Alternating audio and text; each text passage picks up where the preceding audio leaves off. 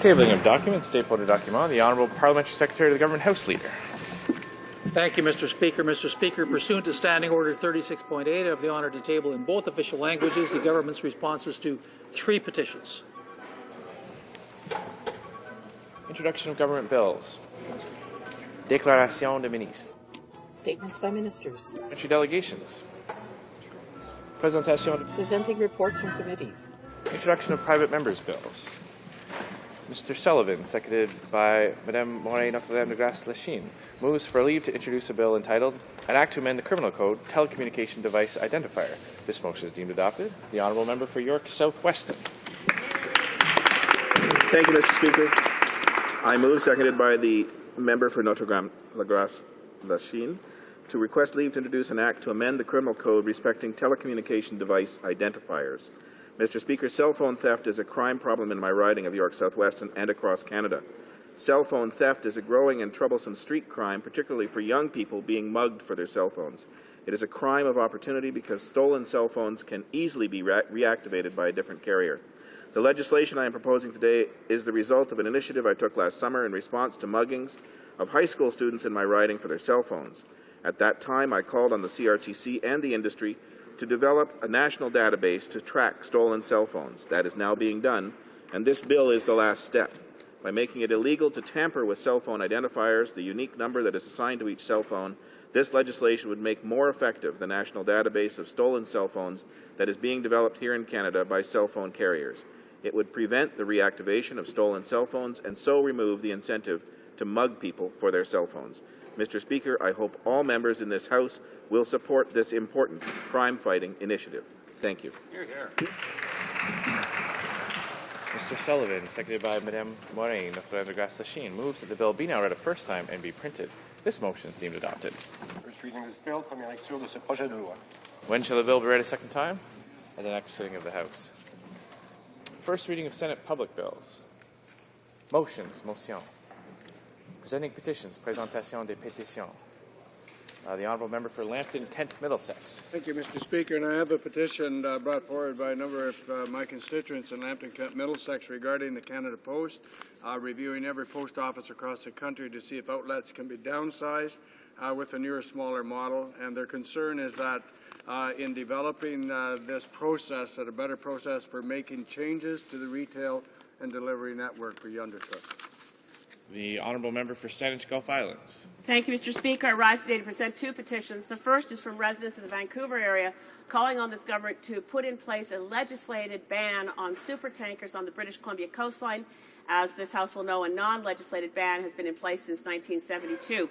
Le deuxième pétition, Monsieur. Second petition, Mr. Speaker, was signed by residents of Salt Spring Island in my riding, Guelph, Toronto, Prince George, and Halifax. The petitioners asked the Prime Minister and members of Cabinet to not ratify the Treaty on Investments between Canada and China because it will harm Canada's sovereignty as well as its environmental regulations, its labor laws, and other areas.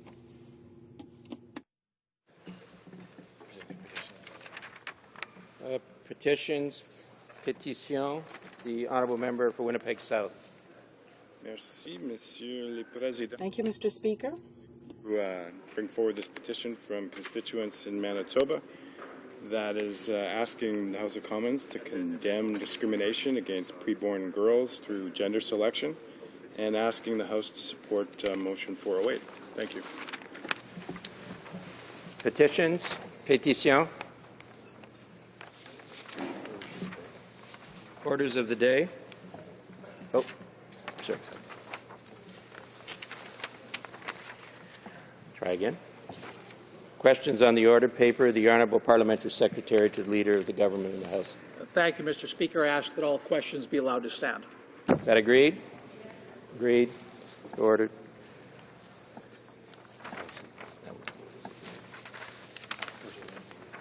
Orders of the day. Government orders, business of supply. Yes, in the name of Mr. Scott. Mr. Scott, seconded by Ms. Latendresse, moves that, in the opinion of the House, the Government of Canada, in consultation with the provinces and territories, should take immediate steps toward abolishing the unelected and unaccountable Senate of Canada. Debate. The honourable member for Toronto Danforth.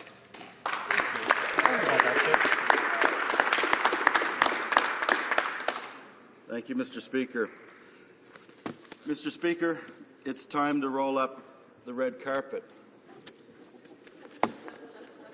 It's my honour to rise today on behalf of my constituents of Toronto Danforth to speak on this motion, which I will restate, that in the opinion of the House, the Government of Canada, in consultation with the provinces and territories, should take immediate steps towards abolishing the unelected and unaccountable Senate of Canada.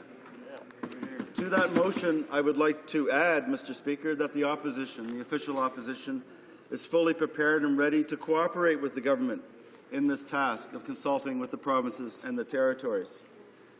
We have enough experience with cooperation. Our leader, the member for Outremont, has led the way in starting to talk to the provinces as a mode of cooperative federalism, and the means by which the Senate will be abolished can only proceed through that avenue. Now, the NDP has, since its very inception, been firmly in support of Senate abolition, and indeed calls for abolition also came from our predecessor, the CCF. Now, the NDP has also long believed that the people of Canada should be consulted as part of the abolition process, and this remains important. But we need to start here, in the House of Commons. We need to send an extremely strong signal that the time has come. We're at a historic moment. People have come to realize that the Senate is an archaic, otiose institution.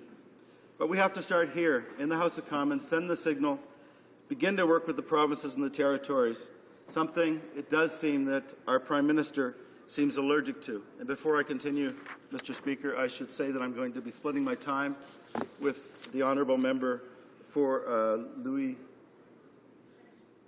Saint-Laurent.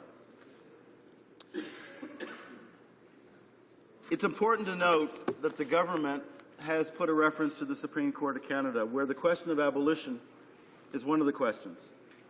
Now, it's also important to clear up confusion. The Supreme Court will not be deciding one way or the other whether the Senate should be abolished. That's a political decision that we are starting to initiate here. But it will tell us what the correct amending formula under the Constitution is.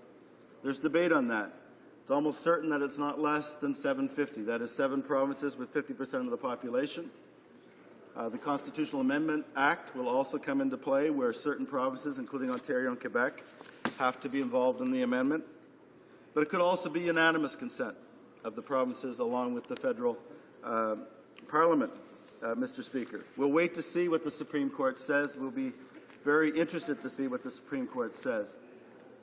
But the key is to note that on either of those formulas, unanimous consent or 750, ultimately the Senate does not have to consent to its own abolition. On either of those formulas, the Senate can resist, according to the 1982 Constitution Act, but it cannot ultimately block its own abolition. Unlike the method that the Prime Minister is using with his Bill C7, where he's purporting to amend the Constitution by only going through the Parliament with an ill-conceived scheme, where he knows that the Senate's consent is necessary, because under that form of amendment by the Parliament of Canada alone, which again is not applicable here, and the Prime Minister knows it, that's why he's finally gone to the Supreme Court to get clarity, by amendment by Parliament alone, you need Senate's consent. So it's a nice turn that the Supreme Court will tell us which amending formula applies, and that when we eventually work with the provinces to get the necessary number of provinces and legislatures on board, we won't ultimately be blocked by our friends in the Senate. Now, Mr. Speaker, like an Edsel, the Senate was obsolete almost from the moment it was built. Somehow, however, this one is still on the road.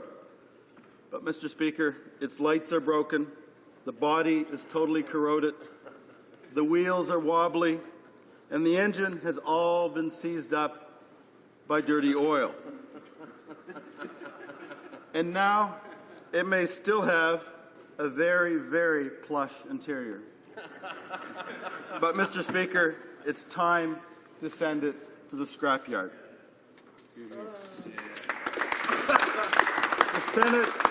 The Senate has long ceased to have any meaningful connection to the supposed original reasons for its existence.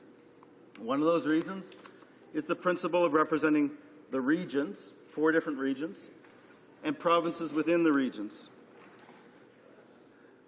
From as early as the 1930s, reaffirmed in the 50s and the 60s, commentators noted that this never was a function that was seriously carried out by the Senate. It was not built for that. It did not operate in that way. And indeed, over time, in fact, very early on, it's the Supreme Court, the Privy Council, and then taken over by the Supreme Court of Canada, that has served as the institution that protects federalism within our constitutional structure.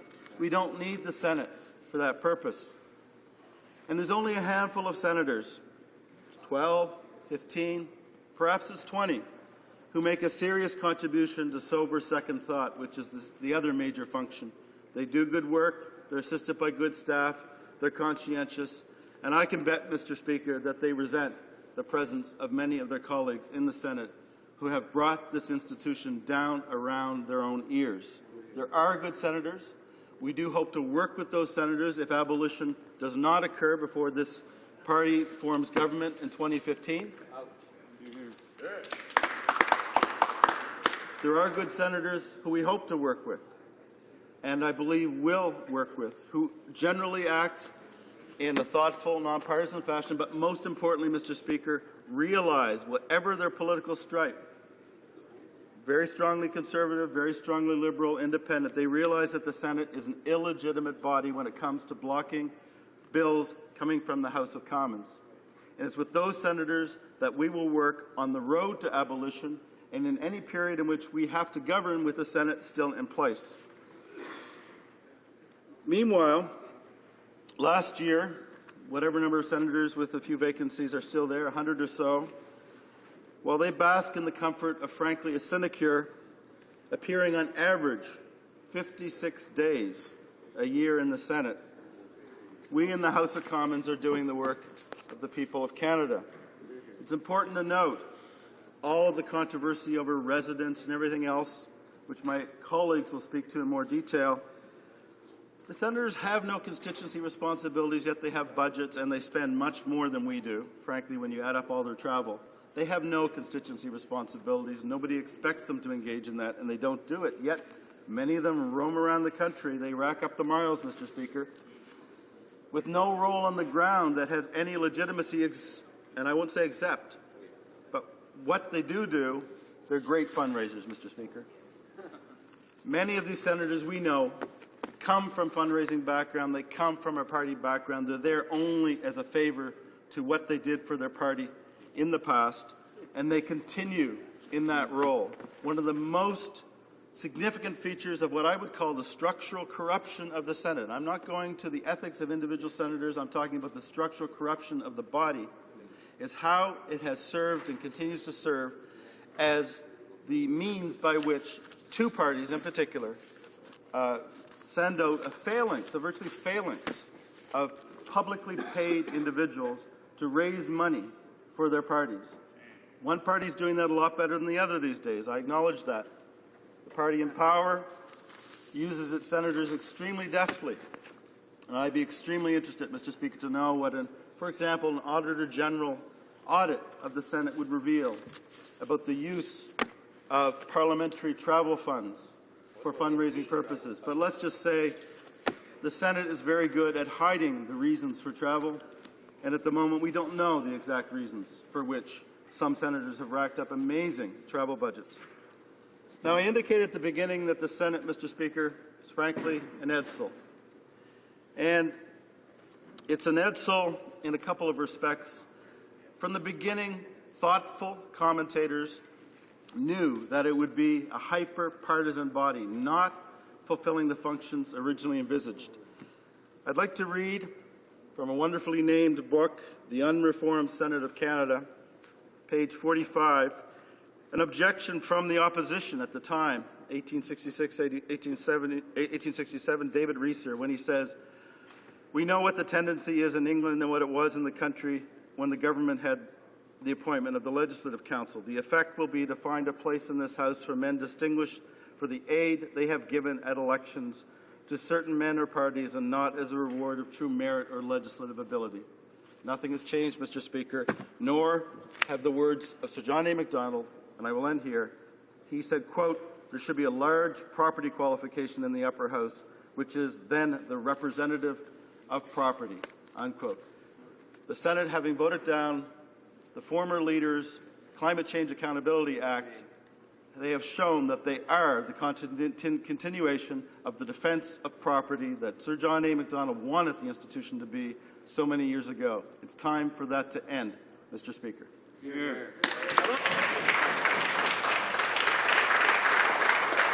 Questions and comments? Questions and comments?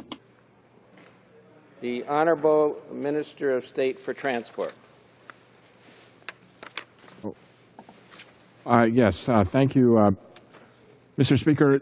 Can this member explain that how he's going to explain this to Atlantic Canada? What he's essentially saying is Atlantic Canada will lose 32 parliamentary positions, and an area that's already having many challenges. What the NDP is actually proposing is the status quo. Because the abolishment cannot happen, it would be much better if the NDP would adopt this government's plan for 9-year non-renewable terms and elections in the provinces. And only this government has said that they would do that. Provinces need to hold the elections. The Prime Minister will appoint who is elected. Those are things that can be done that bring meaningful change to the Senate, and the NDP opposes it. And by opposing it, you're actually supporting the status quo. How does the member respond to that? The Honourable Member for Toronto Danforth. Well, I'd like to mention, Mr. Speaker, that before becoming a very privileged resident of Toronto Danforth for the last 23 years, I originally come from Nova Scotia. And I'm completely confident that Atlantic Canadians, no different from other Canadians, understand what the Senate really is, that it has no representative function for them. It does not play that role. That said, we have to listen to the provinces. Nova Scotia, New Brunswick, Prince Edward Island and the Maritimes and Newfoundland. We have to listen to what the provinces have to say through their own political processes. And if indeed they want the Senate to remain, we're going to have to listen. But I actually do not believe that that is the sentiment, either politically or amongst the populace in Atlantic Canada.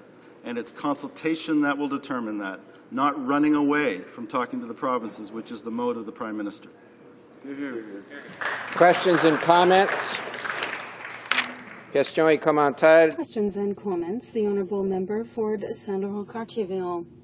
Thank you, Mr. Speaker. My colleague to come with this motion, but the question is, why does he want, and his party wants, to divert a lot of the energy of our governments, of this federation, at a time where the economy is so shaky and people are concerned about their jobs, in order to reopen the Constitution, start a mega negotiation that will go nowhere because we know many provinces want to keep the Senate, and to spend a lot of money in a referendum that will fail because many provinces will say that they want to keep the Senate. So why to do all this at a time where all of our energy should focus on the economy and the difficult times in which we are?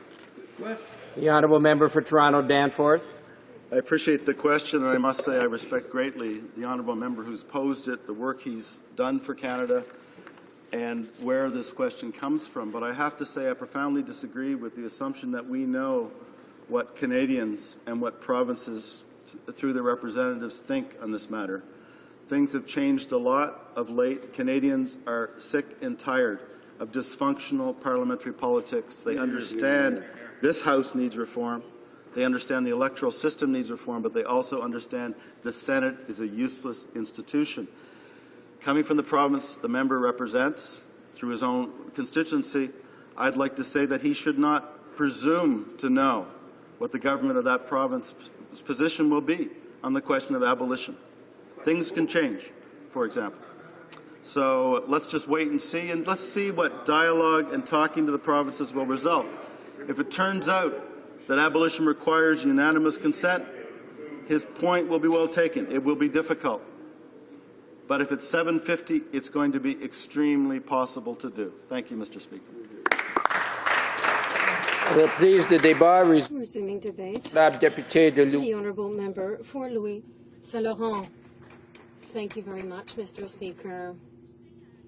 I want to start my speech by thanking wholeheartedly the member for Toronto Danforth for the speech he's just given, and in general for the work that he has invested in this area, be it in terms of democratic reform in general or the Senate and what we should do with the Senate. I know that this is somebody who is very serious, and he has brought us to a new level, and to say what we can think about it, because it makes no sense right now, and I think there are really some things that we can do, and it's with colleagues like him, the colleague from Toronto Danforth, that we will succeed in coming up with something new, something better for all Canadians, because at present, with the Senate that we have, I think it's clear for everyone that we have a major problem.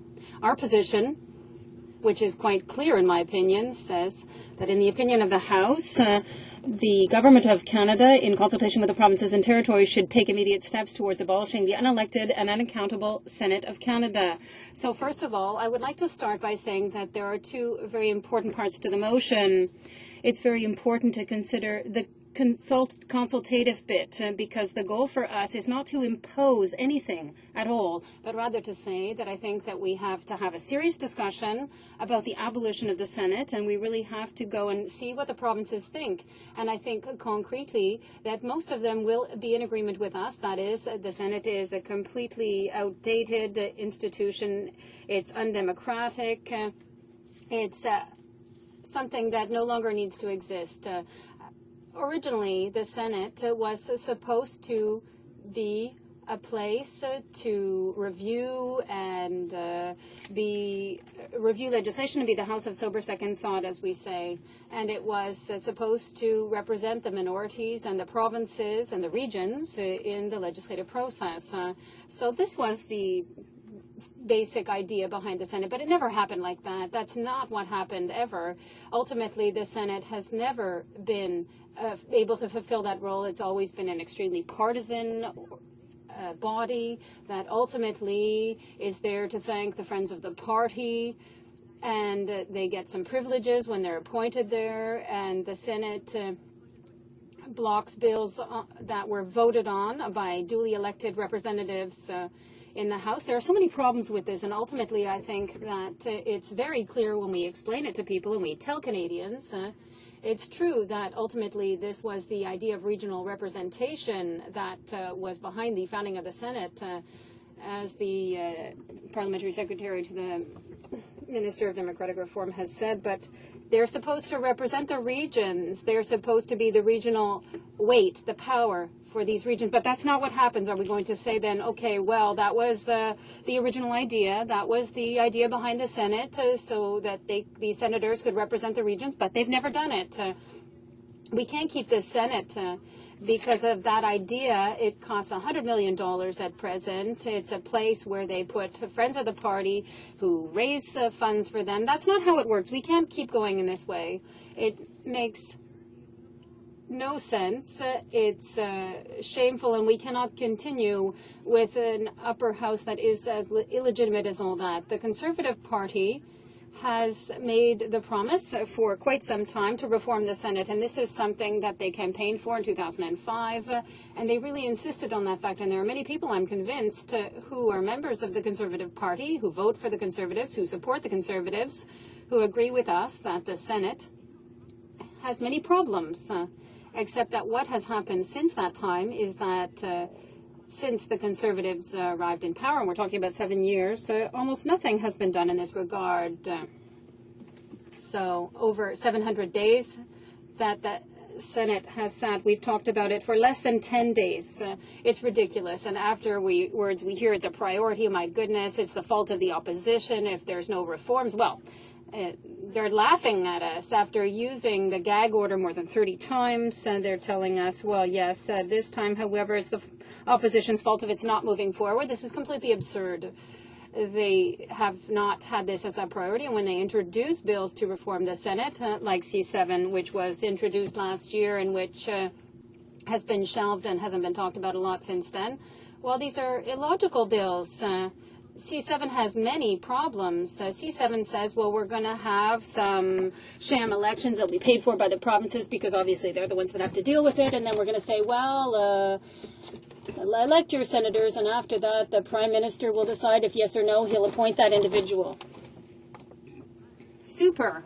Wow, my goodness, I'm delighted. And it's really, there's where we'll have a logical Senate. So just at the basis, the principle of electing them causes many problems because we don't have a system where there are two elected houses. We have no mechanism to have this work in a way to ensure that it's effective and functional.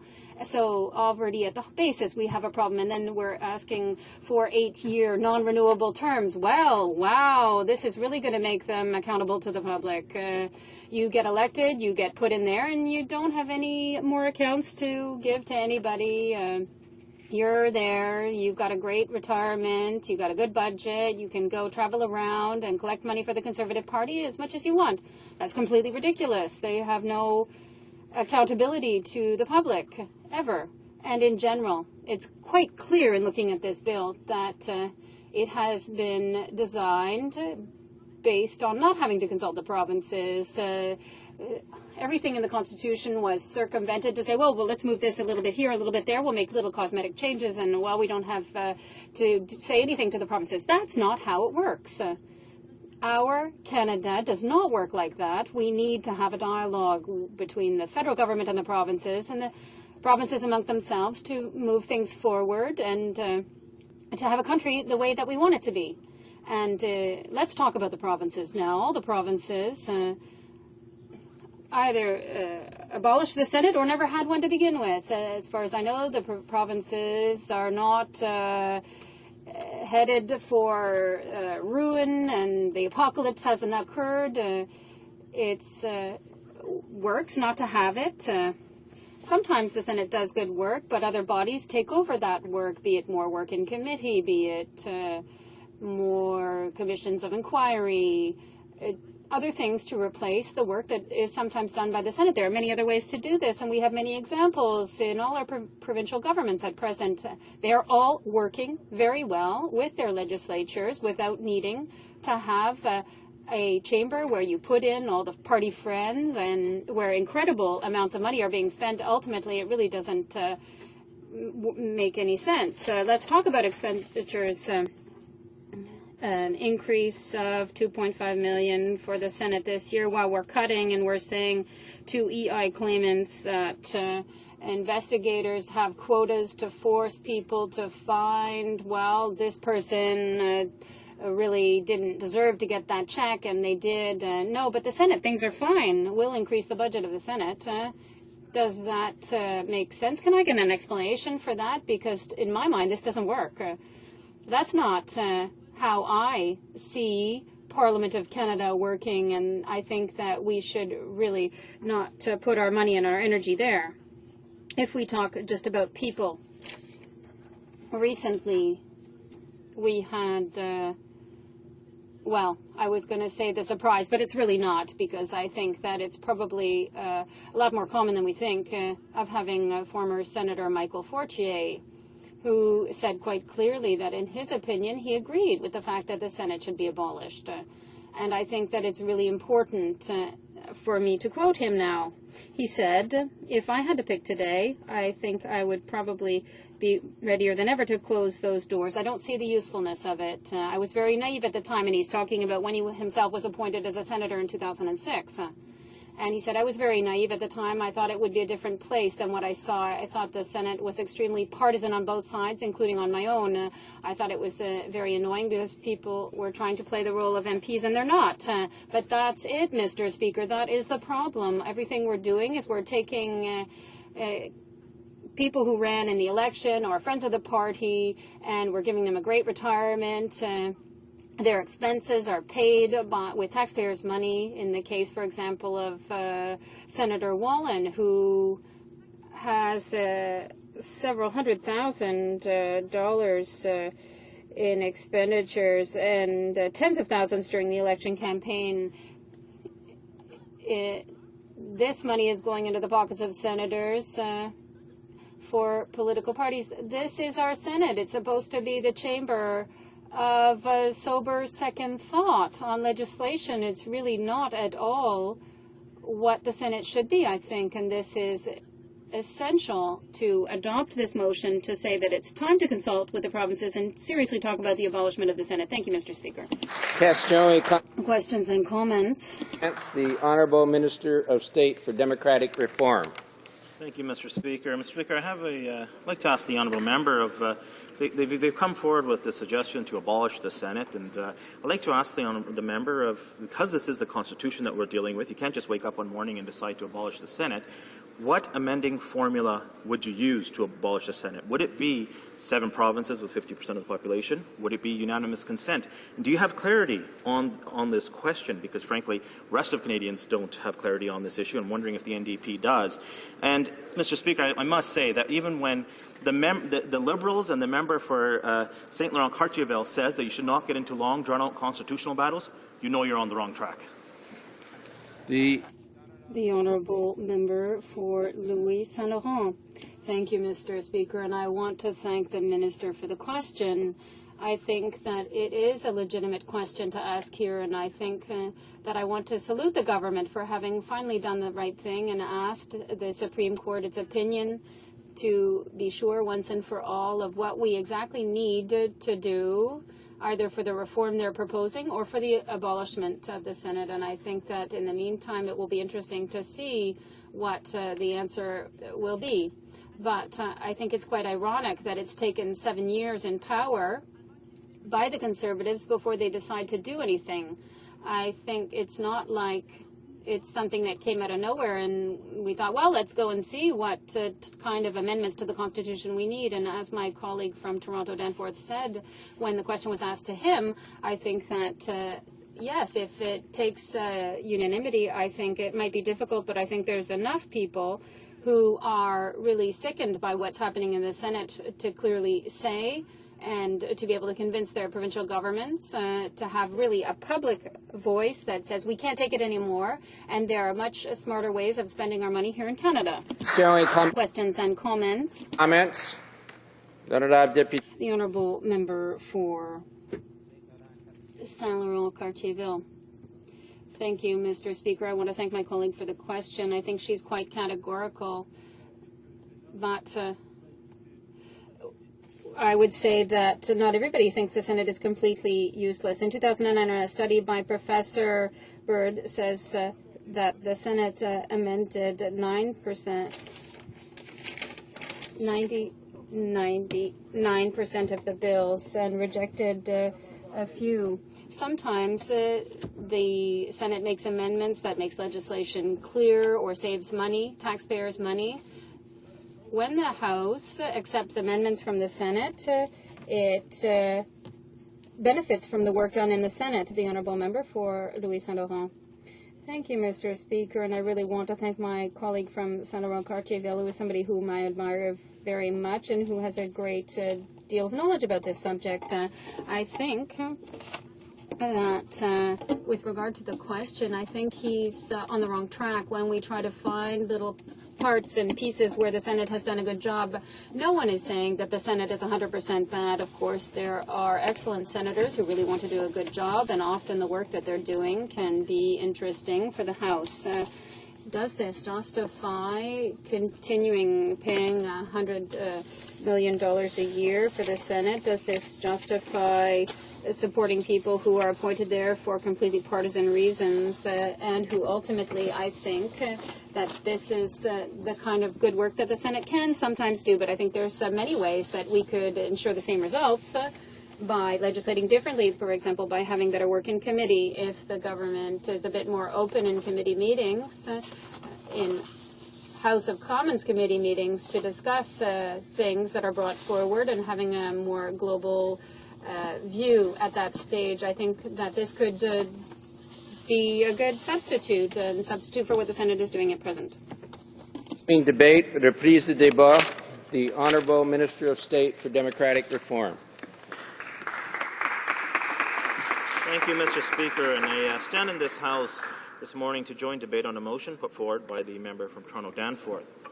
I'm always happy to discuss changes to the Senate because the reality is that our government is the only party with a real plan to reform the Senate.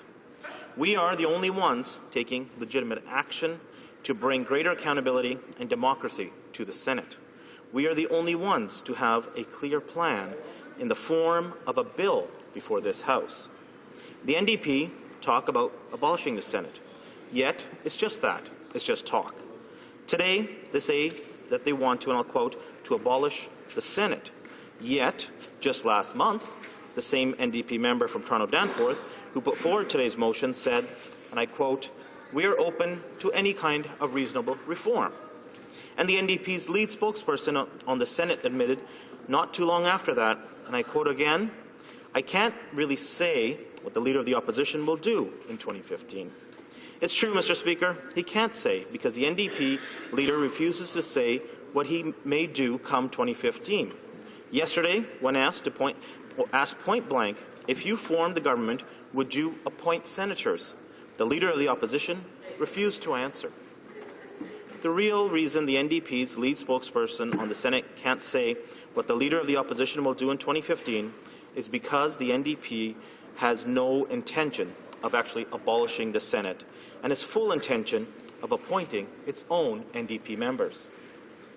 The NDP conspired to appoint their own senators once, and they will do it again.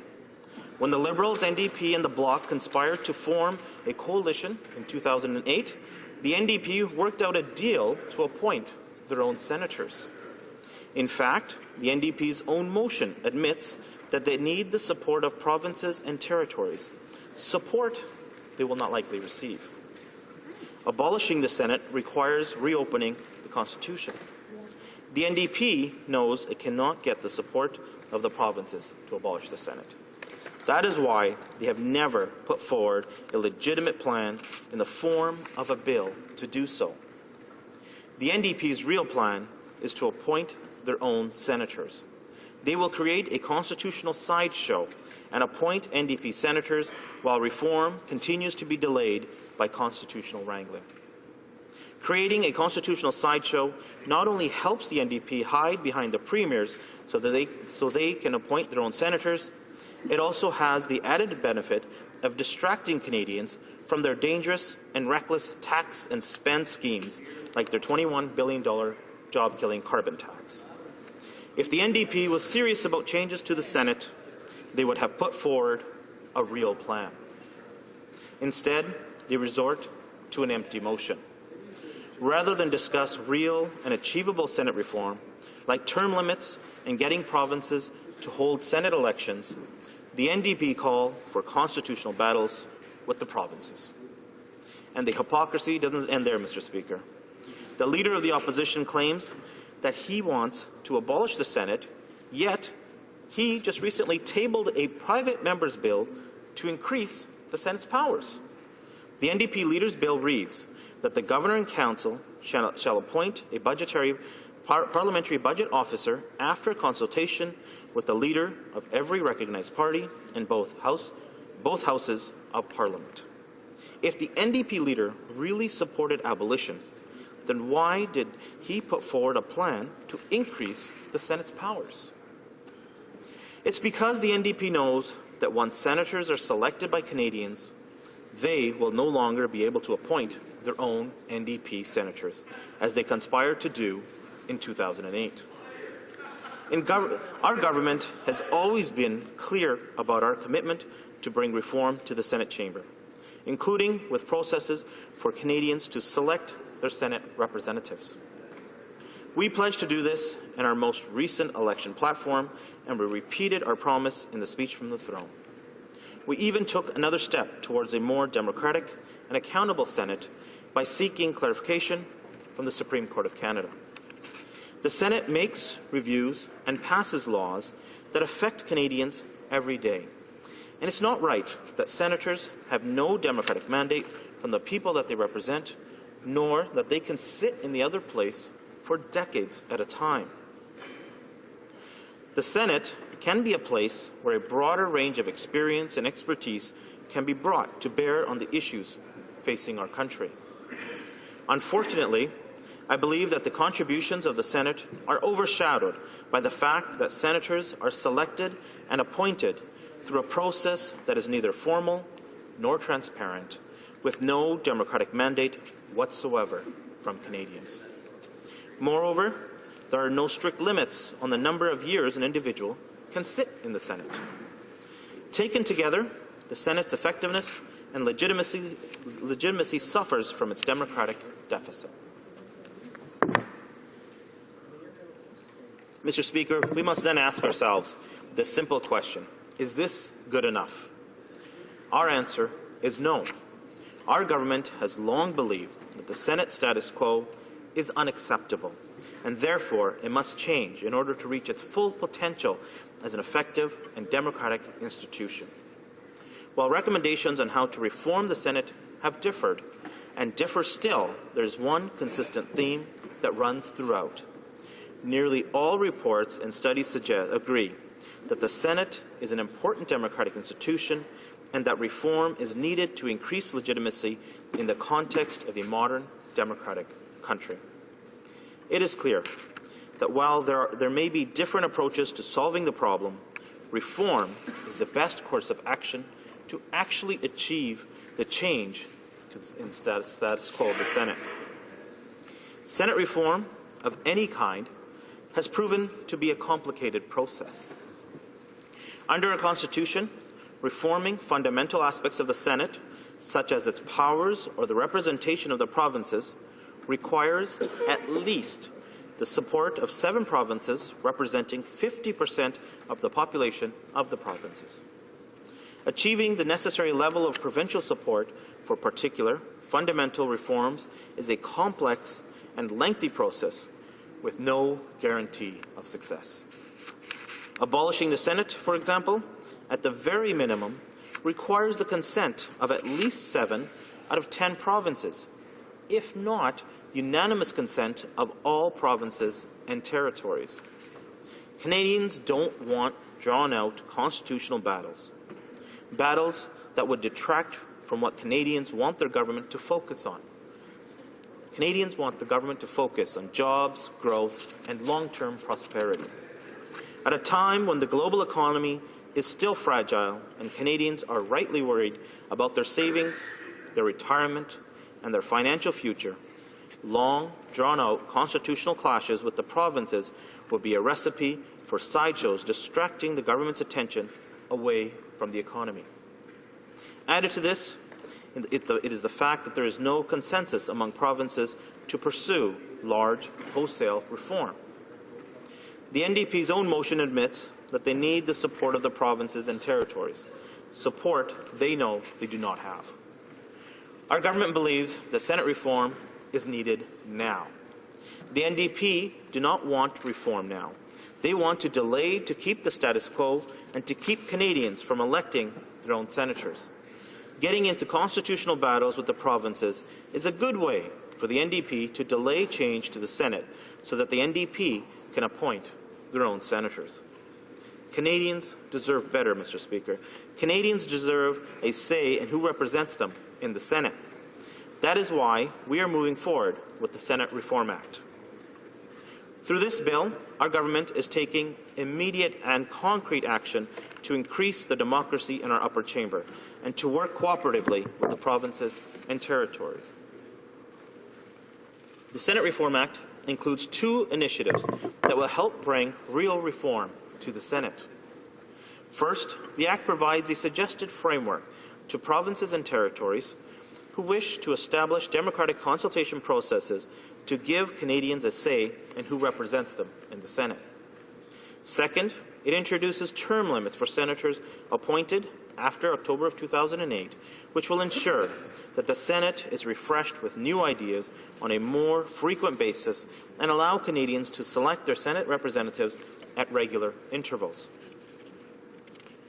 On Senate elections, Mr. Speaker, we have consistently encouraged provinces and territories to implement a democratic process for the selection of Senate nominees.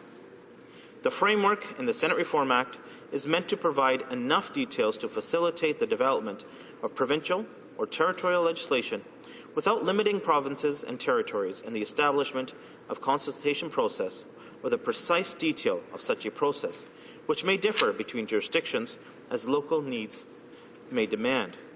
This is, after all, a cooperative venture.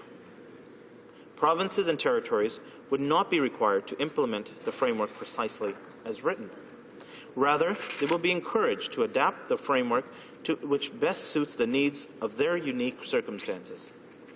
As we've seen with legislation introduced in New Brunswick, they've adapted the legislation to fit the realities of that province.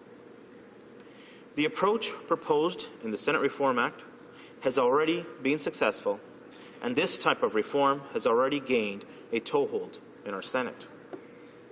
In 2007, the Prime Minister recommended the appointment of Burt Brown to the Senate.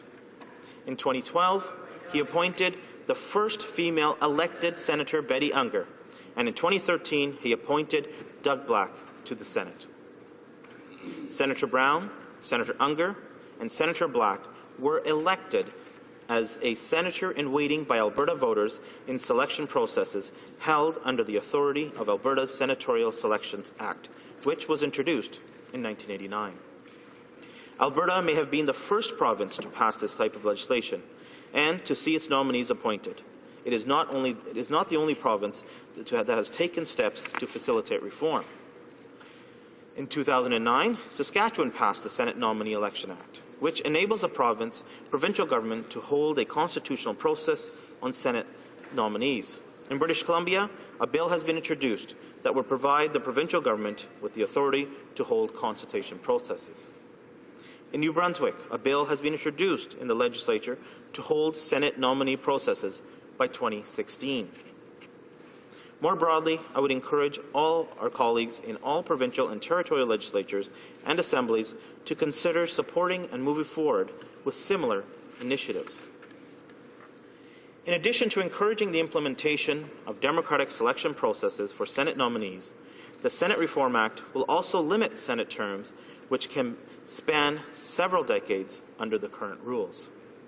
Under the Act, senators will be subject to a single 9-year non-renewable term. Limiting the terms of senators can be accomplished by Parliament through Section 44 of the Constitution Act 1982. Similarly, in 1965, Parliament acting alone introduced mandatory retirement age at the age of 75 for senators. Prior to that, senators were appointed for life. I believe it is fair to say that while many in this House agree that changes to the Senate are necessary, we sometimes disagree on the way forward.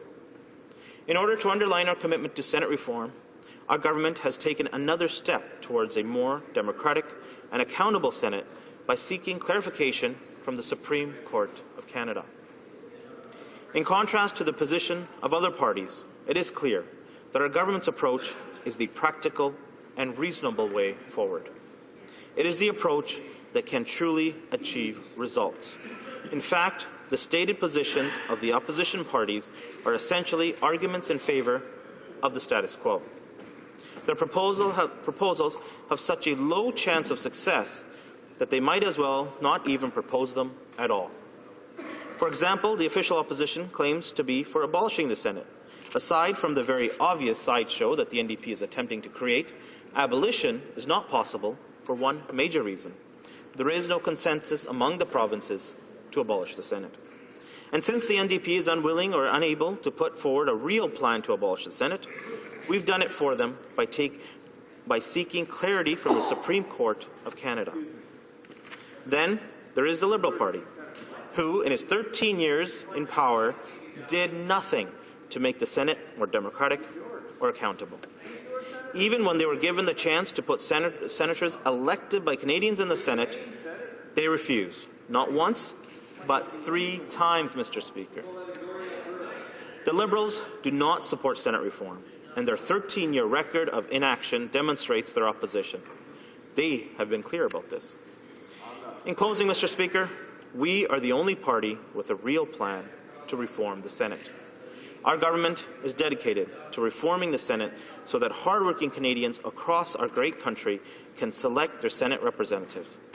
My constituents tell me that they want change. Canadians want change. I believe that the time for change in the Senate has come. And frankly, Mr. Speaker, if the NDP wants to change the Senate, they wouldn't be blocking the Senate Reform Act at every opportunity.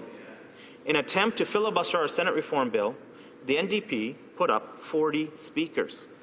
Since 2006, Senate Reform Act has been blocked 18 times by the NDP, including last week when the NDP blocked a motion to pass the Senate Reform Act. The NDP member who put forward the motion we are debating today says that, and I quote, "With any motion on an important subject, you have to get to the point where parties' positions are clear." Well, Mr. Speaker, if the member from Toronto Danforth is struggling with his party's position, as he seems to be, then he should look no further than the words of his own leader, who said yesterday, and I quote, that laws should only be passed, only be made by people who are elected. The NDP says that they want laws made by people who are elected. The NDP should stop dodging the issue and support our real Senate reform plan, which will provide Senate elections. The NDP have blocked our attempts for an elected Senate 18 times, but I am willing to give the NDP yet another chance and to support our reasonable and achievable reform. So, Mr. Speaker, I would like unanimous consent to propose the following motion. I move that, notwithstanding any standing order or usual practice of the House, Bill C-7, an act respecting the selection of senators and amending the Constitution Act 1867 in respect of Senate term limits, be deemed to have been read the whole second time and referred to a committee of the whole, deemed considered in committee of the whole, deemed reported without amendment, deemed concurred at report stage, and deemed read the third time and passed. Does the Honourable Minister have the unanimous consent of the House to move the motion? There is no unanimous consent. Questions and comments? Question commentaire. The Honourable Member for Toronto Danforth. Mr. Speaker, I was wondering if the Honourable Minister could respond to a couple of comments. The first of all is the House Leader's attempt to seek unanimous consent, and now the Minister's, is an obvious stunt. I would just put that on the record. Completely against the rule of law, even before going to committee with such an incredibly complex bill that is clearly unconstitutional, and that the government itself wants clarification from the Supreme Court. He wants this House to unanimously consent to a bill before the Supreme Court has told us whether it's constitutional. He knows it can't be operationalized until we hear that. It's a stunt. In terms of opening the Constitution, they've done this without consulting the provinces. The bill they've put pretending that Parliament can pass this on its own is clearly unconstitutional. It's just complete disregard for the rule of law. He's done it, not he, but the Prime Minister has done this as a cloak to be able to appoint, over the last 6 years, 58 senators. Now, this business about us wanting to appoint senators is complete nonsense. There's no need to appoint senators on the road to abolition. There can be vacancies in the House. They can be left open as we work towards abolition, and we will work with existing senators while making sure the entire Senate knows it is illegitimate to block the will of the House. Thank you, Mr. Speaker. Questions and comments? I'm sorry. The Honourable Minister of State for Democratic Reform. Mr. Speaker, debate on this important topic. what a real stunt is coming here with a motion, not a bill, but a motion to abolish the Senate when they know very, very well that the Constitution will not allow for this. They have no agreement from the provinces to do this, Mr. Speaker. We are the only party with an actual plan, a plan to work with the provinces. The Senate Reform Act that I was talking about, Mr. Speaker, not only would limit the terms of senators, but would actually work with the provinces, because it would be the provinces that would ask their the members of that province, the Canadians that live in that province, to elect the representatives, allow Canadians to have a say in who represents them in the Senate. That is how we are working with the provinces to create a better, a more democratic and accountable Senate, Mr. Speaker. And we have appointed at every opportunity elected senators, Mr. Speaker, 3 from Alberta that are currently in the Senate today. I'm sensing some impatience in the House at the length of time we're allocating for questions and comments. There's nothing the Chair can do about this if we have long questions and long answers. So I would ask all members to shorten their questions and shorten their answers. L'honorable député de Saint-Laurent. The honourable member for Saint-Laurent, Cartierville. Recently, Italian voters sent a majority in one chamber, another majority in the other chamber, with no dispute settlement mechanism between the two. So they are unlikely to find a government, and they may have to come back to an election at a time where the economy is collapsing. In the United States, 2 chambers cannot agree about a budget, and they put at risk the world economy. I asked the minister, and I asked him to not dodge this question for once. Why does he want, and his government wants, to do this stupid thing, to import in Canada an institutional arrangement that would paralyze our institutions here in Canada, with 2 elected chambers unable to find a solution otherwise than to have a stalemate, like it is the case in the United States, in Mexico, in Italy, in all the countries where you have 2 chambers elected, speaking for the people, with no dispute settlement mechanism between them. This is the very dangerous reform he's proposing. Can he not dodge the question and answer to it, please? The Honourable Minister of State for Democratic Reform. Mr. Speaker, now this is what the Liberals use as an excuse to actually not do anything at all in the Senate. They want to use this as an excuse to support the status quo in the Senate and let it be the way it is today. Mr. Speaker, we want to see real change in the Senate, and I will say that the relationship between the House of Commons and the Senate has developed over many years, and that relationship, when senators are elected by Canadians, when Canadians have a say in who represents them, and when they have meaningful term limits, Mr. Speaker, that relationship, I believe, would evolve in the best interest of Canadians. Questions and comments. Question et commentaire. The Honourable Minister of State for Transport. Thank you, Mr. Speaker. I'd like to give the Minister the opportunity to reflect on the NDPN Liberal position. It seems the Liberals compare our system to republics, which clearly shows they don't have a clue on how our system works. If you're going to compare with other countries, you might as well pick a constitutional monarchy, one like Australia, where it does work. And to do anything else is just ridiculous. So I'd like the Minister to comment on how ridiculous the Liberal logic is, and also how disingenuous the NDP are in their wanting to just abolish the Senate when it is in fact not possible. So in fact, are they not just advocating for nothing to happen, the status quo?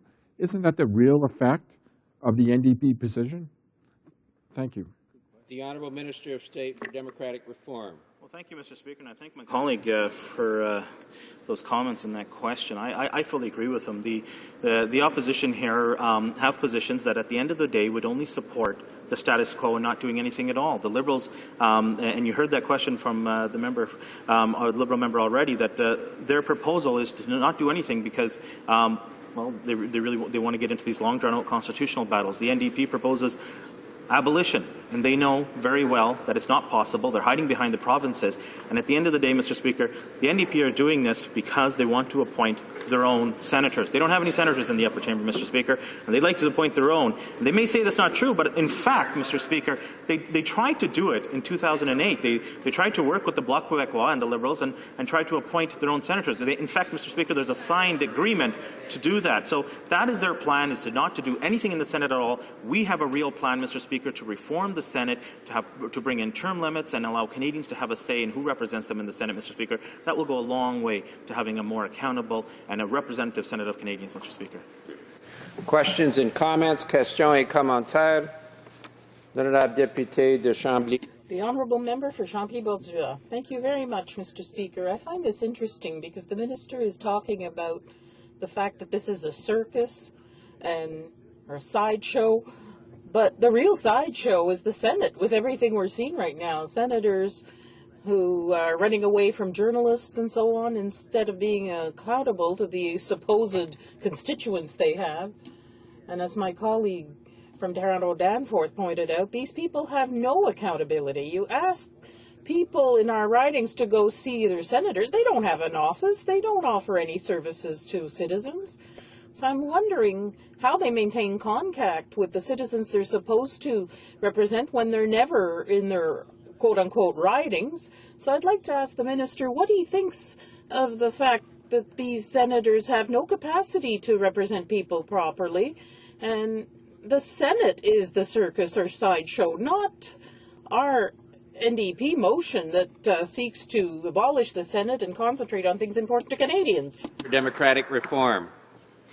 Mr. Speaker, if he's unhappy with the current status of the Senate, which we are as well, we believe the Senate needs to be more democratic, more accountable. It needs to have meaningful term limits. We need to have allow Canadians to, a say in who represents them in the Senate. If he's unhappy with the current status in the Senate, then why will he and his party not support the Senate Reform Act? Why will they not support our efforts to reform the Senate? Mr. Speaker, at every opportunity, the NDP has filibustered the Senate Reform Act. They've delayed it. They've opposed it. Even today, Mr. Speaker, when I've asked unanimous consent to pass this bill, they have rejected an opportunity to reform the Senate, Mr. Speaker. They have this dream of abolishing the Senate. They know it's not true, and it's only they're trying to create this sideshow, taking away from the fact that they continuously block and oppose and delay real reform in the Senate, Mr. Speaker. Question et commentaire. Questions and comments. Une courte question. Brief question from the honourable member for Saint-Laurent-Cartierville. As far as ever to answer my question, he said he's hoping that once elected senators and members of parliament will find a way to work for Canadians. They will do something that we don't see in the other countries. Does he not understand that the very moment a senator is elected, he has a mandate?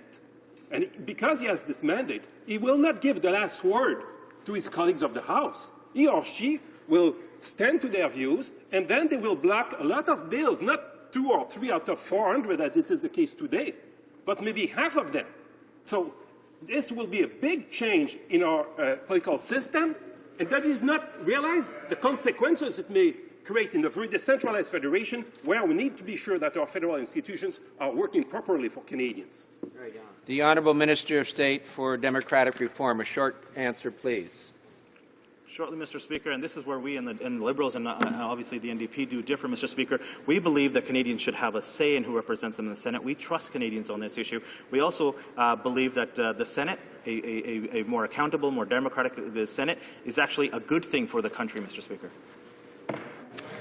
Reprise du débat, resuming debate. L'honorable député. The honourable member for Saint-Laurent-Cartierville. Thank you, Mr. Speaker. If not done wisely, might create more bad than good. It is a well-known tenet of political science that tomorrow's political difficulties are often the result of today's ill-conceived institutional reforms. Je vais démontrer que c'est exactement. I will demonstrate that that's exactly what would happen if this House made the mistake of supporting the motion tabled today by the member for Toronto Danforth on behalf of the New Democratic Caucus. This motion exhorts the Government of Canada, in consultation with the provinces and territories, to take immediate measures to lead to the abolition of the Senate of Canada. Let's lists the problems that the implementation of this motion would raise. First of all, it would be necessary to open up the Constitution. In this time of economic uncertainty, where the governments in our federation have to work together to protect the jobs of Canadians, the NDP is urging them to divert a large part of their energy to constitutional negotiation. Secondly, the NDP has to tell us whether it truly believes that all the governments in our federation are prepared to open the Constitution just to look at the Senate. If he thinks so, if the NDP thinks so, I suggest that this party talk to the current government of Quebec, for example. From the University of Ottawa said to the Hill Times on February 18, 2013, and I quote, "I don't see the abolition of the Senate to be something that would get the approval of all the necessary provinces that would have to give their approval. I'm sure that different provinces, including Quebec, would like other subjects to be discussed at the same table. We would eventually get something as large, as wide, and as substantial as the Meech Lake Accord or even the Charlottetown Agreement." End of quote. The NDP may want a new round of mega constitutional negotiations, but Canadians put constitutional talks at the bottom of their current priorities, and rightly so.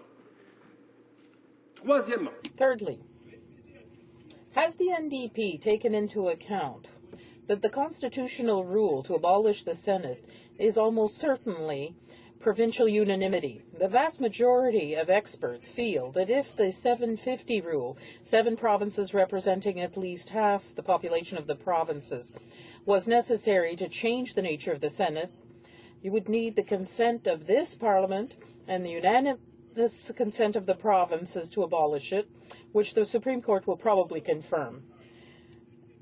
In the 18 February edition of Hill Times, Professor Bruce Ryder of Osgoode Hall Law School reminded us support from 10 provincial legislatures. In any case, I remind members of one thing, that the Canadian Parliament voted on regional vetoes, so we'd have to abolish that in order to prevent the provinces from vetoing the abolition of the Senate or any reforms. Fourth, since the NDP continues to repeat that it wants to impose a referendum on this issue, which would be very expensive, has it thought about the question that be asked and the required majority?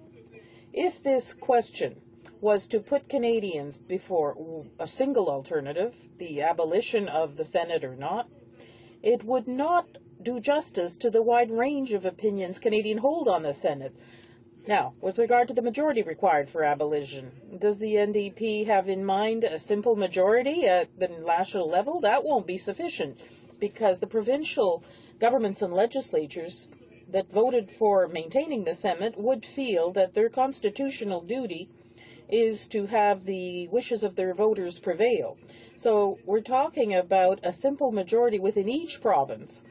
The probability that such a majority be attained 10 times from coast to coast is so low that one can wonder why public funds should be spent to hold such a referendum. Abolishing the Senate would represent a major change to the Federation, requiring the unanimous support of the provinces under the rules for amending the Constitution. This is very unlikely to happen. As a matter of fact, only 3 provinces have indicated they are currently in favor of abolishing the Senate. I think the best conclusion we may reach from this ill-advised motion is the one given by Peter Russell, Professor Emeritus at the University of Toronto. And I quote Professor Russell, again quoted in the Hill Times of February 18, 2013. They, the NDP, really haven't done much homework on the pros and cons of bicameralism. I don't know if they honestly know how to spell the word. End quote. En effet. Indeed. That's Professor Russell saying this. Indeed. If we followed the NDP's plan, Canada would become the only large federation in the world to have a single federal chamber. If we were to lose our upper chamber, we would also lose the useful role it plays in our political system, which benefits Canadians, especially regions and minorities. That is the role that the Fathers of Confederation has assigned to it. That is of sober second thought. Since senators are not elected, they play the role with moderation. They always, or almost always, give the elected chamber the last word. By proceeding with a second objective look, it sometimes happens that senators find mistakes, a lack of precision, and urge members to amend their bills for the greater interests of the taxpayers and citizens. Of sober second thought executed by our colleagues of the other chamber. In 2006, the House accepted 55 Senate amendments to improve the Accountability Act. In 2008, the Senate convinced the government not to proceed with changes to the Canadian film tax credit. It was the infamous censorship provision that would have allowed the minister to deny a film tax credit where it would be, according to the minister, contrary to the vague notion of public policy. A huge outcry from everywhere in Canada. Thanks God we had a Liberal senator who saw the mistake, and we corrected it in the House. That's right. It was in 2012, after rejecting Liberal amendments to the Safe Streets Communities Act in the House, the amendments were made in the Senate and then accepted by the House. Currently, the NDP's Bill C-290, an act to amend the Criminal Code sports betting, is being carefully scrutinized by the Senate after a number of sport leagues and several provinces raised concerns that the House had failed to provide the necessary level of scrutiny before passing it. As we see, the Senate has always provided useful amendments and clarifications to bills passed by the House, while rarely obstructing the general will of this chamber. In fact, between 1945 and today, I have enough fingers to count the bills passed by the House of Commons that have been rejected by the Senate. The Senate performs an important checking role in the Canadian Federation by providing an opportunity for sober second thoughts on bills passed by the House. A complementary chamber of scrutiny and amendment. This is precisely why the Senate was created by the Fathers of Confederation. It would be particularly unwise to abolish our chamber of scrutiny, since we are currently dealing with the most secretive government in Canadian history. What our federal institutions need is more oversight and not less oversight. But for the Senate to fulfill its role as chamber of sober second thought properly, the Prime Minister has to choose good senators who are exceptional because of their hard work, their rigor, their competence, and their moral fortitude. Very dubious appointments. Instead of appointing highly qualified individuals, he has chosen some people whose sole qualification was to be Conservative Party partisans. The Prime Minister is to be held accountable for these bad choices, not the Senate as an institution. The Prime Minister must also be held accountable for the constitutional mess his own Senate reform would create. He wants to elect senators without changing anything else in the Constitution. Let me describe how much damage that would do to our country. Many Canadians would like their senators elected rather than appointed. That's understandable. It would be more democratic. But what would happen if, as proposed by the Conservative government, we change the way Senate seats are filed without changing our Constitution accordingly? If we went along with the Conservative Senate reform proposal, we would have no dispute settlement mechanism between the Senate and the House, both elected, continued underrepresentation of Alberta and British Columbia, with only 6 senators each, when New Brunswick, Nova Scotia has 10 senators when they are 5 to 6 times less numerous than Alberta and British Columbia.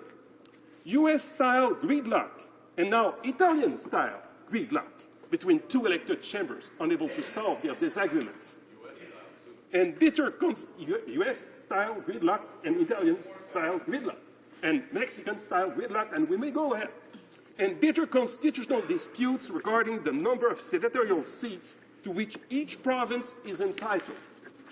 Fortunately, the Supreme Court is likely to confirm that such ill-conceived Senate reform cannot be done unilaterally by an act of Parliament alone. So, first thing first, will the provinces be able to reach an agreement on the distribution of senatorial seats?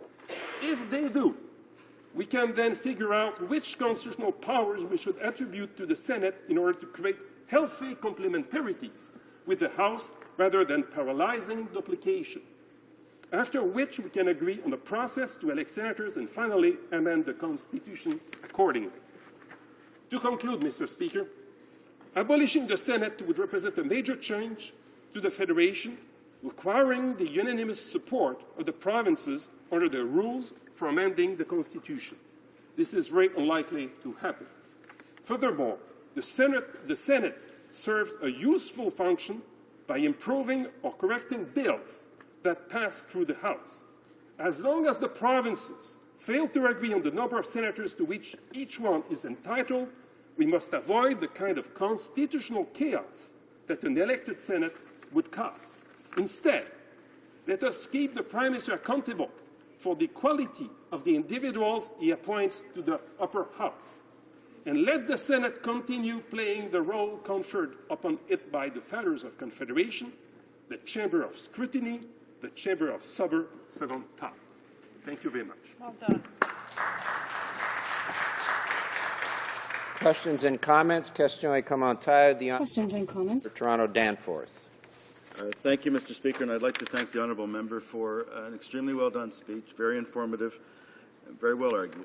At the same time, I would like to ask whether or not he's not just being a little bit defeatist in his clear understanding that it's impossible to abolish the Senate. It's ultimately, yes, in the hands of the provinces and the people of the provinces, but we owe it to Canadians to work with the provinces to try to persuade them, assisted by Canadians in their outrage about what the Senate now represents. Now, if the Supreme Court does say 750 is the formula, it does become possible. I grant that if it's unanimous consent, it becomes very difficult. 750, it's possible.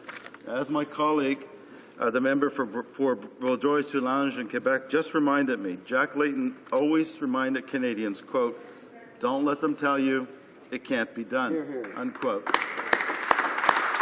And with that in mind, I would simply like to ask the member whether or not he's absolutely certain, for example, that Quebec would never support the idea of abolition. Honourable member for Saint-Laurent-Cartierville. To meet one Quebec politician who would say, "I'm ready to open the Constitution, the 1982 Constitution, only to fix the problem of the Senate." I think I never met one in the National Assembly of Quebec. So that's the answer of its first question.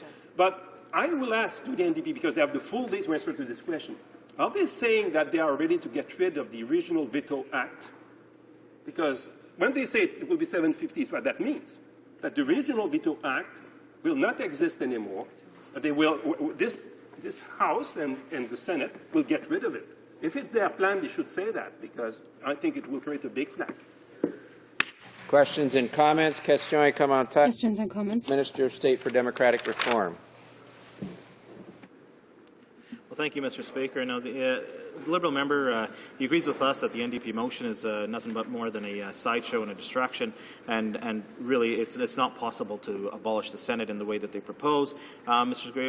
He also disagrees with us in having term limits in the Senate and allowing Canadians to have a say. So I'd ask the member that why, for so many years while they were in government, they did nothing to make the Senate more democratic, more accountable, and why do they support the status quo? Why do they support not making any changes at all in the Senate, Mr. Speaker?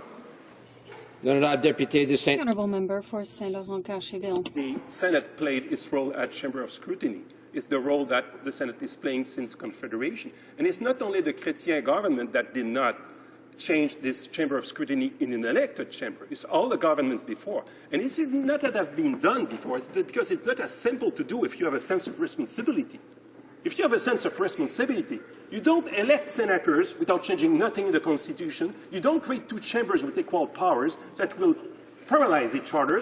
We know how much is damaging for other countries. And you don't create a forever underrepresentation of Alberta and British Columbia that would be so unfair in an elected Senate. Questions et commentaires. Questions and comments? L'honorable député. The Honourable Member for Longueuil-Pierre-Boucher. Thank you, Mr. Speaker. I'd like to ask my colleague from Saint-Laurent the following question. I don't doubt of his intellectual personal rigor, but does he not believe that the polls do indicate that what is being proposed with regard to the better senators is little compared to the 70% of the Canadian population who are opposed to the status quo? It's almost as if it's fine to continue in this old quarrel. The Honourable Member for Saint-Laurent-Cartierville. All questions and comments first must be directed to the Chair and not to members personally. Yes, thank you, Mr. Speaker. Through you, then, I will answer my colleague. The Liberal Party of Canada is for an elected Senate. But what I'm saying is that with regard to the problems that would be created if we just had the Constitution, the senators are not elected. If a province is overrepresented, that's fine. But if we have elected senators, then overrepresentation would be unacceptable. We can't just seek the easy solution, abolition, whatever. We have to work with the provinces to ensure that they can agree on the number of senators per province. It's very difficult to reach that conclusion, but it's not by pretending that it's not difficult that we'll make the province disappear. Questions and comments? The Honourable Minister of Veterans Affairs and the Francophonie. Thank you very much, Mr. Speaker. I appreciate the case put by the Honourable Member for Saint-Laurent-Cartierville to have an effective Senate and House of Commons. My question to him is this. We see the NDP wants to throw the baby out with the bathwater. But what about the importance of the Senate for the regions, minorities, and for Quebec? Today, the NDP wants to abandon Quebec. Here within our parliamentary system, a federal parliamentary system, we have an opportunity to take action. Is the member in favor of action and limiting the terms of senators to ensure that we have a Senate that can be renewed and be even more effective? The Honourable Member for Saint-Laurent-Cartierville. Let's start with the M. We are open to that idea to the extent that it can be constitutional. If we limit the mandate of senators to 2 years, this is anti-constitutional because it changes the character of the Senate. If it's 15 years, perhaps then it would be constitutional. I think the government has finally decided to put the question to the Supreme Court of Canada. In my speech, I did stress that it would be dangerous for Canada to be the only great federation in the world with a single chamber, and I hope my colleagues in the NDP will study that question closely. With regard to the minorities, I would mention the Francophone communities outside Quebec who are in court against the government's plan because there have always been senators, Francophones from other provinces, to carry the torch of the French cause throughout Canada because the Prime Minister has been wise enough to appoint Francophones elsewhere in the country, and this would disappear with an elected Senate. Questions and comments? Thank you, Mr. Speaker. I wasn't really going to raise a question, but the Minister of Veterans Affairs talked about the importance for the regions of the Senate. Well, I happen to be the unenviable position, Mr. Speaker, of having Senator Michael Duffy as my senator, as one of my senators. And I agree 100% on the Senate being there to be very important for the regions in terms of representing the regional interest if the government is going against what the region wants. But what we have in this case is clearly a senator who is not a resident. He doesn't rub shoulders with the residents. He's not fighting for employment insurance as I and all my colleagues are. And what he becomes is the representative of the Prime Minister in the region, which has got the cart before the horse, Mr. Speaker. There's a problem here. And so I ask my honourable colleague, how do we protect ourselves against that in the current structure of the Senate, where the Prime Minister appoints people to represent his views in the region rather than the Senator, as he or she is supposed to do, represent the residents of that region to the Government of Canada? Honourable Member for Saint-Laurent-Cartierville. First, if we link the question of my colleague with the motion of the NDP, it's not because you have bad doctors that you close the hospitals. Otherwise, this house would have been closed for a while. I mean, we had the bad MPs, and we know that were in breach with many rules. So that's the first point. Second point, I'm convinced that the senator who's not having his residence in the province should not stay in the Senate. It's a constitutional requirement. And in French, it's even clearer. It's le domicile. So it's clearly the principal residence. It's an obligation to do so. And if a senator is not respecting this rule, the senator should leave his seat right away. Resuming debate. Reprise de débat.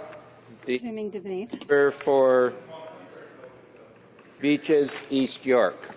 Thank you, Mr. Speaker, and I will be splitting my time with the member from Timmins James Bay today. I want to remark that it's been quite an unsurprising day so far in the House. We have the Minister for Democratic Reform spouting conspiracy theories and pulling a stunt like asking for unanimous consent when having just sent their bill off to the Supreme Court to test its constitutionality. We have the Liberal member down there in his great discourse on the dangers of democracy while he supports the status quo. And we've had two great speeches from NDP members, and let me comment in particular on the speech from my colleague from Louis Saint Laurent, a member of this House, not yet old.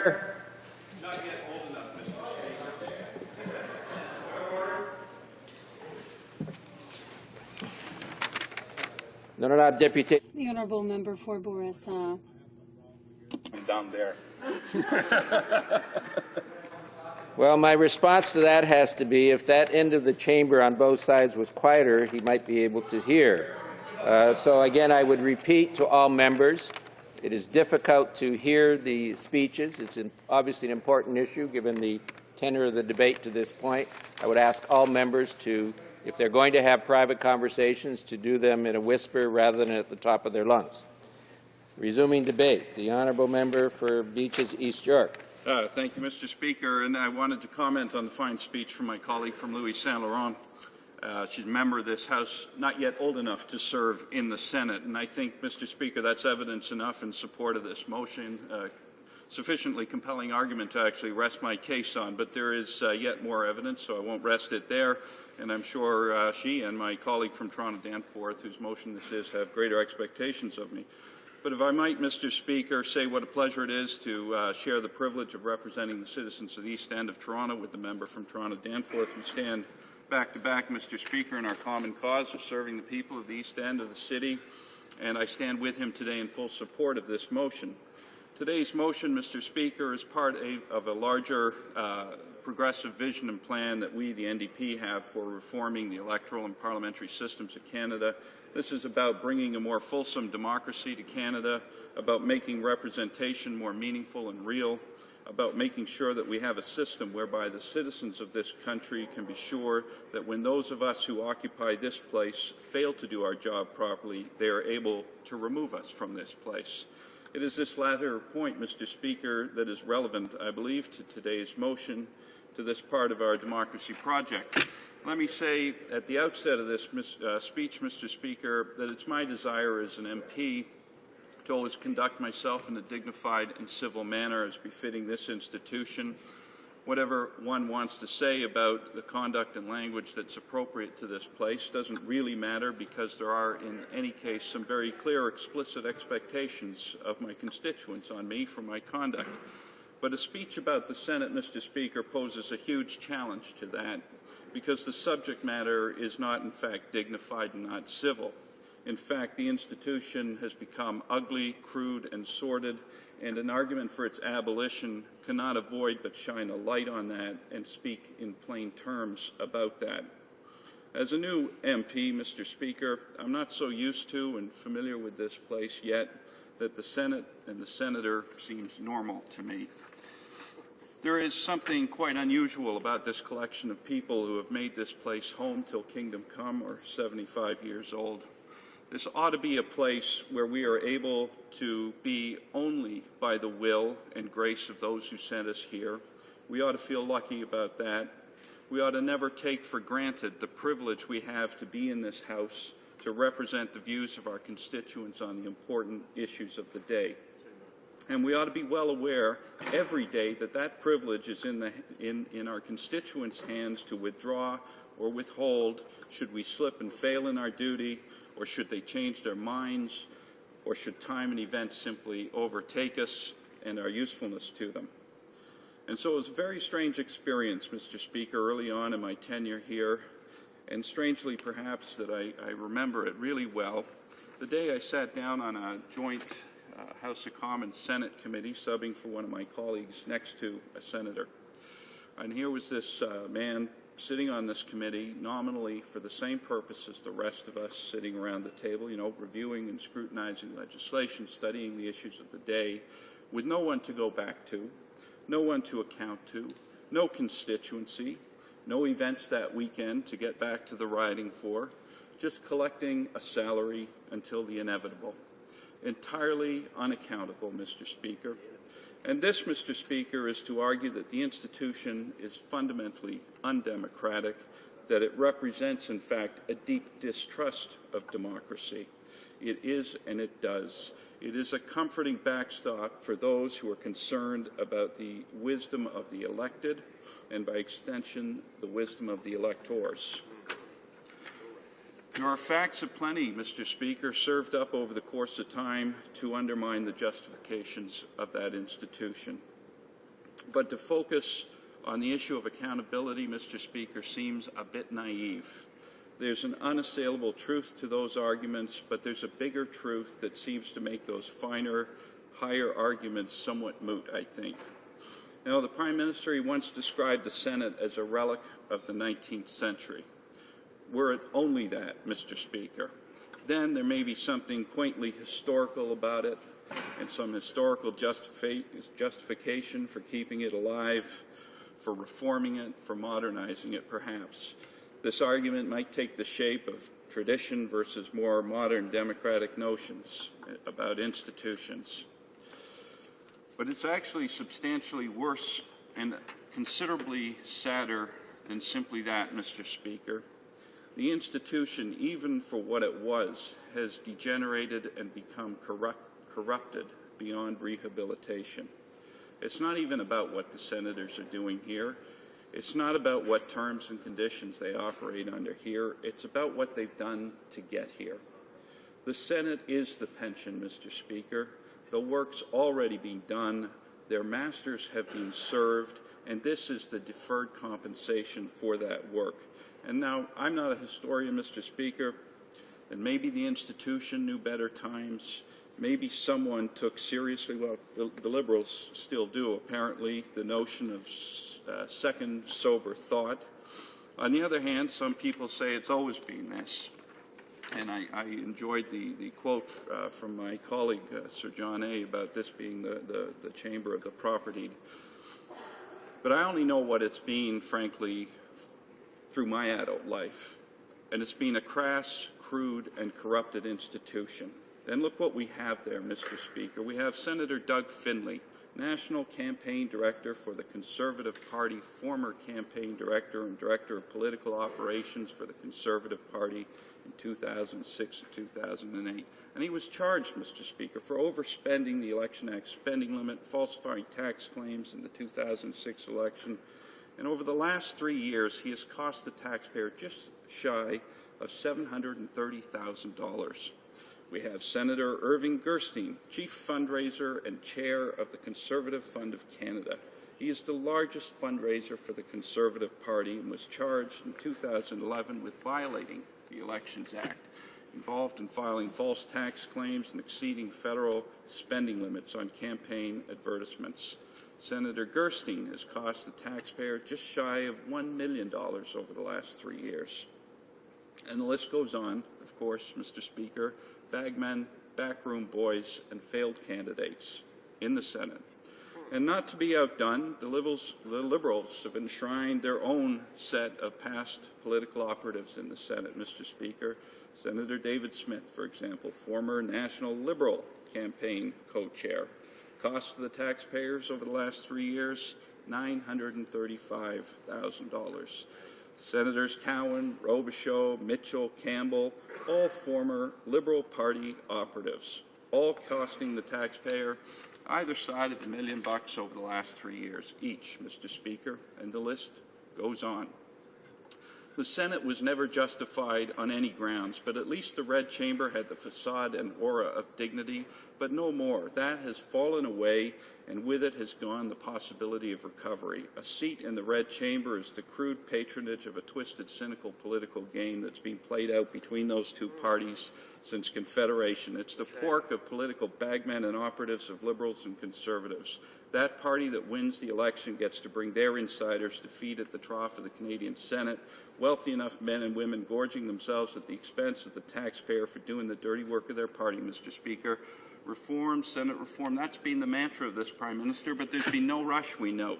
He's had 7 years to deliver on that promise, and what he's delivered instead was 58 of his own to feed at the Senate trough, taking a seat ahead of all but 6 other Prime Ministers in the pantheon of patronage. Patrick Brazeau, Mike Duffy, Pamela Wallin, and Mac Harb. This is what it's come down to. Audits, investigations over housing allowance and travel expenses. Do you live where you say you live, Mr. Senator? It makes one wish we could go back to debating the principles and the value of the rhetoric, the relic, a debate without a different conclusion, but at least a debate of a higher order. But the plumbing's backed up on this relic, Mr. Speaker. There's no reviving it, not getting rid of the stench. This is an unconstitutional, undemocratic relic, deserved better than the crass feeding trough that it has become. Thank you, Mr. Speaker. Questions and comments? Question commentaire. The honourable member for Peterborough. Thank you very much, Mr. Speaker. I enjoyed listening to the member's speech. You know, Mr. Speaker, I neither believe that the Senate is necessary, as the former Liberal member had indicated, nor do I believe it's without value. And I think that's something that the NDP has been indicating. I think of reports like Out of the Shadows at Last, a report that was commissioned in the Senate, and the Kirby-Keon report, as it's also known, about mental illness. And I think about the value of that and what it means to so many Canadians. It was an important piece of work that the Senate completed. There's many important pieces of work that they complete. But I also believe that the Senate is stuck in 1867, and it's not acceptable. It's not acceptable in a modern context. And I've always felt that if the Senate will not accept changes, if they will not become more accountable, if they won't become more democratic, if Canadians don't have a say at who represents them, then it must be abolished, because I don't believe it's necessary. I think it can provide great value, and I think that's the challenge for this place. And I'd say to the members of the NDP simply this: they put forward a motion. I think it's a motion that many Canadians hold that view. But are they prepared to do the work to get the provinces on side to make that motion happen, or is it simply grandstanding here in the House of Commons today? The honourable member for Beaches East York. Well, the answer is simply yes, Mr. Speaker, that an NDP government would be a fully competent and capable government that believes in engaging other orders of government in this country in mature discussion about our future as a country and principles of governance. We are, Mr. Speaker, a party that believes, unlike the Liberals, that one can only focus on one issue at a time. There are a fully competent and capable NDP government is a government that can have that discussion about constitutional issues with Canadians, about the fact that we have an unacceptable, in the terms of the member, undemocratic institution here in the Government of Canada that we need to abolish, while at the same time focusing on the economy of this country and creating jobs for Canadians. Thank you, Mr. Speaker. Questions and comments? Questions et commentaires. L'honorable député de Bourassa. The Honourable Member for Bourassa. I find it quite odd in the comments of my colleague to have the sense that they can walk and chew gum at the same time. Now, it is true that we're talking about the future of the other place. There are a number of questions he'll be able to answer if he can walk and chew gum at the same time. If we are to abolish the Senate, then, legislatively, we'll have to take action on other pieces of legislation. If the Senate were abolished, it would mean abolishing the legislation on vetoes, for example. Would he be prepared to remove the opting out veto clause for Quebec, which currently exists? The honourable member for Beaches, East York. Well, Mr. Speaker, as per the motion, this is about starting a process to abolish the Senate that involves consultation with the provinces and territories, and that would be clearly the first step to have those consultations and fully canvass the views and concerns of the other orders of government in this country. Thanks, Mr. Speaker. Questions and comments? Questions et commentaires. The honourable member for Vancouver Kingsway. Thank you, Mr. Speaker. You know, my research has told me that, if I'm not incorrect, some 4 provinces of this country had senates at one time and abolished them. And I think if you went to the citizens of those provinces, they would tell you that they have absolutely no memory whatsoever of there being a senate, nor any loss in terms of the political governance of those provinces. So clearly there's many examples where this can happen. But what I want to focus my question on has to do with the concept of equality. Now, the Reform Party, when it began, had a Triple-E Senate reform, and it was elected, effective, and equal.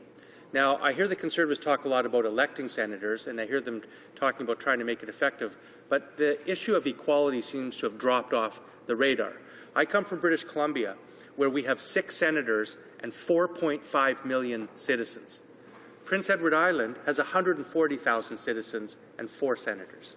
So I would ask my honourable colleague, what does he think about an institution not only that has no democratic legitimacy, but also that enshrines a very lopsided and unequal distribution of political weight in this country?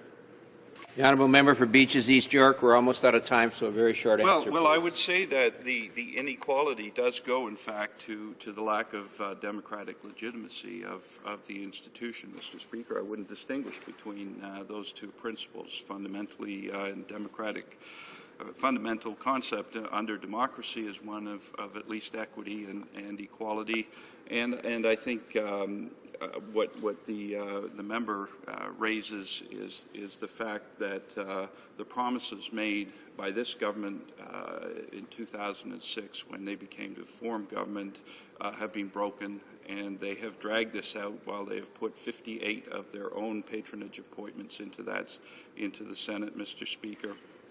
And their proposal about democratic reform has proven not to be a serious proposal, Mr. Speaker. Thank you. Resuming debate, the reprise de débat, the honourable member for Timmins, James Bay. Thank you, Mr. Speaker. I'm very proud to rise in this House, as always, as the elected member of Parliament for Timmins, James Bay, chosen by the people of James Bay to come and represent them in this House of Commons. And as I'm listening to this discussion this morning about the motion to address the need to begin the process of abolishing the Senate, I noticed from my Conservative colleagues there was a time when we were actually talking about reforming, bringing this anachronism into the 20th century, 21st century, either by the Conservatives were promising reform, but they agreed if they were not going to get reform, they would abolish, because it's a system that is proven deeply entrenched against any form of reform. Unfortunately, our colleagues in the Conservative Party seem to have fallen off the straight and narrow and have fallen into the cesspool of rum bottle politics in Ottawa and have gone the route of the Liberals in terms of filling that Senate with a lot of very dodgy appointments and friends of the parties and hacks and people who flip pancakes at Conservative fundraisers, and really, in 7 years, have come forward with no real plan for democratic reform of the Senate. So we get back to the original question of abolition. As for my colleagues in the Liberal Party, they are very angry this morning, as they are angry about any efforts to hold their friends, the system of unaccountable, unelected friends of the party to account. But, Mr. Speaker, what we're talking about is not an obscure constitutional debating point. What we're talking about goes to the very heart of democratic accountability in Canada in the 21st century, and that's whether a group of people who believe they have a certain amount of privilege and inaccessibility to accountability should have the right and the power to block the duly elected members of this House, and in doing so block the democratic will of this country.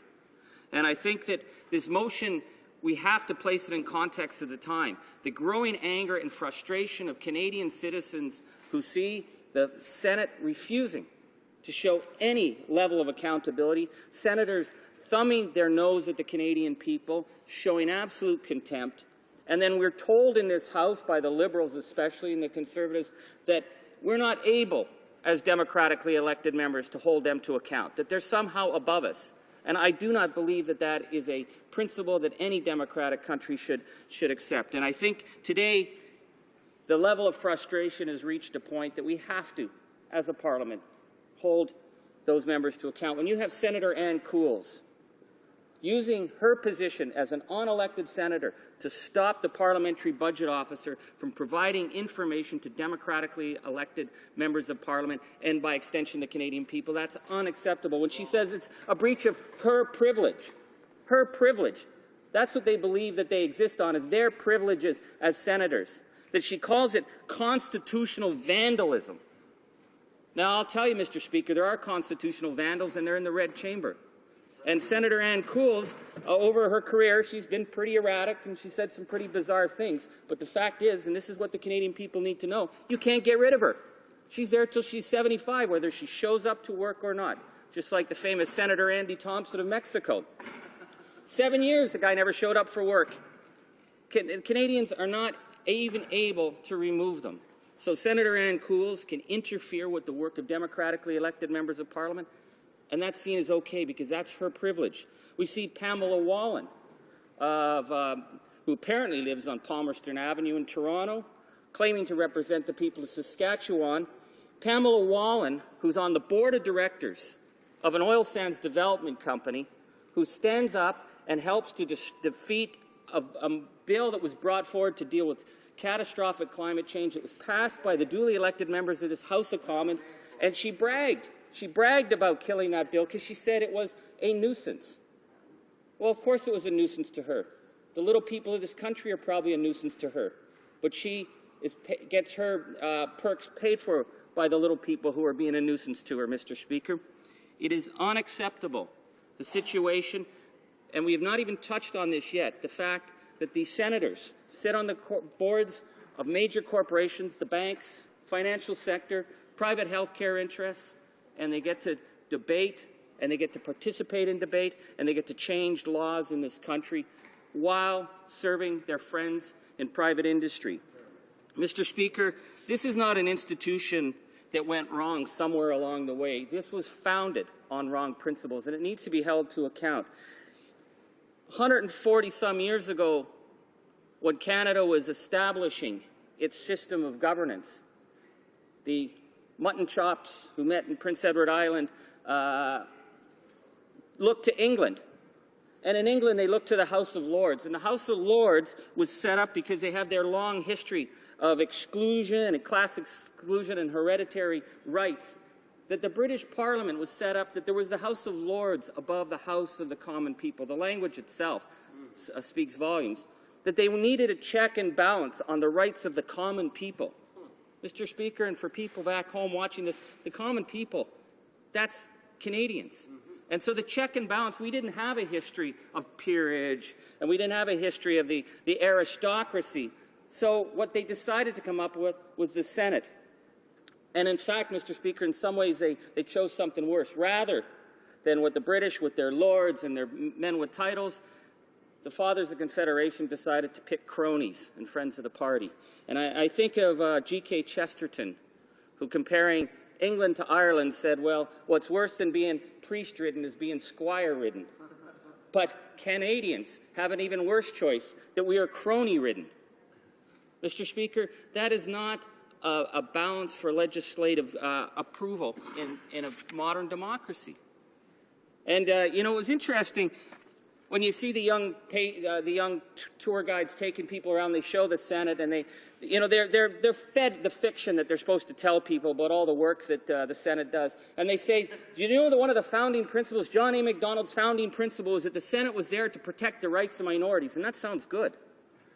But John A. Macdonald wasn't talking about linguistic minorities. He wasn't talking about First Nations. He wasn't talking about New Canadians. What John A. Macdonald said was that we must protect the rights of minorities because the rich will always be fewer in number than the poor. That was the founding principle, that it was a system set up to protect the powerful. And so here we have today, Mr. Speaker, the Senate, the so-called 7 years of Senate reform that can be summed up in Pamela Wallin, Mike Duffy, Patrick Brazo. That's what the Conservatives have given us. It's like a bad reality TV show, Mr. Speaker. If you look at the goings-on in the Senate, it's sort of like if Les Bougons were going around in Armani suits, or instead of Honey Boo Boo, we have Pamela Boo Boo. At least Honey Boo Boo has something that you could actually think, you know, kind of cute once in a while.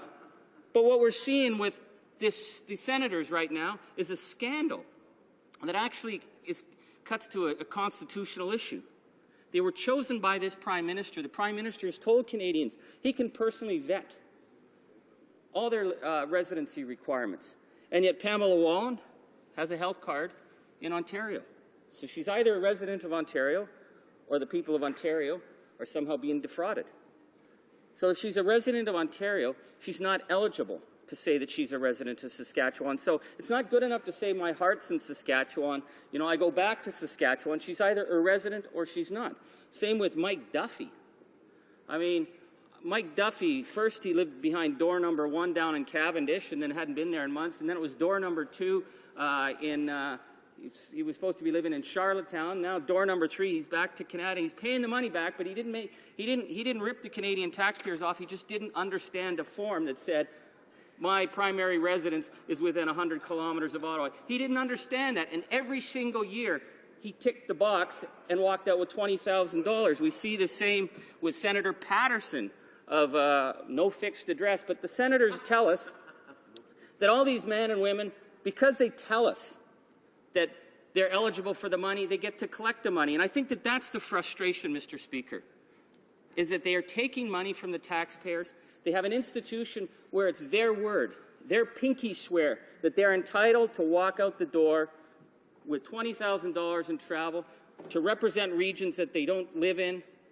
And, Mr. Speaker, that they don't have to prove anything to the Canadian people because they see themselves as above us.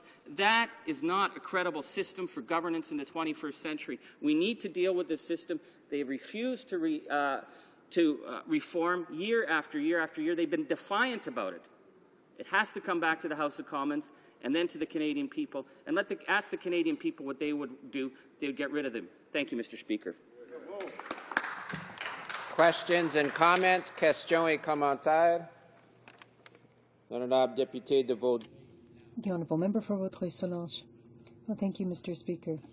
In one of my last conversations with Jack Layton, he expressed outrage that the first priority of this majority government was to appoint the defeated candidates of the 2011 election into the Senate. And particularly, we were talking about the candidate for Lac St. Louis from the Conservative Party. Now, Michael Fortier had the decency to quit when he lost his election in 2008, and he resigned his Senate seat and never returned. So I keep hearing from the other side of the chamber them telling, oh, this can't be done, you can't abolish the Senate. And in the words of Jack Layton, don't let them tell you it can't be done.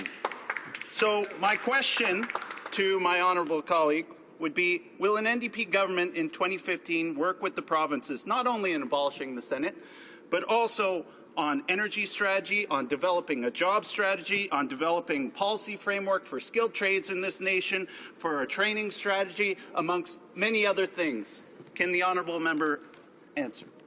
The honourable member for Timmins James Bay. Thank you, Mr. Speaker, and I'm very pleased that my honourable colleague invoked the legacy of Jack Layton, who was a dear friend of mine, and Jack never accepted that the status quo of arrogance and corruption that existed in the Senate should be allowed to stand.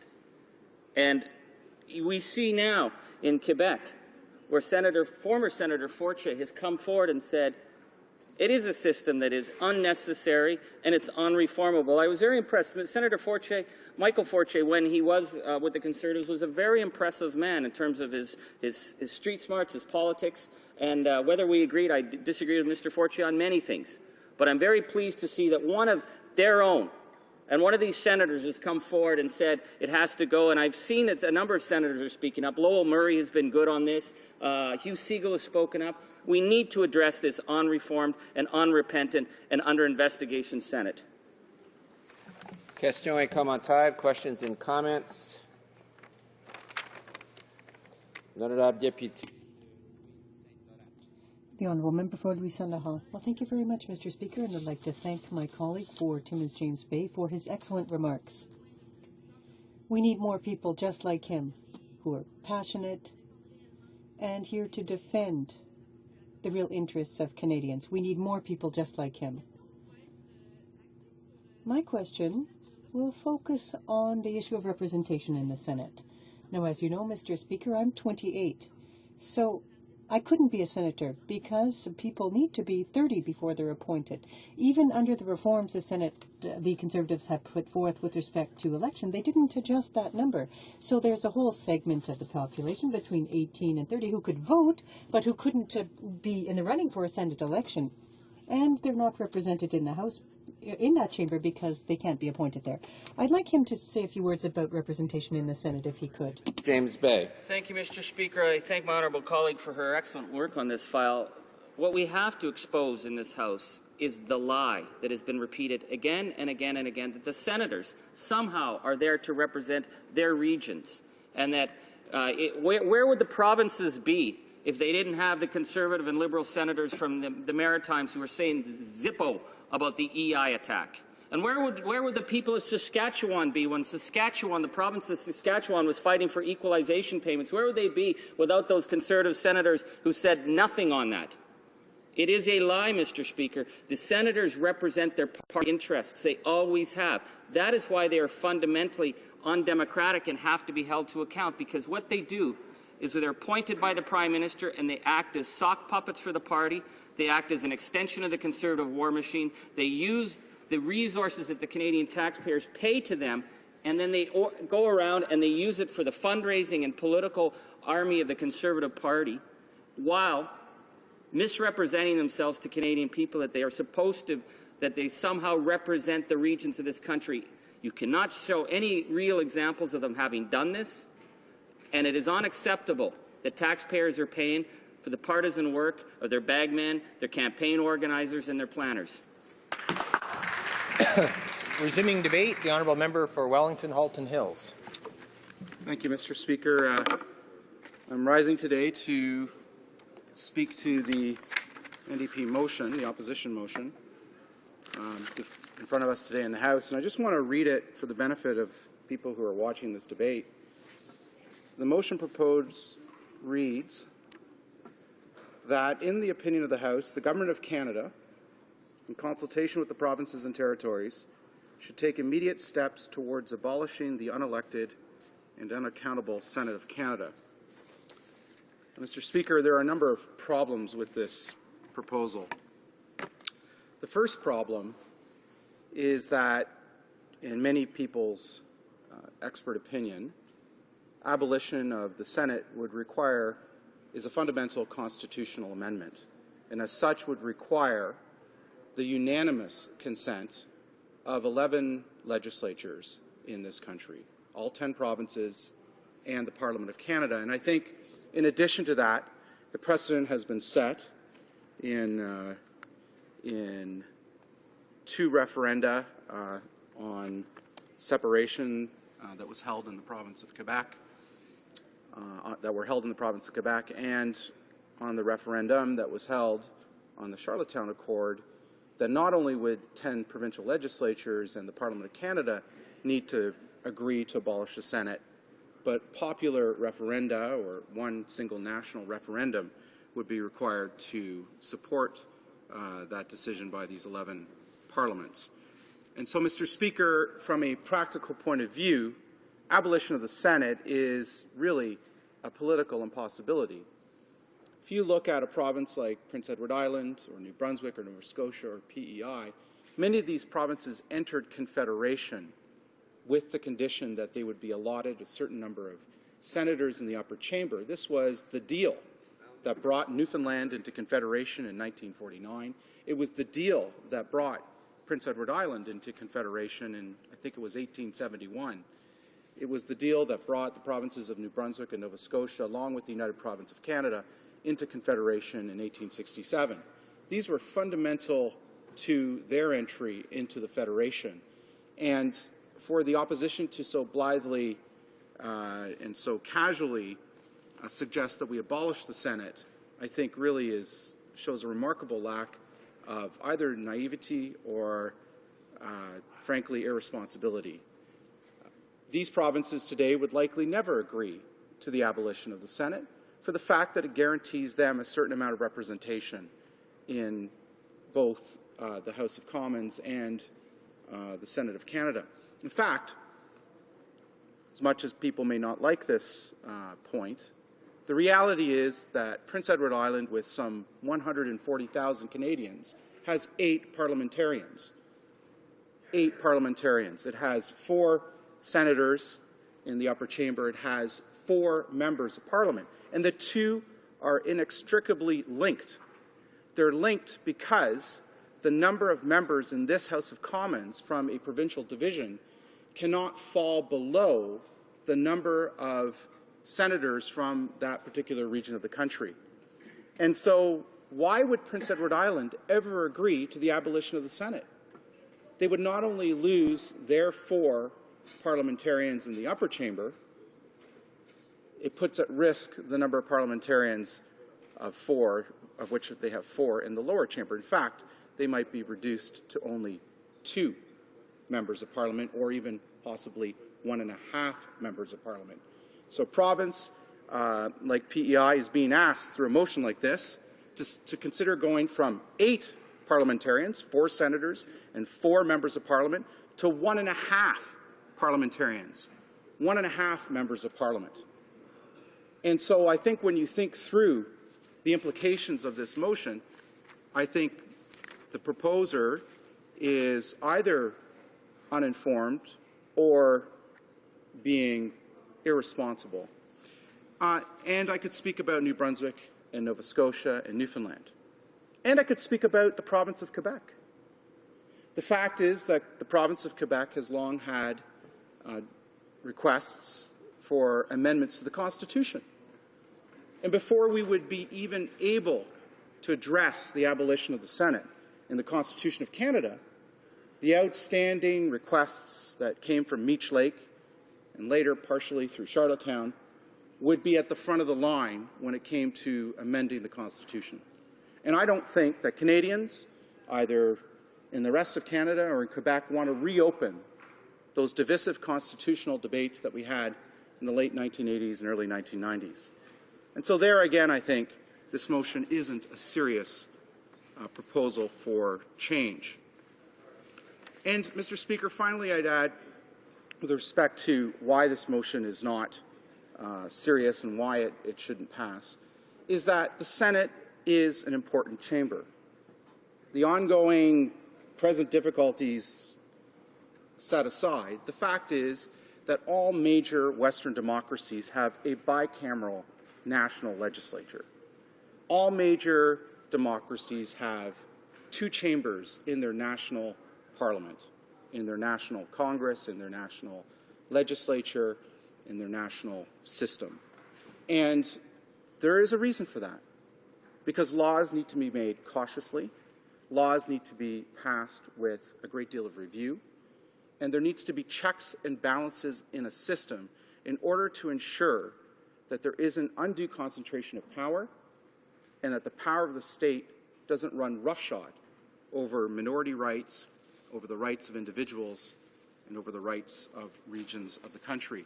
And so that's why, Mr. Speaker, that is why the most important reason why this motion should not be adopted, the most important reason, is that the Senate is an important part of this Parliament of Canada. It was set up to provide a balance to the majoritarianism in the lower chamber. We've just passed riding redistribution, a Riding Redistribution Act about a year ago that has resulted in new ridings for this country. The opposition opposed that because they don't believe that this chamber should be representative of its population. We as a government believe that this chamber ought to be representative of the population, that each vote and each riding should have the same weight across the country. But in order to offset that majoritarianism in this chamber, we have an upper chamber that balances the smaller regions of the country against the larger regions of the country. And so it is with the chambers and other democracies like, for example, south of the border in the United States, where each state has 2 senators. So a large state like New York with tens of millions of people has 2 senators, and a very small state like Hawaii or Alaska also have 2 senators each. And that is to offset the tyranny of the majority, as it's often been said, of the lower chamber. And that's why the Senate is an important institution, and that's why the Senate cannot be abolished. Now, Mr. Speaker, the solution to the ongoing problems in the Senate that we've seen more recently isn't its abolition. The solution is to make the Senate more accountable. The solution is to establish term limits for senators, which now are to age 75, and to establish popular consultations whereby the senators can be appointed by the government. Now, the Government of Canada has made a reference to the Supreme Court because of the questions about the boundaries by which we as a Parliament can amend amend current law in Canada to bring about these 2 broad reforms, the term limits for senators and the popular election of senators, in a way that doesn't require us to reopen the Constitution. And so the government, several weeks ago, a couple months ago, asked the Supreme Court for a reference as to what the bounds were in legislation for us to introduce new term limits, what the bounds were in terms of us enacting popular consultations for senators, what the bounds are for the constitutional requirements of net worth and property qualifications in the province from which the senators are appointed, and what the bounds are for the abolition of the Senate. But I think that question is actually fairly clear. There have been a number of references and rulings by the Supreme Court that, in my view, have made it quite clear that the abolition of the Senate, at very least, requires a 2/3, 50% plus 1 amendment, or, in my view, a unanimous amendment, a unanimous consent of all 10 provincial legislatures in the Parliament of Canada. We hope that this reference will come back expeditiously so that we as a Parliament can move quickly to enact the reforms proposed in Bill C-7, the Senate Reform Act. It's my hope that the Court will have the time, will find the time to give us their reference, give the Government of Canada its reference by the end of this calendar year. And that, Mr. Speaker, is the solution to the Senate. It's to allow Canadians to render judgment on the performance of the Senate. It's up to Canadians to vote in the senators that they think best able to sit in the Senate, and it's up to Canadians to decide whether or not to hold senators to account for their performance in their previous term. And that's exactly what this Reform Act for the Senate will do. This Act will ensure accountability in the upper chamber. It will ensure that the chamber is a place where the business of the nation gets carried on and where Canadians can have faith that their laws are being checked and verified before they are passed and given royal assent. So, Mr. Speaker, the NDP's motion here on the abolition of the Senate is not a serious one. It's not something that any serious leader, any serious party would propose, because it's not only practically and politically impossible, it would reopen the divisive constitutional debates and referenda that we saw in the 1990s and late 1980s. It would also, frankly, further concentrate power in the executive branch of our government to the detriment of this Parliament. And for all those reasons, it's not a serious proposal. Frankly, it's just a proposal to make hay while the sunshine shines on the current controversies in the Senate. And I think speaks to the fact that the official opposition really isn't ready for prime time. It's not really ready for government. Mr. Speaker, I could go on about the challenges that the Senate has, but the reality is this, is that from time to time there are controversies in this chamber about particular members. From time to time there are controversies about ministers in the cabinet. That happens in any government. Nobody's suggesting that we abolish this chamber or do away with it because of these controversies. I'm not minimizing the controversies in the Senate. The reality is the Senate does need to be reformed. We're one of the only, and frankly, with the reforms that were introduced in the House of Lords and the Westminster Parliament, we are the last Parliament with an unelected, completely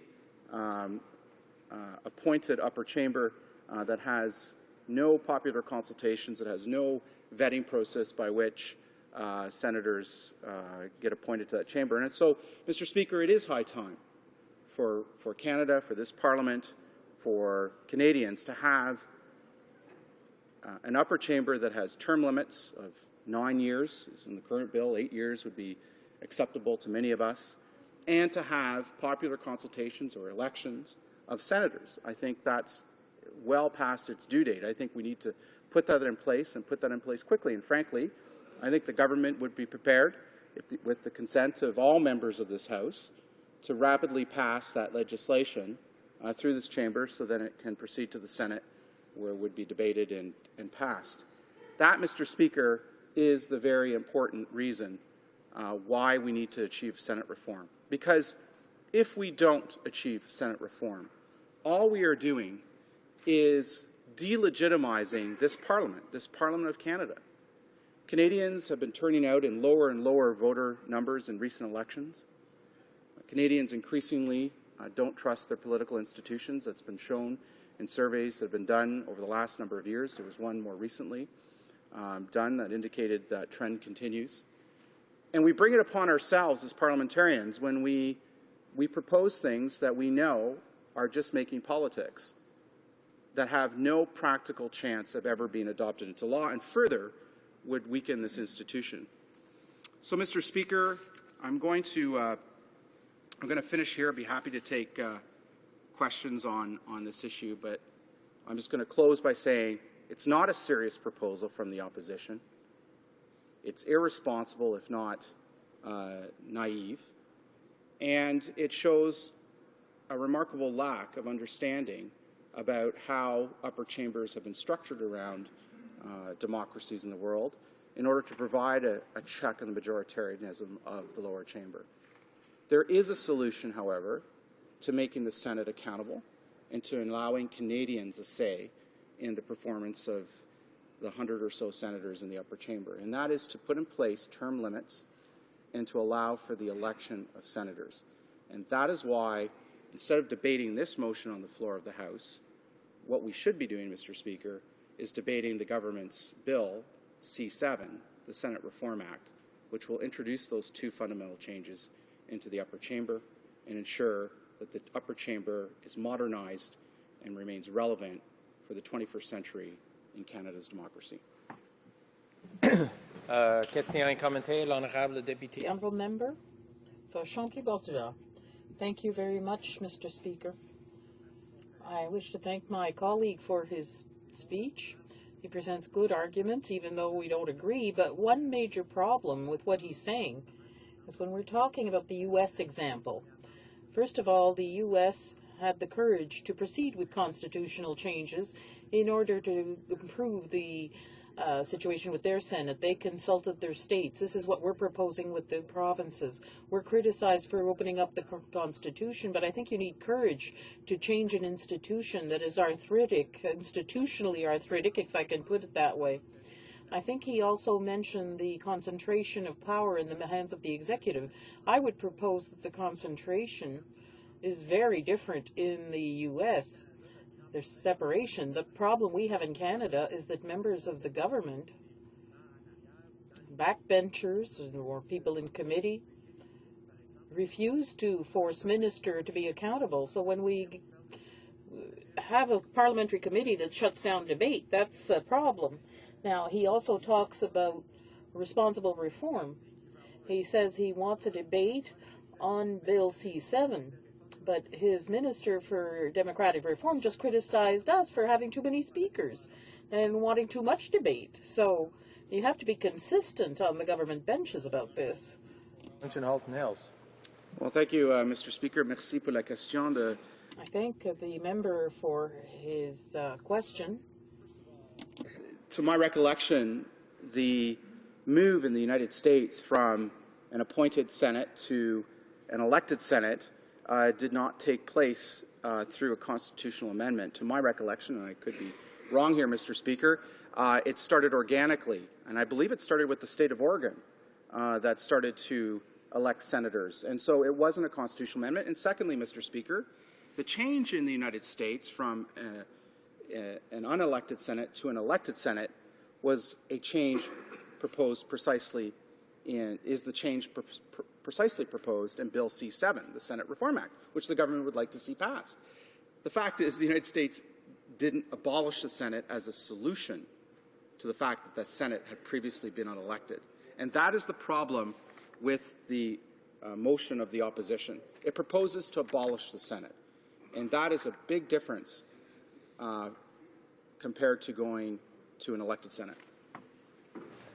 Questions and comments? The honourable member for Malpeque. Thank you, Mr. Speaker, and I will say I thank the member for Wellington Halton Hills for his, I think, very thoughtful and well thought out remarks.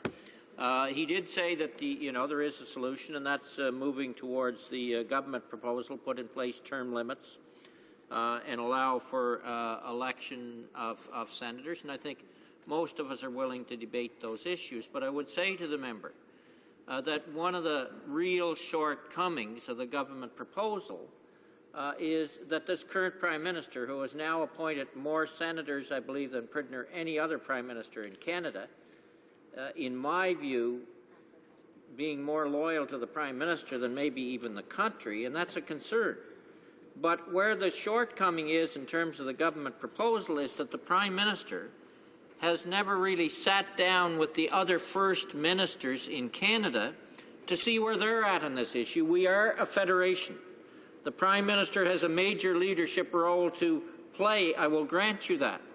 But can this member tell us why is the Prime Minister so reluctant to sit down with the other First Ministers of Canada and discuss this issue among others?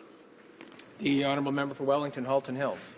Well, thank you, Mr. Speaker, and thank the member for Malpeque for that question.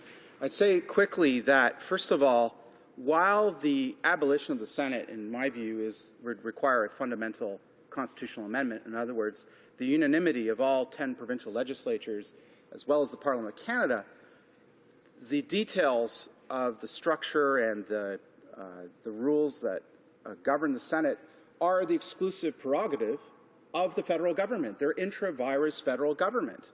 When it comes to term limits, one of his party's former leaders moved unilaterally to reduce the term limits from life to 75 years of age.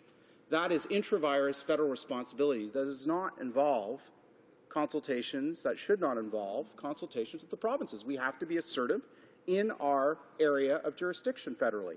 Furthermore, I'd add, Mr. Speaker, that I frankly think that the Prime Minister has been a very good manager of the Federation. In fact, I think in decades past, we've had too many of these First Ministers' meetings that actually created problems rather than solve them. And I think the current management of the Federation has been exemplary, and I think it's shown in the fact that national unity is very strong, that desire for a third referendum is low, and the fact that the Federation is working together on a number of initiatives without having to have these high drama, high stakes First Ministers meetings that frankly create problems rather than solve them. Questions and comments? The Honourable Member for Crowfoot. Thank you very much, Mr. Speaker. And I would take exception to my friend from Malpeque who talked about some of the senators in this Senate being more loyal to our Prime Minister. I can tell you that that's not the case. That may be the case in the Liberal Senate, where we still have that huge division with those who were appointed by Mr. Chrétien and those who were appointed by Mr. Martin, and we remember what happened in some of the leaderships consequent to that. But certainly now this Prime Minister has shown leadership in saying that he would appoint those who were chosen by the provinces in an election. But, Mr. Speaker, that's not why I'm asking the question here. I've listened to a number of NDP speeches today with some regret and disappointment. They've talked a couple of times, a number of speakers have said, we're able to make the decisions in this House. And I think more and more as I sit here, especially when we vote on private members' bill, I see the NDP standing up every single time and voting as a body, as one unit. Not voicing their own concerns, their own constituents' concerns. They do it, and those who don't support the government gets banished to the back row here, Mr. Speaker. If this member who just gave the speech, would he give us a little his opinion on some of the importance of the regional representation of the Senate and why some of those amendments should be made rather than a discussion like we're having today from the NDP? The Honourable Member for Wellington Halton Hills. I'll thank my colleague from Alberta for that comment. He's often got rock-solid views on these sorts of issues, having worked here for so many years on this and advancing the interests of his constituents, which he very strongly feels. Mr. Speaker, the fact is that a Senate is required, an upper chamber is required, in order to balance the majoritarianism of this chamber. And the Senate's purpose is not to represent provincial interests in the Parliament of Canada, it's to represent regional interests. Those senators that sit there are not at the beck and call of the premiers of the provinces. They don't represent the government of the provinces. They represent regional interests. And that role and function is incredibly important, whether it's through Senate committees that undertake studies, whether it's through review of legislation that passes through this chamber to the upper chamber. That balance between the majoritarianism tendencies of the lower chamber and the check on that majoritarianism through the regional representation in the upper chamber is incredibly important. Questions and comments. Time for a short question. The Honourable Member for Sandwich Gulf Islands. Thank you, Mr. Speaker. I'm trying to make the question short. Thank the member for Wellington Halton Hills for a thoughtful speech. I'm very concerned that the democratic deficit in this place could be more urgently handled by focusing on those things that don't require opening the Constitution, removing the requirement for a leader to sign nomination papers, reducing the excess and unhealthy power of the PMO. But when I look at Bill C-7, I don't see Senate reform. I see a dog's breakfast that will require the provinces to hold elections to different standards, different fundraising rules, for a list of people who could be potentially appointed by the Prime Minister. I'd like to ask the member for Wellington Halton Hills, does he honestly think this Prime Minister would appoint David Suzuki as a senator if the people of British Columbia put him on the list to be appointed? The Honourable Member for Wellington Halton Hills. Thank you, Madam. Thank you to the member for Sandwich Gulf Islands for a question. The short answer is yes, I do believe the Prime Minister would appoint Mr. Suzuki to the Senate. The Prime Minister is a Democrat. He believes in democracy strongly. And if the people of British Columbia were to elect Mr. Suzuki to the Senate of Canada, the Prime Minister would appoint him, and I would be proud were he to sit in our caucus as a member of that caucus. Resuming debate, the honourable member for Burnaby Douglas. Thank you, Mr. Speaker. It's a great pleasure to rise and support the motion brought forward by the very able member from Toronto Danforth.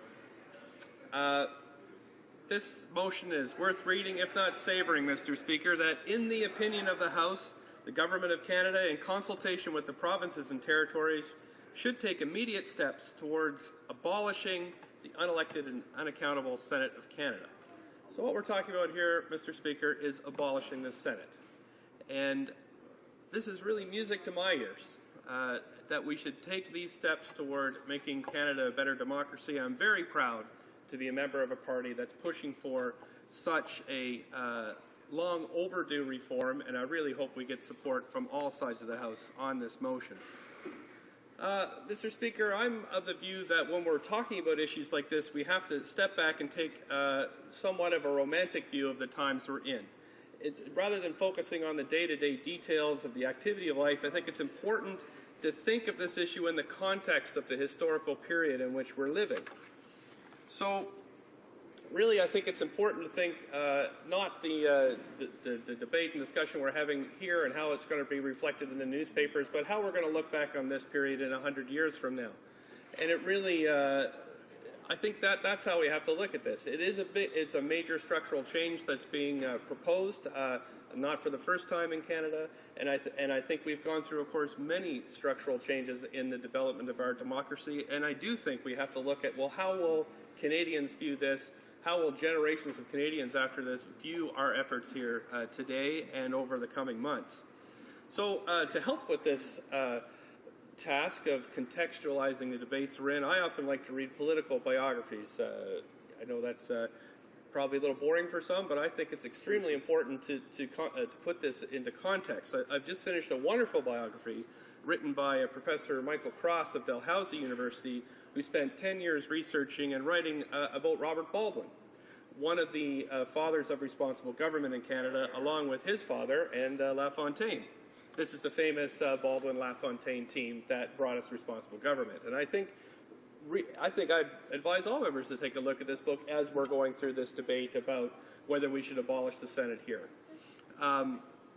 I think Professor Cross, a lot of people would say, well, why would I ever read a biography of Robert Baldwin, the man who brought municipal reform to Canada, the man who brought responsible government? It's because I think it's important to see how dedicated he was to transforming Canadian democracy and how to improve democracy in Canada. He really, his triumph of responsible government means our government is more responsible to the people than to the monarchy. And I think it's that. So if we look back at what Robert Baldwin's times in the mid-1800s, now from the 21st century, I think if people from the 22nd century look back to where we are now, I think they may see people that have as much passion as Robert Baldwin putting forward the proposals like we're putting forward today.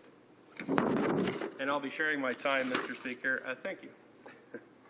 Of course, the reforms of responsible government were achieved in a uniquely Canadian way without revolution, and I think that shows the value of this House, is that it allows for debate, and it's where these debates should take place, and of course the institution that should be making the decisions for Canada. So we need to abolish the Senate, Mr. Speaker, because it's proving to be a shackle on the neck of Canadian democracy. Even the mighty Conservative Party, with its reform roots, has fallen victim to its power to undermine public control of politics in this country. The Prime Minister and his predecessors from Reform Party and the Alliance Party have all promised to reform the Senate, and indeed this Prime Minister has described the Senate as a relic of the 19th century, a relic of the Baldwin era, Mr. Speaker, and he promised in 2004 that he would not name appointed people to the Senate. However, I fear that the Senate has really gotten the better of him and, of course, his party, in that where their real passion for reform of this institution has been beaten down to where we have before us, that they put before us through the Senate, is a watered-down bill, and actually, surprisingly and astoundingly, we have members on the other side of the House defending the Senate today, calling it a valuable institution. And I think if I had heard that 10 years ago, I would have been, dreaming.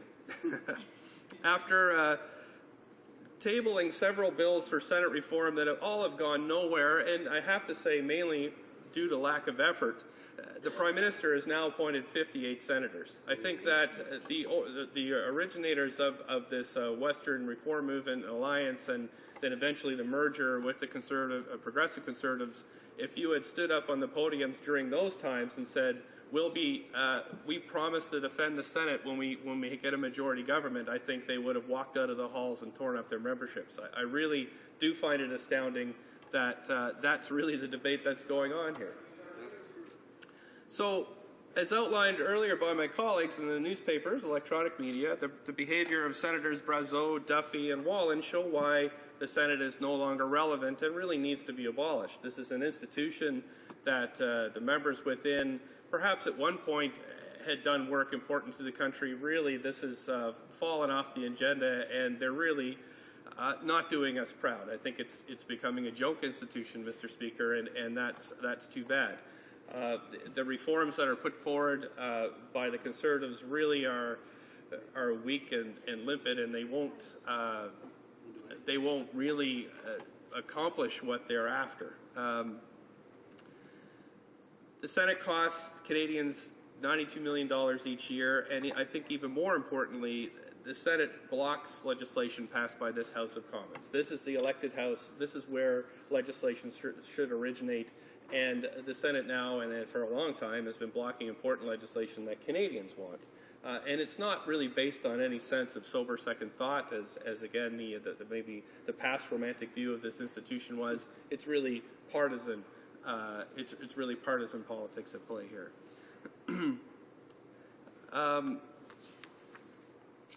So while some senators try to practice this view, and in fact I have great respect for Senator Dallaire. I think that he's served his country well, and perhaps he would have been the type of senator that would have upheld ethical values. I don't think that many of them are doing that now, and I don't think there's any way to curb that other than abolishing it. So what we're faced with now is, of course, many failed attempts at legislation from that side of the House, but now a Supreme Court reference, which will give its legal opinion on the constitutional limits as they apply to limiting the terms of senators, electing senators, eliminating the requirement for senators to have residence in the province they represent, and of course what we're proposing here, Mr. Speaker, is abolishing the Senate. And while I look forward to the decision of the Supreme Court, Mr. Speaker, I guess some more Friday night reading, I can't help but think this is a delaying tactic by the Conservatives. They've really had years to look at this issue, but now are only getting around to it when their senators are caught with their hand in the cookie jar. And I think what's happening here is that the Conservatives are putting forward these motions forward, vigorously defending the Senate unimaginably today, and then hoping this will fade off the public agenda and everything can go ahead as normal. So I think they're hoping that these scandals will blow over and be forgotten before the decision is delivered. But I can't help but think, Mr. Speaker, that these current indiscretions will only be replaced by new indiscretions as we move forward. As the Duffy and Wallen debacle kind of perhaps fade a bit from public memory, there'll be new ones because the Senate really, they're unaccountable. So they really don't have any incentive to spend taxpayers' money wisely. And again, that's not all senators. There's some people there with fantastic reputations, but I do worry that others will of course, continue to cast aspersions. Mr. Speaker, I think this is a time for vision.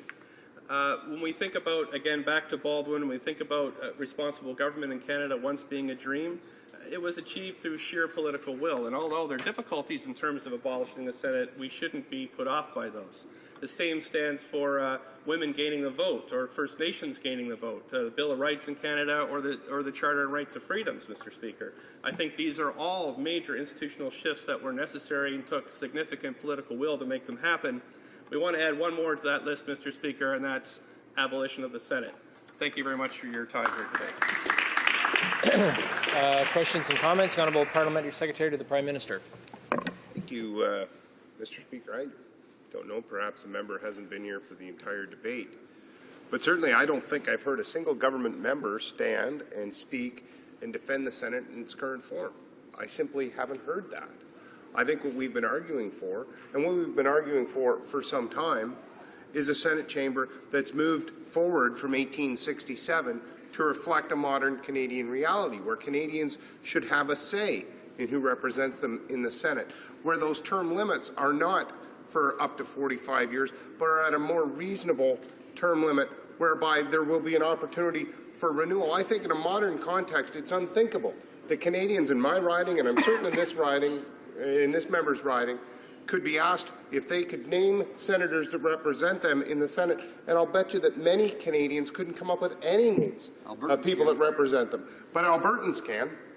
Albertans can, and this Prime Minister has a perfect record of nominating and selecting senators that have been selected by regions. I think it's a welcome. It would be a welcome reform and something that the NDP should get behind, Mr. Speaker. The honourable member for Burnaby Douglas.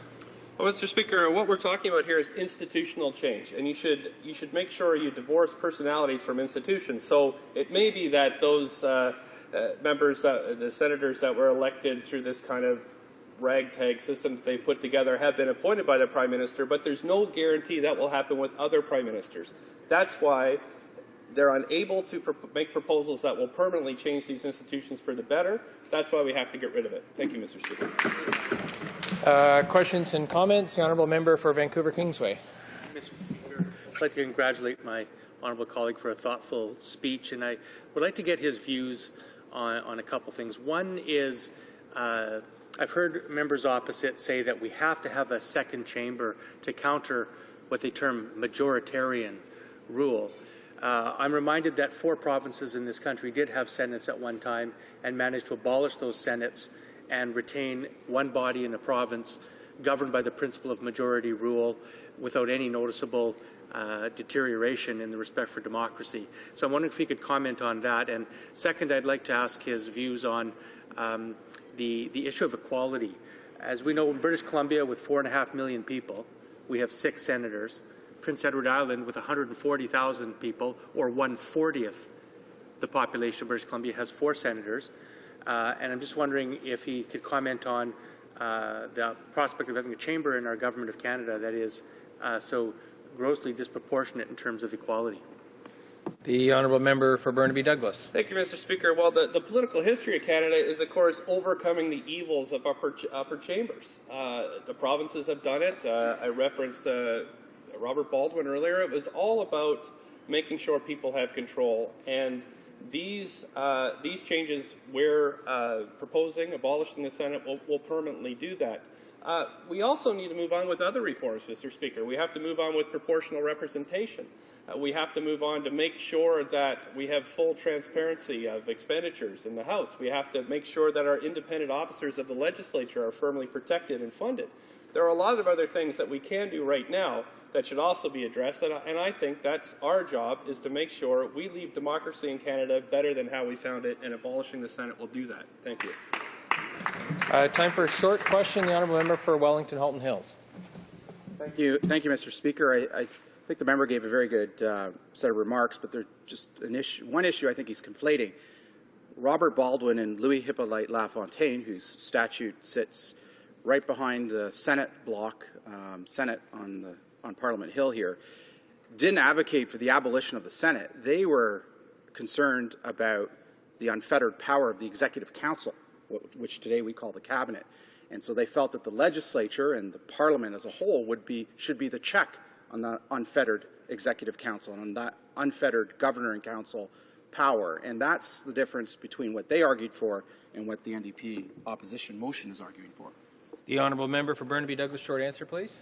Well, all reforms have to start somewhere, and that's where in the 19th century we had the Baldwin-Lafontaine reforms moving forward to give people more power over their governments. And again, this is a continuation, and I think if they would be sitting on this side of the House arguing for abolition if they were part of this debate today. Thank you, Mr. Speaker. Reprise de débat. Resuming debate. The Honourable Member for Rivière-des-Mille-Îles. Well, thank you, Mr. Speaker. I'm very happy to have this opportunity to rise to debate this NDP motion designed to abolish the Senate. I think that this outdated, archaic, illegitimate, and undemocratic institution must disappear as quickly as possible. With the current Senate, we have the worst of both worlds. Non-elected and irrevocable, despite all kinds of antics, senators claim to represent the regions of Canada and have the power to block measures adopted by the House of Commons, which is elected. And that is democratically unacceptable. Before going any farther and explaining why the Senate should be abolished, I would like to mention that our motion talks about abolishing the Senate in consultation with the provinces and territories. We recognize that any reform affecting the balance of federal institutions must involve all parties. We want to see the Senate abolished as quickly as possible, but it must be done correctly while fully respecting the provinces. And we believe that it is possible to reach an agreement.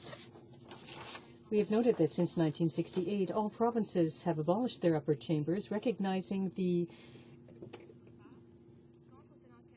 lack of need for their own Senate. Moreover, as for the Senate in Canada, Ontario, Nova Scotia, and Manitoba have spoken out in favor of abolishing it. British Columbia, for its part, has stated that the Senate is no longer useful. The main argument in favor of abolishing the Senate is the lack of democratic legitimacy. Senators are not elected. They have the authority to initiate, amend, and block bills without being accountable to the people. The most shocking example, to my mind, occurred in 2010 when the Senate, with its Conservative majority, blocked the Climate Change Accountability Act that the NDP had succeeded in getting through with the support of the majority of elected representatives in this country. A handful of unelected senators, through this democratic coup de force, succeeded in overturning a decision made by members of this House. In addition to not being elected by the people, the senators can't be removed, even if they vote against the interests of the people of this country, even if they behave inappropriately, as we've seen, if they abuse their expense accounts. They've got a job for life in the upper chamber. Only a criminal offense can remove them. The dishonorable behavior of senators and the inability of the institution to regulate itself have discredited the Senate in the eyes of Canadians. For many weeks, revelations concerning the abuse of public funds have disgusted taxpayers. Just think about Senator Duffy, who claims to live in Prince Edward Island in order to benefit from an amount for his lavish residence in Ottawa. And what about Senator Wallen, who is supposed to represent Saskatchewan but who lives in Toronto? Or Senator Mac Harb, who claimed $31,000 in housing allocations since 2010 for a secondary residence in Ottawa, when, in fact, he's always lived in Ottawa. Mr. Speaker, allow me to take a few moments to mention something in passing. I was astounded to see on the weekend Senator Carignan defend excessive expenditures by comparing senators' travel costs to those of members. How can one show such bad faith? How can one dare compare the travel costs for a senator to that of an elected official who crisscrosses his or her riding to take the pulse of the population and explain party policies? The statement by Senator Carignan alone shows just how people in the other place are disconnected from reality. Now, to get back to the motion that we're discussing here today in the House, in addition to these cases of abuse of public funds, there are a number of other issues that have profoundly shocked Canadians. And I'm thinking here about Senator Brazeau, who could sit another 36 years in the Senate despite the fact that he's often absent from the Senate. He's misused his residency allocation and is facing charges of domestic violence and sexual assault. Remember the case of Senator Lavigne, a Liberal, who resigned from the Senate after having been found guilty of abuse of confidence. Imagine what he did. He had a Senate employee do gardening work at his home in Wakefield during working hours at taxpayers' expense. Curiously enough, if the employee hadn't been so incompetent and tried to cut down one of the neighbor's trees and caused a legal battle, this may still be ongoing and Senator Lavigne might still be in the Senate.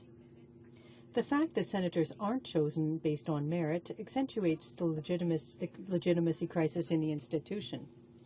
They are appointed based on partisan criteria. Senator Mike Duffy, who prior to being named a senator, described these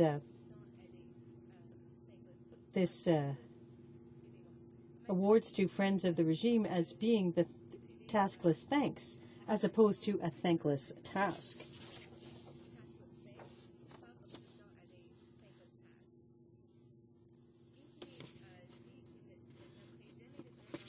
While he said he would never appoint unelected senators, the current Prime Minister has appointed 58 since 2006. Like his predecessors, he's appointed many friends of the Conservative Party. For example, Doug Findlay, National Director of the Conservative Party campaign between 2006 and 2008. Irving Gerstein, former President of Election Funds for the Conservative Party of Canada. Don Plett, former President of the Conservative Party. Caroline Stewart-Olson, former Communications Director for the Prime Minister.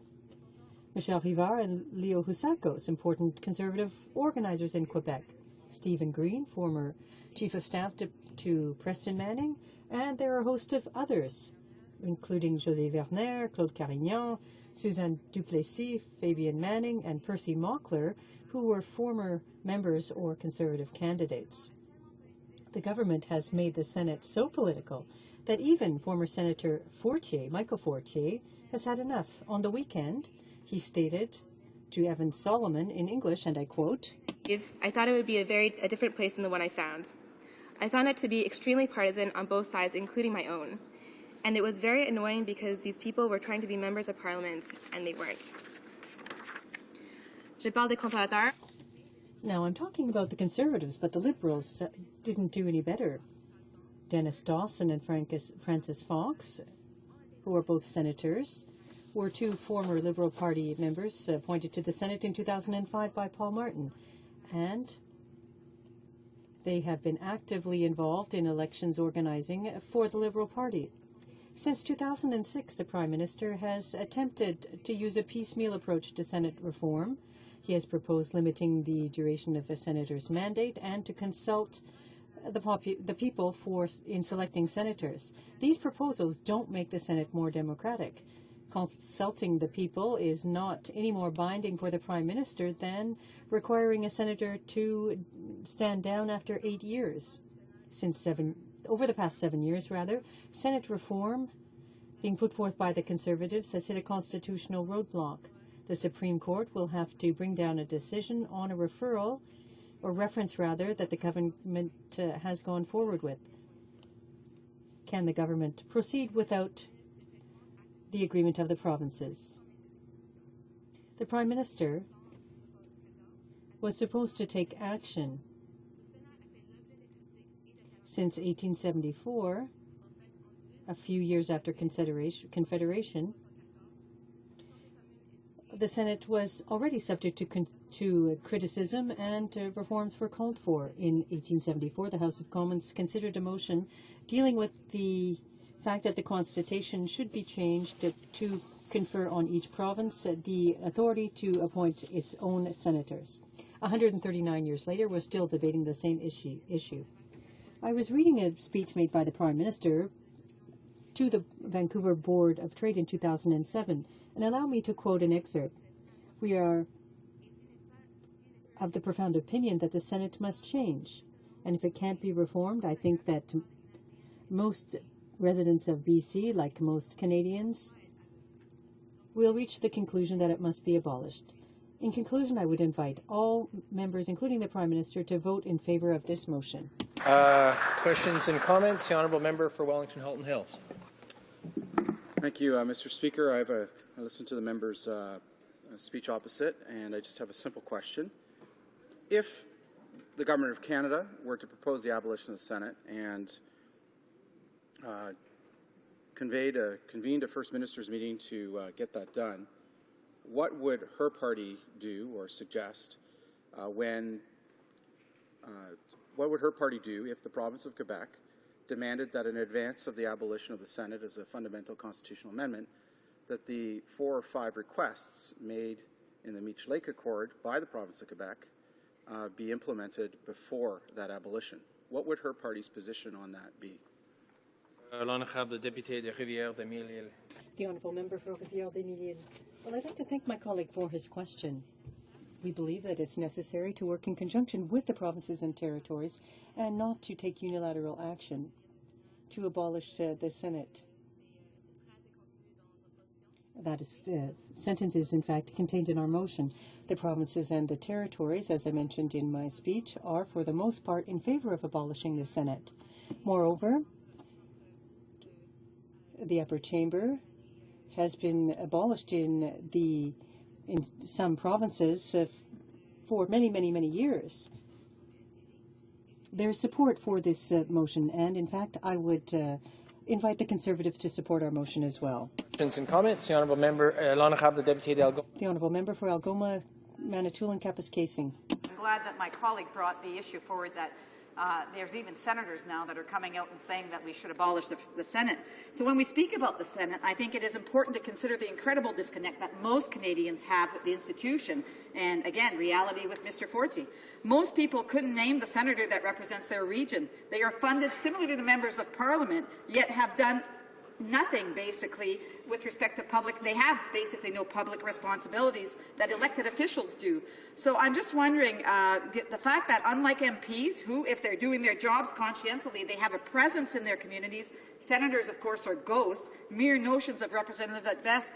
So can my colleague tell me how many Canadians, if she knows of how many Canadians go to their senators with problem, how often do senators actually help the people they ostensibly represent?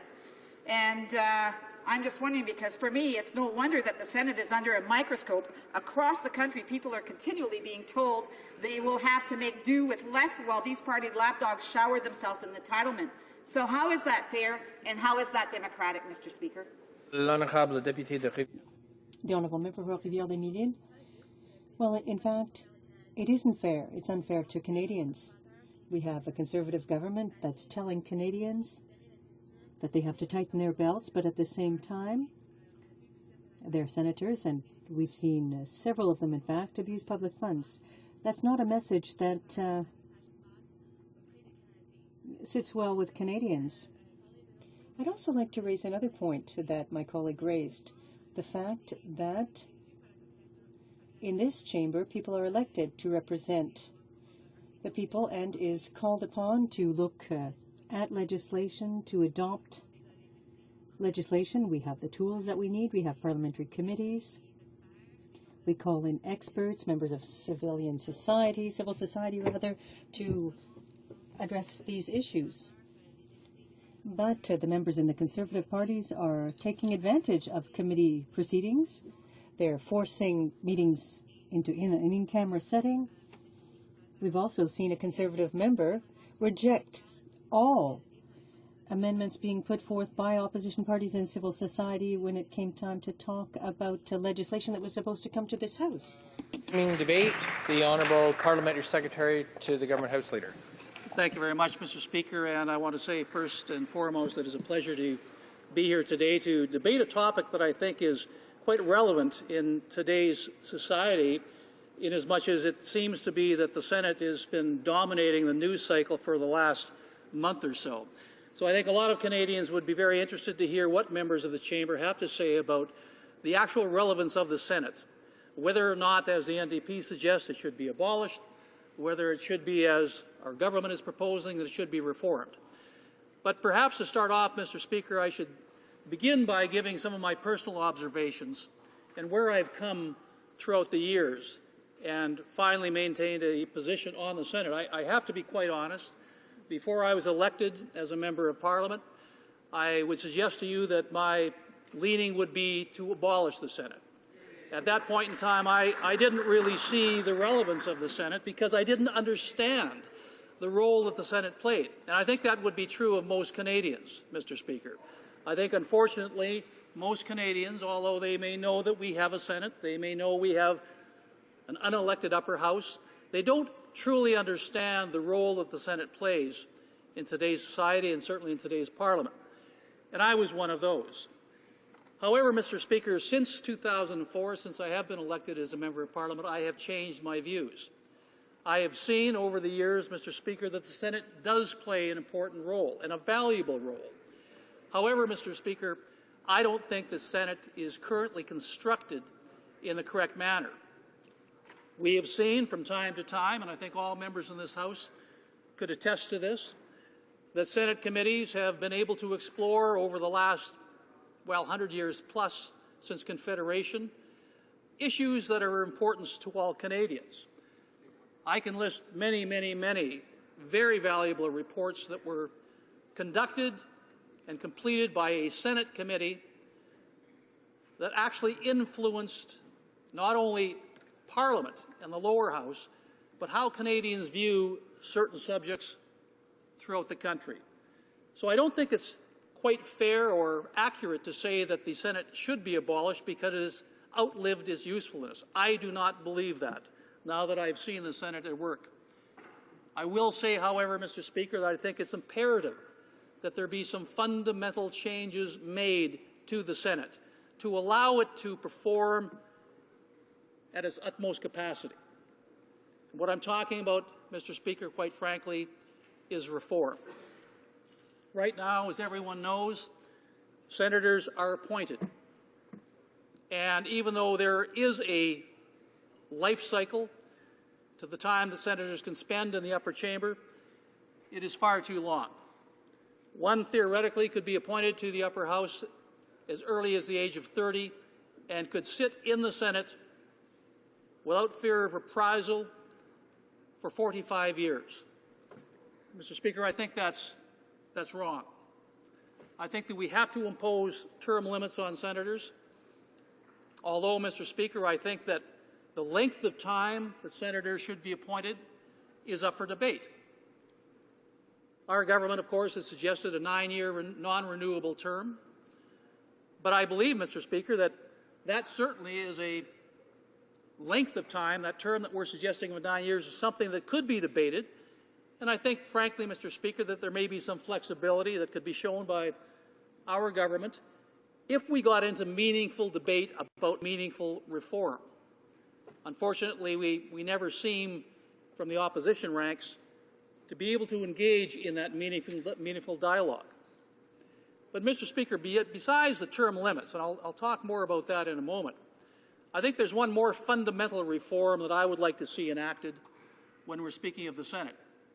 And that is the way in which senators are actually brought in to the upper chamber. Right now, as I mentioned, is through appointment. I believe, Mr. Speaker, that that is the wrong approach, primarily because we don't have the accountability that I believe is required for senators.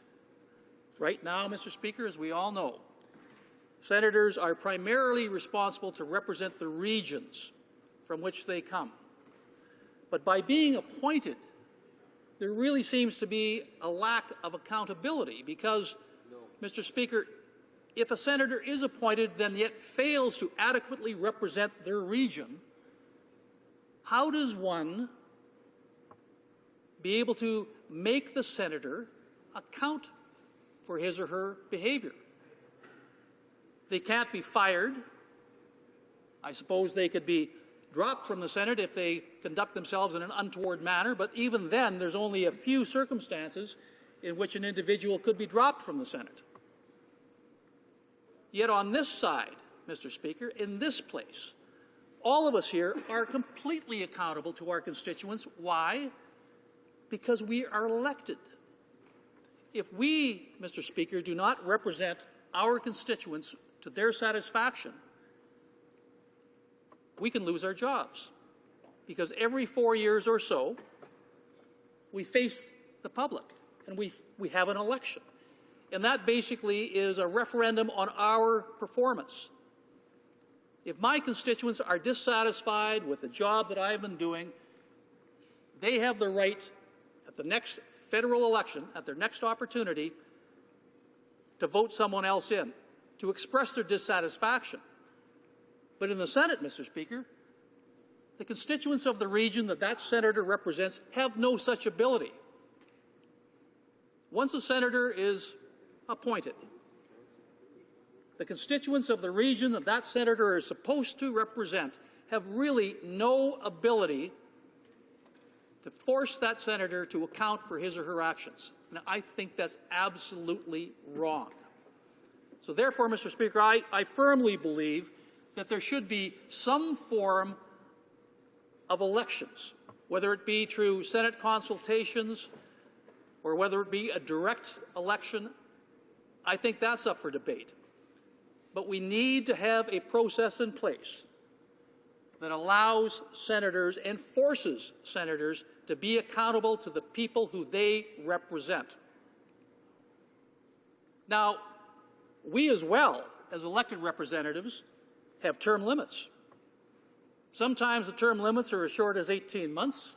Sometimes they're as long as 4 and 4.5 years, because the term limit is election to election, not to a maximum of 45 years, but from election to election. And I can guarantee you, Mr. Speaker, the first time I was elected in 2004, it was by the staggering plurality of 122 votes.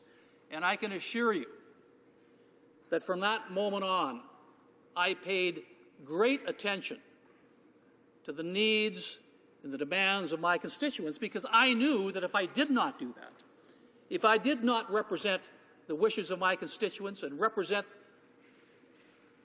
their feelings, the next time an election rolled around, I may not be coming back to this place. That's accountability, Mr. Speaker, and that's the type of accountability we need in the upper chamber. That's why we need Senate reform. Unfortunately, we've seen on a number of occasions reform packages that we have brought forward for discussion and debate in this House to be ultimately either filibustered or rejected by members of the opposition. So therefore, Mr. Speaker, I think that we've taken the correct course of action, the prudent course of action, by asking the Supreme Court to give their opinion. And yes, we have brought forward a reference to the Supreme Court on 4 fundamental points that deal with the Senate and deal with potential Senate reform.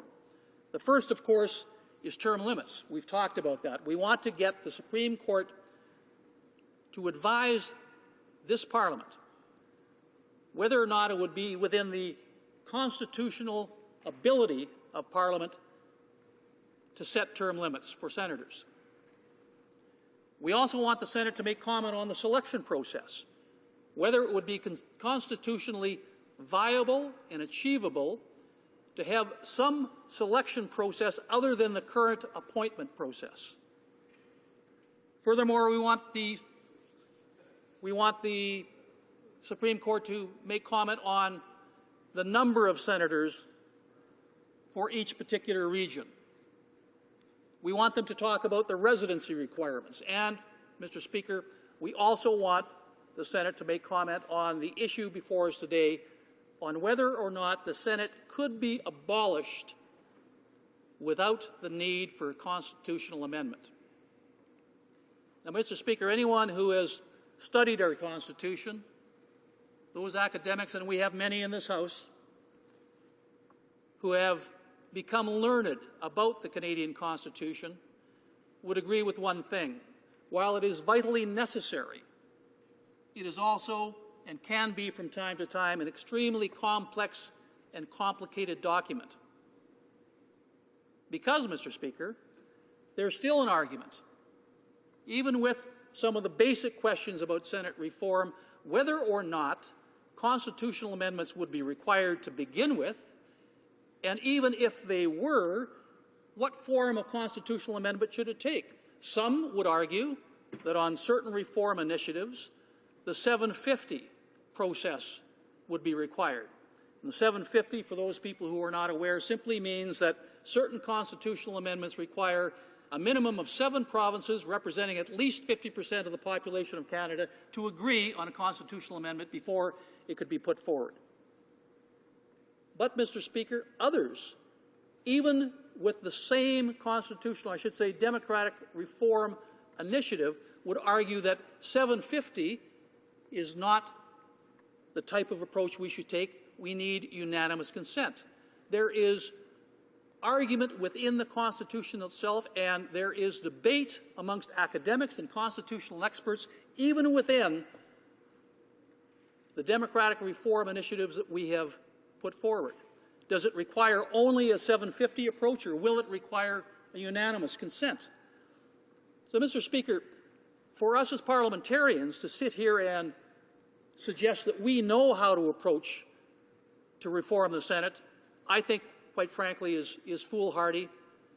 That is why we've asked the Supreme Court to give their opinions. And, Mr. Speaker, I believe that once we have that opinion from the Supreme Court on a host of questions that we have asked them, we would be in a better position in this place to start moving forward. I do not believe, however, Mr. Speaker, that we are currently prepared to even deal with the question put forward by the opposition today, the question of should the Senate be abolished, because we don't know, quite frankly, whether we have the constitutional ability to abolish the Senate. I don't know how many arguments have been proposed to date from members of the opposition, but I would challenge each and every one of them who suggest that we have the constitutional right and ability to abolish the Senate should we wish to do so. I challenge them on that, Mr. Speaker, because I don't believe we know if we have that ability or not. The Supreme Court will render an opinion on that, hopefully sooner rather than later. But even if they do, Mr. Speaker, suggest to this Parliament that we have within certain guidelines the constitutional ability to make fundamental changes to the Senate, such as abolishment, then and only then, I believe, should we start engaging in a debate on the future of the Senate. But I firmly believe, Mr. Speaker, that we need to try to reform the Senate prior to abolishment, prior to the even consideration of abolishment. Because, as I mentioned at the outset of my intervention, I do believe the Senate can perform a vital role in Canadian society. But we have to make some very obvious changes to the way in which they do business. Now, Mr. Speaker, the opposition seems to be suggesting today that there is no hope for the Senate, that their usefulness has outlived itself. But I believe, Mr. Speaker, that they are short-sighted in their thinking. I believe if they actually took a hard look over the past 100-plus years as to the accomplishments of the Senate, they would understand, as I understand, that there is a vital role for the Senate to play. They have made contributions to Canadian society over the years, Mr. Speaker, and I believe that they will continue to make vital contributions to both this Parliament and to Canadians across this country. Mr. Speaker, it is a difficult time for any parliamentarian right now to be talking about changing the Senate in light of all of the adverse media attention the Senate has been receiving. I recognize that. I understand that. I get that. But, Mr. Speaker, I have to think we need to set aside, if we can, just for a moment, some of the recent controversies we've seen occurring in the Senate and look over a longer period of time to see what the Senate has actually accomplished. I would be the first one to suggest, Mr. Speaker, if, in my opinion, the Senate had not contributed mightily to democracy and to the Canadian way of life, then fine, let's do away with it. I don't share that view, Mr. Speaker. I share the view of many other Canadians that the Senate can continue to play a vital role in today's society, but we just need to make some fundamental changes. That means reform. And therefore, Mr. Speaker, I would like to ask for unanimous consent to propose a motion that I know some of my colleagues have done earlier on today. That I move that, notwithstanding any standing order or usual practice of the House, Bill C-7, an act respecting the selection of senators and amending the Constitution Act 1867 in respect of Senate term limits, be deemed to have been read the second time and referred to a committee of the whole, deemed considered in committee of the whole, deemed reported without amendment, deemed concurred in, at report stage, and deemed read the third time and passed. Mr. Speaker, I believe if the opposition is truly interested in making the Senate a viable force in Canadian society, they will support this unanimous consent motion. Thank you, Mr. Speaker. Does the honourable member have the unanimous consent of the House to move the motion? No, he does not. Questions and comments? The honourable member for Jean-Lebert. Thank you, Mr. Speaker. And you were doing he was doing so well up until that last little. I appreciate the words that he shared with us. I appreciate his thoughts. One thing I would like to say before I continue is thank you to my colleague from Toronto Danforth for bringing this motion to the table, because it allows us to debate this issue. And like my colleague across the way said, this is a particularly hot issue right now because of what's happening in the news. But I think the fact that this is happening tells us why we need to have this debate. The answer on the other side is to have elected senators. Now, the election process is a good thing because it creates that democracy for Canadians. But I would like to ask my honourable colleague, how does creating another partisan level to this place help make things better? I think the number one thing that Canadians want is for this place to work. So how does creating a partisan environment in the Senate, or even stronger partisan environment in the Senate, help move things forward? The Honourable Parliamentary Secretary. Thank you, Mr. Speaker. I thank my honourable colleague for the question. To be quite honest, regardless if there was Senate elections or appointments as we have now, one could argue there's still a partisan atmosphere. One could certainly argue if one is appointed by the Senate, one is then beholding to the person who appointed him.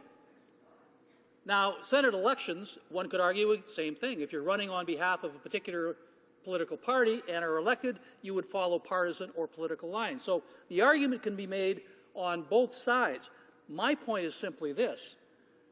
I believe that there is more accountability if you elect senators, because they are combined with term limits. And you put those two elements together, senators who are there elected to represent the region that they reside in, to represent the constituents of their region, have to be accountable, Mr. Speaker, because they were elected to begin with. One of the reasons I think, however, that we need to debate the government's position of making it non-renewable 9-year terms is that one could argue that if it's a non-renewable term, there's no accountability because at the end of 9 years, they're gone anyway. If, however, there was renewable terms, perhaps that would take care of the entire accountability package. I know that we've stated that we'd like to see renewal, that after 9 years, we need to get new members with new ideas in. My only comment there is just because ideas are new doesn't mean they're necessarily better. We were elected, and we can be re-elected. I think we should at least give some consideration to whether term limits should be renewable or non-renewable. Questions and comments. The honourable member for Saint-Laurent-Cartierville. My colleague would accept a distinction between a problem and an enormous problem. A problem is to have a Senate that is appointed when most Canadians, including me, would like to have an elected Senate. An enormous problem would be to have two chambers elected, paralyzing each other, as it is the case now in the United States, that putting at risk the world economy, or in Italy, where they are unable to find a government when their economy is collapsing. A problem is to have Alberta and British Columbia today underrepresented in a modest Senate. An enormous problem would be Alberta and British Columbia underrepresented in a powerful elected Senate. So my question, will my colleague agree that it would be stupid to change a problem in an enormous problem? The Honourable Parliamentary Secretary. Well, I'm not sure if I would consider anything regarding the Senate reform package to be called stupid, but let me just say this.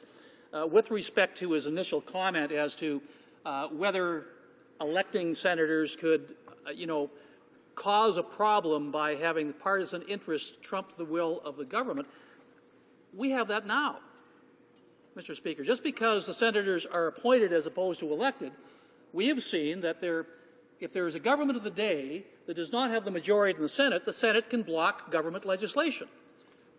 That occurs in the current process, in the current configuration. So by going to an elected Senate as opposed to the current appointment process doesn't necessarily mean you're going to solve the problem that the member identifies. Questions and comments? The Honourable Member for Okanagan-Coquihalla. Mr. Speaker, there seems to be a hypocrisy here. We have the NDP, again, being on both sides of the issue constantly. Their leader says that he wants to give new powers to the Senate, yet today we see a motion saying to abolish the Senate. We have a member saying that, are you afraid that by leading to elections for senators, you're going to have a more partisan process, yet they claim that the Senate's already a partisan body as it is. So they're speaking on both ends of their mouth, Mr. Speaker.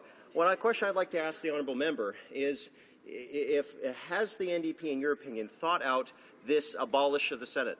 If we see that happens, what would be the natural step then for the NDP to be able to deal with the changes to the House of Commons? The Senate right now has a floor for how many members that they can have here in the House. So for the Maritimes, just the basic question, Mr. Speaker, is: has the NDP thought more further than just this motion here today? Are they thinking about the impacts this has to Atlantic Canada? I'd like the honourable member's thoughts on this. Thank you. The Honourable Parliamentary Secretary. Thank you very much. I thank my colleague for the question. I would say no. I think the motion today, frankly, has more to do with politics than it does have reasoned argument. That's why I mentioned during my intervention that I believe that we need to hear from the Supreme Court. I think the prudent course of action is the course of action that we have taken, and that is to ask the Supreme Court a number of questions to gather their opinion on whether or not the Senate can be reformed on a number of different fronts. So for the opposition merely to suggest right now that the Senate be abolished, when in fact they don't even know if that can be achieved constitutionally, is at the very least extremely poorly thought out, and at the best disingenuous, or as my member calls it, my colleague calls it, hypocritical.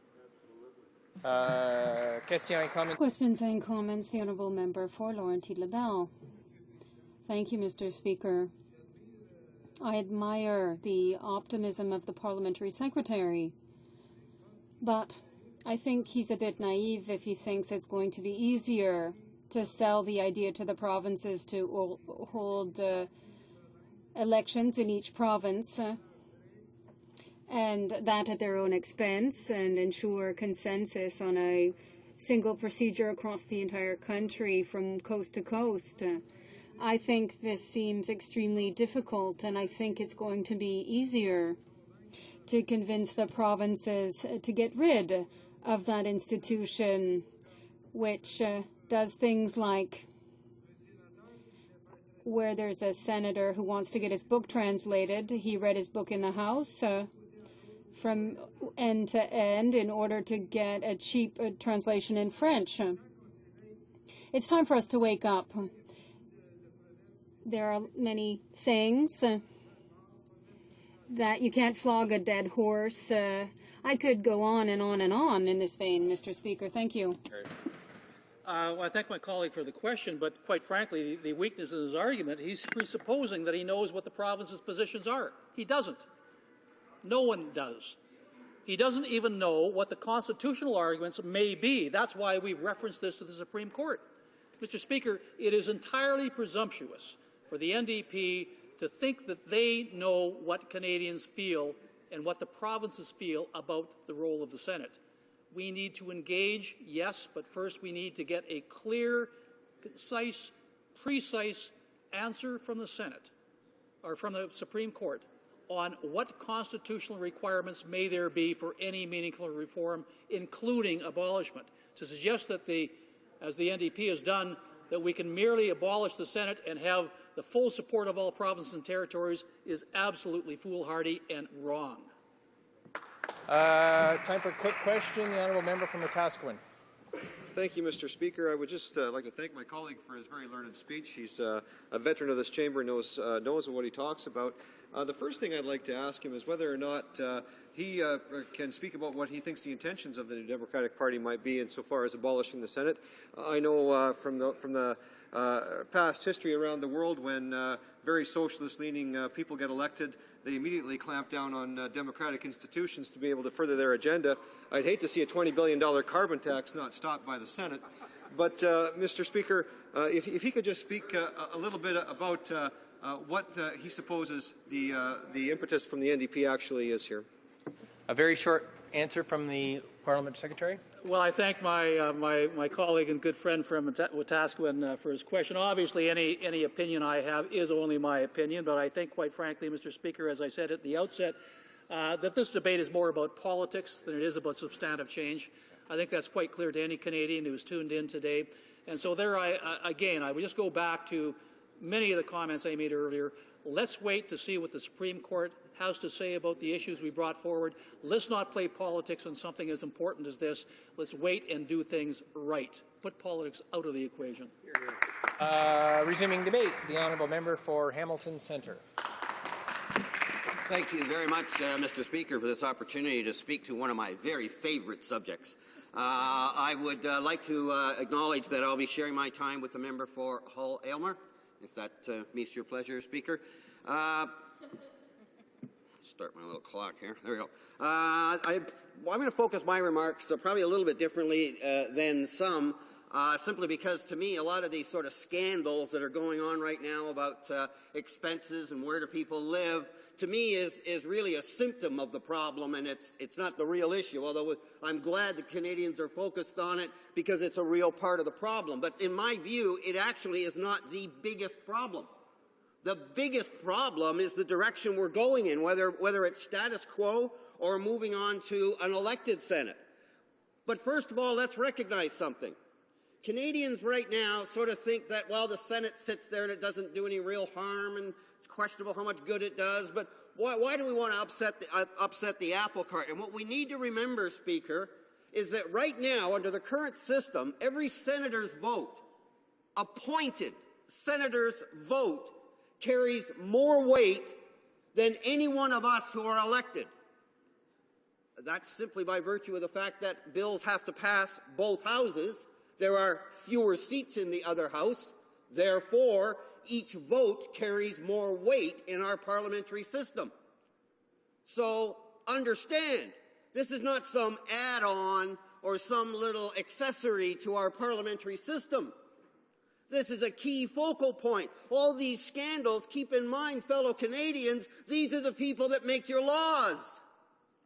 And there's no accountability. Every one of us, at the end of this Parliament, if we want to be re-elected, have got to go to the Canadian people and be accountable for the decisions we made, the things that we did, the things we didn't do.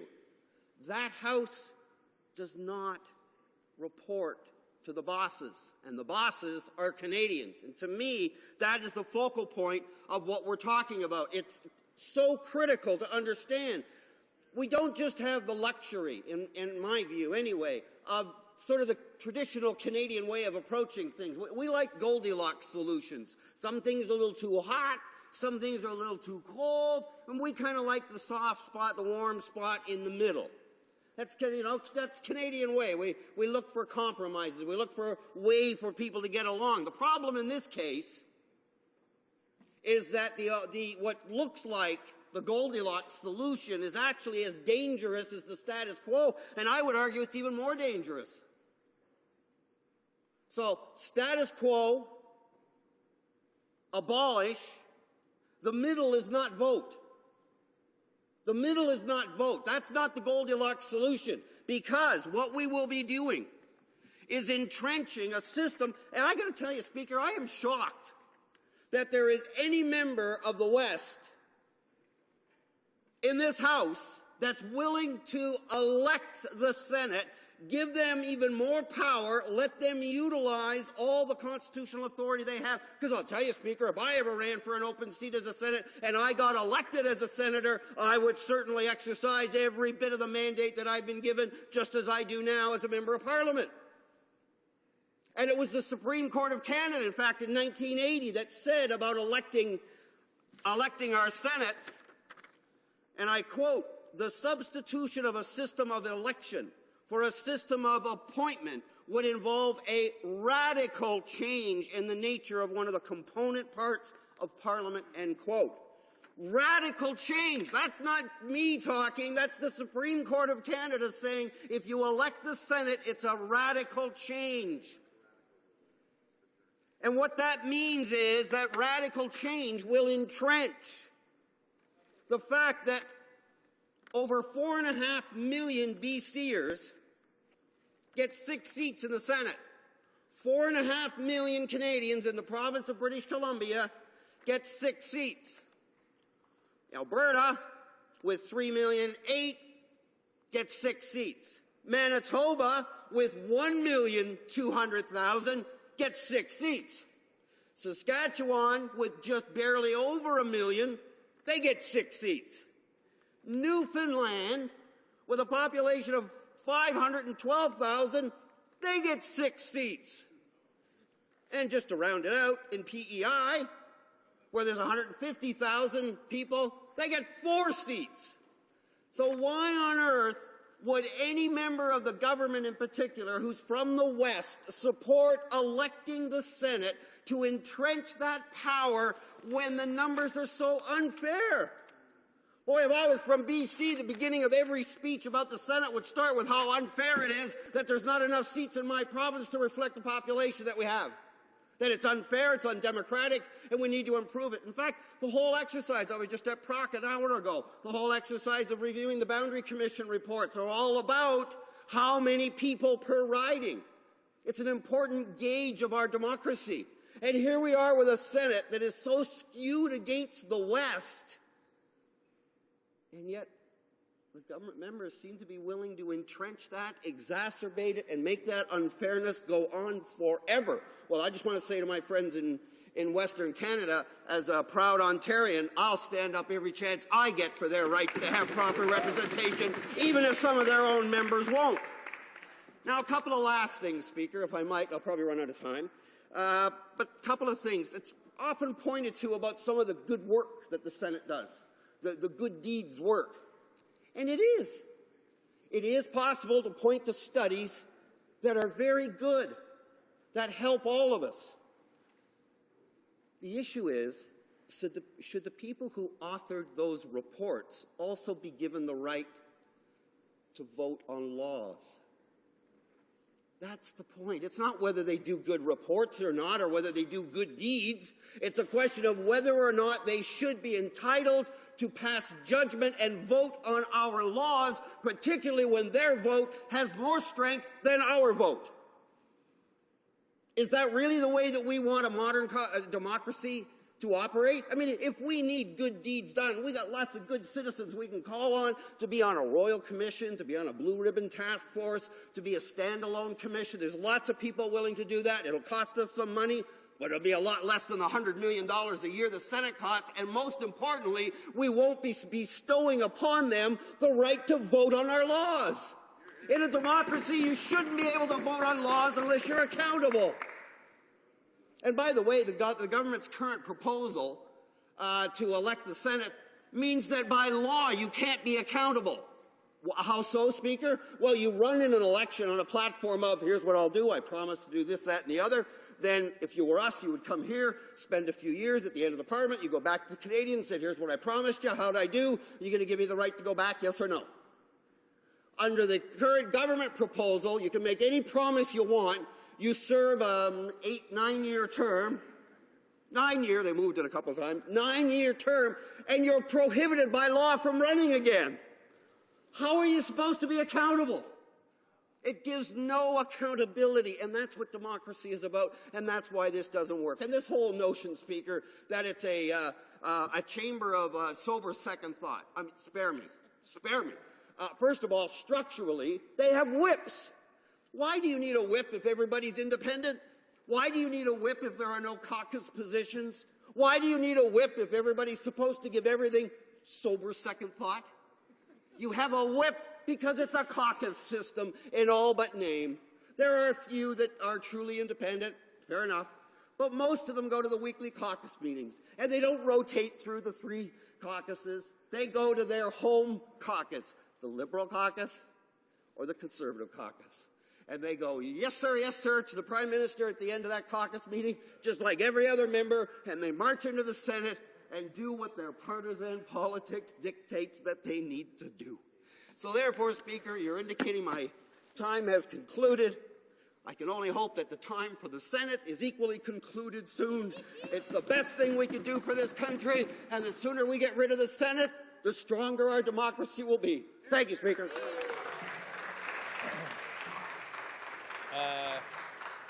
Questions, questions et commentaires dans l'arabe de Questions and comments. The Honourable Member for Cartierville. I apologize. Saint-Laurent, Cartierville. Thank you, Mr. Speaker. Passionate speech. I would like him to answer the question without dodging it. His party is hoping that the rule of 750 will prevail and not unanimity. Is that means that his party is ready to get rid of the Regional Veto Act, first? Second, if Quebec is against, what that means, that will abolish the Senate without the view of Quebec. If it's not the case, if the NDP doesn't want to do that to Quebec, to which province the NDP is willing to abolish the Senate against its own view? Can I have a very clear answer to this question? The Honourable Member for Hamilton Centre. Thank you very much, Mr. Speaker, and I thank the Honourable Member for his question. And the answer is contained in the motion itself that we're debating. The whole point of this is to begin and to initiate a discussion with the provinces because they're equal partners in our Constitution. So before we get into all these kind of academic games that the member wants to get into, let's first of all start with a basic premise that his party wasn't very good at either, and this one doesn't do it all. And that is sit down and ask the provinces their opinion. Ask them what they think and ask them what role they want to play. Let's start with that kind of confederation. Questions and comments. Honourable Member for Lethbridge. Mr. Speaker, is the member suggesting that you can't have sober or independent thought just because there's a caucus? Does that mean that no members of the NDP in this House have sober or second thought because they're a part of a caucus? Our party is allowed to be sober and thoughtful. The Honourable Member for Hamilton Centre. Oh, yes. There are days I dream of being offered this opportunity, but I'm not going to. Listen, the point, Speaker, is not whether or not we individually bring independent notions. Of course, we all do. I say to my member to my colleague through you, yes, we all do in our caucuses. But when you structurally put together a chamber that is supposed to be non-aligned. That's what the sober second thought means. It doesn't matter what the parties have done. It doesn't matter when the next election is. It doesn't matter who's the Prime Minister. What matters is the law in front of me, and do I think it's good or bad? And I submit to you, Speaker, and through you to the Honourable Member, that in that place, that is not what happens in most cases. They have whips, they have party leaders, they attend caucuses, because in large part they follow the partisanship of this place, and the rest of it is a scam. Questions and comments. The Honourable Member for Louis Saint-Laurent. Thank you very much, Mr. Speaker, and I want to thank my excellent colleague from Hamilton for his passionate speech. It's always a pleasure to be able to listen to him talk like he has now, because we see how passionate he is and how motivated he is to change the country for the better. So when we share our time and we're able to work with people like this, we can really go somewhere with this kind of reform. My question today that I'd like to ask him with regard to the Senate is this. well, we often get the answer from the government that says that ultimately their reform proposals with C7 is the best, and that's what we should listen to.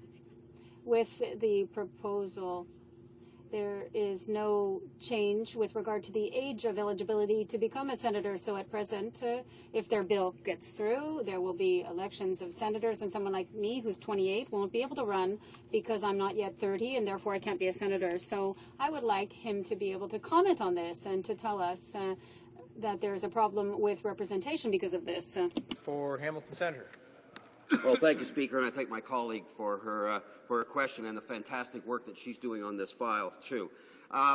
Quite frankly, it's a bad bill the government has in front of the House in terms of reforming the Senate. It's a bad, bad bill. It's made worse by the fact that they didn't even bother to take care of what is clearly unacceptable policy, unacceptable legislation in this country in this year, and that is that there's an age limit, that you can come here as long as you're the age of majority, but you can't go to this other place until you're 30. Completely unacceptable, undemocratic. It points to how little democracy and how little democratic lens the government actually put the bill through. Not only did they not consult with Canadians, they didn't even take into account the basic values, which is if you're old enough to serve in the House of Commons, you ought to be old enough to serve in any other chamber in this country.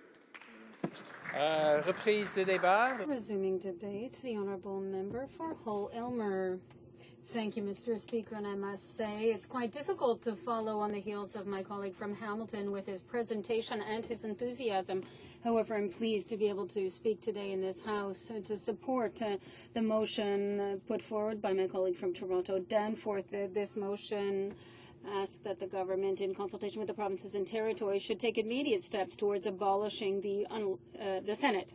The Senate is a costly, outdated, unaccountable institution made up of unelected individuals. Today, Canadians have lost confidence in this institution.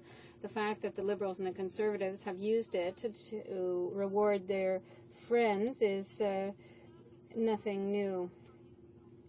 In fact, it's hard to make a difference between senators. From foundation 1867 until 1992, the Senate adopted 99% of the bills that were submitted to it, and in 95% of the cases without any amendments. Things haven't changed much since then, perhaps apart from opposition bills, which rarely get the support of senators. Mr. Speaker, when he was in the opposition, the current Prime Minister had, hand on his heart, sworn that he would clean up the Senate and that he would appoint no senators. 7 years after coming into power, over half of the senators were appointed by the Prime Minister. That is 58 out of 105. Defeated candidates and Conservative Party fundraisers are now sitting in the upper chamber. There are many of them. A good example of this situation is the appointment by the Prime Minister of José Vernel and Larry Smith after being defeated in the 2011 election. Everybody remembers that. Canadians had enough of seeing friends of the party in power benefit from this. They have had enough of paying while the government tables its austerity budget after austerity budget and repeats that the public treasury is empty. Allow me to tell you something, Mr. Speaker. People's belts are so tight that many of them are having trouble making ends meet despite the fact that they're working full time. And that is unacceptable in a country like ours. Ask those people, the ones who get up early each day and work hard, if it's normal for Senator Wallen to rack up travel costs of the order of $350,000. That $350,000 would have paid OAS for 57 seniors for a year. For anyone who's wondering, Ms. Wallen cost taxpayers $1.285 million over the past 3 years. Do you think that Canadians think it's fair for Senator Duffy, who claimed housing fees that he wasn't entitled to have just to apologize and reimburse the amounts to be cleared? No, Mr. Speaker. Canadians are scandalized by that, and we understand them. If someone who's unemployed presents a false application, his benefits are cut off. If a senator does the same thing, he's asked to apologize and to refund the amount. It's a double standard, and Canadians are tired of it. They want to get rid of the double standard.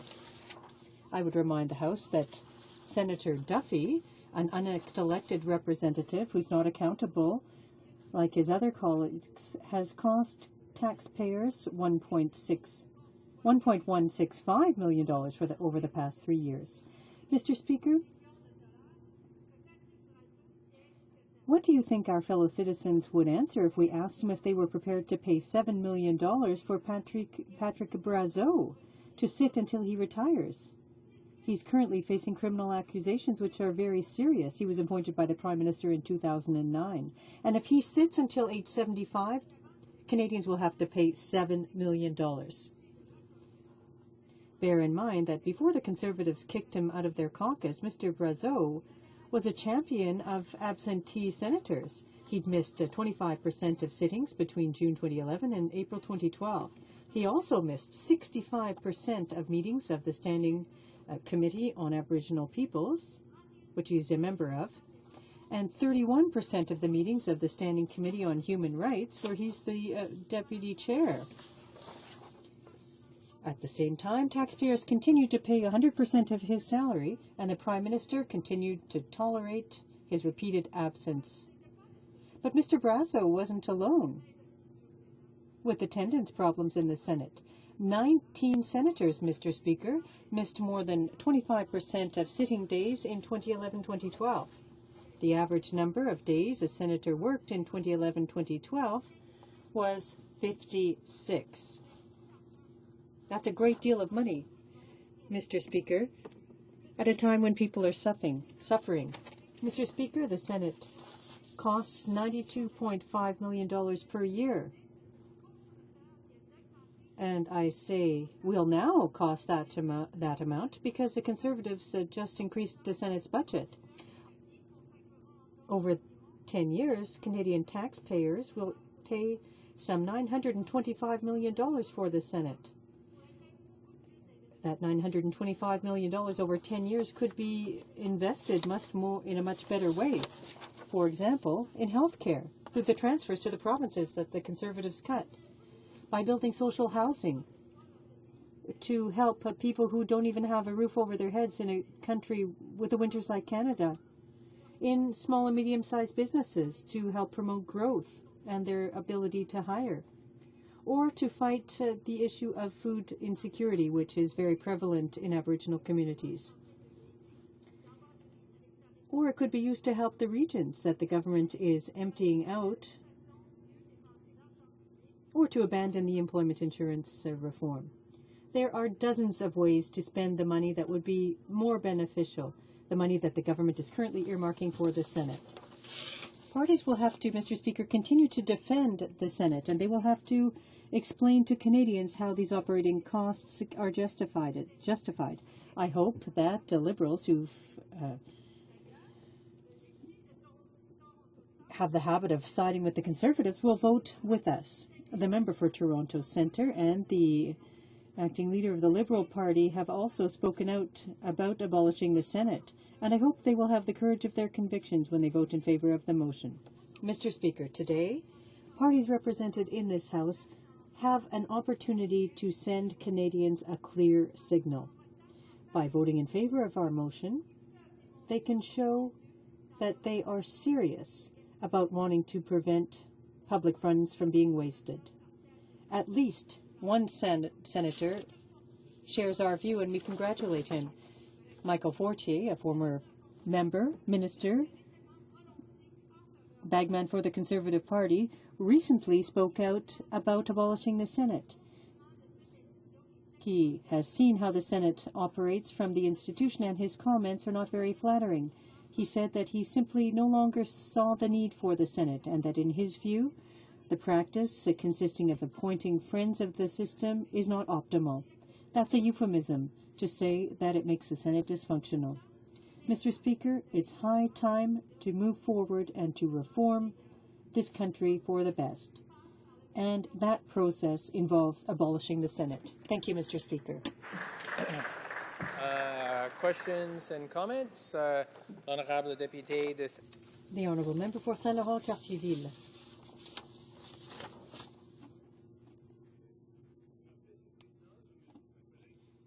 Thank you, Mr. Speaker. I'd like to thank my colleague for her remarks. The member for Toronto Danforth said earlier today that if unanimity was required under the Constitution to abolish the Senate, it would be very difficult, but with the 750, it would be easier. I'd like to ask the honourable member, I'd like a frank answer to that question. Would the NDP accept to abolish the Senate in opposition to the views of Quebec? The honourable member for Hull-Aylmer. Mr. Speaker, it has been very clear in our remarks and in our motion that abolishing the Senate and the discussions would take place in conjunction with the provinces. That is our position, and we are going to continue to maintain that position, contrary to the Conservatives who've had 7 years to undertake discussions with the provinces, which they haven't done, which is something that, in fact, they should do for the benefit of Canadians. In comments, the honourable member for Wellington Halton Hills. Merci, Monsieur le Président. Thank you, Mr. Speaker. I think that the official opposition is playing with constitutional fire here, Mr. Speaker. And I don't think it's a real proposal to abolish the Senate. The Senate is an institution that exists within the Canadian Constitution. The Constitution Act, and it requires a unanimous adoption of motions across 10 provincial legislatures and the Parliament of Canada. And in advance of that, I am certain that the province of Quebec would make their demands made in Meech Lake, make those demands in advance of any abolition proposal. And so we're looking here at an opposition, an official opposition that's proposing to play with constitutional fire, reopen the divisive debates of the 1980s and 1990s, and I don't think that's what any part of the country wants, and I don't think it reflects a responsible proposal from the official opposition. L'honorable député de Hull-Aylmer. The honourable member for Hull-Aylmer. Mr. Speaker, the Conservative solution is simply to send the discussion off to the Supreme Court. Instead of truly opening a debate, to all problems there is a solution, and if discussions were to be undertaken, we might not be in the House discussing the abolition of the Senate. We would be talking about issues that are so important to Canadians, poverty, the economy, generally speaking, and not abolishing the Senate. So delaying the discussion of a problem, that's what it yields to in terms of results. Questions and comments? The honourable member for Pontiac. Well, thank you, Mr. Speaker. And what my colleagues in other parties don't realize is that this is a fundamental issue. It's a fundamental issue of democracy and legitimacy in our parliamentary system. We're talking about millions of dollars. We're talking about a lack of accountability. Something must be done. Now, I don't agree that Quebecers don't see this lack of democracy as a problem. They're very much aware and are as concerned as other Canadians. I'd like to hear my colleague, the member for Hull-Aylmer, on that aspect of democracy. The honourable member for Hull-Aylmer. Well, indeed, Mr. Speaker, what we're seeing at present is not exactly democracy, and that's very unfortunate, because if we were to hold discussions and discuss the real issues, the cost of the Senate and how profitable it is, because many people talk about profitability, etc. Now, as I mentioned in my speech, on average, senators worked in the chamber a certain number of days. I mentioned that in my speech, and I think that contributes to the situation that we're dealing with here. If we wanted to talk about democracy and the well-being of people, it would be by discussing those issues, because that's how you solve a real problem. The honourable member for Lanark, Frontenac, Lennox and Addington will have 10 minutes at this time. Thank you, Mr. Speaker. Mr. Speaker, sometimes people who are performing at a concert will stand up and dedicate a song to somebody. I thought I might dedicate this intervention today to the memory of the Honourable Stan Waters, Canada's first elected senator, and a man who demonstrated that having elected senators is definitely a step up from having a fully appointed Senate, and who demonstrated as well, I think very clearly, that having an elected Senate is superior to having no Senate at all, no sober second thought at all. I wanted to divide my remarks today, Mr. Speaker. I've only got 10 minutes, but I'm going to try to divide them into 3 sections. Number 1, I want to talk about the idea of bicameralism. Number 2, I want to talk about why the reference questions are being presented as they are in such a complex form. Number 3, I want to talk a little bit about the way in which the Supreme Court should be addressing this issue. Let me start with the issue of bicameralism. The New Democratic Party proposes to cause Canada to become a unicameral federation, a federation in which the federal parliament has one house only. This would make us unique among the federations of the world. Australia, our good friends, countries largely modeled on ours, have a bicameral parliament. The United States, the Austrians, the Belgians. We have Germany is also a federation. It has a bicameral parliament. Switzerland has a bicameral parliament. There are some countries that are not federations that also have bicameral assemblies. The point I'm making here is we would be venturing out in a direction that is very, very distinct from the pattern that has been engaged in by other countries. It is very, very distinct from the vision that the Fathers of Confederation had. They spent more time discussing in the 1864 Confederation debates the issue of what to do with the upper chamber than they did on anything else. Very nearly more than they did on everything else put together. It was a widely discussed issue in all of the newspapers at the time.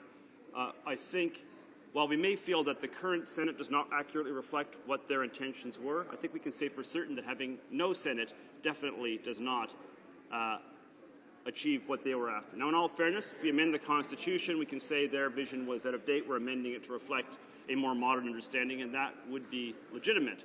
But let's be aware of the fact that this is a major, major departure. All right, that was the first point I wanted to make. The second point, Mr. Speaker, is to talk about the nature of the reference question. Canada has a constitution that is unique in one other respect. We do not have a single amending formula in our Constitution. To amend the Canadian Constitution, depending on the part that is being amended, an amendment can take place by means of a unilateral amendment passed here in the Senate, or a unilateral amendment passed in a single provincial legislature, or it can require an amendment passed both in the provincial legislature and here, or it can involve the approval of 7 provinces with half the population, the famous 750 formula, or, in certain cases, unanimity is required. There are aspects of the Constitution on which it is not clear which amending formula ought to be used. This has been a considerable source of frustration as we try to work our way through the Senate, where it seems likely, although not certain, that more than one amending formula must be used depending on the kind of amendment that is made and on the part of the Senate that is being altered. If, for example, we want to eliminate the requirement that senators must own $4,000 of real estate in the province they represent, can we do that through a unilateral amendment, or is some other amending formula required? If we want to deal with the question of independence of senators, whether they're going to be independent, what formula must we use? If we are going to consider abolishing the Senate, as the Democrats propose, what is required? On that one, we know at the very least it's the 750 formula. It is conceivable that it might be the unanimity formula. And this is the source of several of the questions that are being placed before the Supreme Court in the reference question, or the package of reference questions, as I would describe it. So the questions are broken up dealing with Senate term limits, the Senate appointments consultations, the property qualifications, Senate abolition, and the ones dealing with the Senate abolition, I'll just read to you what it says in the question. Can an amendment to the Constitution of Canada to abolish the Senate be accomplished by the general amending formula set out in Section 38 of the Constitution Act 1982 by one of the following methods? And then 3 different ways of potentially amending the Constitution to abolish the Senate are contemplated. Would any of these work? The attempt here is to determine whether or not we can actually use the 750 formula at all, or whether we have to resort to the unanimity formula. It should be clear that either of these formulae would involve a very considerable amount of work trying to achieve the consent of the provinces. And I think we would find very quickly, in fact, I certainly would find very quickly, that opening up the Constitution in this manner would lead to many requests for other things. It might well lead to requests from the Senate or rather from the provinces, for some form of constitutional amendment and change to the Senate other than abolition. That's certainly a likelihood. But as a starting point, there really is no point in going to the provinces until we know what the legalities are. Does Prince Edward Island hold a veto, as does every other province, if unanimity is required? Or can we achieve agreement if only 3 provinces are holding it and we have provinces representing half the population? We better figure that out before we proceed forward on a particular strategy, and we certainly should not shut down the other options, which might indeed be the kinds of things that the various provincial legislatures would like to see, and indeed the people of Canada would like to see. Last topic, Mr. Speaker, is the issue of how the tools that are available to the Supreme Court as it goes forward in dealing with these questions. This is a subject, Mr. Speaker, when you ask questions like, what does it mean for a senator to be independent? Does that mean that having some form of election process is a compromise? Does it mean that being re-elected, the potential for re-election, compromises their independence? Does having a term that is 8 or 10 years long, one or the other, allow them to be genuinely independent? Well, to determine that, one has to go back and examine what was meant by independence in the minds of those who were discussing what would become the British North America Act when they were debating it in the 1860s.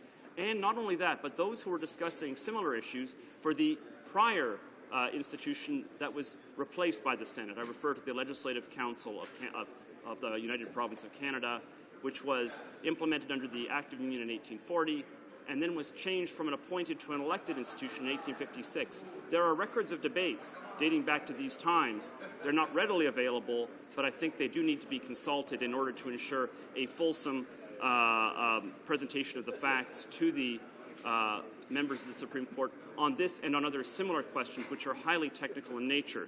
Now, I mention all of this, Mr. Speaker, because of the fact that I am involved in an effort to try and take many of these documents, many of which are available only in limited numbers, frequently in documentary form, in various archives, to take them, scan them, make them available, and put them online through a website that will be called originaldocuments.ca. Our intention is to have as close to an exhaustive compilation of these documents as possible in time for the Supreme Court's hearings, in order to enable both those who are advocating on either side of each of the questions that is involved, and also those who are going to ultimately be ruling on these questions.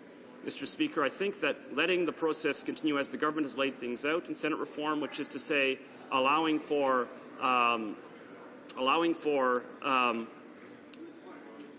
the Supreme Court to consider these options, to provide thoughtful, thorough responses to these questions, as it did on a previous ruling that dealt with Senate reform about 30 or 32 years ago, that will allow for us to move forward in whatever direction seems best to the people and the provinces of Canada. I think that is preferable to moving in the direction that the NDP is proposing today through this motion. Thank you very much. The order.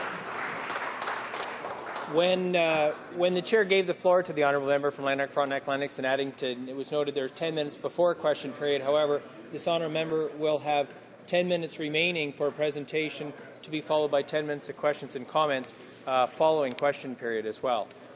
Statements by members. The honourable member for Edmonton St. Albert. Thank you, Mr. Speaker. Mr. Speaker, Private Members Bill C-461, the CBC and Public Service Disclosure and Transparency Act, will correct a well-documented deficiency in the Access to Information Act, which allowed the CBC to refuse to disclose documents if, in its discretion, it believed the documents affected its creative, journalistic, or programming activities. Mr. Speaker, this blanket exclusion is to be replaced with a discretionary, injury-based exemption.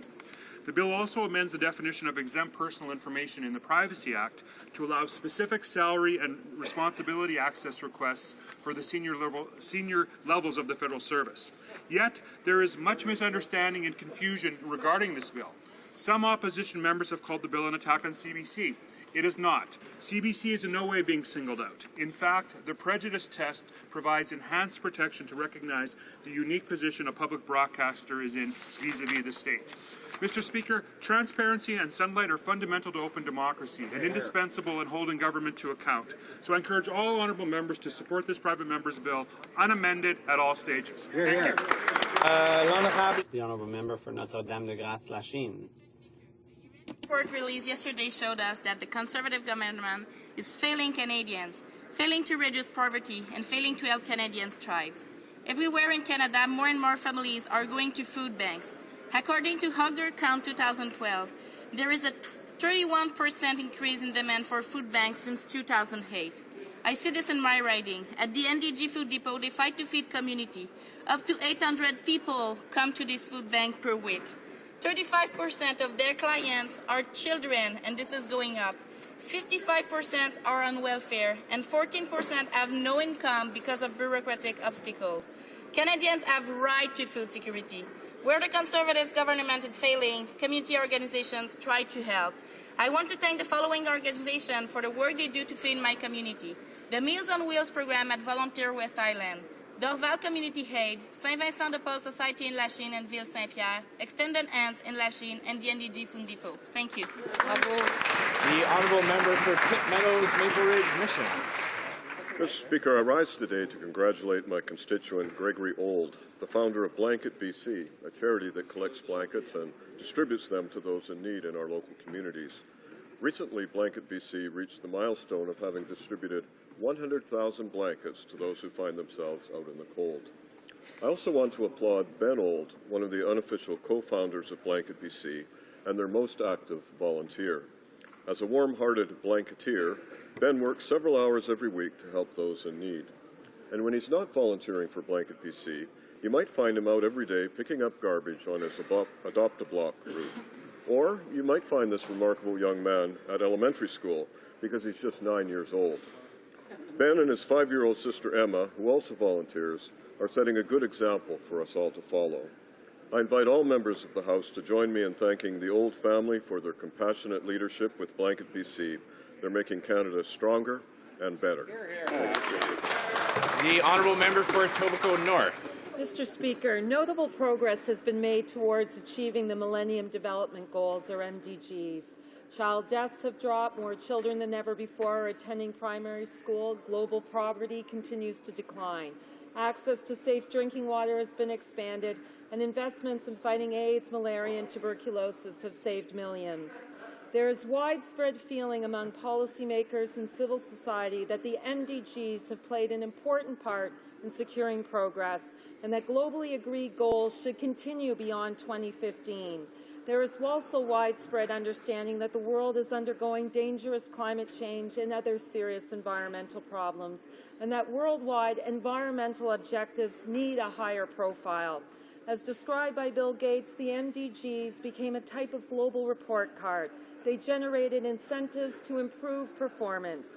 Canada must play a role in supporting ambitious, globally shared economic, environmental, and social goals beyond 2015. The honourable member for Oxford. Mr. Speaker, I'm pleased to rise today to highlight an event that took place in my riding of Oxford last month, Bowl for Kids' Sake. This event was organized by Big Brothers Big Sisters Woodstock in support of their youth mentorship program. This 3-day event brought together various companies and individuals from across our community and saw 68 teams dressed up in costumes from their favorite decade. The goal this year was to raise $40,000, and Mr. Speaker, I'm happy to announce they have reached their goal.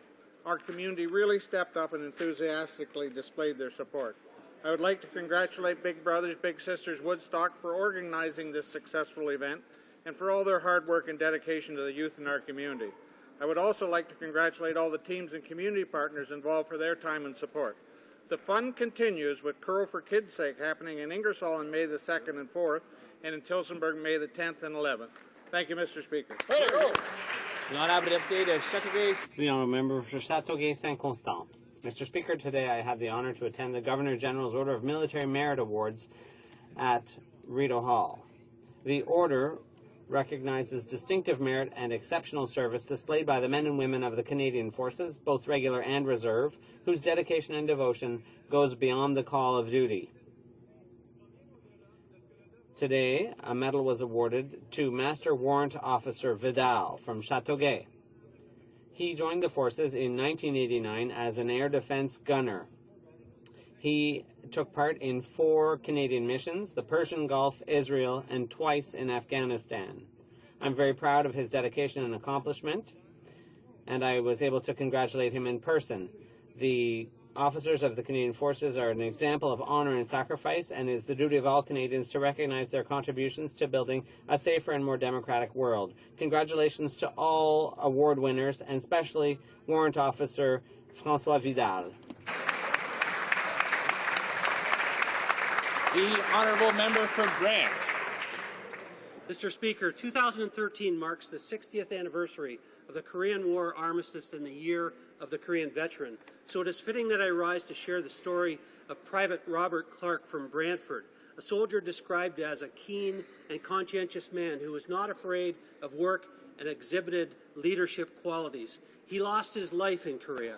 Ben Clark, his brother, recently learned a great deal about Robert, and so when a friend visited South Korea, Ben asked him to take a picture of his brother's gravesite.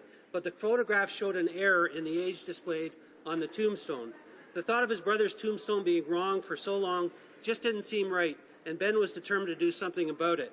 Thankfully, working with my staff, the tombstone has been corrected, and a small piece of justice for the memory of Private Clark has been achieved. Mr. Speaker, across Canada, there are untold stories to be heard, fleeting memories to preserve, and opportunities to pay tribute.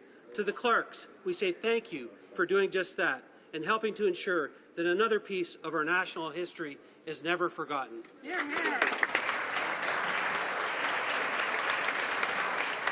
The honourable member for Palliser.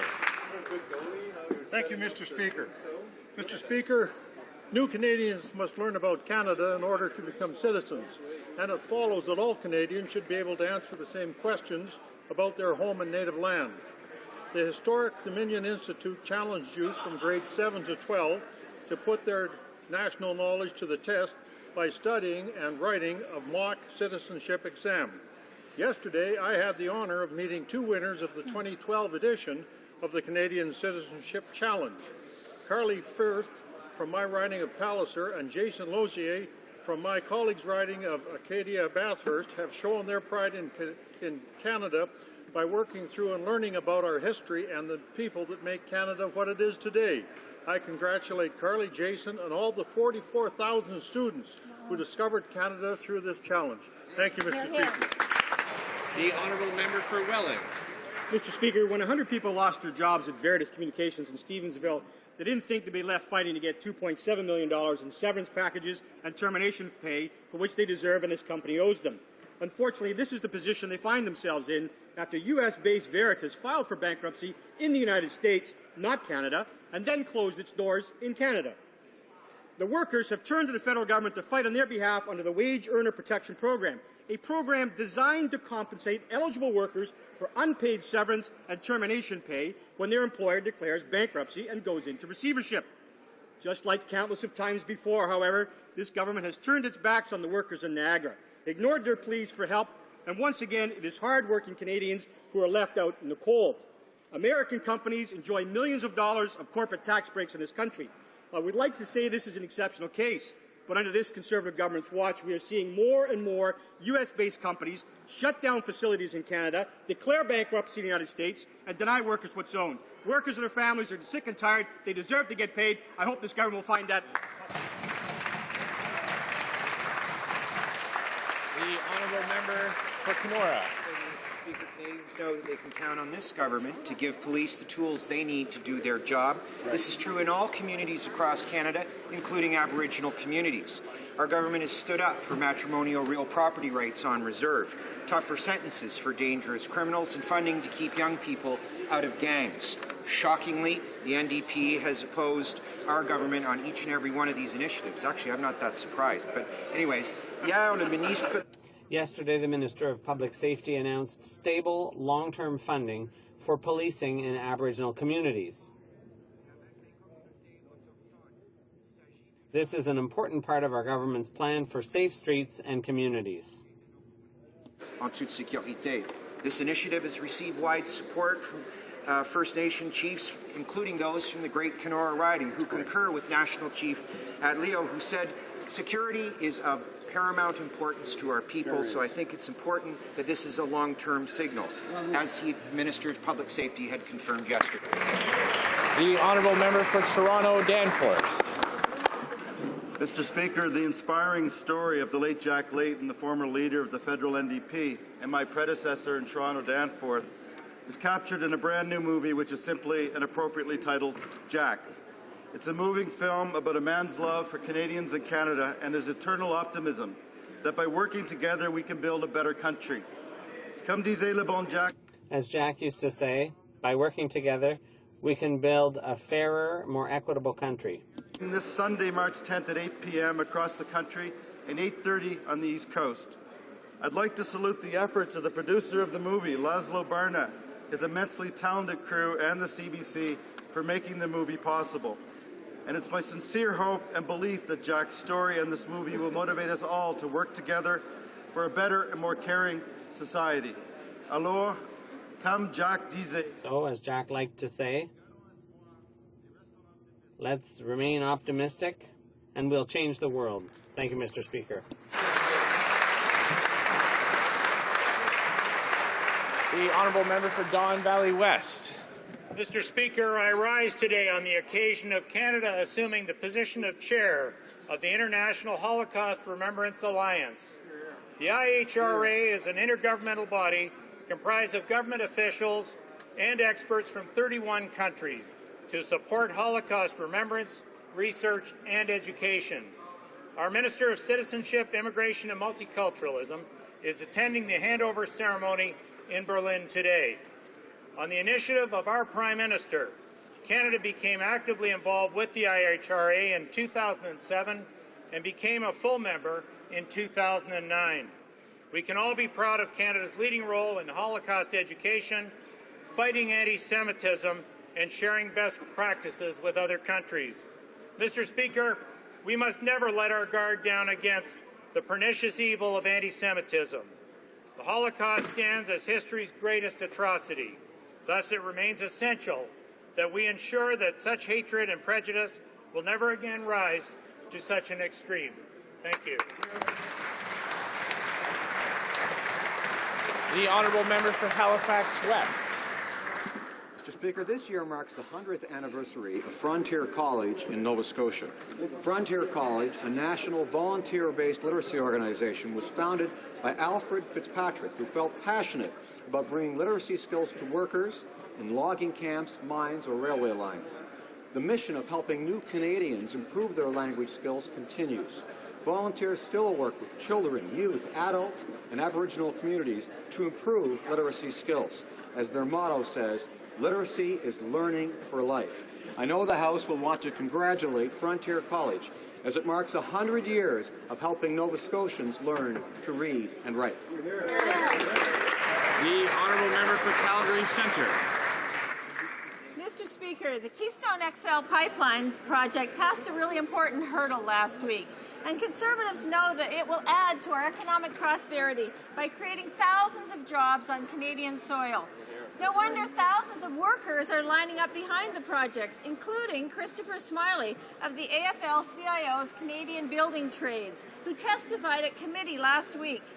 Calgarians certainly know, and I have constituents waiting, sitting unemployed, for this project to be given the green light. So why don't the NDP get it? The NDP pretend to stand up for Canadian workers and families, but really they're branding this entire sector a disease. They're risking thousands of jobs and unbelievably fighting against this job-creating project. The NDP has turned their backs on Canadians and their families. To the Canadian workers who count on Canada's resource sector for their livelihood, we say, workers unite behind the Conservative government to build Canada, create jobs, and ensure long-term prosperity. Honourable Member for Rivière-du-Nord. Mr. Speaker, we knew the Conservatives were hassling the unemployed with home visits and that they were even questioning the birth date of new mothers. But now we learn that they're teaching their employees to spy on Canadians without jobs. What's next? EI forms with hidden cameras, GPS bracelets to track the unemployed? Instead of investing in job creation or in training, the Conservatives have created their own mini CIA to track the unemployed. But workers are sick and tired of being treated like criminals and fraudsters. And bandits like Arthur Porter are rewarded by the Conservatives at the same time. Workers know that the only party defending their interests is the NDP. And the Conservatives will have some explaining to do at the next election. To paraphrase Vigneault, you reap what you sow.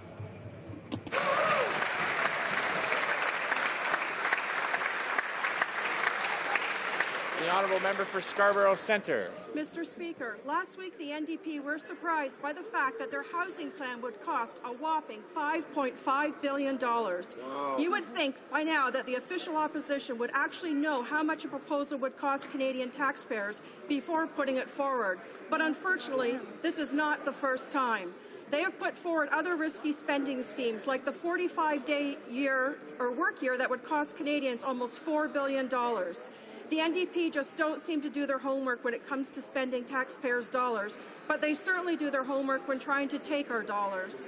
In their last platform, written in black and white, they proposed a carbon tax that would generate revenues of over $20 billion. Wow. Canadians do not want a carbon tax that would raise the cost and everything they need to support their families, and they certainly do not want risky spending schemes in a time of economic uncertainty. That's why Conservatives will continue to oppose risky spending and the NDP's $20 billion carbon tax. Oral questions. Questions orales. The Honourable Leader of the Opposition.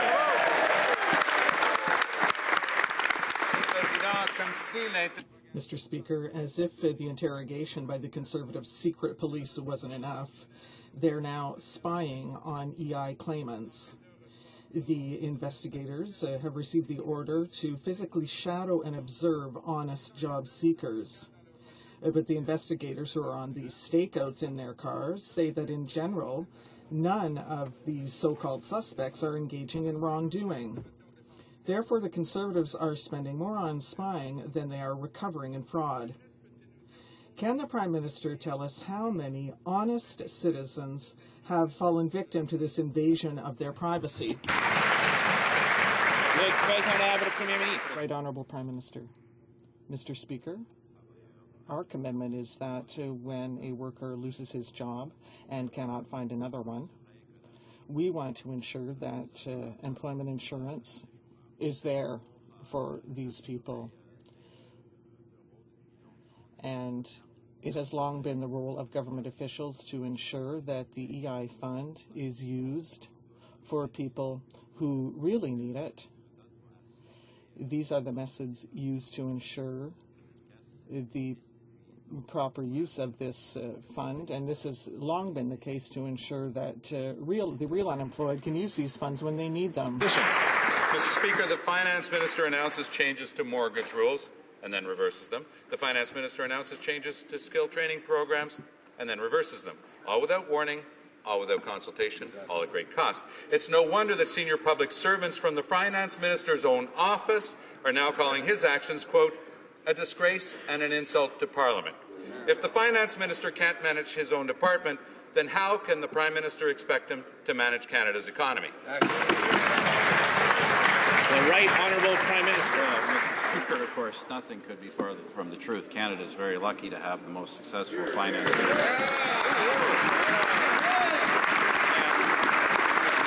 course, that's been recognized. That's been recognized by experts in this field around the world, and is backed by the performance of the Canadian economy. In spite of the tremendous difficulties that continue to exist, the global uncertainty, the Canadian economy has managed to create 900,000 net new jobs since the end of the recession, and that is due in no small measure to the good efforts of the minister. The Honourable Leader of the Opposition. The Finance Minister lobbied the CRTC on behalf of a Conservative donor, a grave breach of ethics. Now officials from his own department are calling him gravely incompetent as well. When a minister under Brian Mulroney phoned a judge, he was dropped from cabinet. When a minister under Jean Chrétien lobbied the CRTC, he was dropped from cabinet. When the Prime Minister's own Aboriginal Affairs Minister recently wrote a letter to tax court, he was dropped from cabinet. Why is the Prime Minister blind to his Finance Minister's repeated and inexcusable failures? And why don't the rules of Parliament apply to him? The Right Honourable Prime Minister. Well, of course, Mr. Speaker, the real question is why the NDP and its leader are blind not just to the achievements of the Minister of Finance, but to the superior performance of the Canadian economy. Mr. Speaker, the Canadian economy is part of a global economy that continues to have significant challenges, but we are very fortunate to live in this country and very fortunate to have the firm and steady direction that's been given by the Minister of Finance over this year.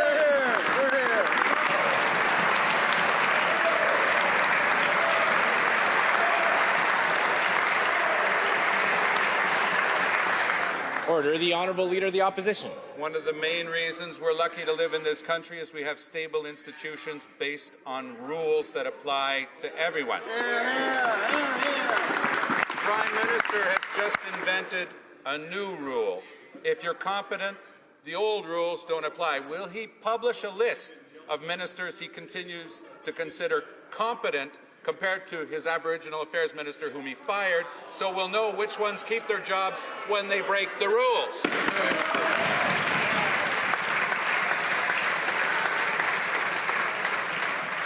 The Right Honourable Prime Minister. Mr. Speaker, let me use this opportunity to thank the former Minister of Aboriginal Affairs.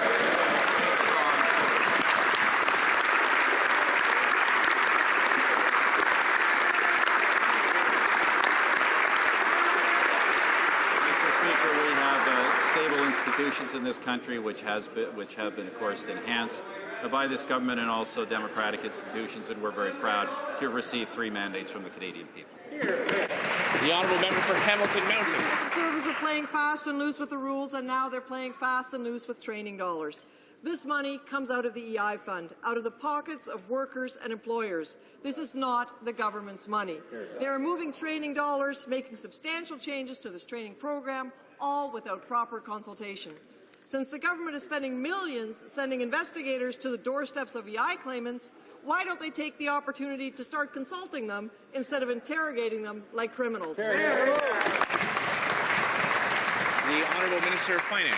Mr. Speaker, our government is consulting with Canadians from coast to coast and coast in preparation of the Economic Action Plan 2013, the budget, which will include positive initiatives to create jobs, growth, and long-term prosperity, and I won't speculate on the contents of the budget other than that. The Honourable Member for Toronto Centre. Thank you, Mr. Speaker. 2 former officials of the Minister of Finance's department have criticized deeply the pattern of secrecy and the abuse of Parliament by the government, Mr. Speaker. But the question now is, now that the cat is out of the bag, with respect to the $2 billion program which the government is intending to recapture and take away from the provinces, does the Prime Minister not agree that it is time now to consult, not broadly simply and say we're consulting with all Canadians at all times? Sit down with the provinces and talk about this program before you suddenly announce it and spring it on the people of Canada.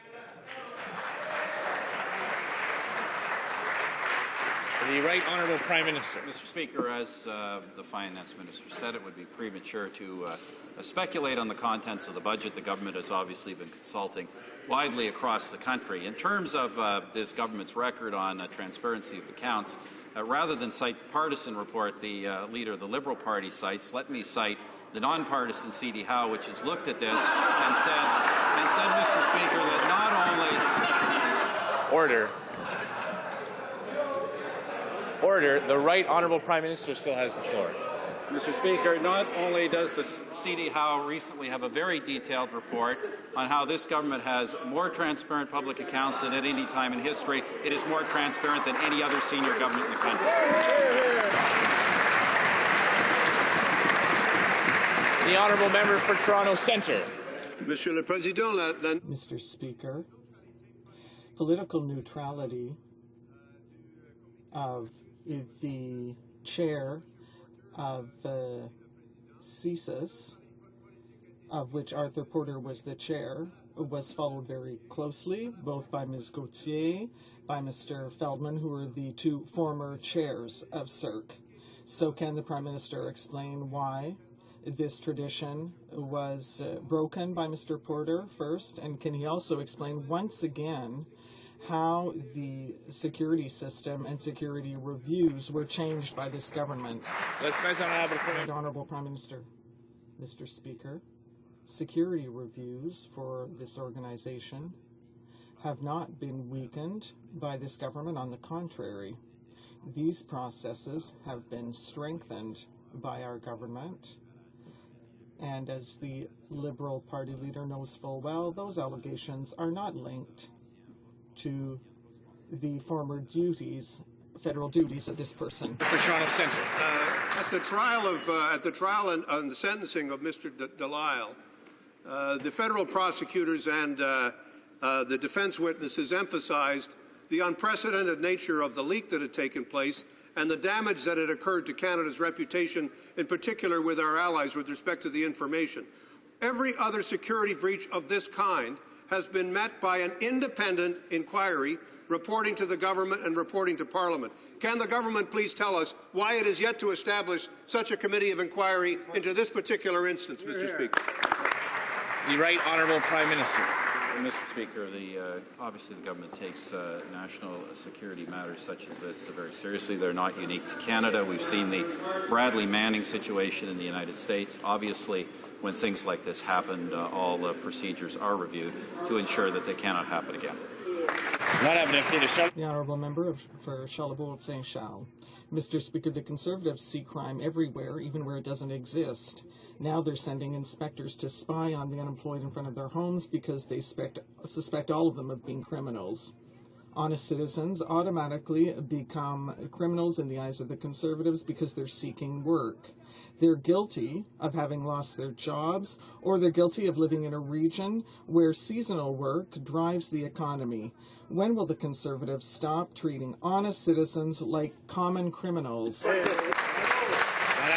The Honourable Minister of Human Resources.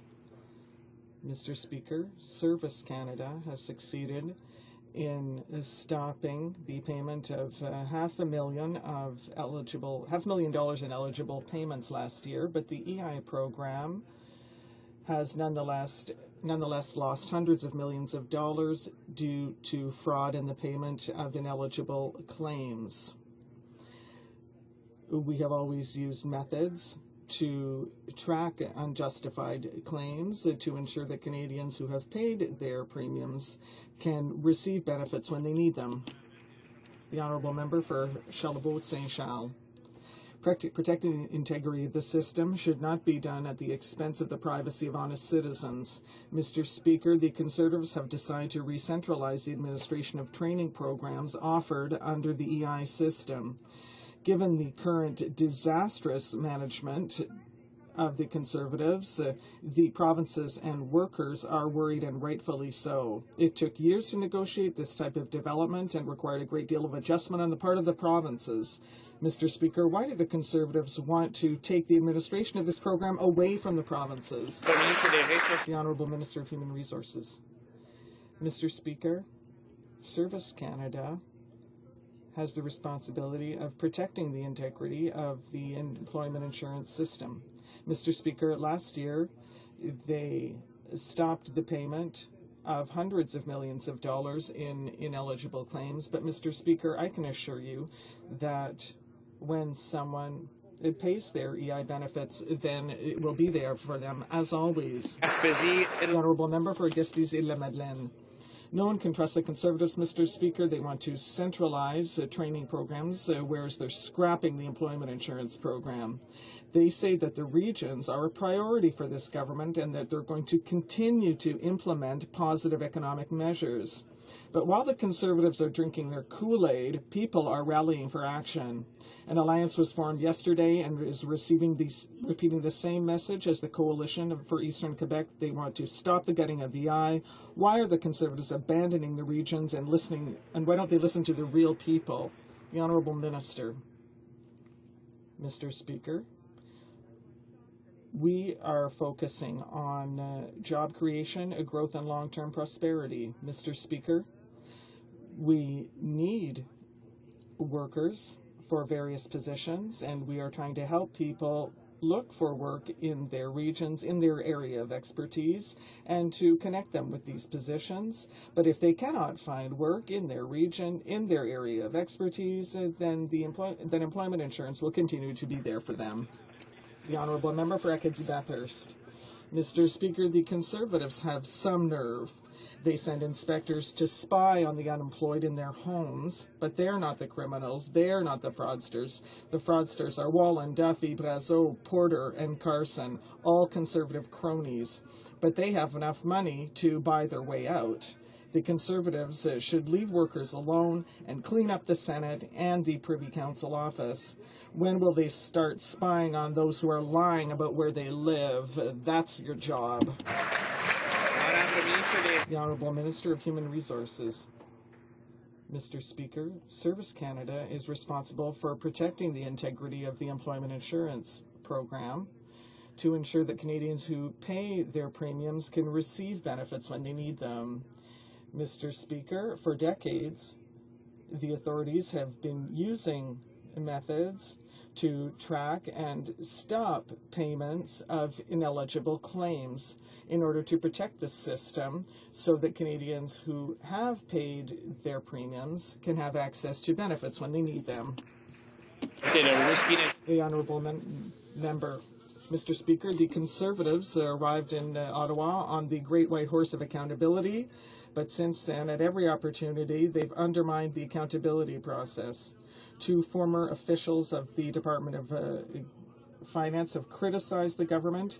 They say that the Conservatives have intentionally kept the parliamentarians in the dark and undermined the Access to Information Act. They've done everything to hide data. As we look to the next budget, can the minister promise that he will reveal all pertinent data instead of trying once again to hide information? Honourable Minister of Finance. Honourable Member references is a partisan report by Liberals.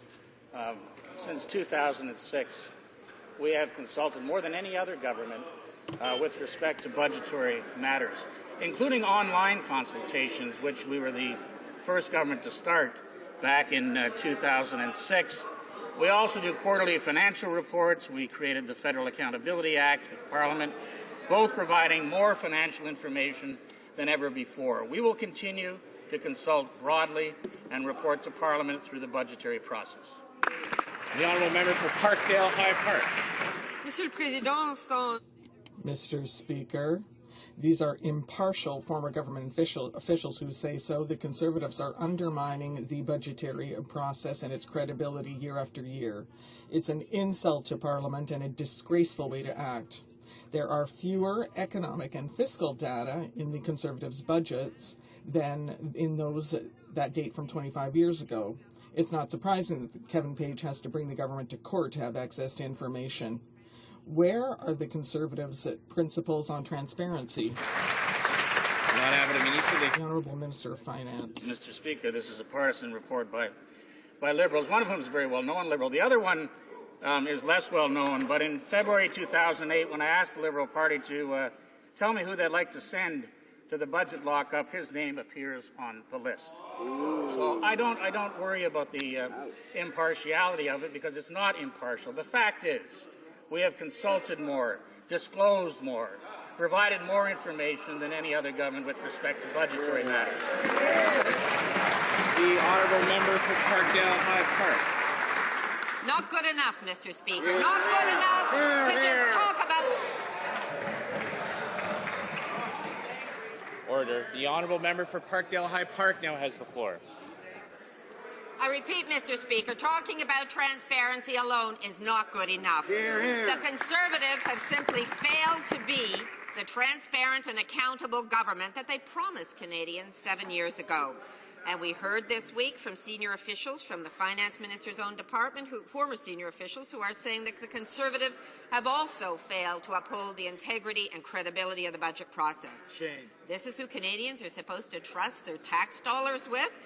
When will Conservatives stop hiding behind empty promises and start actually listening to Canadians? Hear, hear. The Honourable Minister of Finance. Well, I'm sorry to disappoint the member opposite. I will try to do better, Mr. Speaker. The report is by partisan Liberals who used to work, I guess, before my time at the Department of Finance. The nonpartisan C.D. Howe Institute did provide a detailed report showing that our government has been the most transparent government in Canada.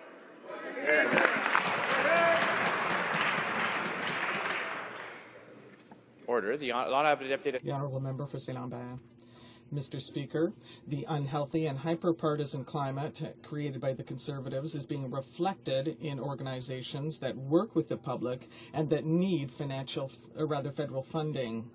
The test created by a literacy group in Saskatchewan associates the conjugation of the verbs vote and elect with the Conservative Party.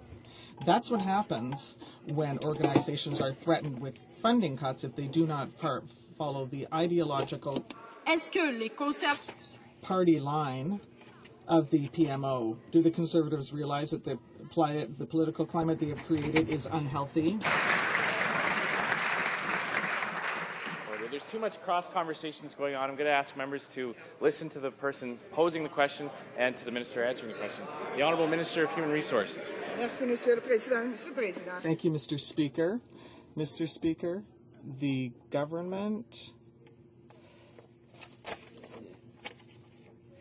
does not condone the tactics used by this organization. Our government is resolved to ensure that Canadians have the essential skills they need to succeed on the labour market. The Honourable Member for Newton North Delta. Maybe the Conservatives should give senators a literacy test, since they're the ones who can't seem to read the rules. Mr. Speaker, we're not suggesting that the minister wrote the test herself. The point is, she doesn't have to. Grant recipients are so scared of being cut off, they feel the need to kiss the ring just to keep their funding, even so far as to rewrite history to align with the Conservative fiction. When will the Conservatives take responsibility for the environment of fear they have created in our communities? The Honourable Minister of Human Resources. Well, Mr. Speaker, the government does not design or approve the content of the learning materials that are used by this organization. It's quite clear our government is committed to ensuring that Canadians have the essential skills that they need to succeed in the workplace. And I'd invite the NDP to join us in supporting our efforts to help create jobs, to help create economic growth, and to create long-term prosperity. The Honourable Member for Westmount Ville-Marie. Mr. Speaker, for 2.5 years now, the government has shown monumental incompetence on the F-35 file. It would be funny if it wasn't so tragic. Mr. Speaker, billions of dollars of taxpayers' money are at risk. Important industrial benefits for the aerospace sector are at risk as well. And, Mr. Speaker, now we're hearing that replacement of the CF-18 will be delayed. Who's in charge here, Mr. Speaker? The Honourable Parliamentary Secretary to the Minister of Public Works. Thank you, Mr. Speaker. The National Fighter Jet Procurement. Order. The Parliamentary Secretary has the floor. Thank you, Mr. Speaker. The National Fighter Jet Procurement Secretariat is evaluating all the options to replace the CF-18s. Thank you, Mr. Speaker. The Honourable Member. Speaker, the CF-18 replacement program is on track to becoming the greatest fiscal procurement fiasco by this government if it isn't overtaken by the new ship program. Now we're hearing about upgrades and extensions to the CF-18 after being told we needed the F-35 really urgently. And what's the new solution? It's to hit the reset button. Well, here's my advice to the Prime Minister. It's not the reset button that needs to be pressed. It's the eject button on a couple of these ministers.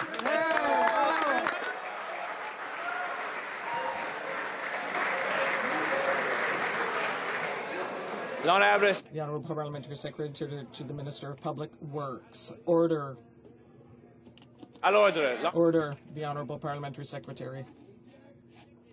Mr. Speaker, the options analysis is focusing on an array of choices and a reset of what was done before.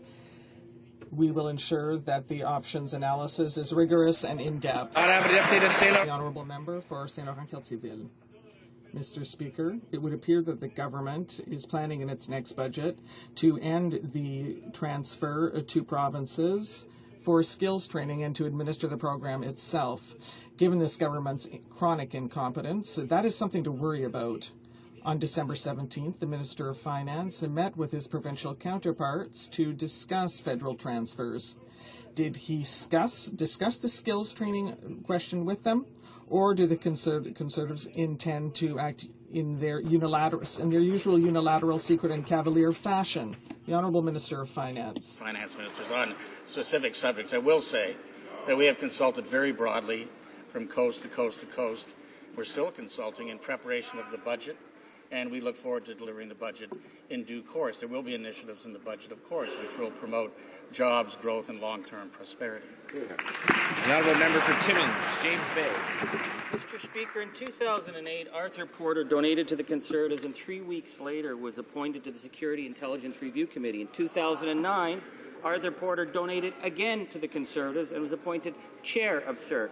Then as chair of CERC, he donated to the Conservatives again. Now, most of these donations were in clear violation of CERC's rules and guidelines. So does the government believe it was appropriate for the Conservative Party to take this money? And what steps will they take to clean up the abuse of their patronage system? The Honourable Parliamentary Secretary to the Minister of Transport.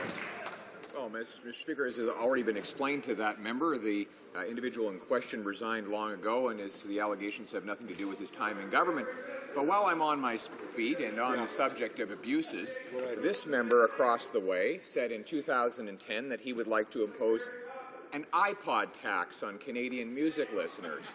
This is the same member of Parliament who now denies it, but he denied that he was in favour of the long gun registry in order to get elected. Do you think the Timmins, James Bay constituents can trust him this time?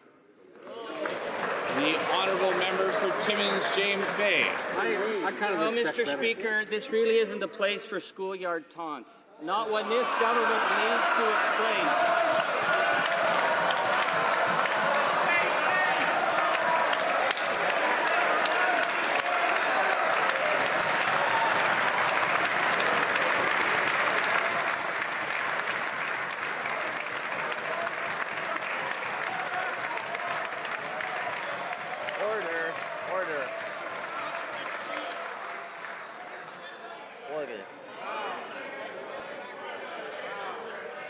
Order. I've asked members previously to hold off on their replies until the members are finished asking the question or ministers finish answering the questions. We're losing a lot of time here. The Honourable Member for Order. The Honourable Member for Timmins, James Bay has the floor. Well, Mr. Speaker, it's unfortunate that they believe it's recess when they need to explain why a man who's facing an international warrant for money laundering was personally chosen by the Prime Minister to oversee Canada's spy agents. Why this Prime Minister personally chose a convicted fraud artist, Bruce Carson, into his inner circle, and explain why this Prime Minister's appointees, Wallen, Brazo, and Duffy, continue to thumb their nose at the taxpayer. This is about this Prime Minister's judgment. When will they come clean and clean up the patronage system that this Prime Minister has put in place?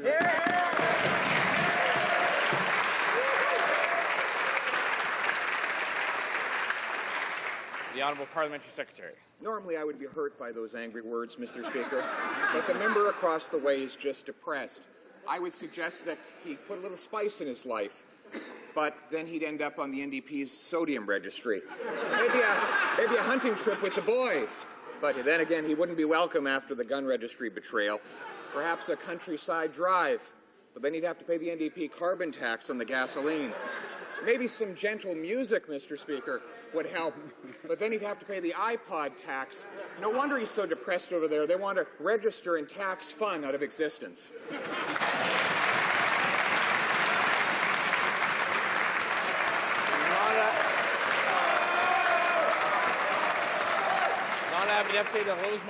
The honourable member for Rosemont, La Petite Patrie.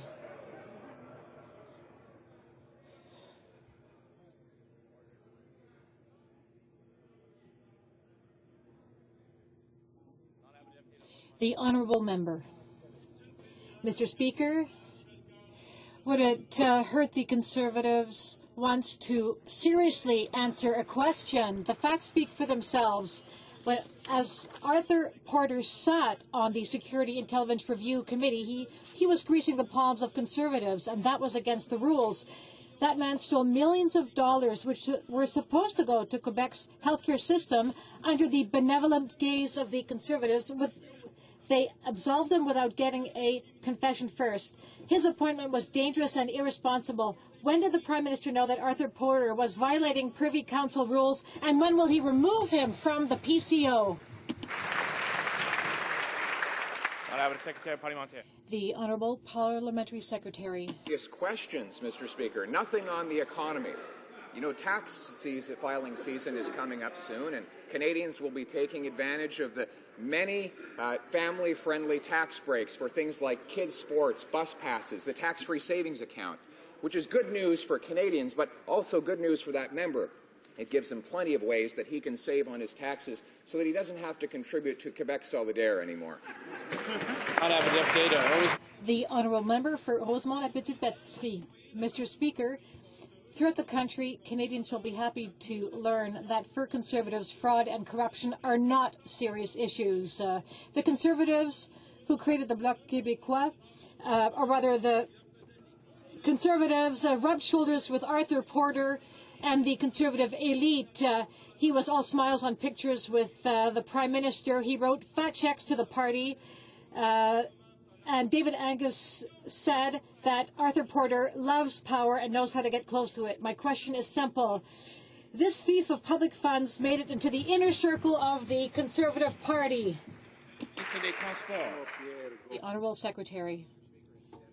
Asking questions about someone who resigned a long time ago and whose actions had nothing to do with his role in the government, Mr. Speaker, that member should start to answer questions about his own political decisions. When he donated 29 times to the separatist Quebec Solidaire, he made himself sort of a leader for that wing of his own party. But it seems that some of his members have been separating from him and joining the Bloc Québécois. I wonder how he's going to move forward in a spirit of solidarity forever to keep him and his separatist friends together. The honourable member for York Centre. Thank you, Speaker. Constituents from my riding have brought to my attention the latest propagandist newsletter issued by the radical Canadian Union of Postal Workers to its members. This radical political pamphlet outlines Fredericton local member Ruth Bean's trip to Israel using public funds, while at the same time accusing Canada of committing war crimes through its support for Israel. Could the minister responsible for Canada Post comment on Cup W's latest trip using public funds? The Honourable Minister of State for Transport. Thank you, Mr. Speaker, and I'd like to thank the member for this question. What the member has raised is awful. Using public funds for radical political trips is wrong. Cup W should apologize for this misuse of public funds and its anti-Israeli rhetoric. I wonder, will the leader of the opposition continue to support his big union bosses and their radical political views, or will he stand with taxpayers and demand an apology for the use of these public funds and to the state of Israel? The honourable member for Western Arctic. Mr. Speaker, documents have revealed that Conservative mismanagement is now forcing Canada's military to scale back plans in the Arctic. The air base at Resolute Bay is shelved. The promised Navy port is nothing more than an unheated shed. and the Navy's Arctic patrol ships are delayed till at least 2018. When will the Conservative realize that Arctic sovereignty comes from working with other Arctic nations and listening to Northerners? Don't they understand that high-priced photo ops for the Prime Minister does nothing to help Arctic communities? The Honourable Minister of National Defence. Well, Mr. Speaker, as the member would know, Canada's North and our efforts to augment security in the Arctic remain central to the Government of Canada's efforts through our years in government. Mr. Speaker, the Northern Strategy remains central. The increase in Canada's presence and sovereignty in the Arctic is apparent. The Canadian Army will continue to conduct training exercises that are ongoing now, Mr. Speaker, and the opposition, including this member, have been critical of these efforts throughout all of the time that we put into infrastructure, into new equipment, into exercises that augment Canada's sovereignty and security, Mr. Speaker. Honourable Member for St. John's East. Mr. Speaker, the Conservatives are clearly flying blind on the cuts they're making at the Department of National Defence. Army Commander General Peter Devlin wrote in January in a document outlining cuts that, quote, the uncertainty created by anticipated additional resort reductions has yet to be factored in. So it'll get worse. Everything seems to be open to cuts, from the reserves, civilian staff, to the capacity of the Canadian Forces to carry out domestic operations, including the Arctic. When will the Conservatives finally come clean on how cuts will affect military communities and families and the readiness of the Canadian Forces? The Honourable Minister of National Defence. Well, Mr. Speaker, that's rich coming from this member and his party, who have continually opposed all of the investments, the augmentation that we have made for the Canadian Forces. And, Mr. Speaker, to be clear, the budget of the Canadian Forces, including the Army, have significantly increased since 2006. In fact, last year, the Army's annual budget was $500 million more than it was in 2006. After years of unprecedented growth, of course, we are realigning, Mr. Speaker, with the end of the combat mission in Afghanistan. We have seen the civilian workforce that was backfilling positions held by reserve and regular members now being brought back to a regular tempo, Mr. Speaker. We'll continue to invest. The Honourable Member for Abitibi-Témiscamingue. Mr. Speaker, after having completely botched the process to replace the CF-18s, the Conservatives are realizing that they might have to extend the lifespan of our fighter jets beyond 2023. That's funny. When the Conservatives wanted the F-35s, it was completely impossible to maintain our CF-18s because this would cost a fortune, is what all the experts said. But now that everything is going badly in this file, it seems that it is possible to keep operating our CF-18s until after 2020. At the end of the day, who will pay for the incompetence of the Conservatives? The Honourable Parliamentary Secretary. Thank you, Mr. Speaker. The National Fighter Procurement Office is studying all options to replace the CF-18s. Well, Mr. Speaker, they wired the statement of requirements to the F-35. They challenged the patriotism of anyone who dared question the need for them. But now they are talking about extending the life of the CF-18, even though the former Chief of Air Staff said the F-18 couldn't go beyond 2020. So who are we to believe, Mr. Speaker? The Minister of Defence, when he was allowed to talk about military procurement, the Minister for Public Works, the former Chief of the Air Staff. When are we going to get in place a process that Canadians can trust, Mr. Speaker? The Honourable Parliamentary Secretary, the Minister of Public Works. Thank you, Mr. Speaker. The options analysis will not be limited by operational requirements. The analysis will be rigorous and in-depth. Thank you, Mr. Speaker. For Vancouver Centre. Mr. Speaker, yesterday the Minister of Health misled Canadians about the Eat Well campaign when she said, quote, our government wants Canadians to make healthier choices and provide leadership on nutrition. What choices? What leadership?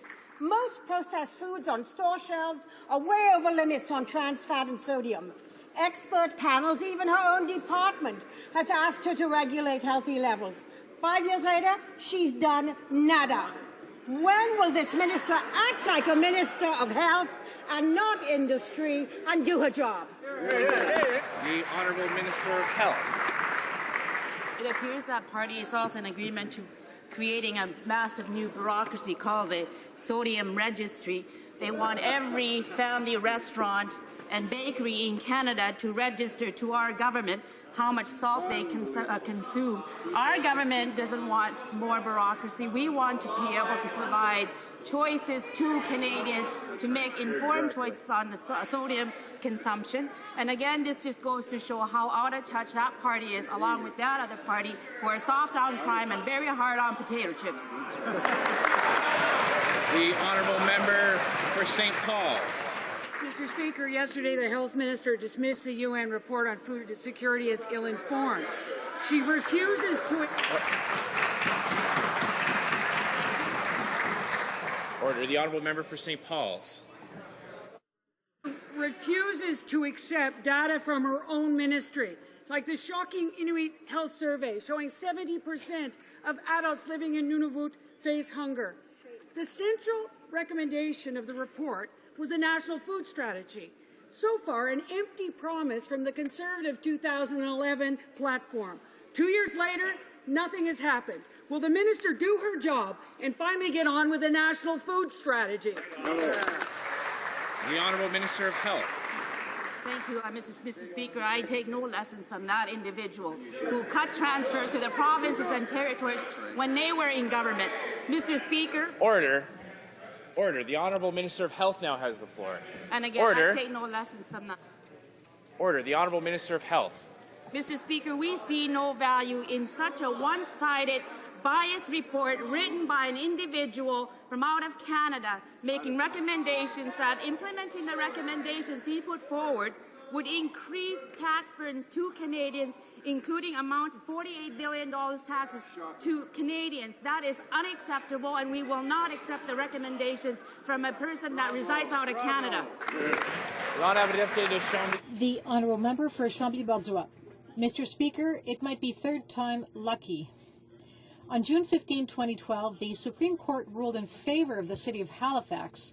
The court said that the federal government has undervalued historical sites, so it must compensate municipalities for a loss in tax revenues. The assessment of Fort Chambly, which was carried out by the federal government, was 5 times lower than the one done by the city, and that's a $500,000 a year shortfall in revenues for the town of Chambly.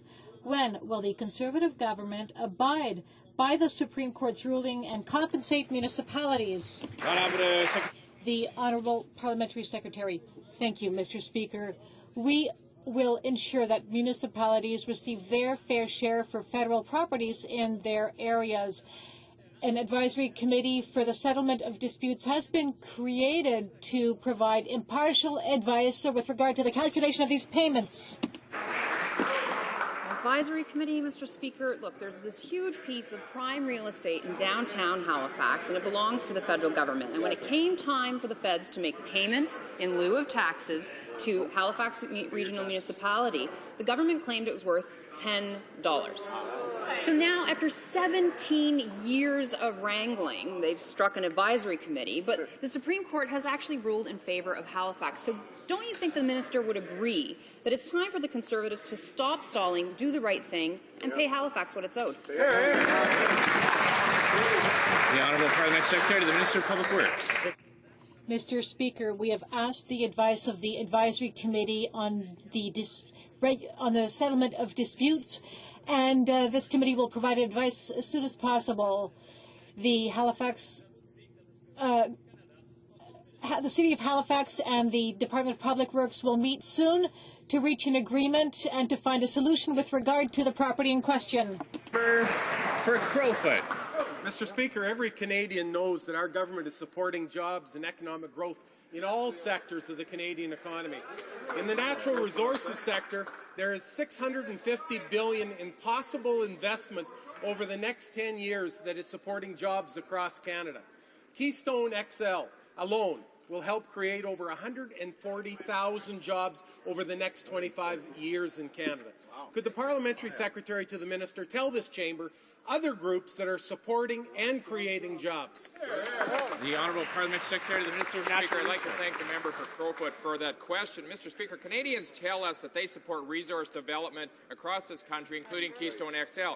I can tell you that hundreds of thousands of workers from the Labourers International Union, Canadian Piping Trades, Canadian Building Trades, the Christian Labour Organization are all fighting to get Keystone XL approved and to create those Canadian jobs. And what's the NDP's response? They go to Washington to advocate against these jobs. They call these jobs a disease. They insult resource-based communities that depend on these jobs. Mr. Speaker, Canadian workers cannot count on the NDP to support their jobs. Our government will be there to support jobs and economic growth in every sector of this. The honourable member for Sydney, Victoria. Mr. Speaker, Canadians are well aware of the Conservative cuts to our foreign aid.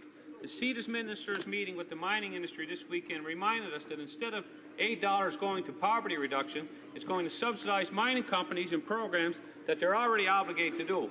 Canadian mining companies are world leaders, but they're there to mine, not to deliver aid. For that, we have excellent NGOs. Why are the Conservatives contracting out our international aid obligations? The Honourable Minister of International Cooperation. Mr. Speaker, let me be clear. CETA does not subsidize mining companies or NGOs for that matter. CETA is an outcomes-driven agency, and we use all legitimate vehicles, including the private sector, to help bring those most in need out of poverty. Mr. Speaker, Canadians deserve no less, and that's exactly what we're doing. The honourable member.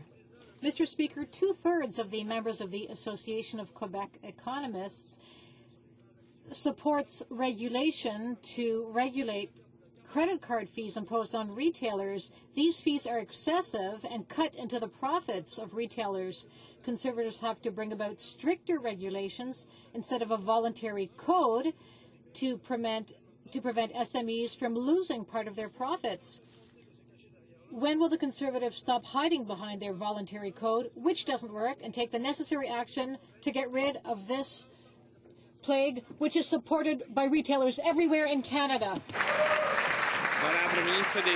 The Honourable Minister of Finance. Heard the concerns of small business and introduced the Code of Conduct with the support of retailers, consumers, and small business. And we've updated the code from time to time. It is working and is accomplishing the goals that were set by consumers, by small business, and by the retailers. The Honourable Member for Mississauga-Streetsville. Mr. Speaker, 2 years ago tomorrow, the Assad regime arrested and brutally tortured 15 children from the Syrian city of Dara simply for having painted graffiti calling for Assad to go. This deplorable act marked the beginning of the regime's public attack against its own children and its own people. It galvanized Syrians to take to the streets to demand the removal of the Assad regime and to demand their fundamental rights. Would the Parliamentary Secretary to the Minister of Foreign Affairs please tell this House our government's reaction to this somber date? The Honourable Parliamentary Secretary. Mr. Speaker, I would like to thank my colleague from Mississauga-Streetsville for the question. As my colleague has rightly pointed out, the events at Dara and many more since have shown the world that Assad is completely unfit to govern and increasingly unable to rule. The actions of Assad and his thugs have so far left 70,000 Syrians dead and driven hundreds of thousands from their homes. Mr. Speaker, our government, and indeed all Canadians, continue to stand by the Syrian people in their time of need. Thank you. The Honourable Member for London Fanshawe. Mr. Speaker, CPP disability recipients are victims of a data breach that includes highly sensitive information, including their medical condition. And to top things off, HRSDC is asking these victims, some of whom are seriously ill or profoundly disabled, to visit a Service Canada office if they suspect fraud. Under the Conservatives, data breaches reported to the Privacy Commissioner have gone up 300% since 2009. When will this government start taking these breaches of privacy seriously? The Honourable Minister of Human Resources. The loss of this information is totally unacceptable, and that's why the Department has been instructed to overhaul all of its systems, all of the processes that it uses, so that Canadians can be sure that the privacy of their personal information will be protected. The Honourable Member. Mr. Speaker, we're a few weeks away from the beginning of the farming season, and Quebec farmers need temporary workers, but they've been abandoned by the federal government. Whether it's delays in the processing of their applications, questions about the forms to be filled out, or wanting to know whether their application has been received, farmers only get a recording which says that their calls will not be returned. It's Service Canada without the service. Will the government emerge from hibernation and understand that farmers urgently need to speak to someone when they make those calls? The Honourable Minister of Human Resources. Mr. Speaker, Service Canada knows full well that foreign temporary workers are very important to Canada's farmers, and I can assure you that the program will continue and Service Canada will meet the needs of farmers as soon as possible. Period for today. I would like to draw to the attention of honourable members the presence in the gallery of Mrs. Zanar Atsahanova, Minister of Economic Integration of the Republic of Kazakhstan.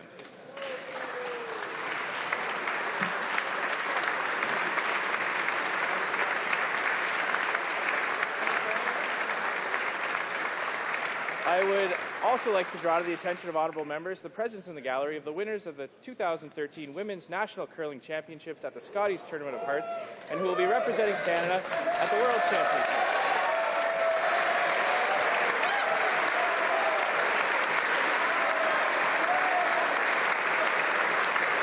They are Rachel Homan, Emma Mistiu, Alison Kreviazik, and Lisa Rigo.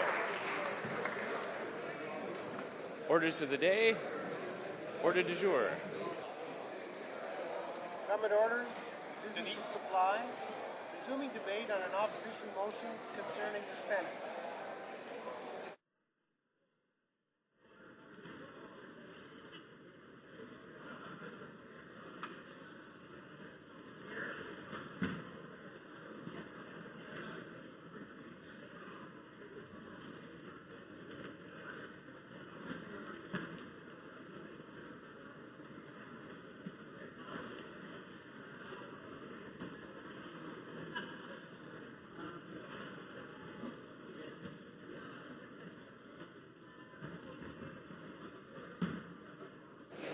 Order.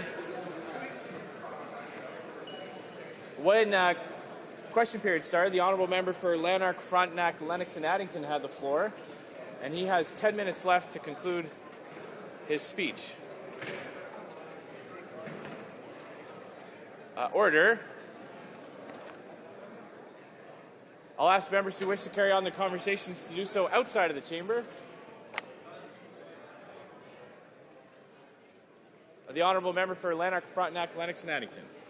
Thank you, Mr. Speaker. I'm picking up where I left off before question period. I got about 10 minutes into a 20-minute talk, and as I've said on more than one occasion in this place, there's nothing like an hour-long break in the middle of a 20-minute speech to allow you to concentrate and your thoughts a little bit. So here's what I've done, Mr. Speaker. During the question period, I ran off down and gathered some materials from my office and also from the library to allow me to elaborate a little bit more on two of the themes that I had been addressing before the break. The first issue I had been addressing, I think I dealt pretty well with the spirit of bicameralism and the importance of it, but the two remaining issues I had to deal with. The first was the question of the amending formula that is appropriate for dealing with the Senate and for different aspects of the Senate question.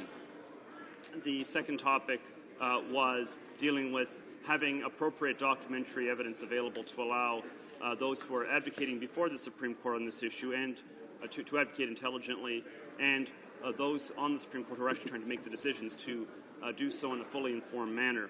Let me start with the question about the appropriate amending formula. I want to indicate just how complex a question this is.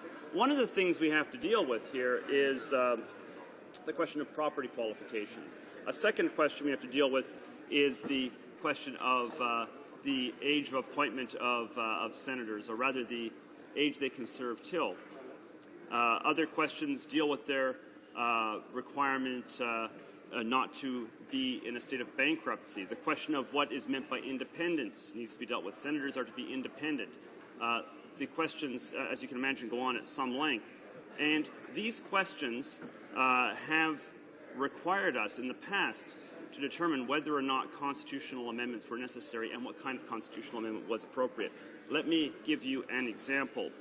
In 1965, the Constitution of Canada, the British North America Act as it then was amended to terminate the practice of appointing senators for life, replace it with appointment to age 75.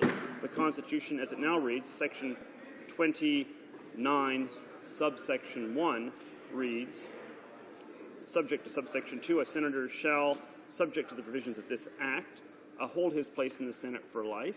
That allowed all existing senators at the time to remain on for life. And Section 2, a senator who is summoned to the Senate after the coming into force of this subsection, meaning after 1965, shall, subject to this Act, hold his place in the Senate until he achieves or attains the age of 75 years. That amendment was permissible because of the fact that in 1949, the British Parliament, the UK Parliament, passed an act called the British North America Act No. 2, 1949, that's its formal name, which had stated that the Parliament of Canada could unilaterally amend certain aspects of the Constitution of Canada, not all aspects of the Constitution of Canada, however. Now that provision, which no longer is part of the Constitution, but which was a part of the Constitution, which was the only amending formula in our Constitution, in fact, between 1949 and 1982, read as follows. It shall be lawful for the Queen, by and with the advice and consent of the Senate and House of Commons of Canada, to amend from time to time the Constitution of Canada, except as regards matters coming within the classes of subjects by this Act assigned exclusively to the legislatures of the provinces, or as regards rights or privileges by this or any other constitutional act granted or secured to the legislatures or the government of a province, or to any class of persons with respect to schools, or as regards the use of the English or French language, or as regards the requirement that there be a session of the Parliament of Canada at least once each year, and that no House of Commons shall continue for more than 5 years from the day of the return of the writs for the choosing of the House, which I'm sure is completely incomprehensible to just about everybody here. What is going on is a list of things that Parliament cannot unilaterally amend, and that includes most of the important stuff. They said all classes except all the important things we've listed. But in that remaining class of things was changes to the structure of the Senate. And that was the authority under which the House of Commons and Senate were able to unilaterally amend the Constitution of Canada in 1965 to change the tenure of senators so that they were appointed only to age 75.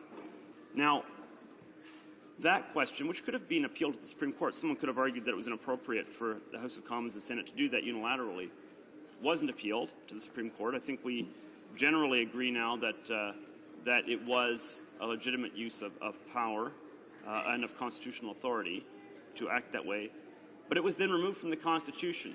And if you thought the wording there was confusing, Mr. Speaker, I turn now, I won't read it all because it will take me the rest of my allotted time, to the procedure for amending the Constitution of Canada enacted in 1982 as part of the Constitution Act 1982. Well, it goes on in very fine print in this particular compilation. It goes on from the bottom of one page all through a second page of text and on through a third page of text dealing with the various subjects that can be dealt with under various formulae. And as I mentioned before, there are 5 distinct formulae for amending different aspects of the Constitution of Canada, each of which involves a different combination of federal or Dominion government, if you wish, and provincial legislatures. There is no single formula, and there is much lack of clarity. There is, for example, no consensus as to what formula is the one necessary to allow a province to secede. That was one of the subjects that was raised, but ultimately not answered by the court during the secession reference in the 1990s. So the questions posed by the government to the Supreme Court of Canada in the reference deal extensively with determining which formula applies for which aspect of Senate reform. And you can see the objective here. The objective is to provide complete clarity where there has been a lack of clarity in order to permit some avenue to be put forward. There is, of course, the government's legislative agenda, which has consisted of a series of measures for electing senators, for looking at changing the length of their terms, for perhaps removing property and other qualifications. All of these things, we need to determine, can the Parliament of Canada, acting on its own, do so, or are we restricted and required to go to the 750 formula? That changes dramatically what we can potentially do, and will change, depending on the nature of the answer, the kinds of initiatives the government will take. Similarly, for the proposal to abolish the Senate proposed by the New Democrats, these questions will determine, and there's a number of different ways one can abolish the Senate. You can write the Constitution differently to have the effect of removing the Senate from the Constitution. The question of whether any of these different ways of working require unanimity or can be done using the default formula, the 750 amending formula, where 7 provinces with half the population must give consent, that will be determined as well. And it will answer the question, I think, as a practical matter, as to whether it is possible to make any change whatever as they propose. I think there's no question it would be difficult to use the 750 formula to change the Constitution, but it would be well nigh impossible to do so under the unanimity clause if that's what the court determines is required. These are really important questions to resolve, and they are all arguments for presenting questions to the Supreme Court. They are arguments against voting in favor of the New Democratic motion. I turn now again to the matter of having an adequate documentary record available to the Supreme Court as it makes its decision. I mentioned that I have been working along with a number of other people and under the Canadian Constitution Federation, the Canadian Constitution Foundation, rather, the CCF, an organization which seeks to expand Canadians' knowledge about their Constitution. We have been working to create an online archive, which will be called originaldocuments.ca, of constitutional documents. These will assist the court in all future decisions, but in particular on decisions relating to the Senate. The Senate is an issue that has been debated in one form or another, the Senate and its predecessor, the Legislative Council of Canada, in debates that go back as far as the 1840s and 50s. I have with me, Mr. Speaker, a volume I dug up from the bowels of the Library of Parliament during the question period, which is debates from 1856 over a bill to take the Legislative Council of Canada, the predecessor to the Senate, take it from being appointed to being elected. I would argue that that debate is absolutely necessary, an understanding of it, in order to move forward as we might create an elected Senate again. I look forward to putting these things on the record, making them available to everybody so that we can have a truly informed decision from the Supreme Court on all the reference questions later this year. Thank you, Mr. Speaker. Questions and comments, questions and commentaires. L'honorable député de Louis. The honourable member for Louis Saint Laurent. I'd like to sincerely thank my colleague for Lennox and Addington. I know I'm forgetting a part of his writing name. It's kind of long, but I really enjoy working with this member, and I really admire all his knowledge. He's always happy to share his knowledge, too, even with opposition members like myself. So I'd like to tell him that I'll be rereading his speech in depth because I think there's a whole lot of information there that could be very useful. I have a question for him with respect to the reform put forward by his own party. I'd like an answer to this question. As things stand, you can't be appointed to the Senate until you're 30. And I'd like to ask my colleague who believes deeply in democracy, what does he think if we were to have elections for the Senate, people like myself who are under 30, people who are entitled to vote from 18 to 30, that is, should they be allowed to run as senators? I'd like his comments on that. C'est une très bonne question. That's a very good question, Mr. Speaker. First of all, I'd like to point out to the entire House that my riding is Lanark, Frontenac, Lennox, and Addington. And after the boundaries were redrawn, or are redrawn, it will be Lanark, Frontenac. So Lennox and Addington will fall in other ridings.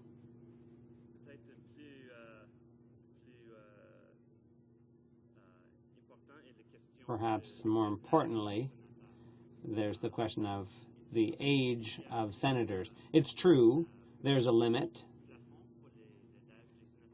for senators' ages. There's a ceiling and there's a floor. They can't be older than 75 and younger or younger than 30. Those under 30, under our Constitution, cannot be senators. Personally, I think that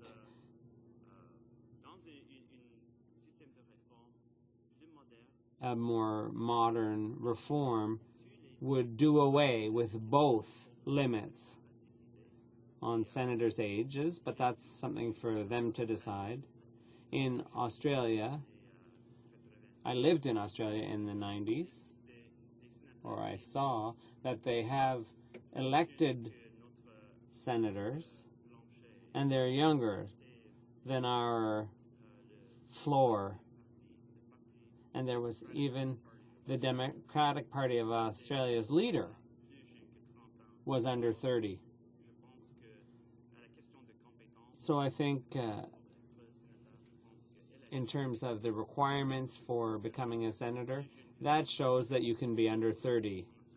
If it can be done in Australia, I think it can be done here in Canada. Questions and comments? It's the honourable member for Winnipeg North. Yes, Mr. Speaker, we do find it, even though it's somewhat of an important issue, it's interesting, you know, when Canadians are most concerned about things like our economy, jobs, they're concerned about health care and so forth. So many outstanding issues that are before Canadians right now, and you have the NDP and the Conservatives wanting to talk about constitutional reform. And that's the essence of what would have to take place, Mr. Speaker. In order to achieve the abolishment of the Senate, you would have to get agreement from all the different provinces. You're going to have to bring and open up the Constitution, Mr. Speaker, at a time in which I believe that Canadians are more interested in other issues. There is an alternative, and that alternative is to look at the way in which you're making your appointments. If you make good appointments, Mr. Speaker, I suspect that you won't have as many problems that have been talked about. No one, for example, would question Senator Dallaire and the fine work that he does representing Canada, either abroad or here, Mr. Speaker. An outstanding senator that has contributed immensely to our country. My question to the member is, as opposed to having this constitutional debacle or potential crisis that's being generated by the New Democrats, would he not agree that one of the ways to deal with this issue is just to make sure that your appointments are of a high caliber? For Lanark, Frontenac, Lennox, and Addington. Well, I suppose in principle the answer to that question would be yes, but in 1856, in the volume that I brought up from the library, they were debating the fact that they hadn't appointed upper house then, and they weren't getting the highest quality of appointments, and 160 years of failed attempts to have the best quality people be the only ones who are appointed to the Senate suggests to me that in reality, keeping with an appointed system is unlikely to produce the highest quality appointees that are possible. I hasten to add that I mean no disrespect to the members who are over there now, either the current ones or the previous ones. But as a practical matter, I think we all understand that in this House we would not improve the quality if we went to an appointed system. I think the same thing applies everywhere. I do want to say, I should mention, by the way, that there were very few precedents in the 1850s and 60s for elected upper houses. The Senate in the United States was not elected until the second decade of the 20th century, less than 100 years ago. In fact, exactly 100 years ago. I should correct myself. They made an amendment. Australia didn't move to an elected upper house until about 1901. You see the point, upper house in Britain is still not elected. So that is a system which at the time seemed modern. I don't think it works so well now. I do want to say, though, that while I think the NDP proposal does open up the Constitution, the whole point of the questions asked to the Supreme Court, they're all about which amending formula that can be used. How do we narrow this down so we don't need the formal consent of every province and create the danger that a province will say, we're not giving you our consent unless you open up some other area to us for us to open up the general. This is the great fear. We'll wind up having macro constitutional reform.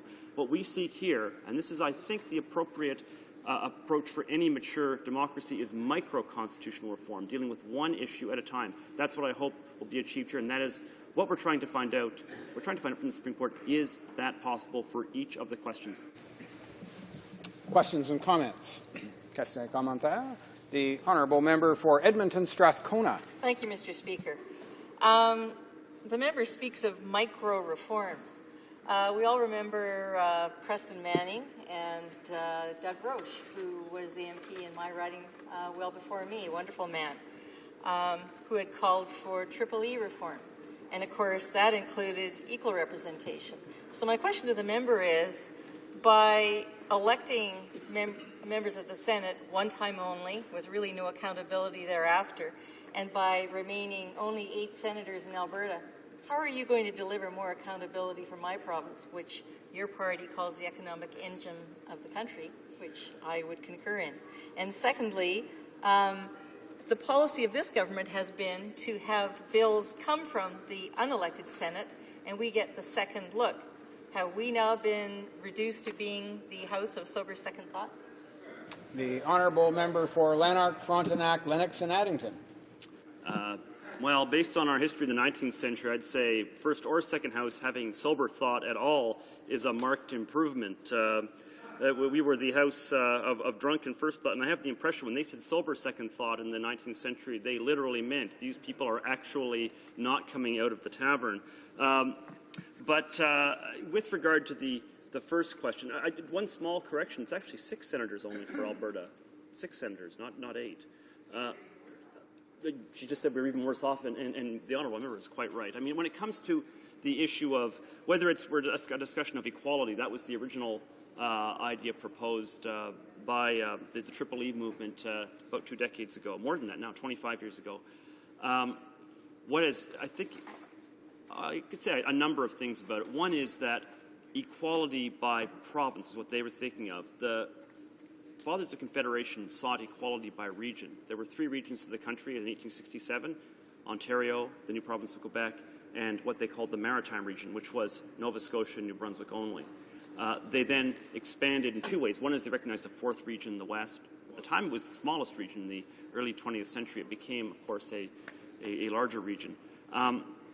Over time, the idea of equality between regions is one that they were seeking to move. So I think if we were to change the numbers of senators, we'd have to talk about some kind of balance between the two. But that is very much a discussion that can only happen at the level of seeking consent from all the provinces. You're talking about quite a complex question, and that's why it's being left out of the package of reference questions. And I think out of this round of attempts to democratize the Senate, we'll start. I think it's important. I made this point when Paul Martin was Prime Minister, and we debated the same subject. We should not let perfection be the enemy of the good. If we seek a perfect solution that takes into account everything, I think we will find that we won't get anything, and that leaves us with an appointed Senate, which is the worst of all possible worlds. Let's not, in our search for the best of all realistic worlds, lose sight of the fact that politics is ultimately the art of the possible. Thank you, Mr. Speaker. Resuming debate. The honourable member for Ottawa Centre. Thank you, Mr. Speaker. And I should mention at the beginning of my intervention, I will be sharing my time with the member from Winnipeg Centre.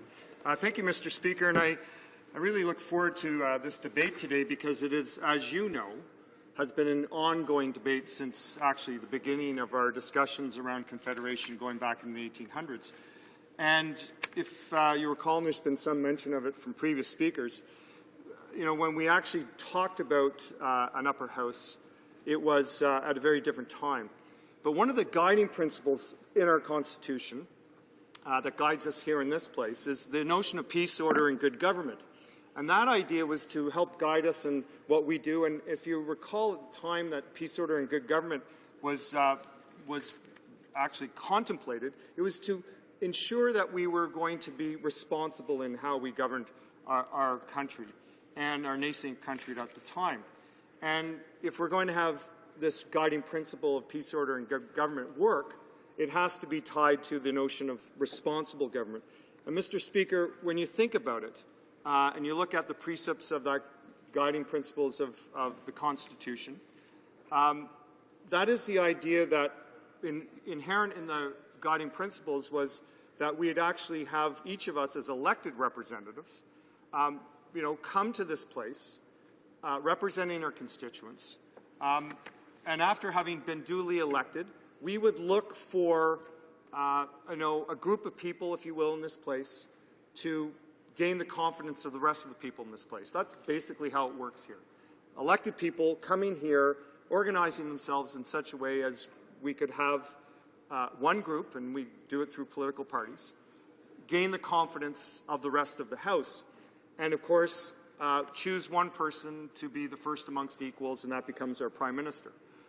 Why that's important to go over, Mr. Speaker, is that that is the notion of responsible government, that we actually have the writ, if you will, given to us by citizens to, and if I may, Mr. Speaker, I stand corrected. It's not the member from Winnipeg Centre. It's the member from Vancouver Kingsway.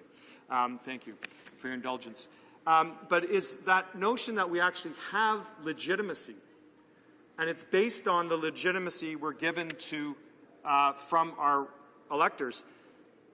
That was something that was near and dear to the founders of Confederation. If you go back to the conferences in Charlottetown, subsequently in Quebec City, in 1864, there was a huge debate. In fact, the whole debate around the Senate took the most time. It was, in terms of the most intense debates, certainly the primary was around the numbers, as we heard from my colleague before. Should it be all provinces given the same representation in the Senate? There was actually another MacDonald, not the Sir John A. Macdonald, but Andrew MacDonald from PEI, who said, we should fashion ourselves the same as the Americans and have each province be given the same number of senators. Of course, that didn't fly, and what we ended up with was based on regions, and we've already heard that. Case of Maritimes would be equal to the other partners in Confederation. That was because we were looking at a very different setup. We were looking at provinces that weren't fully vested with powers. They weren't fully vested with what we now have, provinces who have been given through negotiations in constitutional debates over the years and agreements, oversight natural resources, different revenue streams. These are all things that provinces now have. That didn't happen. That didn't occur before. In 1864, it was the concern of the smaller provinces that they were going to have a voice. And let's be clear, no one during those debates believed that the upper house, the way it was concocted, was a virtue. It was a compromise they had to have to get the Constitution agreed to. Think of George Brown, the original reformer. And George Brown, the founder of the Globe and Mail, agreed to an appointed house at the time simply because he did not want to give it legitimacy to challenge this house. And I think that's important to acknowledge, because when you look back at the Reform Party of more recent time, they had this notion that we could just elect them and they would be equal. If we had that, we would have George Brown's worst nightmare. And that is, we'd have a lower house with more legitimate representation being challenged by the upper house. Because right now, both houses have primary mandates. And what that means, Mr. Speaker, is that we are given the same powers, not through convention, as you know, but by way of Constitution. And the problem we have on this side is that we have to catch up with the times. Provinces now have strong constitutional responsibilities, revenues, and the concerns that existed back in Quebec and Charlottetown in 1864, when we're discussing and debating and looking at putting Canada together, are not the same concerns we have now. In fact, if you ask any of your constituents, who's your senator, I think you'll get a question mark. Some of them might know them now because they've been in the press most recently, but that's not the same thing. That's the controversy of the day. But ask them, do you ever ask your senator to do anything? Do they represent you? And I think you'll get a puzzled response.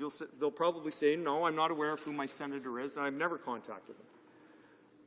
This is important because if we're talking about responsible government in 2013, it has to be based on the legitimacy that the House we're in right now and the House that is next to us is given by citizens. The House next to us is appointed by whom? By the government of the day. It is not elected by citizens. I'm sorry to say, and I hate to put a damper on the government's attempt to come up with a quasi-legitimate process. It just doesn't work. It doesn't work, Mr. Speaker, because at the essence of this, you cannot just have a selection process which is not abided by, it can be ignored by the Prime Minister, as you know, because it's not constitutional. The Prime Minister could easily just, and has, if he wishes, and has in the past, ignored the options given to him as the selection process at the provincial level. And finally, it comes down to what Brown's point was. You can't have a body that is not represented as thoroughly as our House be challenging this House. So what do we need to do? I think it's clear. We need to abolish, not just to say that that House doesn't belong anymore in the current state, but because we don't need it anymore.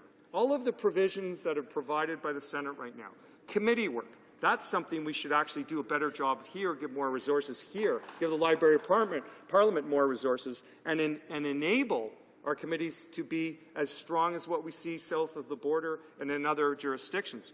The Senate, I'm told, provides an opportunity for people to have an oversight in terms of the government of the day. Well, there's many ideas we have, and I know my colleague from Toronto, Danforth, has many solid ideas on how we can reform affairs here. That can be done. So, Mr. Speaker, at the end of the day, what we need to do is abolish the Senate, and for those who wish to come up with something else, the something else doesn't happen until we start afresh. So even those who want to come up with another construction of the Senate need to acknowledge that we have to abolish the existing Senate, because at the end of the day, Mr. Speaker, if we're going to adhere to that notion of peace, order, of good government, of responsible government, of what John Stuart Mill was referring to back in 1861 when he wrote extensively on responsible government, that it is only from the people that governments receive their right to govern, then my God, in 2013, we can no longer play this game and say that we have a legitimate body next to us. We have to acknowledge that it is no longer acceptable to have laws that are passed here be killed in the House next to us, that the people who vote for us expect us to represent their interests, and when people are appointed by the government of the day, that not only undermines our ability to do our job, what it does, Mr. Speaker, and this is the critical piece, it undermines our democracy, it undermines responsible government, and it undermines the capability of us to actually do our jobs. And as my colleague said before, it's not about the people over there, although some of them need to be more accountable. It's about the construct of the Senate in 2013. So at the end, Mr. Speaker, let me just finish by saying, when peace, order, and good government was given to us, it meant that it was connected to responsible government. As long as we have an unelected, unaccountable Senate next to us, we do not have responsible government in this country. Thank you. Questions and comments. Questions and commentaires. The honourable member for Bonavista, Gander, Grand Falls, Windsor. Thank you, Mr. Speaker. I just wanted to ask a very quick question regarding the motion that they have. The motion starts out by talking about consultation with the provinces. If the majority of the provinces say we want an elected Senate, that kind of makes this motion null and void, because then it becomes overly prescriptive by saying we're going to abolish it. What would his opinion be if most of the provinces said we want an elected Senate? The honourable member for Ottawa Centre. Well, I'd start with surprise. When we hear from leaders in provincial capitals, we're hearing more and more abolition, and we hear it from, be it Saskatchewan, to Ontario, to other parts of the country. So, the point of consultation with the provinces is obviously having to do with how we do this, and that's the first important step. He's speculating on what the answer would be. What we've heard so far is that many of the premiers, either present or past, believe that right now the only way to deal with this is abolition. Commentaire. Questions? The honourable member for Surrey North. Thank you, Mr. Speaker. Speaker, I'm very surprised that speaker after speaker, the Conservatives are standing up and defending the very ineffective Senate across the hall from here.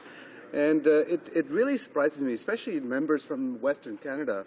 A number of them reformers. A few years ago, they were, they wanted a triple-E Senate where they, should be elected Senate. The legislation we have in front of us, it's sort of elected in different ways in different provinces, and they're really not accountable to anybody at all. So, can I get the member to maybe talk about the few moons ago, a few years ago, when Conservatives used to stand up for elected, effective, and equitable Senate?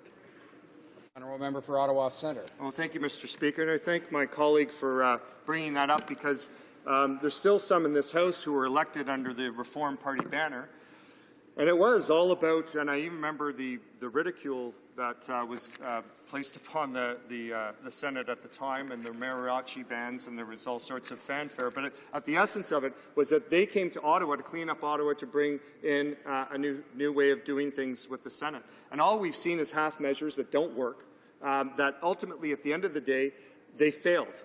I haven't talked to Preston Manning recently, but I think he would acknowledge that he would be disappointed, or he's given up on the project entirely. And I would suspect that if you were to have a coffee with him, he would suggest that abolition is the only way to go. Because, as I mentioned, you cannot have a Senate with a primary mandate because it would undermine the legitimacy of this House. And nowhere do I know of a place where you have a bicameral system that would give and afford the same powers in a Westminster model that functions well and that is democratic. Questions and comments. The honourable member for Essex. Mr. Speaker, I can't believe channeling Preston Manning over here from the opposition benches. It's interesting. I just have a specific question. I want to talk about Prince Edward Island for a moment. Does a member opposite, in listening to his intervention earlier, is he suggesting that the complement of MPs in the House of Commons from PEI and the fact that PEI has its own legislature means it's sufficient enough to safeguard PEI's interests in our Parliament? Member for Ottawa Centre. Yes, I do think the members from, regardless of their party affiliation, represent PEI in a responsible way. I might not always agree with them, but I wouldn't want to take, as the members suggesting, seats away from PEI. I don't think that would be helpful. So, I think it's important to make sure that there is, clarity in purpose here, and that is, we have an unelected body. It hasn't. This government has failed in trying to actually reform it, and so let's acknowledge that and let's abolish it. Resuming debate, the honourable member for Vancouver, Kingsway. Thank you, Mr. Speaker. It gives me a great deal of pleasure to stand in support of this motion today, that the Government of Canada, in consultation with the provinces and territories, should take immediate steps towards abolishing the unelected and unaccountable Senate of Canada. I want to start by talking about the original formation of the Senate. There's this phrase that the older we get, the better we were, and I think that applies to the Senate. There's a lot of romanticism about what this chamber is today and what it was intended to be, but there's different schools of thought on that. And my reading in law school and otherwise in the student political science department at the University of Alberta some time ago left me with a distinct impression of some of the less attractive aspects of the Senate when it was envisioned by the founders of this country. First of all, the Senate was envisioned as a bastion of protection for the propertied and elite classes of this country. The propertied classes had a fear of majoritarian democratic view at that time. At that time, of course, the concept of having directly elected legislatures where the people of a country or a state would directly elect their legislators was new, and there was great fear, particularly by the classes that represented the nobility or the moneyed classes of that direction. That's why in our Constitution to this day we have a requirement that you must own $4,000 worth of property in order to even sit in the Senate. Right off the bat, that disenfranchises millions of Canadians in this country who, by their own Constitution, cannot take a seat in the Senate because they don't own a piece of property.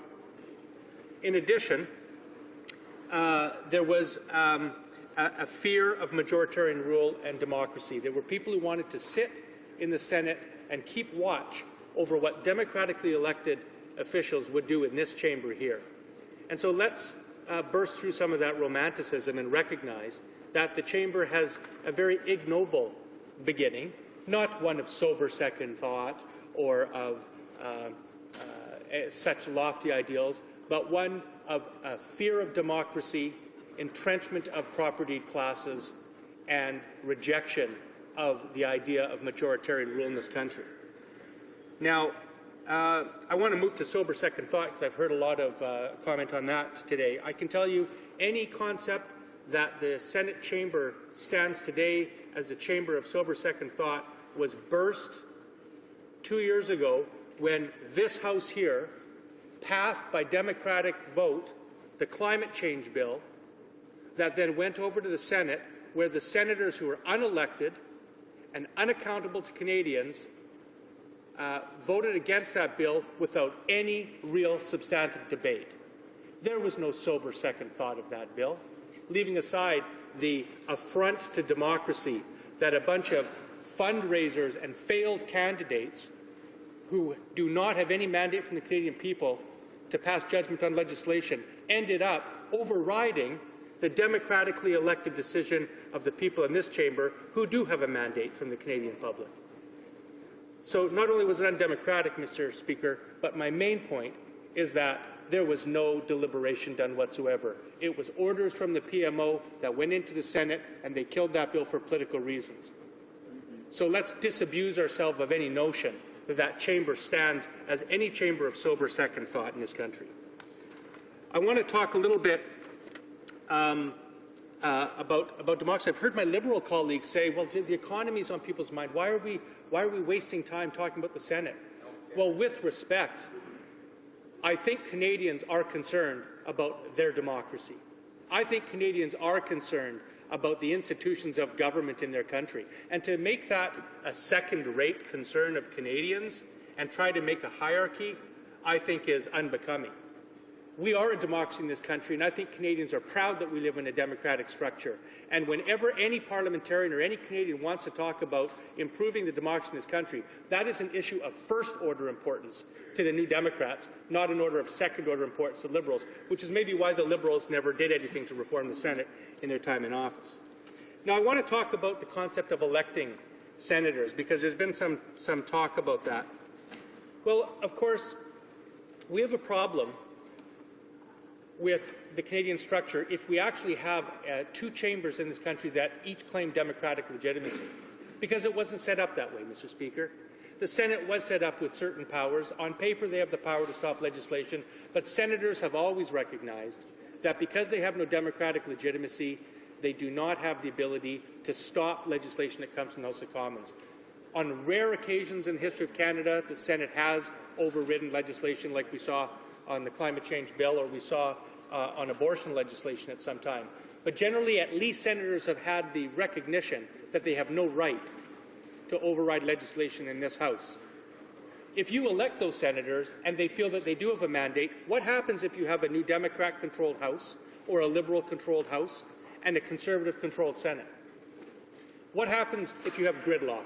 Because that's exactly what you have. We're not like the United States, Mr. Speaker, where they have a carefully crafted system where they have an executive branch of government that can often override the problems of having a stalemate. But we also see in the United States and other countries where you do have such stalemate. So keeping a Senate and electing them actually would lead to further gridlock in this country. Now, in terms of election, I keep hearing the Conservatives particularly say, well, senators don't represent provinces, they represent regions, that the Senate is about regional representation, not provincial representation. And, of course, they say that because one of the problems with the representation in the Senate is that it's unequal.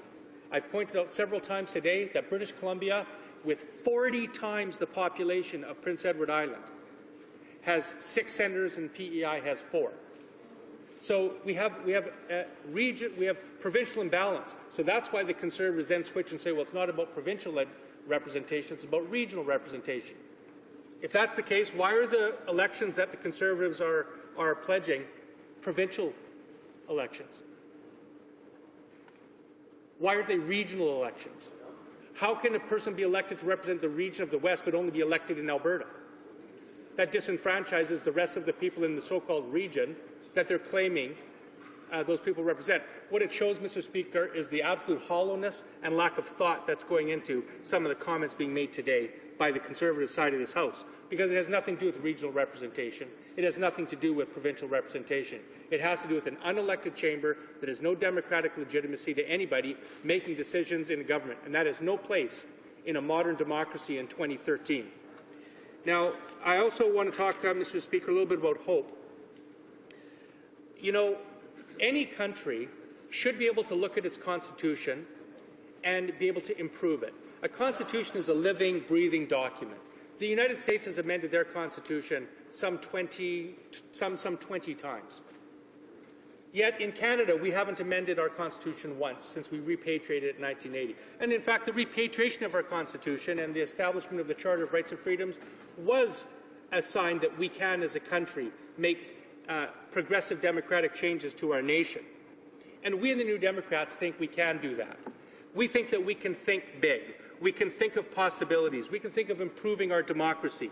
Yes, it will require a constitutional amendment of some type, most likely. But if all constitutional changes will require that. Even the ones the Conservatives are proposing will require a constitutional amendment. If we talk about electing the Senate or changing in some way its powers, we're going to have to talk about amending our Constitution. And I, for my part, believe that Canadians are ready to do that. We can look at our Constitution and update it, just like the Americans have done to theirs, or many other people do to theirs as well. I want to talk just a little bit more about cost. I hear this number that the Senate costs $90 million a year. Actually, Mr. Speaker, it's much more than that. $90 million is the amount in the estimates that goes in terms of the actual running of the Senate. When you add up travel bills and staffing costs, you're actually more than $150 million a year.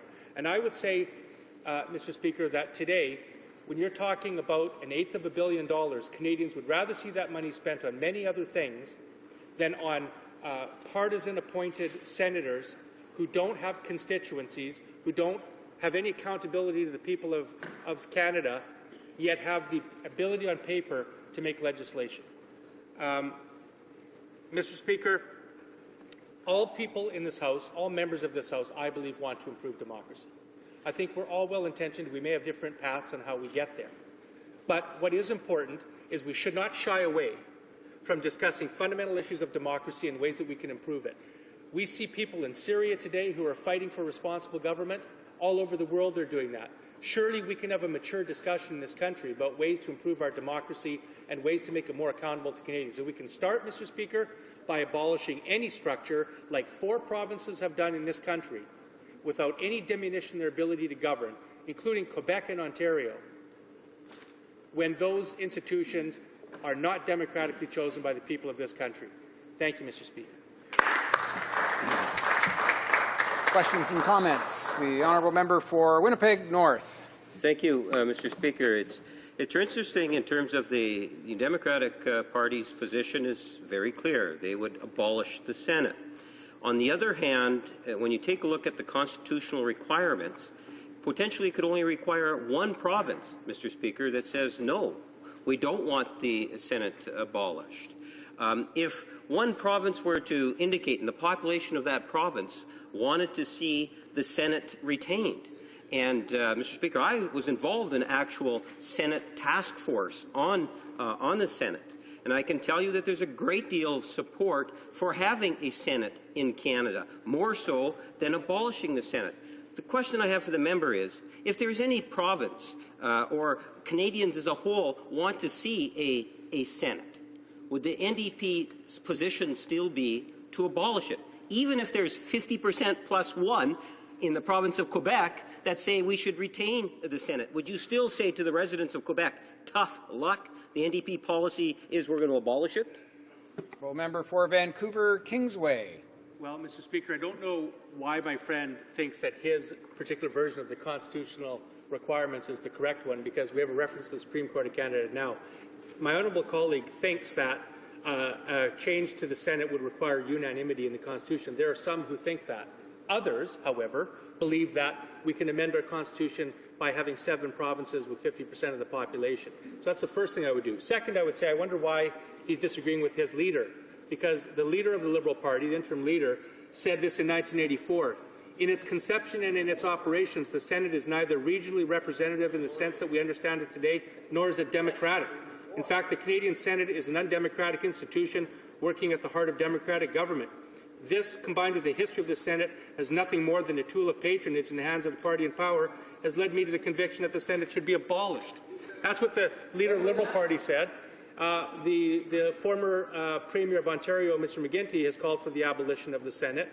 The Liberal Premier of Christy Clark in British Columbia has said that the Senate has outlived its usefulness. So I don't think that my honourable colleague commands the... Questions and comments. The honourable member for Pontiac. Thank you, Mr. Speaker. Well, the reality is, and this is the issue that's before us, the Senate is a joke. It's an insult to Canadian democracy. It's a vestige of aristocracy that existed. It needs a dusting off, more than a dusting off. Dusting it off is not going to solve the issue. We spend $90 million a year on people who don't do their job. It's an affront to all things that are democratic. So, and that's really what I understood as the emphasis of my honourable colleague's speech, which was of great interest. Now, in the absence of course, a bicameral structure, then I'd like to hear my colleagues' opinions with regards to how our democracy will be strengthened. For Vancouver Kingsway. Thank you, Mr. Speaker. Well, I've touched on this already, that 4 provinces in this country have abolished their Senate with absolutely no harm done to their democratic structure, their ability to govern, including Ontario and Quebec, which are both large provinces with many diverse regions within those provinces. So the idea that you must have some sort of regional counterbalance to majority view is simply belied by the facts. You know, the average number of workdays for the average senator in 2011-2012, so this is not a problem in past history, but recently, was 56 days. Now, I've heard the Conservative government stand up and say, oh, we can't expand EI because you don't want Canadians who are working not very much during the year and collecting money. Well, the senators are working 56 days. I think most Canadians would find that offensive, to know that they're paying tax dollars to pay someone $135,000 a year who's working 56 days. 19 senators have missed more than a quarter of their work, a quarter of their days in 2011-2012. This is not acceptable in a modern democracy. It's time to abolish it. We can have a unicameral country like Britain does, where we make decisions by democratically elected people in this chamber, and we can do that and save money and be more democratic to boot. Reprise de débat. Resuming debate, the honourable member for Beauséjour. Speaker, and at the outset, Mr. Speaker, I want to say that I'll be splitting my time, and I know this will excite many members, with the honourable member for Charlottetown, so people can stay tuned and look forward to his comments. They'll follow immediately my own comments, Mr. Speaker, so you'll want to remain attentive for that as well. Mr. Speaker, I'm happy to speak on the motion today from my colleague from the New Democratic Party, the member for Toronto Danforth. Mr. Speaker, I, as well as my colleagues in the Liberal caucus, will be voting against the motion when it comes up for a vote. Mr. Speaker, in our view, not only is this particular motion constitutionally very naive. It may, in fact, even be a cynical attempt on the part of the NDP to change the channel on what will be a difficult evening for them tomorrow night when they're forced to get up and vote on a Bloc Québécois private member's bill, Bill C-457, with respect to the Clarity Act. So, Mr. Speaker, it's constitutionally naive because, although some NDP members in their comments have suggested otherwise, most constitutional experts acknowledge that abolishing the Senate, not changing the character of the Senate, but abolishing the Senate would require the unanimity of the provinces. Yep. And that's for a very important reason, Mr. Speaker, because at Confederation, the Senate was, as members will know, designed to offer the smaller provinces in our federation a chance to have some regional balance that wouldn't necessarily be found in this chamber, Mr. Speaker, which of course reflects the population of different provinces and different constituencies. I think the NDP realized that unanimity with respect to abolition of the Senate would be impossible, and if we're being generous, we might even say very hard to achieve. The previous member from Vancouver, who offered examples of premiers that have been in favour of the abolition of the Senate, they are from Canada's most populous provinces. That the Premier of Ontario or the Premier of British Columbia may favour the abolition of the Senate shouldn't surprise many Canadians. What would surprise me is that the premiers of smaller provinces, the Premier of Manitoba, the Premier of my own province of New Brunswick, the new Democratic Premier of Nova Scotia, these premiers, I think, Mr. Speaker, correctly recognize that the Senate offers the smaller provinces in our federation a chance in the Canadian Parliament to have some balance.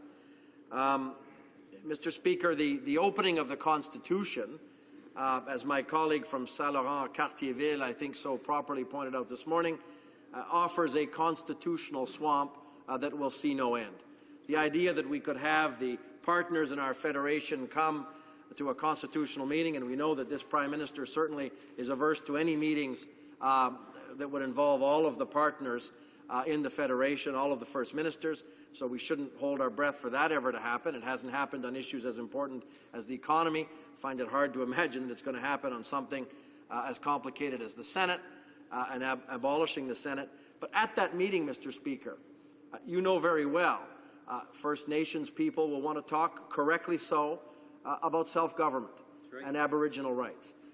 Certainly the current separatist government of Quebec will arrive with a laundry list that would take up a 2 or 3 week meeting of ridiculous grievances and complaints that they would fabricate to try and hijack the meeting. So the idea, Mr. Speaker, that we could ever get to a point, and Canadians aren't interested, by the way, because we've been at that point. In the 1980s, under the leadership of a progressive conservative Prime Minister, Mr. Mulroney, they remember Meech Lake, they remember the Charlottetown Accord process, and I think Canadians are correctly asking their elected parliamentarians to focus on issues, Mr. Speaker, that affect their daily lives, like the economy, like youth unemployment, like the environment. Those are the calls I get in my constituency office in Shediac. I haven't had numerous people say to me that we need to convene a First Ministers' Conference to discuss the issue of abolishing the Senate. But, Mr. Speaker, the NDP, et je comprends pourquoi le NPD, and I understand why the NDP has attempted to take advantage of the difficulties the Senate is currently experiencing. We've seen in reports by various media incidents of spending that was questionable and questioned, senators who seem to have some trouble determining where they reside. Obviously, we don't want to diminish the importance of settling and solving these problems and holding those accountable who may have behaved inappropriately. And that's why the Senate Internal Economy Board, of its own initiative, decided to refer the files of certain senators appointed by the current Prime Minister for external audit. This is an important investigation, and it will be made public, the findings. And I have no doubt that senators, if the external audit indicates so, if the audit reveals fraud, I'm certain that the senators will do the right thing and refer the matter to the appropriate authorities. Financial authority and financial responsibility has to be taken seriously. Taxpayers should not be minimized in this. It's very important, but no one in the Liberal caucus, Mr. Speaker, would object to seeing those who may have done something inappropriate. No one would object to them facing serious consequences, including prosecution, if that were to be appropriate. But meanwhile, we need to have, we don't need to get into constitutional arguments ad nauseum because of a few isolated wrongdoings among current senators. I think it's time for the NDP to perhaps there may be a vote tomorrow evening on the Bloc Québécois bill. Perhaps that will be a difficult vote for the NDP because we know full well, Mr. Speaker, that the NDP opposed the Clarity Act. They may have to miss the vote en masse tomorrow and in order to avoid that embarrassing situation. But I think the NDP would rather distract us all by pretending that there's another constitutional crisis looming. As I said at the beginning of my comments, offers the regions of the country a chance to balance the obvious demographic weight of some of the larger provinces in this chamber. Now, Mr. Speaker, an unelected Senate will certainly never be able to play the effective and, I hope, regionally equal role that the fathers of Confederation almost 150 years ago thought that this particular model might achieve. So, Mr. Speaker, again, we need to be clear. The Liberal Party has supported and continues to support the notion of an elected, effective, and equal Senate. For us, that would be an appropriate Senate reform measure. The country is not ready, in our view, to proceed to a constitutional conference to discuss that at this particular moment.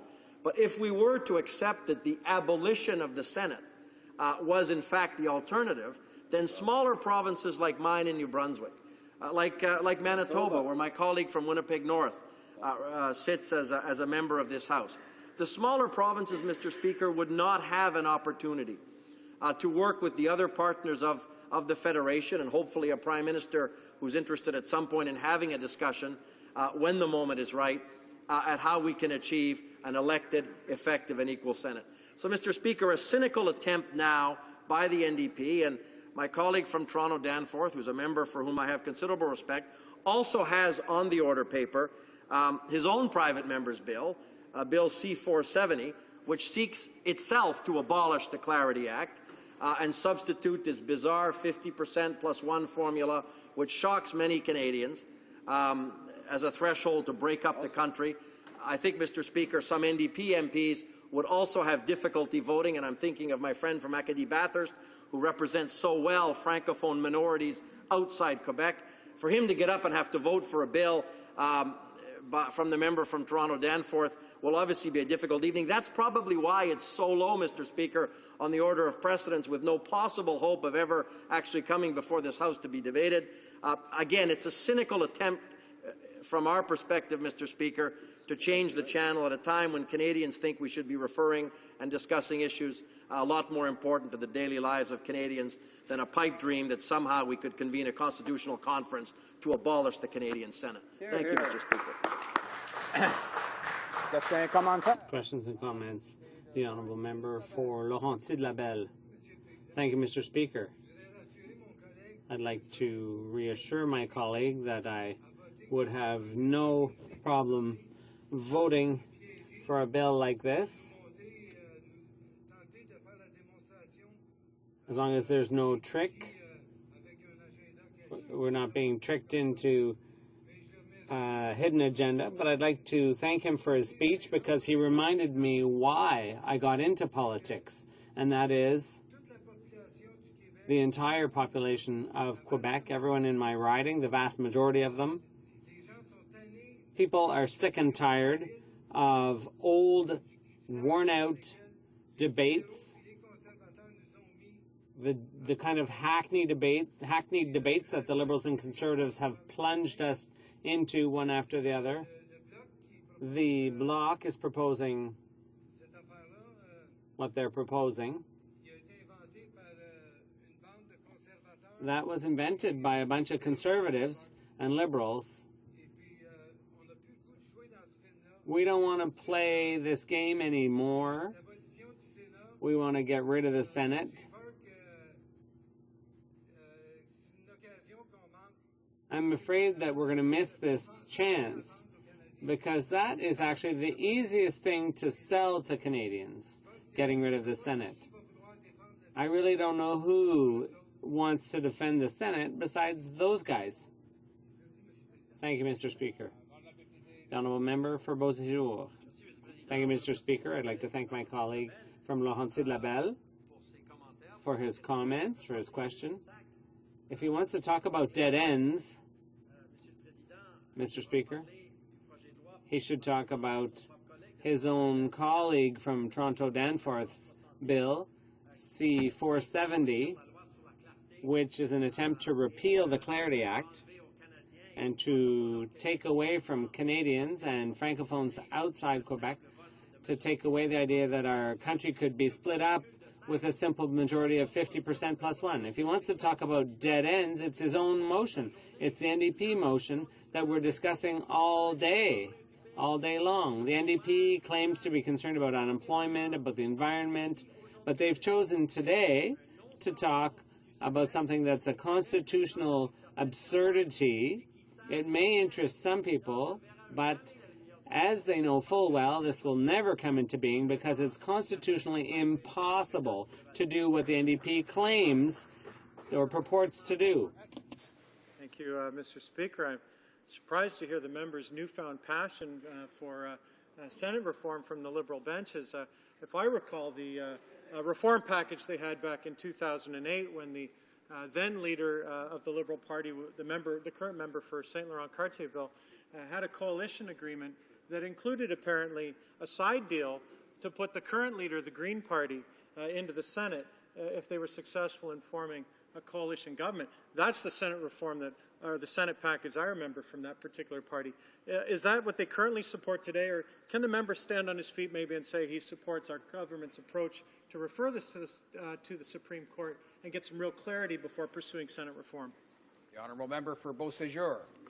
Thanks, Mr. Speaker. The member for Essex can perhaps imagine all kinds of scary scenarios from 2008. I have no reason to think any of his musings are in fact accurate. If he's asking if we support the government's decision to refer to the Supreme Court the whole issue of the constitutionality of some of their supposed Senate reform measure bills that they leave on the order paper and don't actually bring up for debate, the answer is yes, Mr. Speaker. In fact, we were urging the government before they left languishing on the order paper a number of their alleged Senate reform bills. We were urging them to ask the Supreme Court, and more importantly, to ask their partners in the Federation what kind of Senate reform would be appropriate. The government of Quebec had already taken to the Quebec Court of Appeal a reference case. The province of New Brunswick was preparing to take to the New Brunswick Court of Appeal a reference case. So the idea that the government suddenly had a conversion to some respect for the Supreme Court and a decision to take their cynical, piecemeal, ineffective Senate reform measures to the Supreme Court for an opinion, Mr. Speaker, I think hides the fact that they are unable to get their own Senate caucus, who supposedly agreed with these Senate reform measures. I see no evidence that Senator Duffy is ready to send in a resignation letter, Mr. Speaker, because he suddenly had a conversion to getting himself elected to the Senate from the province of Prince Edward Island. Resuming debate, the Honourable Member for Charlottetown. Thank you, Mr. Speaker. It's indeed a pleasure to be able to address this motion from the NDP and to be able to follow my colleague from Beauséjour. Always a tough act to follow, and I must say I expect that, Mr. Speaker, you were aware that his His tongue was planted firmly in his cheek as he was praising up what he might expect by way of remarks from me.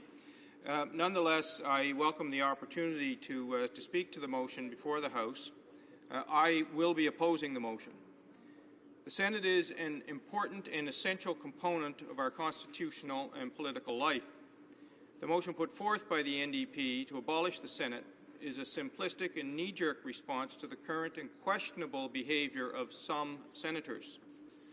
If lack of decency, integrity, hearing half-answers and half-truths, as well as a general disregard for democracy, is grounds for abolishing the upper chamber, then there'd be ample grounds for Canadians to call for the abolition of the House of Commons. Our democracy is in decline, but not because of the Senate. Rather, its decline can be traced to a Conservative government that believes the entirety of our democratic legitimacy occurs during an election. To the Conservatives, once an election is held, there is no more need for democratic engagement. That's why we see them shutting down voices in the public sphere and in civil society. That's why we see a complete evisceration of facts and evidence from their decision-making through gutting Science and Statistics Canada. That's why we see women's organizations and other civic voices who disagree with the Conservatives having their funding cut or being told to toe the line. If there is concern about the political health of the country, it's not the Senate that should be the focus of the NDP, but rather it should be reform of this place, the House of Commons. Day in and day out, we see scripted questions and scripted answers. Day in and day out, we hear empty words, hyped-up rage and rhetoric, disingenuously calling it debate. Well, it's not debate. Debate implies that we listen to one another. Debate implies that we are genuinely open to different options and new ideas. It implies as well that the health of our democracy cannot be sustained when we, as MPs, simply sit here like trained seals and do what we're told. We need fundamental change on how MPs operate. We do need real reform, and it should start here, in this chamber. But today, we're chasing headlines, again, by debating a motion introduced by the NDP, a motion to abolish the Senate. The motion shows a lack of appreciation of our history, and that, to me, is troubling. I'm privileged to be a Member of Parliament and further honoured that I represent the riding of Charlottetown, the birthplace of Confederation. This debate is meaningful to me because the construction and building of our federation was not an accident. The creation of the Senate was not an accident. It was a deliberate and thoughtful decision made by our Founding Fathers, as the Senate was meant to be a counterbalance to the House of Commons. Again, historical context is important. Representatives of the maritime colonies at the time, including Prince Edward Island, were rightly concerned that the concentration of political power and decision-making would be centred in what was then Upper Canada. Even the distinguished Quebec representatives from Lower Canada at the time understood the need for a counterbalance against the power centre of Ontario, then Upper Canada. That's why it's shocking that today we have Quebec MPs who would in any way wish to reduce the power and influence of Quebec. This would in fact occur if the NDP had its way and the Senate was abolished. The principle of representation by population, rep by pop, was to apply to the election of members of the House of Commons. Under this principle, the people of Upper Canada would naturally have received the most seats in the House of Commons. That's where the population centres existed. For the people in the Maritimes, though, who embraced responsible government, the idea of a second chamber based on regional representation was fundamental to the Confederation Agreement. Again, it was and is fundamental to counterbalance the power of the House of Commons and the concentration of power in what is now Ontario. Mr. Speaker, the province of Prince Edward Island has as its coat of arms a red oak, a large red oak, and beside it 3 small saplings. Underneath the coat of arms in Latin are the words Parventa sub ingente, which means the small under the protection of the great. That's been the motto of Prince Edward Island since 1769. The Senate is there to ensure that the small are protected by the great. Provinces like mine need a strong federation. We need that representative regional voice that's part of the Senate. We need that to avoid being trampled. We need that to avoid the tyranny of the majority. Mr. Speaker, in my province, we have some very serious challenges. We're small, but we're proud. We have some very serious challenges. And this government is quite happy to kick us to the curb. In my province, we have a chance to diversify our economy. We had that chance through the announcement that was made in 2005 by the Liberal government of the day to construct a 3rd subsea cable that would assure electricity would come from the mainland. That is the key to energy security, to economic opportunities going forward. That project was cancelled by this Conservative government. Right now, we're going through a very vigorous debate, and it's on the lips of everyone in my province, the gutting of the EI system and the impact that it will have on the seasonal economy that we have in Prince Edward Island.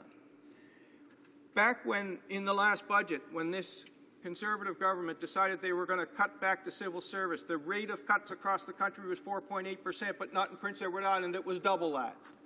So where we do have good paying jobs, they're being cut at twice the rate they are in the rest of the country. We are the only province without a passport office. In every province in this country, if you're a veteran and you want to see your case manager, you can go to a case manager in your province, not mine. If you're an immigrant and you want to talk to a live person about your case, you can talk to somebody in your province, not in Prince Edward Island. If you're a taxpayer and you want to talk to a live person about your income tax return, you can talk to a live person in any province in Canada, but not mine. Mr. Speaker, there's been a lot of talk in this chamber about a certain Senator Mike Duffy. I can tell you that the appointment of Mike Duffy in Prince Edward Island was a huge insult. As far as we're concerned, the 4 seats that were set aside for Prince Edward Island, one of them has been given to Ontario. And every time he opens his mouth, that embarrassment is further exacerbated.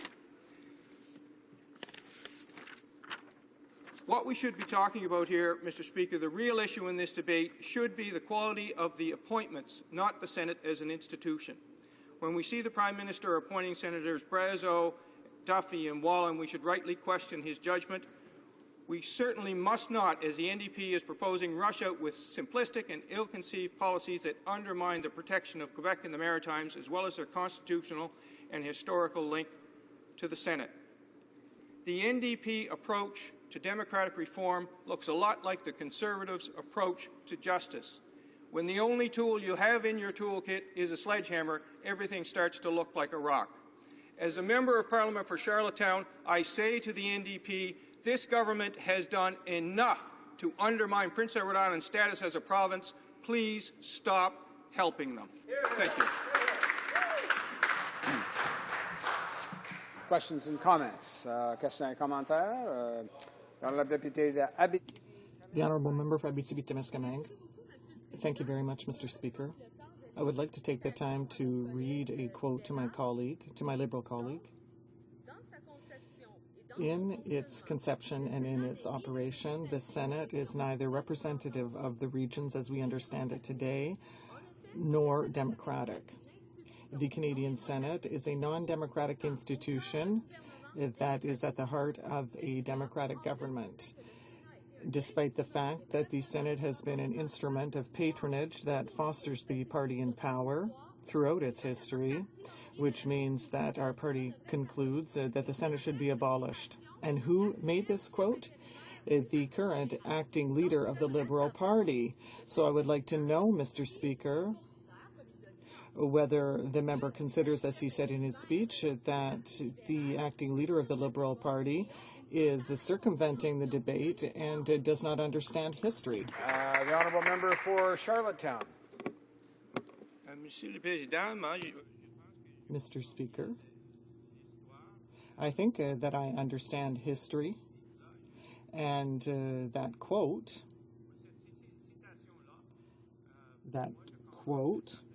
from it, I understand that it was a statement that was made in 1984 at the time where Mr. Ray was the leader, the New Democrat leader of Ontario. And so the member has done very good research to find this quote, but that is not the position of our party. We understand that it is more subtle than that. It is not a simple issue. It is a very complex issue, and we understand that. And that is the problem with the position of the NDP. I have the impression that they don't understand that. Thank you, Mr. Speaker. Questions and comments? The honourable member for Winnipeg North. Thank you, Mr. Speaker. You know, like Prince Edward Island, Manitoba is a relatively small province in compared to Ontario and Quebec. And there is a great deal of value in terms of looking at the Senate as a strong regional force going into the future.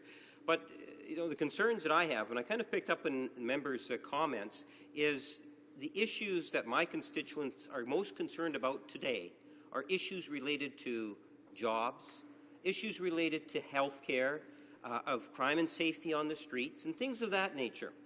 What the NDP are proposing today is to open up constitutional debate, knowing full well that they will never, ever get unanimous support across this country to abolish the Senate.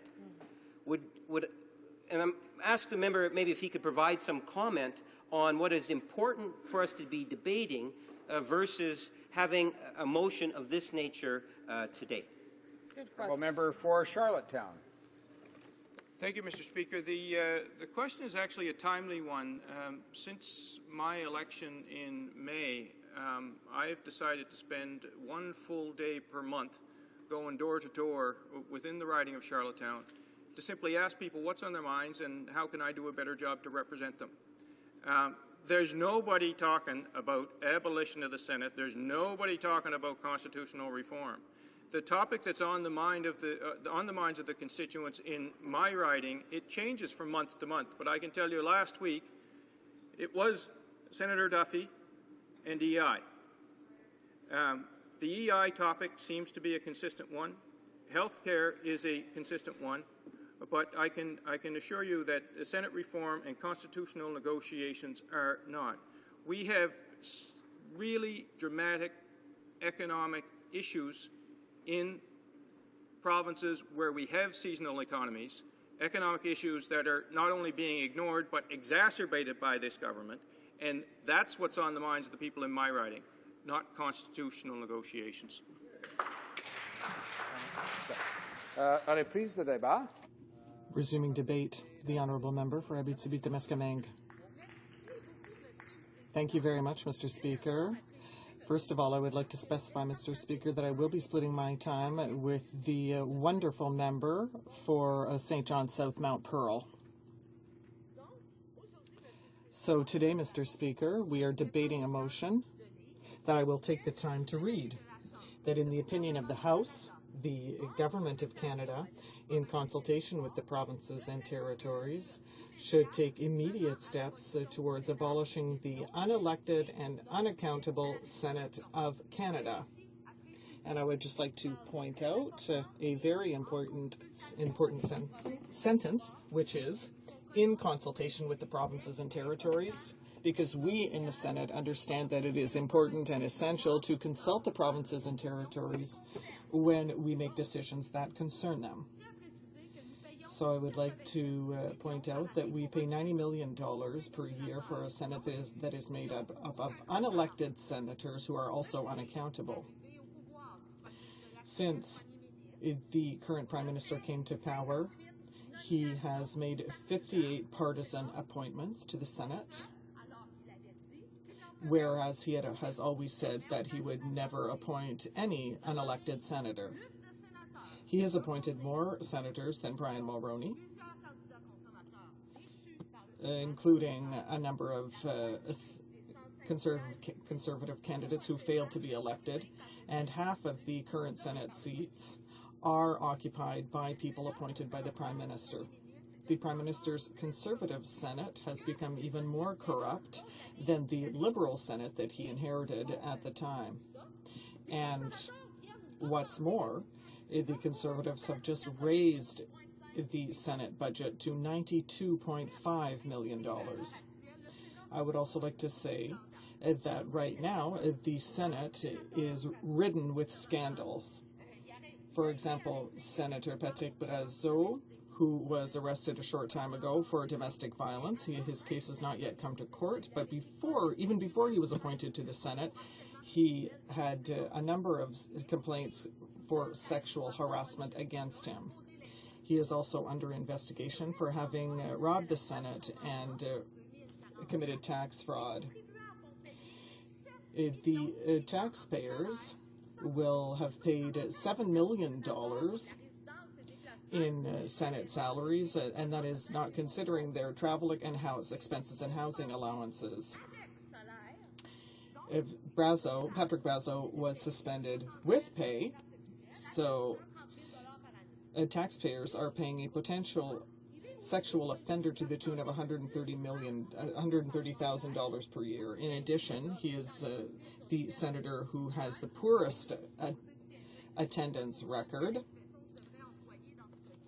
both on the committee he is supposed to sit on and at the Senate. So he missed 66.5% of the meetings on the Senate Aboriginal Peoples Committee. Now, Mike Duffy claimed a generous housing allowance, claiming that his main residence was in a PEI, whereas he has a health card from Ontario. This is all completely unacceptable. Ask any member here. I'm sure all of them have a health card in the province that they represent, but among the senators, that doesn't apply. The cost for taxpayers over the past 3 years has been $1.2 million for Mr. Duffy. He is never in the Senate, but he participates often in conservative fundraising activities. Now let's talk about Pamela Wallin, another conservative senator. She is being verified by the Senate, who suspects that her housing allowance is not kosher. She has claimed a large amount over the past 3 years, whereas only 10% of her travel expenses went for her travels to Saskatchewan, the province she is supposed to represent. And Ms. Wallin, like Mr. Duffy, has a health card from Ontario and not Saskatchewan, so that is unacceptable. Another senator was found guilty of committing fraud in Saskatchewan in 1999, but continued sitting in the Senate for another 2 years to the tune of over $260,000 of taxpayers' money. And unfortunately, the Conservatives are not the only ones who bring shame upon the democratic institutions of this country. Let's talk about Mr. Senator Gigantes. He is my favorite with regard to not respecting the rules. He was an unelected candidate, a Conservative candidate, and what he did was he read one of his own books from the first to the last page in the upper chamber in order to have a free French translation of his book, and then he took that French translation of the book and he published it. That is completely illogical, and it is absolutely a violation of the rules of the Senate. Let's talk about Mac Harb, who is also a Liberal senator. He is also being audited for problems with his travel expenses and housing claims. Andrew Thompson, a Liberal, he only showed up 12 times within 7 years, whereas he continued to collect his senator's salary So that's an average of less than 2 days per year for a salary of $132,000 a year. Mr. Speaker, I think there are many people in this country who would like to collect a salary of $132,000 per year for 2 days of work. And after that, they're harassing the unemployed, but in the Senate, they can work for 2 days a year and still collect their salary. It's shameful. Now, what did the Prime Minister say about the Senate in the past few years? He said the upper chamber is a dustbin for the Prime Minister's cronies. He said this on January 15th on 2004, according to his leadership candidate website. Also, he said the truth is that the Senate is a place for partisan appointments, lifelong partisan appointments with very few responsibilities and no accountability, and that is a grave problem. That is taken from an interview that he had with CBC in 1997. So in short, taxpayers must now pay millions of dollars so that the Prime Minister's cronies and major donors can sit pretty until the end of their days. There is no room for a Senate of unelected officials who are not accountable, in my humble opinion. $90 million per year to ensure that this archaic institution remains operational. Mr. Speaker, imagine how many seniors we could lift out of poverty with that amount. How much money we could offer to younger people so that they can have better job opportunities. How much we could help single family mothers who live in vulnerable situations. But no, the Conservatives pay the senators for them to sit 2 days per year at a salary of $132,000 per year. We can see the Conservatives' sense of priorities here. The appointed senators, especially those who abuse their privileges and who do not represent the values or interests of Canadians. Perhaps aside from the Senate, I would say that all Canadians are hard workers, and I think that for them it is completely unacceptable when they get up every morning to go and work hard, despite sometimes difficult living conditions and the difficult economy that Conservatives don't seem to be aware of. That is what everyday Canadians do, whereas the senators do absolutely nothing and are not accountable. Thus, we are calling on the Government of Canada to abolish once and for all the upper chamber that is composed of unelected and unaccountable senators. Why don't they just abolish this archaic institution that is also anti-democratic and obsolete institution? The provinces have not had upper chambers since 1968. Is there any province lately that has said, oh, well, I think we made a mistake. I think we should reinstate the upper chamber? No one has ever even mentioned that. So I think that if the provinces have not had a Senate since 1968 and have shown that they can function democratically and have not been affected by no longer having a Senate, and then when we see the lack of judgment of some senators, I think it is high time to reassess the nature of this institution. And even if senators are elected for a 9-year term, once they are elected or appointed, rather, they are not accountable until they retire. So that does not solve the problem, Mr. Speaker. Avant que nous procédions. Before we go to questions and comments, it is my duty, pursuant to Standing Order 38, to inform the House that the questions to be raised tonight at the time of adjournment are as follows. The Honourable Member for Charlebourg-Haute-Saint-Charles on employment insurance, the Honourable Member for Winnipeg North on citizenship and immigration, and the Honourable Member for Beauport-Limoilou on health. Commentaire? The Honourable Member for Winnipeg North. Yes, Mr. Speaker, the NDP have declared that the biggest issue facing Canada today is abolishing the Senate. Whether Canadians want it abolished or not is irrelevant. The NDP have taken the position that it has to be abolished. And there's no doubt, and we need to be very clear on this issue, that in order to abolish the Senate, you're going to have to get the support of all the provinces in Canada. I'm wondering if the member can provide a list of the provinces that her and her caucus colleagues have compiled as to those provinces that are prepared to abolish the Senate. Does she even have a list? Has she any concept in terms of which provinces want to abolish the Senate? And if, in fact, there is no list, if, in fact, you have a province, i.e., like the province of Quebec or Prince Edward Island or Manitoba or any other provinces, would it be the position of the NDP that it doesn't matter if one or two provinces want to keep it? At the end of the day, the NDP want it gone, even if Canadians don't. Is that the position that the NDP are taking? The Honourable Member for Abitibi-Témiscamingue. Thank you, Mr. Speaker. I'm going to reread the text of the motion so that it is clear to my colleague that, in the opinion of the House, the Government of Canada, in consultation with the provinces and territories, should take immediate steps towards abolishing the unelected and unaccountable Senate of Canada.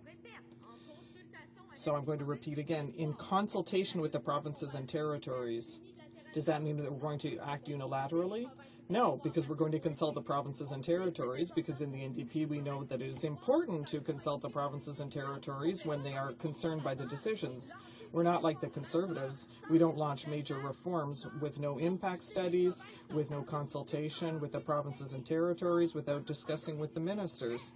No, it is set out very clearly in this motion, in consultation with the provinces and territories, and that's what we're going to do. Comments? Questions et commentaires. The Honourable Member for Edmonton, Strathcona. Mr. Speaker. Well, in follow-up to the previous question, which was put forward rather aggressively, I must say, I wonder if the Honourable Member can speak to the fact that Canada remains the only major democratic nation in the world that has this second unelected body that can override the decisions of our elected chamber. None of the provinces still retain a second body, a Senate.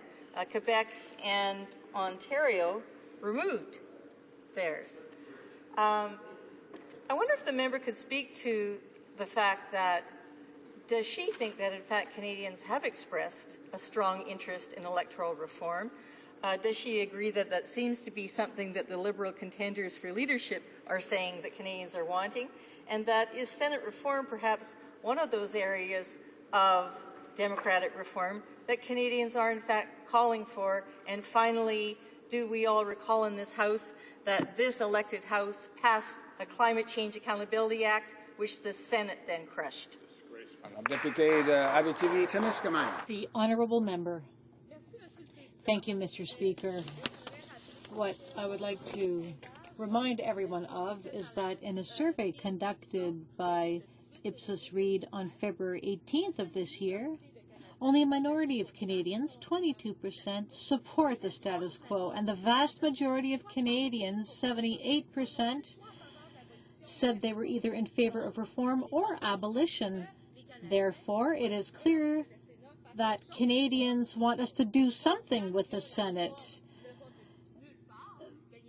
Attempts at reforming the Senate are going nowhere, and therefore it's time to think of abolishing it in cooperation with the provinces and territories. And as I said in my speech, every single province has abolished its upper chamber. There are none since 1968. Since then, have there been any discussions in any province to bring back the Senate or a Senate? No, absolutely not. And we should do the same here. And when you see how the Senate wastes taxpayers' money, it really is the only option left to Canadians. And this is why we must begin discussions with provinces and territories to abolish the Senate.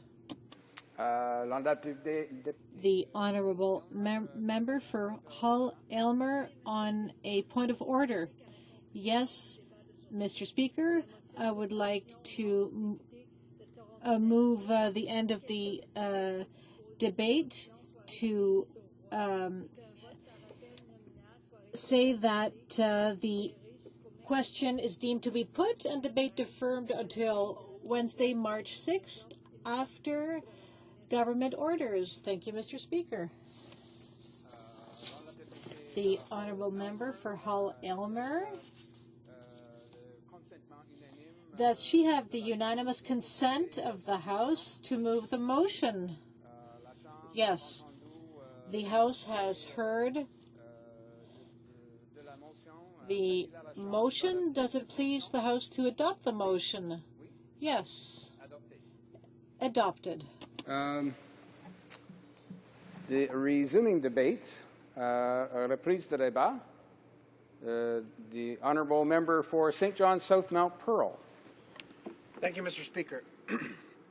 I stand in support of today's motion, as tabled by the honourable member for Toronto Danforth, that immediate steps should be taken towards abolishing the Senate. One of the debates in this country involving the Senate, a debate that I followed as a young journalist covering former Newfoundland and Labrador Premier Clyde Wells in the 1990s, was the debate over whether the upper chamber should be reformed into a triple E model. Elected, equal, effective, a triple E Senate. Today, there's no debate, Mr. Speaker. The upper chamber has become a triple U Senate. Triple U as in unaccountable. Triple U as in unelected. Triple U as in unapologetic. Shame. Abolish it, Mr. Speaker. Abolish it. There is no alternative. The Senate has gone too far, is too far gone to save. It has become a gated country club, a political pasture. It has become a golden handshake for friends of the Conservative and Liberal parties, for fundraisers, for partisans, and for failed politicians. The senators do the bidding of the parties they represent. They are unelected. They are unaccountable to the people. They are unapologetic for the embarrassment that they have become. Yes, Mr. Speaker, the Senate is an embarrassment to Canadians from one end of this country to the other end of this country, an embarrassment to Canadian politicians, real Canadian politicians, like elected members of Parliament who stand before you today. I have no excuses for the Mike Duffys of this country, Mr. Speaker, for the Mike Duffys of this country who take months to figure out exactly where they live. What a joke. What an embarrassment. To quote Michael Bliss, a professor and historian at the University of Toronto, quote, "This is a classic case of Canadians discovering that senators have no clothes. They turn themselves into our daily comic relief segment of politics." Again, I was a journalist in my previous life, Mr. Speaker. I have no defense for Mike Duffy. I have no defense for Pamela Wallin. She's supposed to represent Saskatchewan, but her primary residence is in Toronto, and she holds an Ontario health insurance card. I find personally the Duffy and Wallin cases particularly appalling. Journalists should know better when we spend our working lives holding politicians to account. It is bred into us. We know instinctively where the line is. Where the line is, that must not be crossed, and it has most definitely been crossed. Then there's Senator Patrick Brazeau. If it wasn't bad enough that he's facing allegations of abuse of his housing allowance, there have also been sexual assault complaints lodged against him. The embarrassment has become constant, Mr. Speaker. The embarrassment is daily. The scandal over senatorial housing allowances has led the Senate to seek legal advice that says as long as senators sign a declaration of qualification form that says they reside where they reside, that it's okay. The honourable member for Timmins James Bay stood in this House yesterday and he equated that declaration to a pinky swear, Mr. Speaker, a pinky swear. In my home province of Newfoundland and Labrador, there's Senator Fabian Manning, Mr. Speaker. He was a member of Parliament. He lost his seat. He was appointed to the Senate. And then he was cherry-picked for the 2011 federal election to run again for the Conservatives in the federal riding of Avalon. Manning lost again. Then he was appointed to the Senate again. So we have a senator who was rejected by the people, not once, Mr. Speaker. He was rejected twice, speaking on behalf of the Conservative government all over my riding of St. John's South Mount Pearl. Is Senator Manning supposed to be Newfoundland and Labrador's voice? Because he's not, Mr. Speaker. We're supposed to represent Newfoundland and Labrador in Ottawa. We're not supposed to represent Ottawa, be representatives of Ottawa in Newfoundland and Labrador. That doesn't work, Mr. Speaker. That's not the way that it's supposed to work. Senators are held to one level of account. Canadians are held to another level of account. EI claimants, for example, Mr. Speaker, they have investigators knocking down their doors while senators hide behind their doors, if you can find their doors, Mr. Speaker. The budget of the Canadian Senate is $92.5 million a year, Mr. Speaker. Most Canadians can't even fathom that much money. So let me bring this home, Mr. Speaker. Senator Wallin's $350,000 in travel expenses would cover old age security for 57 seniors a year. Mike Duffy is eligible to collect another $1.3 million in salary before his mandatory retirement at the age of 75. Patrick Brazeau will bring in another $7 million in salary before he turns 75. These are basically jobs for life, Mr. Speaker. Jobs for life. Well, I'm sorry, Mr. Speaker. Not really jobs for life, salaries for life. The average number of days of work days in 2011 and 2012 for a Canadian senator was 56 days.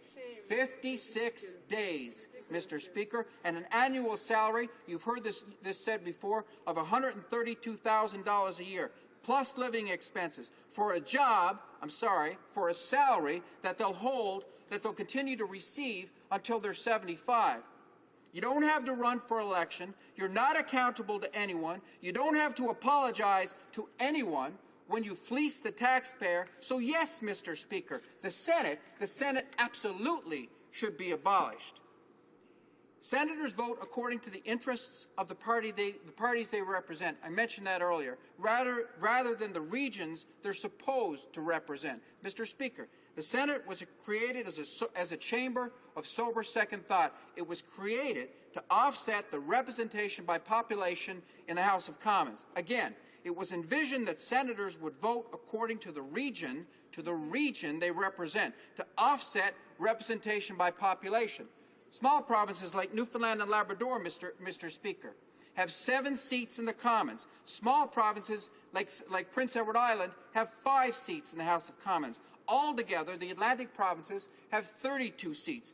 Then you have provinces like Quebec that have 75 seats, and Ontario that have 106 seats. The bigger provinces, with the larger populations, have more seats, obviously, in the House of Commons, and those totals are destined to increase. The number of seats in the House of Commons will rise by 30 in the 2015 general election. Quebec, Ontario, BC, Alberta will all see their number of seats increase. Meantime, provinces like Newfoundland and Labrador, provinces like the 3 that make up the maritime provinces, won't see any increase. Our representation will be watered down. The point that I'm getting to, Mr. Speaker, is that while I agree with the abolition of the Senate, 100%, take it out, there's a bigger debate taking shape in this country, Mr. Speaker, over the need for democratic reform. Let me cut to the chase. How do smaller provinces like Newfoundland and Labrador, with a population of 514,000 people, half the population of Ottawa, how do we ensure that we have an equal seat at the Confederation table with larger provinces like Ontario and Quebec that have more representation because they have larger populations?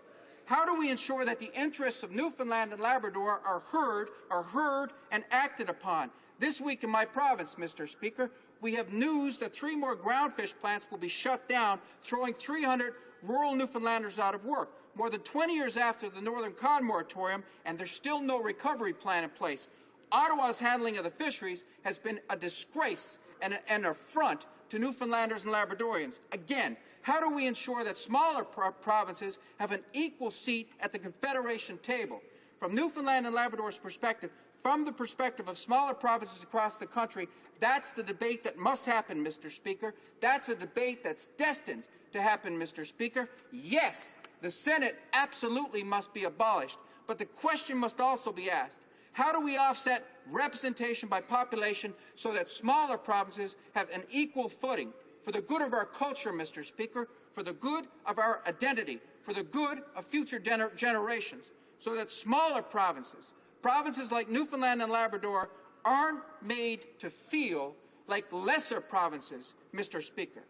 So yes, Mr. Speaker, abolish the Senate and the abomination it has become. But then let's get to the real work, Mr. Speaker, the real work of democratic reform. Thank you. Questions and comments. The honourable member for South Shore St. Margaret's. Thank you, Mr. Speaker. Mr. Speaker, I listened somewhat to the speech and the mistakes in it, and I'd like to thank him now for the extra seat in Prince Edward Island. Hopefully it'll be a Conservative seat. But maybe should check a little better on who's doing the research. But, Mr. Speaker, here's my question. Now, I've listened to NDP speaker after NDP speaker after NDP speaker get up and talk about that nasty unelected Senate, how people run for office and they happen to lose, and then they get appointed to Senate, and that is the sin of all sins, Mr. Speaker. That is the evil of all evils. But here's the party that wants proportional representation in this place. So if you run for Parliament and you get defeated, but your party has 30% of the votes, you get 5 more members and you're appointed to the House of Commons instead of elected. What a bunch of hypocrites. Good Lord. The honourable member for St. John South Mount Pearl. Thank you, Mr. Speaker, and I thank the honourable.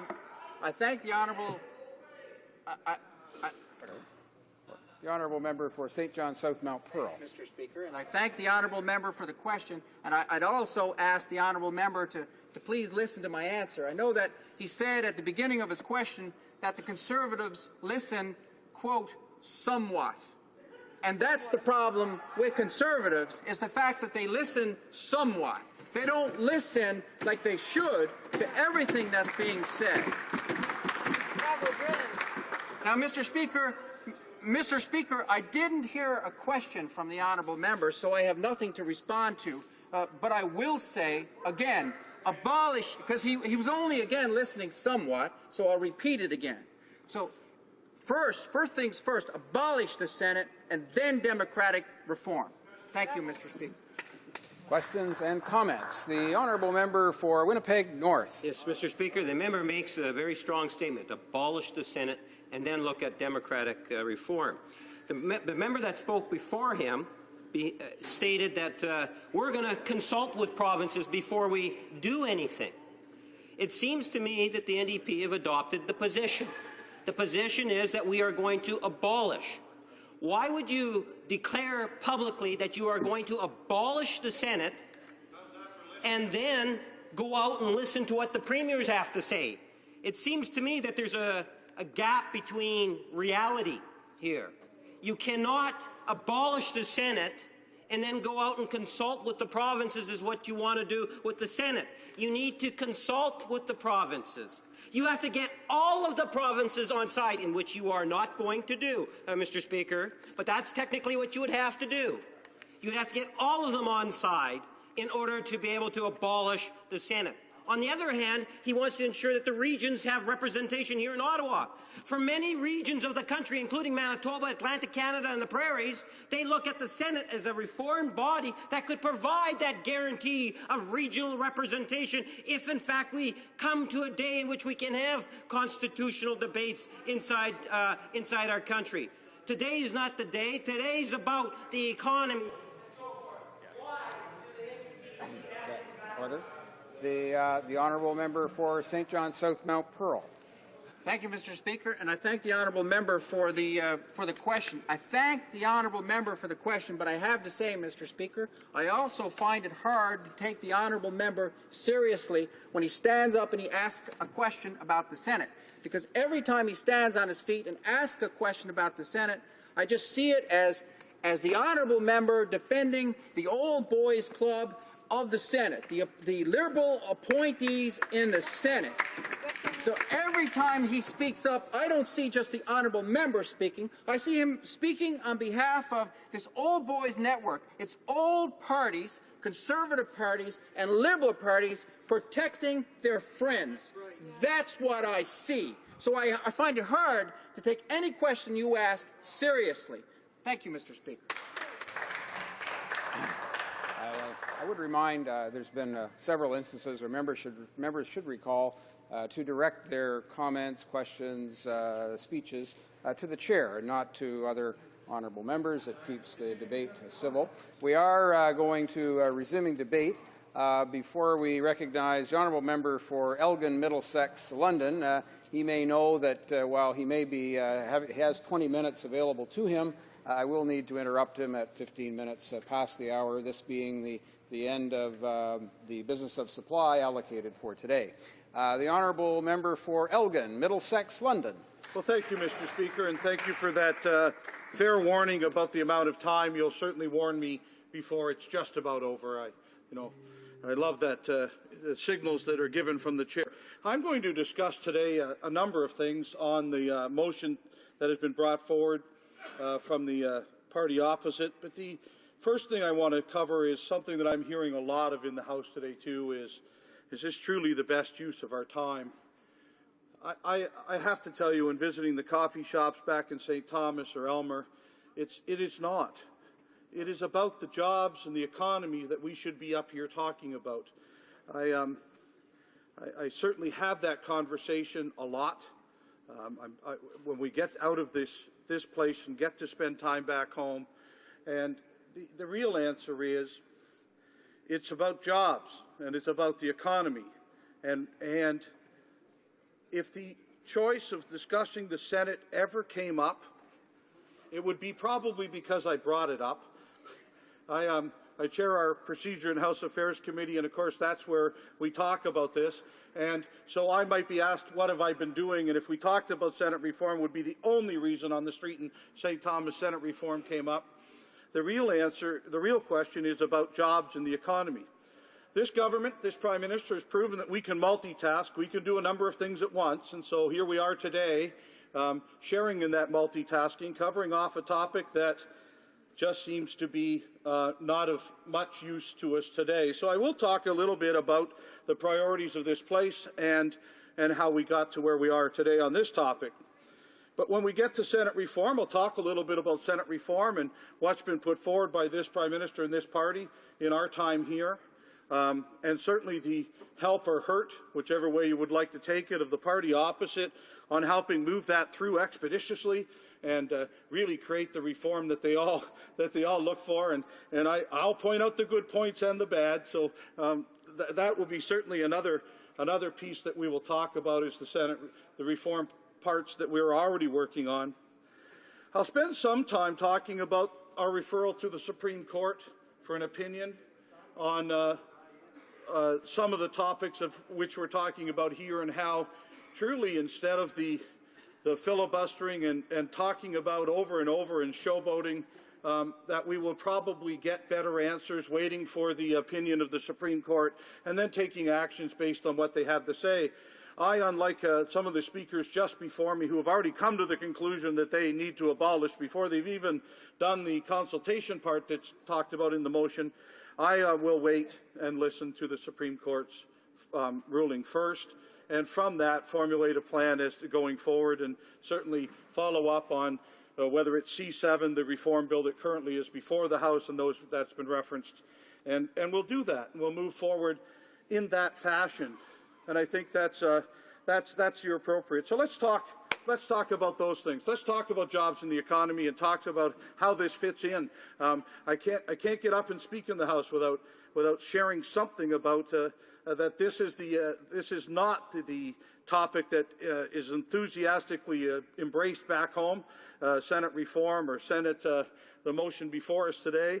The topic, most often talked about is about jobs and the economy, and I wish that that's in fact a choice that had been made by the opposition today on a motion to move forward, and we could be here vigorously debating our opinions on something about jobs or growth.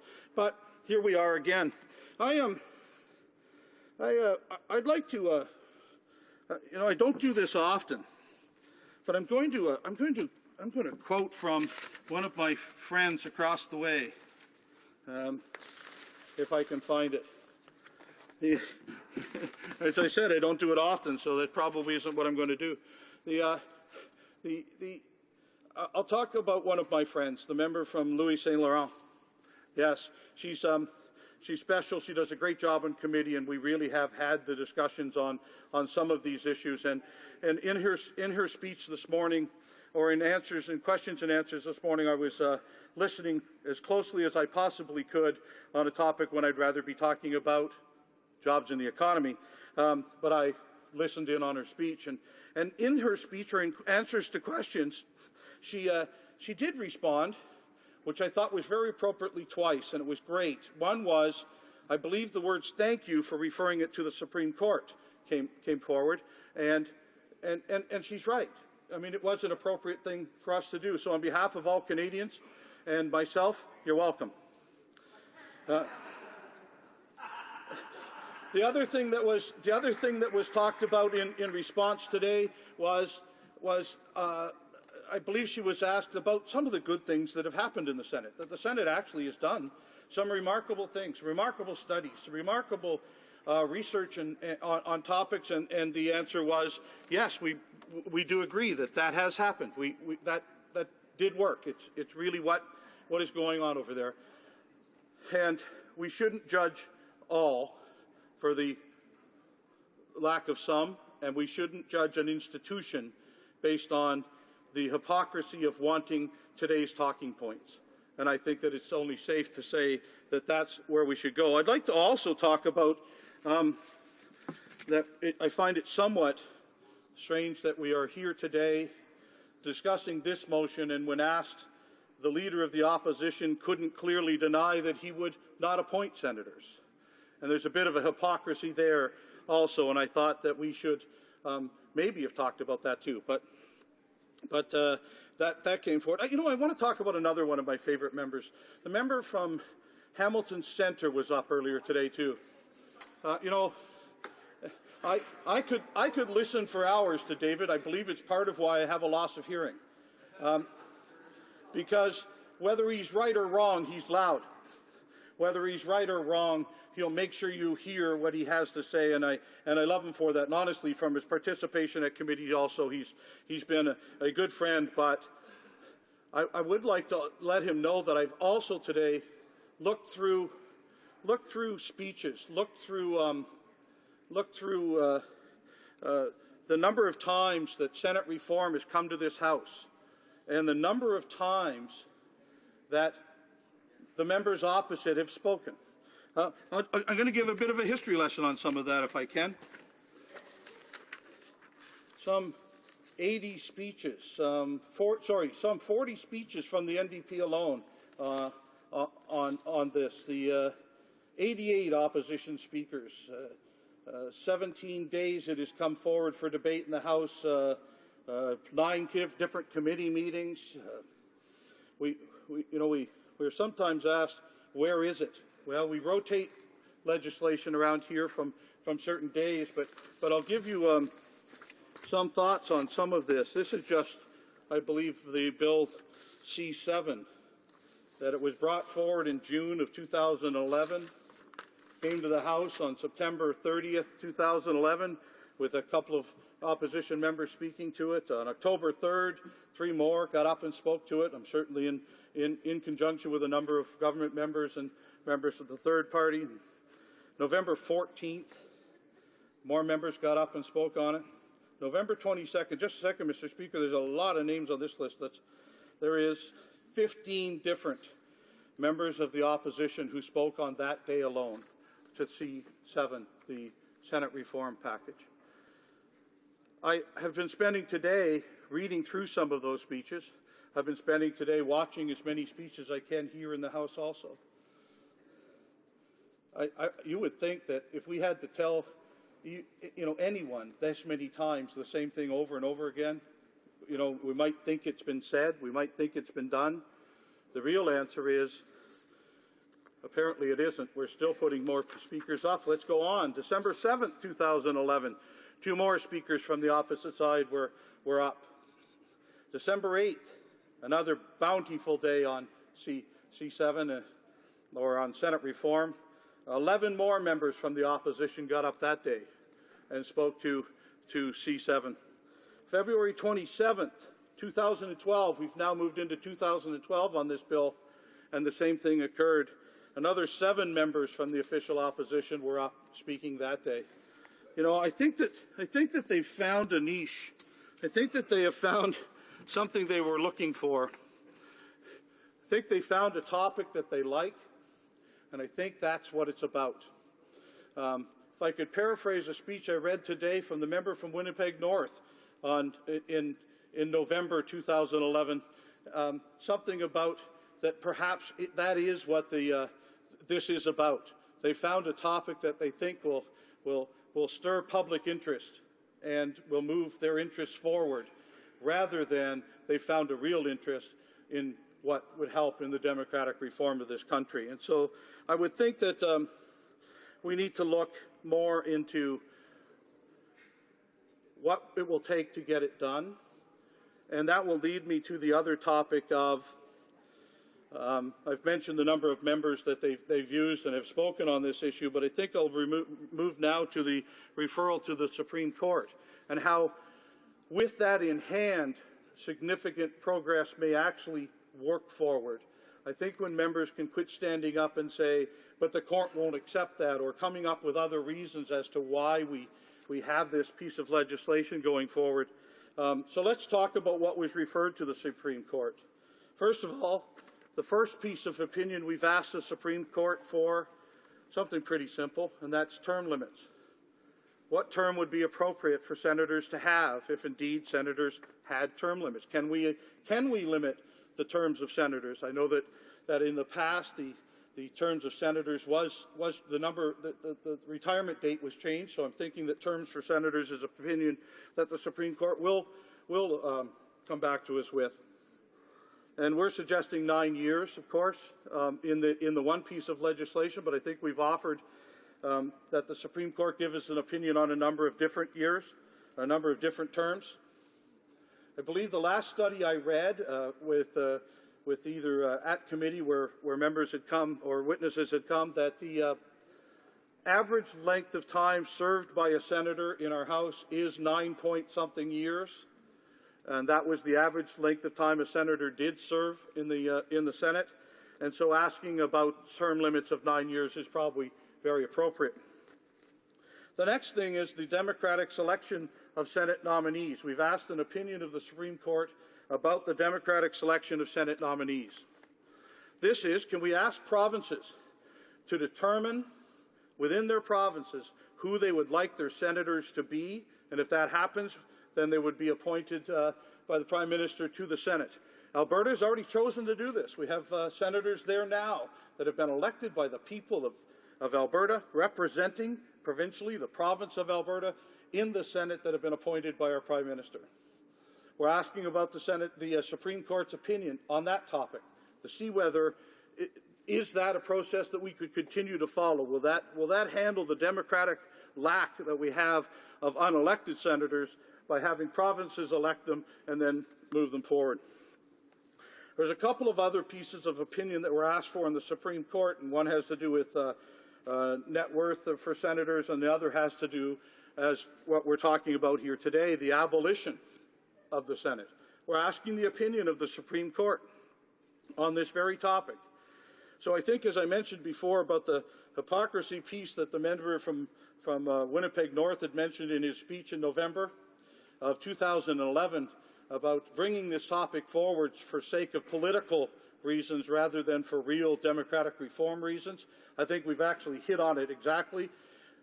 The party opposite knows that the Supreme Court has been asked for its opinion on this exact topic, and yet what's their motion today? Let's spend a whole day talking about this instead of, you're right, jobs in the economy. Instead of talking about jobs in the economy here in this House, we're talking about a topic that will add some, they believe will add some political oomph to them.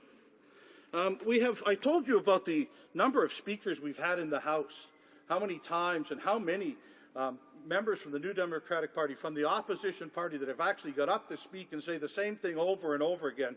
And it was really enlightening reading some of these speeches over again after having listened to them in the first place. I know, get a life, Joe. But we've also had a number of committee meetings on this same topic. So it's not only happened here, it's happened in committees on whether it's C7 or previous democratic reform pieces on the Senate, reforming of the Senate. Since 2006, I'm told there's been 28 committee meetings that have taken place on having to do with Senate reform. As the chair of the Procedures Committee here that has to deal with that, I can certainly suggest that that's probably some, that it was a topic of discussion, and I will also say a bit of filibustering, a delaying tactic. I was a stay-at-home defenseman. You know, may not be able to tell it by my appearance, but in hockey, I seldom got past center ice. My coach thought I was a far better defenseman than I was a goal scorer. So I know when you're delaying the game. I know what it looks like when you're not out there rushing the puck, right? I would suggest the party opposite has gone even further on not rushing the puck. Mr. Speaker, I'd like to thank you for keeping your head down there while I got the last little point in. And thank you very much, and thank you all for listening today. It being 5:15 p.m., pursuant to an order made earlier today, all questions necessary to dispose of the opposition motion are deemed put, and a recorded division deemed requested and deferred until Wednesday, March 6, 2013, at the expiry of the time provided for government orders. I see the Chief Government Whip is rising on a point. Mr. Speaker, I ask that you see the clock at 5:30. Is it agreed to see the clock at 5:30? Agreed? Agreed, and so ordered. The House will now proceed to the consideration of private members' business as listed on today's order paper. Ordre du jour. Private members' business. Consideration of motion M382 on the subject of religious freedom in the name of Mr. Shipley. Mr. Shipley, seconded by Mr. Anderson, moves that in the opinion of the House, the government should A, continue to recognize as part of Canadian foreign policy that 1, everyone has the right to freedom of religion and conscience, including the freedom to change religion or belief, and the freedom to manifest religion or belief in teaching, worship, practice, and observance. 2, all acts of violence against religious groups should be condemned. 3, Article 18 of the Universal Declaration of Human Rights and of the International Covenant on Civil and Political Rights be supported. 4, la valeur particulière des déclarations officielles. 4th, the special value of official statements made by the Minister of Foreign Affairs denouncing violations of religious freedom around the world to be promoted. Promu. 5A. 5A, Canada's commitment to the creation of an Office of Religious Freedom should be used to help protect religious minorities and promote the pluralism that is essential to the development of free and democratic societies. Et démocratique. B, support 1, the opposition to laws that use defamation of religion and blasphemy both within states and internationally to persecute members of religious minorities. 2, reporting by Canadian missions abroad in responding to incidents of religious violence. 3, coordinated efforts to protect and promote religious freedom. 4, the maintaining of a regular dialogue with relevant governments to ensure that the issue of religious persecution is a priority. 5, the encouragement of Canadian embassies to seek contact with religious communities and human rights organizations on gathering information related to human rights abuses. And 6, the training and support of foreign affairs officials for the advocacy of global religious freedom. Debate. The honourable member for Lambton, Kent, Middlesex. Thank you, Mr. Speaker. It's a privilege for me today to rise and begin the first hour of debate on my private member's motion M382, which speaks to Canada's role to protect and promote the freedom of religion and conscience. Mr. Speaker, in my riding of Lambton-Kent Middlesex, my constituents are appalled when they too often hear and see the persecution of people, the beating, the rape, and the killing of individuals. Why? Only because their religion, belief, or their desire to change it. This is, in fact, an issue of human dignity. So, Mr. Speaker, allow me to read again into the record my motion M382.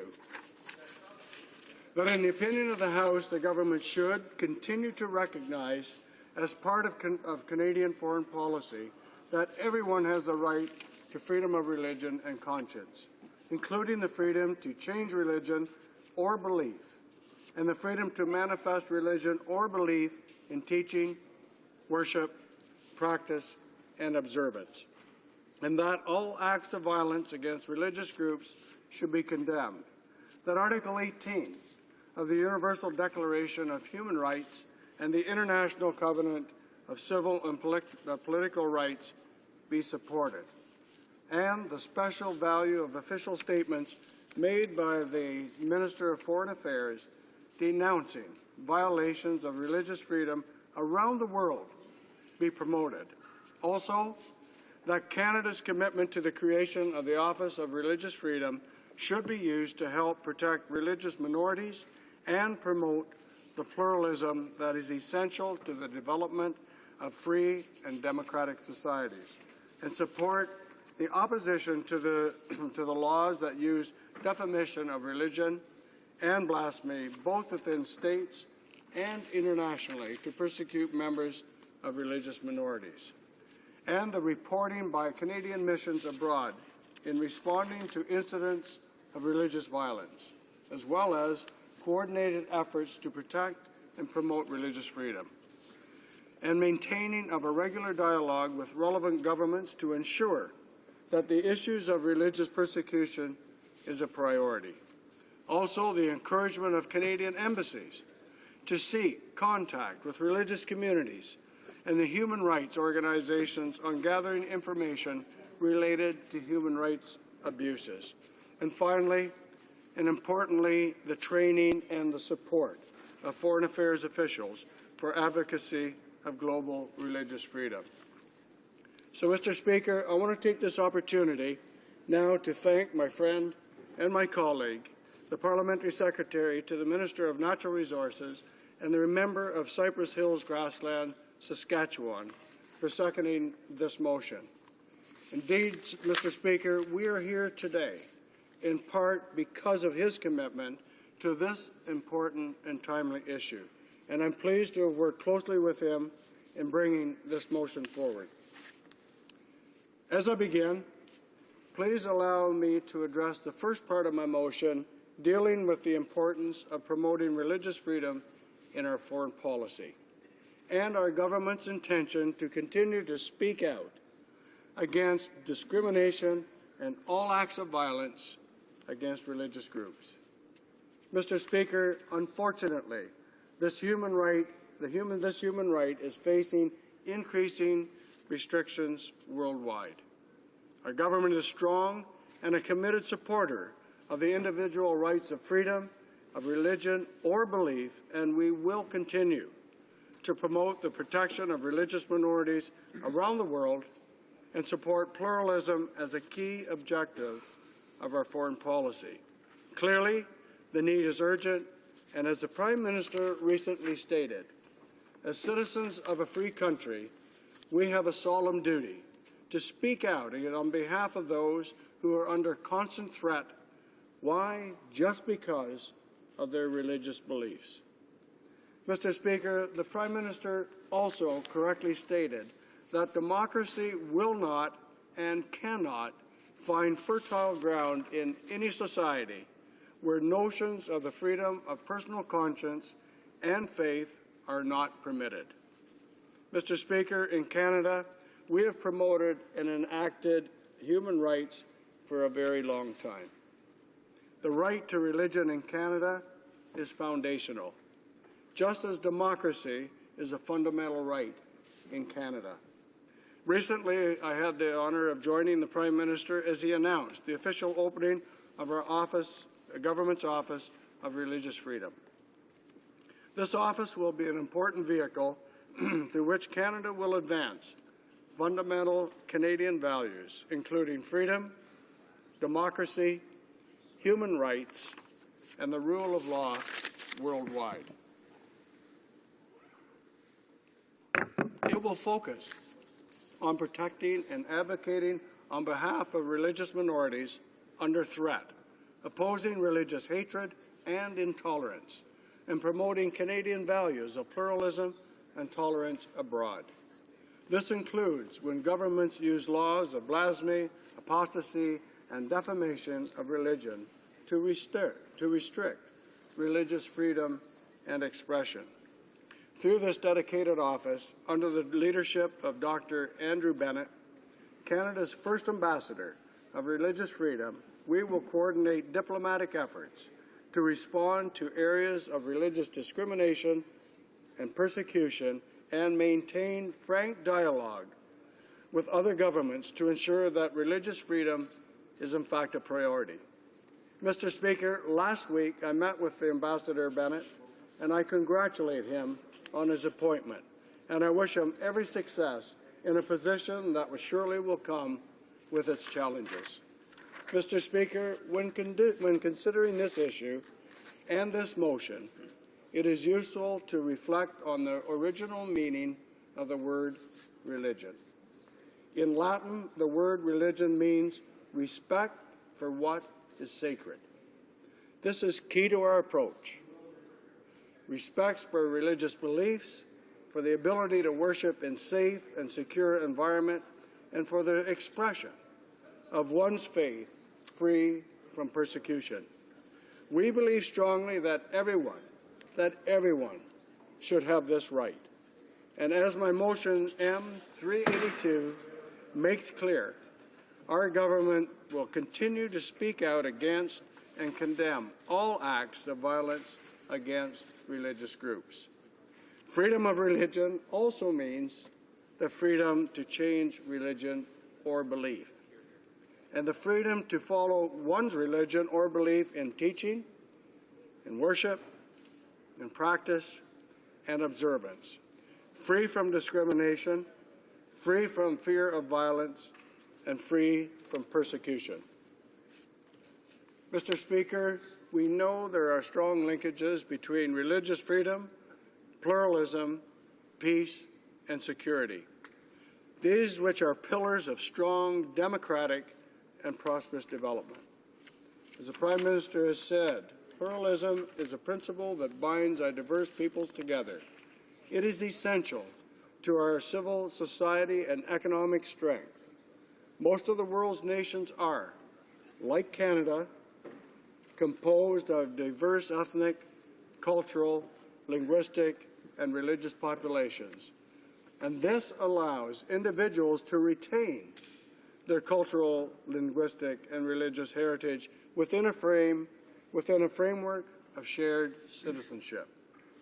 Canadians, like those of my riding of Lambton-Kent Middlesex, want us to take a strong and principled stand against religious persecution, particularly relevant to these recent years, a time when restrictions on religion freedom are on the rise worldwide.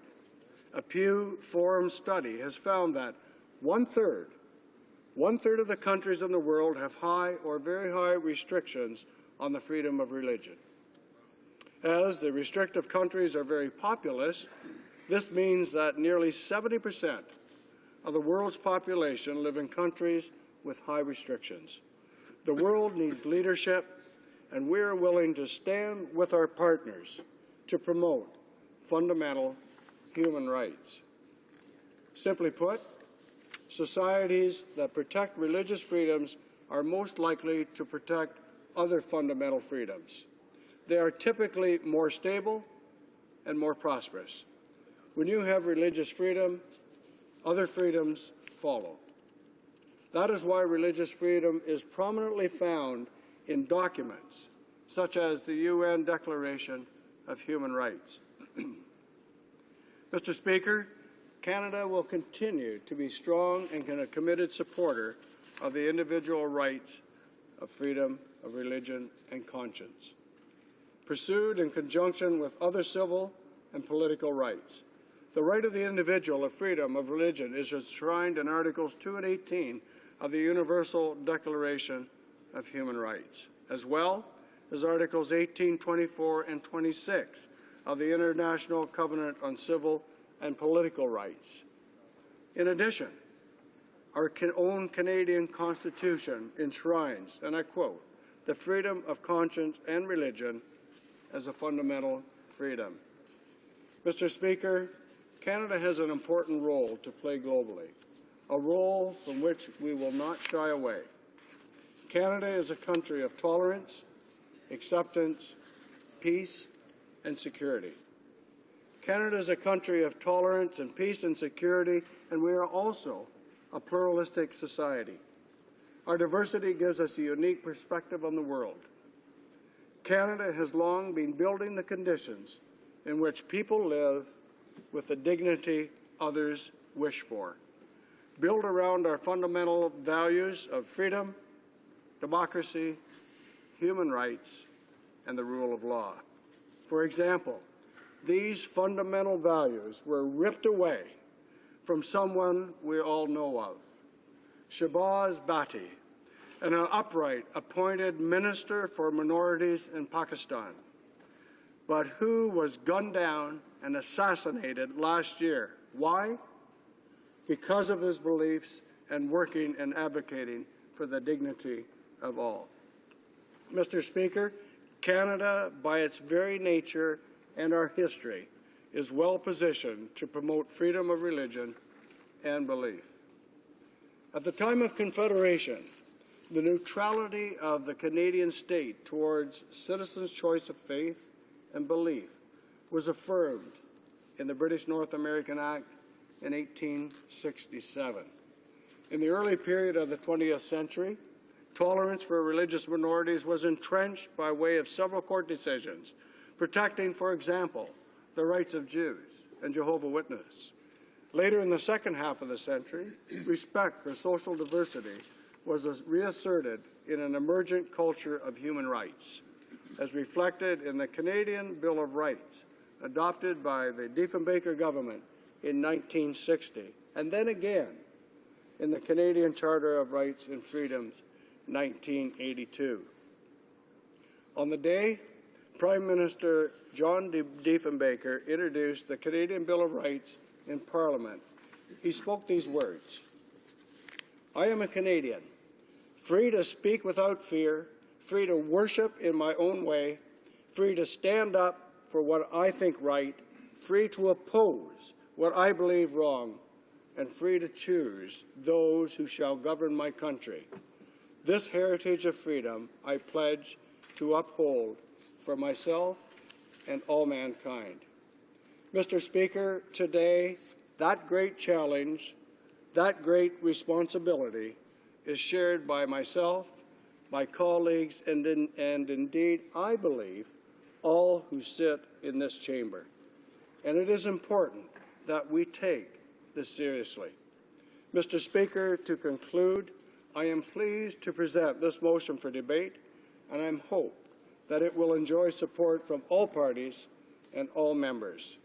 I believe that it is entirely compatible with our values and our beliefs as Canadians, and it clearly demonstrates Canada's duty to promote religious freedom on behalf of the high number of individuals and groups around the world facing discrimination, persecution, and oppression. Thank you, Mr. Speaker.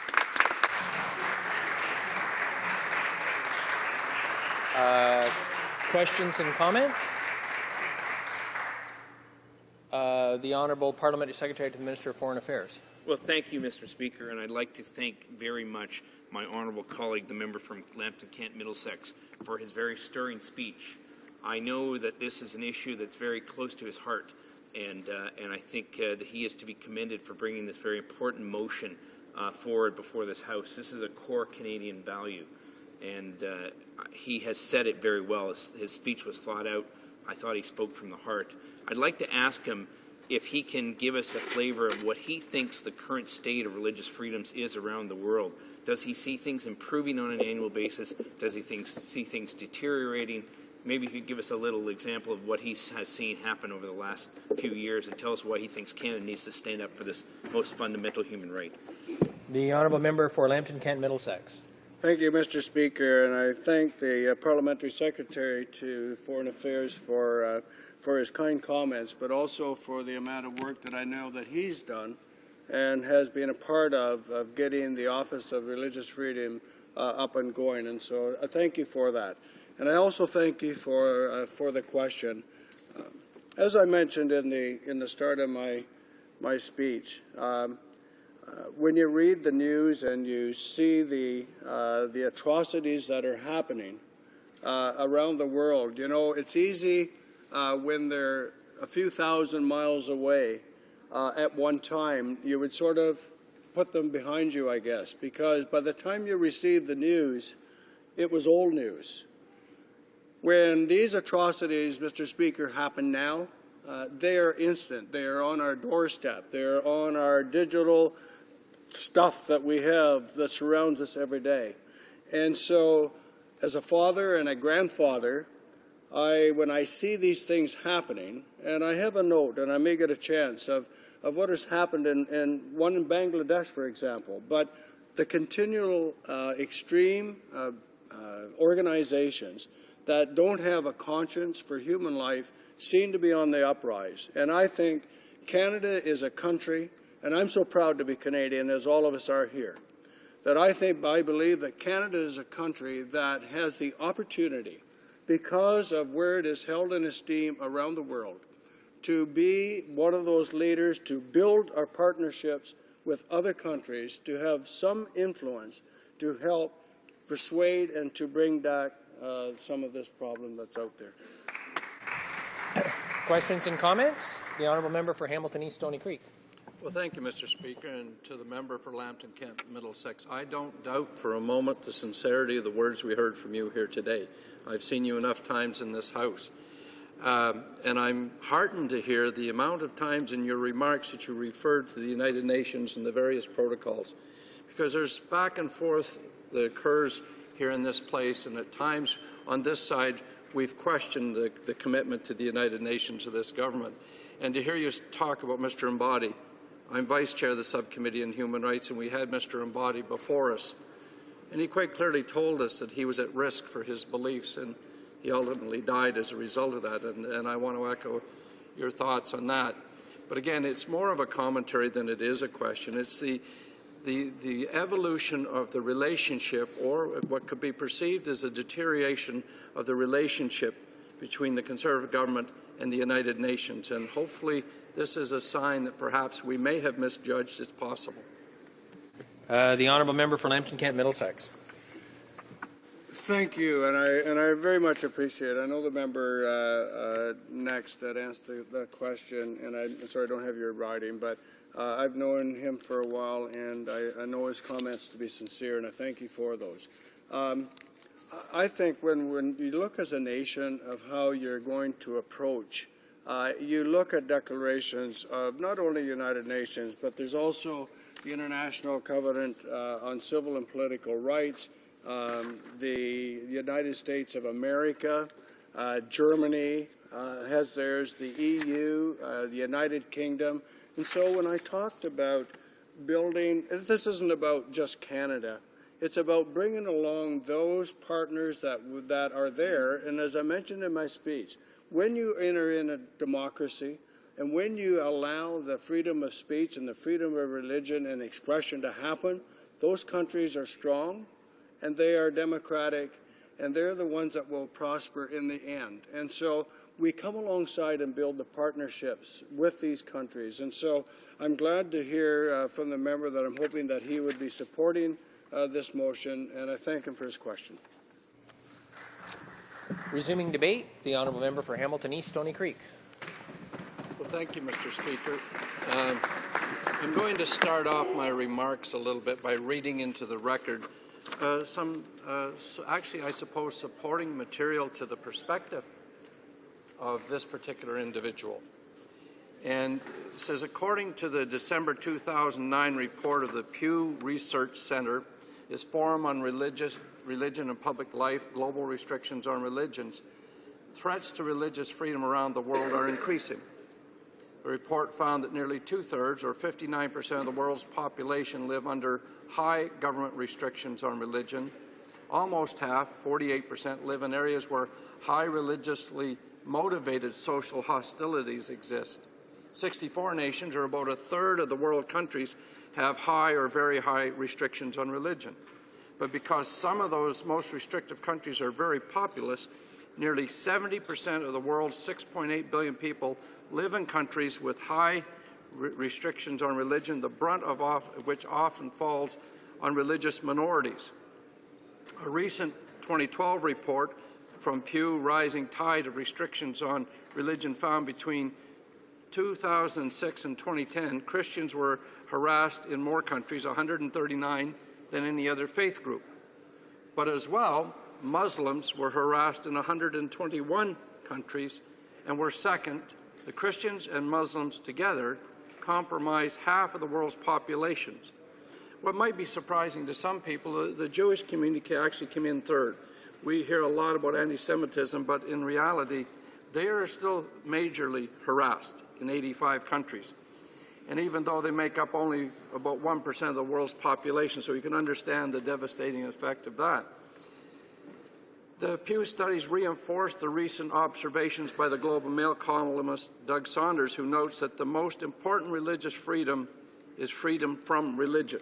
Now, that happens to be his perspective. He says the number one reason why people are persecuted for their faith is due to their being a religious minority within a nation or region in which another religion or sect dominates. And I pronounced that wrong, sect. It didn't sound quite right to me. I want to go back to the bill for a minute. This was introduced in May of last year, and I want to read parts of it, and then I'll comment as I go. That in the opinion of the House, the government should continue to recognize as part of Canadian foreign policy that everyone has a right to freedom of religion and conscience, including freedom to challenge religion or belief, and the freedom to manifest religion or belief in teaching, worship, practice, and observance. I would observe on this that most Canadians believe that that's how this government and this Parliament is functioning. People I talk to, and I don't mean to put this down, but have said to me, you know, why do we need it? Now, obviously, the mover of the motion believes in the motion, and I'm not suggesting he shouldn't. It's just that oftentimes Canadian believes things are certain ways, and maybe they're less so than what they believe. All acts of violence against religious groups should be condemned. Again, a fundamental view of Canadians would be precisely that, very much in line with this bill. Article 18 under the Universal Declaration of Human Rights and the International Covenant on Civil and Political Rights be supported. Again, in my notes I put here, it's not often we hear the government side quoting here, but I will say, quite frankly, I'm pleased to see it. The special value of official statements made by the Foreign Affairs Minister, I was a little surprised, but denouncing violations of religious freedom around the world. That, I think, is anticipated and expected of anybody in the Government of Canada to stand up in that fashion. Canada's commitment to the creation of the Office of Religious Freedom should be used to help protect religious minorities, promote the pluralism that is essential to the development of free and democratic societies. The previous speaker spoke to that very point, and I was pleased to see that. Acceptance of all religious paths are equally equally valid, and promoting coexistence is something that Canada is well known for.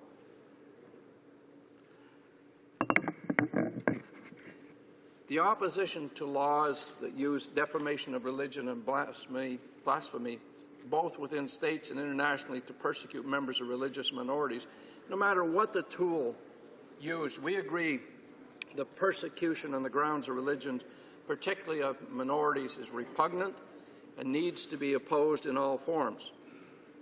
Now, reporting by Canadian missions abroad responding to incidents of religious violence and coordinated efforts to protect and promote religious freedom, those 2 points, to us, we hear within that the obligation to protect. And those that know of the United Nations will know that Canada promoted that particular view. But that has been seen within the United Nations as sometimes preventing support for some countries and peoples because of the fear it would drag the United Nations into wars. And I wonder if the member, and this is a question perhaps I should have asked him following his remarks, if he sees it that way or is suggesting a lesser form of engagement, which I believe is what the intent of the motion is.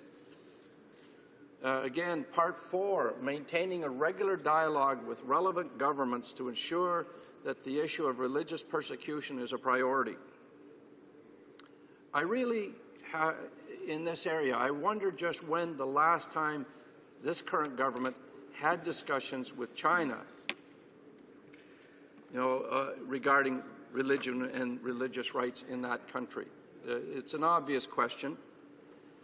We speak here again of the encouragement of Canadian embassies to seek contact with religious communities and human rights organizations on gathering information related to human rights abuses. Less than 10 days ago, I was in Burma, and we met with expatriated Canadians who talked to us at length about their views of what had happened in that country. And they lamented the loss of rights and democracy. They believed that it was a very essential part of the development of Burma. So I thought I would raise it here as a commentary along the lines of this, because they saw that as a group that was promoting precisely what this motion is talking about. Going on, the training and support of foreign affairs officials for the advocacy of global religious freedom. This particular part of the motion is likely the most concerning for some Canadians who believe in the separation of church and state. We oftentimes hear discussions over that, and I'm sure there's a variety of views that can be brought forward here. But speaking for the group of Canadians that I come in most contact with, they actually believe that we have the separation of church and state in Canada at this point in time. And as we all know, people oftentimes don't look deeply into a bill that might come before this House. And oftentimes as well, they'll have the kinds of questions about those bills that are, because of that lack of understanding, sound like they're raising a concern that perhaps isn't even necessary. I want to go back a moment to my role as Vice Chair of the Subcommittee of Human Rights, and I can tell you over and over, we hear testimony to the effect that in many parts of the world, religious persecution is commonplace. In fact, Mr. Speaker, just today, we had a woman by teleconference from Egypt talking about the situation for religious minorities, the Coptic Christians, and others, Shia Muslims, within that country because of the change that has taken place. We've heard of Iraqi minorities such as Christians, Mandaeans, and Baha'i who've become targets of violence since the 2003 U.S.-led invasion. Last year, we were told that in Pakistan, the Taliban have targeted Christians for attack through killings, tortures, and forcible confinements. Again, Mr. Embodi's name comes to the fore when we have that discussion. Witnesses stated they believe that at least partly some of this was a backlash to the U.S. and Pakistani military operations. Well, a lot of the things that have occurred in countries, if you really honestly step back and look at them, are historic by nature. They're groups of people within those countries that have been at odds for an awful long time. It's easy to point to one particular situation and say that's the cause. It certainly was a contributing factor, but to say it was a cause might be overextending. In places such as Iran, the persecution of religious minorities. Oh, I'm getting the signal I'm out of time. Oh, my. And I was just getting warmed up, Mr. Speaker. I got a little bit to go. I'll try to get to an important part. Being in Burma, I had the pleasure of meeting with Aung San Suu Kyi along with others, and she spoke to us about the situation with the Rohingya Muslims in that country and the deportations and the things that were happening. I will simply wrap up. I'm pretty well out of time. I will wrap up by saying that we do support this bill. We question the need for the bill, but we do support it.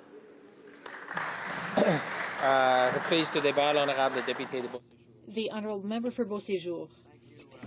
Mr. Speaker. Mr. Speaker, it's a pleasure for me to take part in this debate. I want to say to my colleague from Lambton, Kent, Middlesex, at the outset that I intend to vote in favour of this motion. I listened carefully to the members' comments and the comments from my colleague from the New Democratic Party. Mr. Speaker, certainly from my perspective, there's considerable merit in the motion advanced by the member for Lambton, Kent, Middlesex.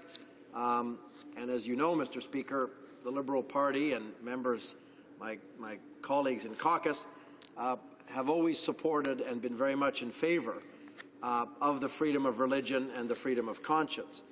Mr. Speaker, we do have, however, some concerns that the implication that one particular right or freedom, in this case the freedom of religion, the freedom of conscience, would be promoted above another basic human right or freedom that our country has always defended and stood for abroad. Our perspective, Mr. Speaker, tells us that our foreign policy should include the promotion of all freedoms and all rights. For example, the rights of women, the rights of homosexuals, different groups around the world who at various times have faced terrible oppression also deserve, Mr. Speaker, in Canada's foreign policy a robust defence, and our foreign policy and our diplomats should not shy away from speaking out against many of these abuses and these practices which appall and shock millions of Canadians as well. The Liberal Party, Mr. Speaker, has always promoted and defended freedom of religion and conscience as a fundamental human right, not only, of course, under our Charter of Rights and Freedoms, but also as a matter of international law.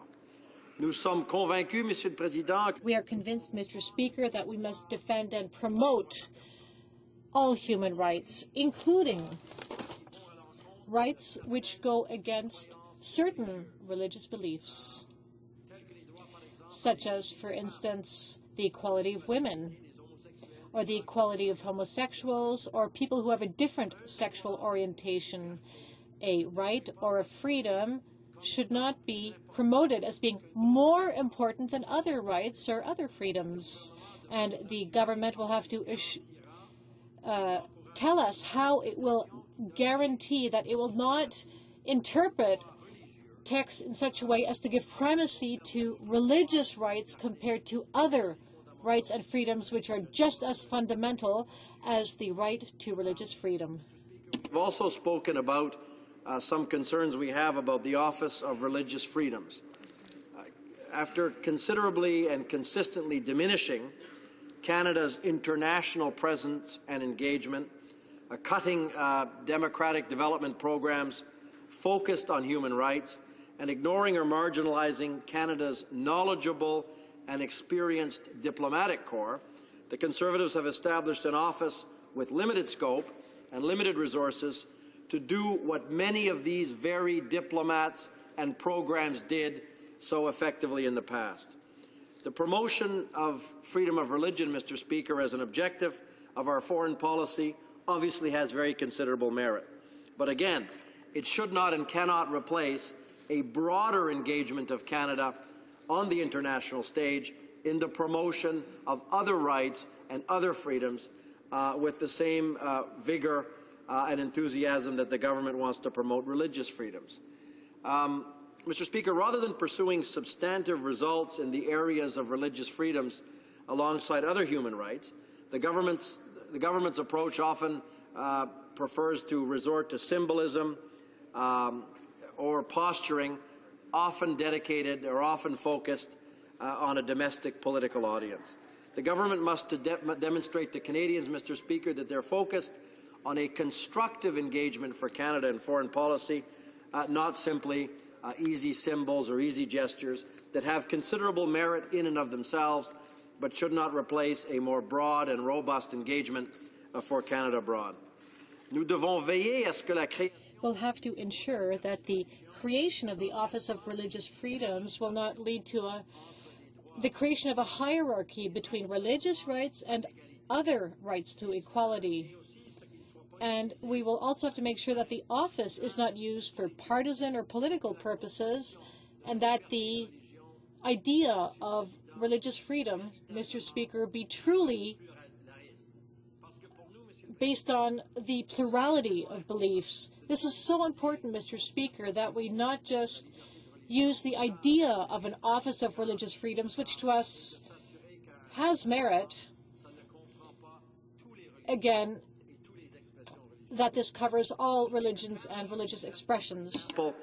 In the National Endowment in a Centre for Democracy to establish a framework for the protection and promotion of democratic rights as basic human rights as well.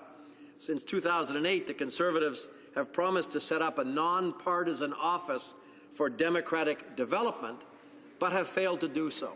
Mr. Speaker, we see the promotion of democracy, the rule of law, an independent professional public service, effective electoral and true transparent electoral mechanisms as essential parts of Canada's foreign policy, as well as the promotion of human rights and religious freedoms.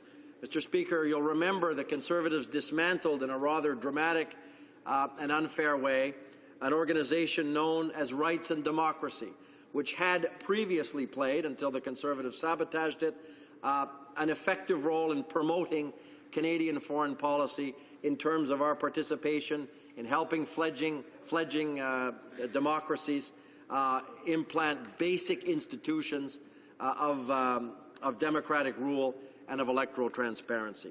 So, Mr. Speaker, Liberals will always work with the government when supporting and promoting matters as important as the protection of religious freedoms, the promotion of freedom of conscience, of freedom of religion. Clearly, this has been for a long time an essential part of Canada's engagement abroad. But, Mr. Speaker, we have real concerns that increasingly we're limiting the face of Canada's foreign policy to a more narrow range of issues, instead of accepting that Canadian NGOs, instead of accepting that a professional and competent diplomatic corps that has served this country for generations with honour be allowed to also express in a very robust way our support for other freedoms and other human rights as extensively as the government would propose with respect to this Office of Religious Freedom. Thank you, Mr. Speaker. Hear, hear. Resuming debate, the Honourable Parliamentary Secretary to the Minister of Natural Resources and for the Canadian Wheat Board. Thank you, Mr. Speaker. It's a great pleasure for me to be able to be here today to speak to this issue, to Motion 382. I want to congratulate a member from Lambton, Kent, Middlesex for having the courage to bring this forward and for his great leadership on this issue, and also the Parliamentary Secretary for Foreign Affairs for his work on this issue and his commitment to the issue as well. And I also would like to take just a moment to thank my staff member, Joycelyn Eng, for the work that she's done on this issue in particular, but on other issues dealing with religious persecution. I just want to acknowledge her great work on this. Mr. Speaker, as others have said in the House, I do support this motion. I see this as a seminal document, a seminal declaration by this Parliament that is past the time that it should have been brought forward and made, and I appreciate the fact that we were able to discuss this now, because the real issue, Mr. Speaker, on this topic is actually the fundamental right that people around this world should have, and that is the right to choose what they believe, the right to speak about that belief, and the right to change that belief if they so choose. And that is really what is encapsulated in the beginning of this motion, and that we want to reinforce today, because an increasing number of citizens around the world are under attack simply for what they choose to believe, for their religious beliefs. Now, governments continue around the world to repress religious freedom, but as I said, it is the right to choose, it is the right to believe, and the right to change belief that needs to extend to every individual in every community and country. And as the U.S. Commission on International Religious Freedom has said, it is a basic tenet of humanity, a moral, ethical, and legal duty. For many around the world, Canada can really provide leadership to protect this fundamental human right. Now, the reality, Mr. Speaker, is that religious minorities around the world are constantly harassed. They are arrested and imprisoned. And as my colleague in the NDP pointed out, I actually would like to acknowledge and thank him for his support. I would call it enthusiastic support for this motion. We're glad to see that. But he pointed out that the Pew Forum on Religion and Public Life has reported that 75% of the world's population as of mid-2010 live in countries where governments, social groups, or individuals restrict people's ability to freely practice their faith. The U.S. Commission on International Religious Freedom lists in particular countries such as Burma, North Korea, Egypt, Eritrea, Iran, Iraq, Nigeria, Pakistan, China, Saudi Arabia, Sudan, and a few other countries as countries of particular concern where religious persecution is most severe. Now, Mr. Speaker, it's obvious that this motion is necessary. Despite the protections of religious freedom and international rights law, and we've talked a little bit about Article 18 of the UN Universal Declaration of Human Rights, and every country is signed onto that, is obligated to sign onto that, and the International Covenant on Civil and Political Rights, religious minorities still continue to face a global crisis of persecution. Individual countries as Canada, where this is not a big issue for our people, should do their part in recognizing religious freedoms in their foreign policy and to promote those values abroad. And just to address the concerns that my colleague from the Liberals have had, what we're doing here does not in any way take away from the defense of other rights. Our Foreign Affairs Minister has been very vocal about those rights. Our Parliamentary Secretary for Foreign Affairs has stepped up to defend those rights. And we have been clear on that. I would like to think that the members opposite would see this as a declaration that complements our position on the other rights, not restricts it. And I think that's how it was intended by the author of the declaration, by the member from Kent, Middlesex, who's brought that forward. A successful passing of this motion will ensure that our commitment to human rights and democracy, which we're known for around the world, includes the basic right and freedom of religion, and that would become a mainstay of foreign policy in years to come. And we think that that's a good commitment to make. A parliamentary motion outlining this commitment sends a message to the international community that we condemn all acts of violence against religious groups and our coordinated efforts to protect and promote the fundamental right to choose to believe and to change belief. And I think to address the concern that the member opposite from the NDP raised is we're not talking about sending the UN into countries when we're talking about protecting. We do want protection, and that should be extended, and government should understand that they need to extend that to their rights, but we want to see that done consistently and effectively. Now, this motion puts Canada on an international stage with like-minded countries. We're working together with other nations multilaterally that can strengthen the international capacity within the United Nations, within OSCE, within the IPU, within other monitoring bodies such as the European Union, the Council of Europe, Organization of American States, and entities like that.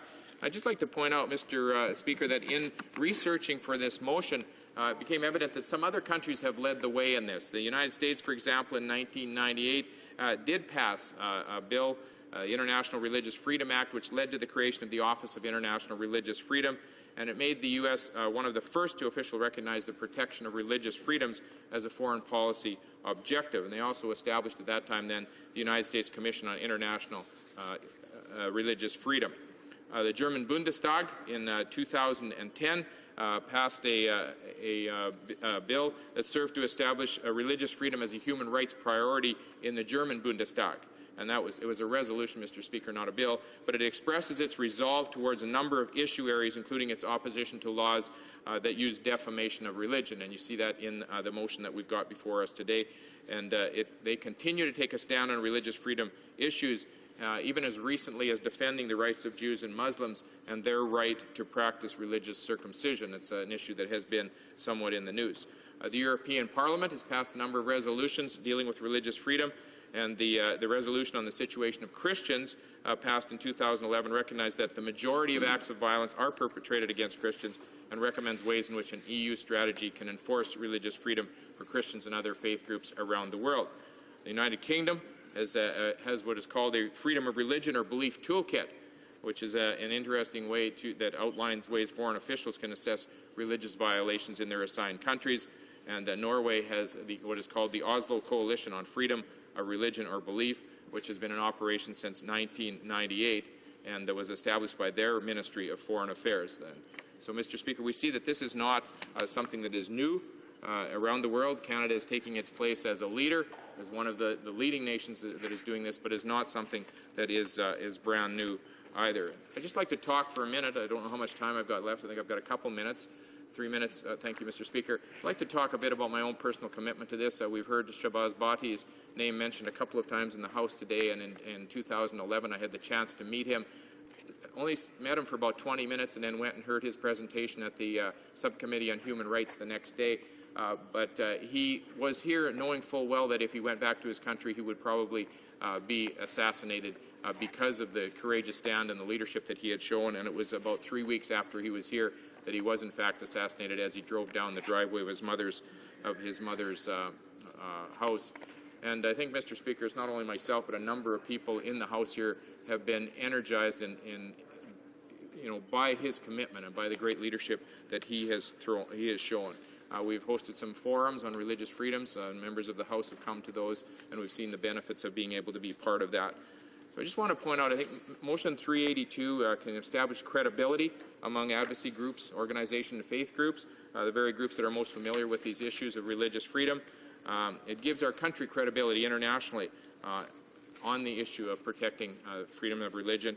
And I think, just to mention quickly, the establishment of the Office on Religious Freedom is a commendable step toward defining Canada as one of the few distinguished nations willing to recognize religious freedom as a foreign policy priority. So, Mr. Speaker, in conclusion, I would like to just point out that I believe a successful motion passed by the Parliament of Canada, and it sounds like we will be able to have that, would ensure that the steps taken by our Department of Foreign Affairs and International Trade have the broad majority support of Parliament, and that will ensure that religious freedom becomes a mainstay of foreign policy for future years. So, Mr. Speaker, we've looked to other nations.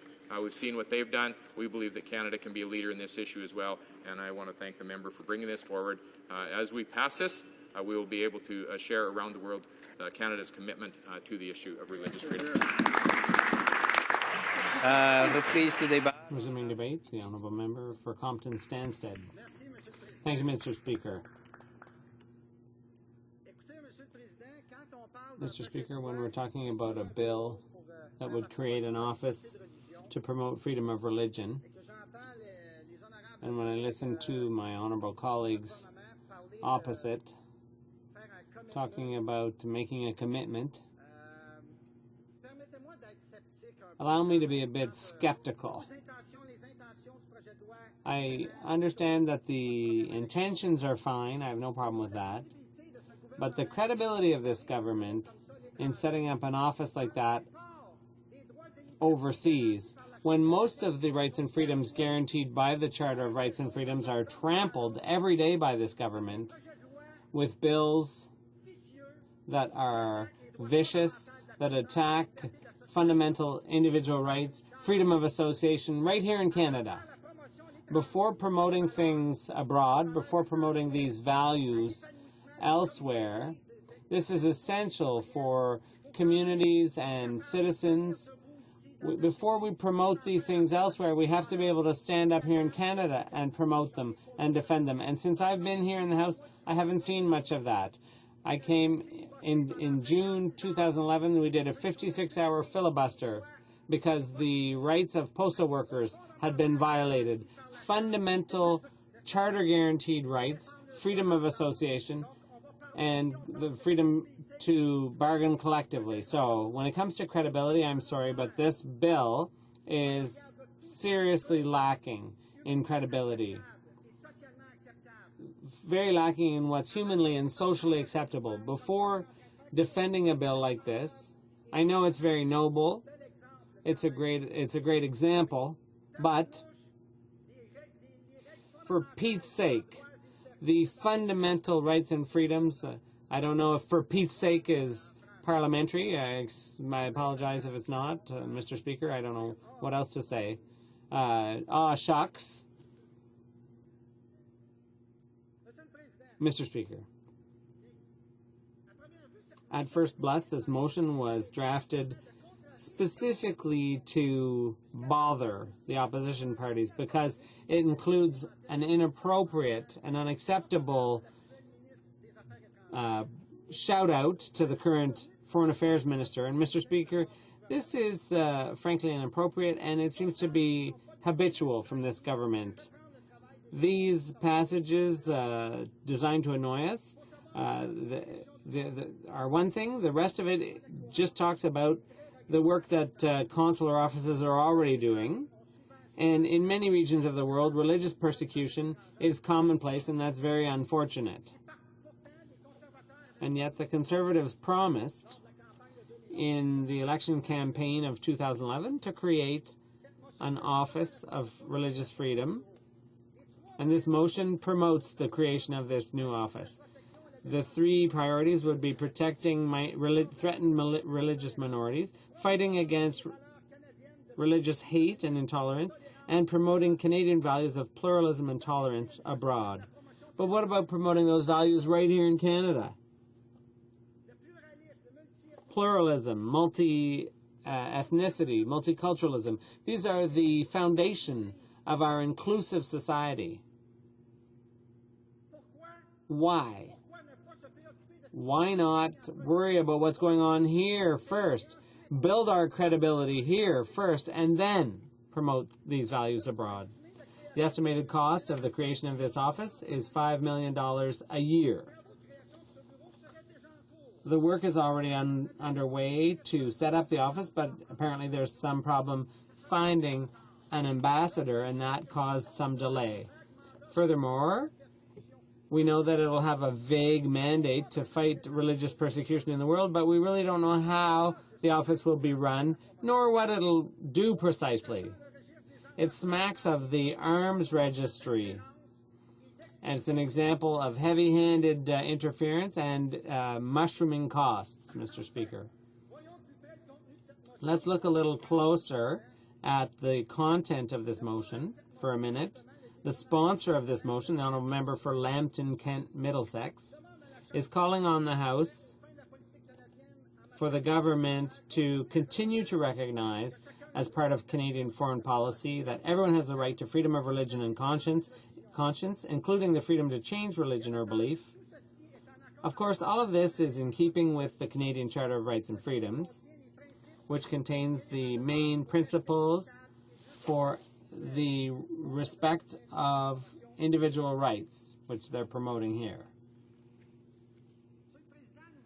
Mr. Speaker, we live in a society that's governed by the rule of law. These rights are subject only to such reasonable limits as can be demonstrably justified in a free and democratic society. And do we have that kind of a society right now in Canada, Mr. Speaker?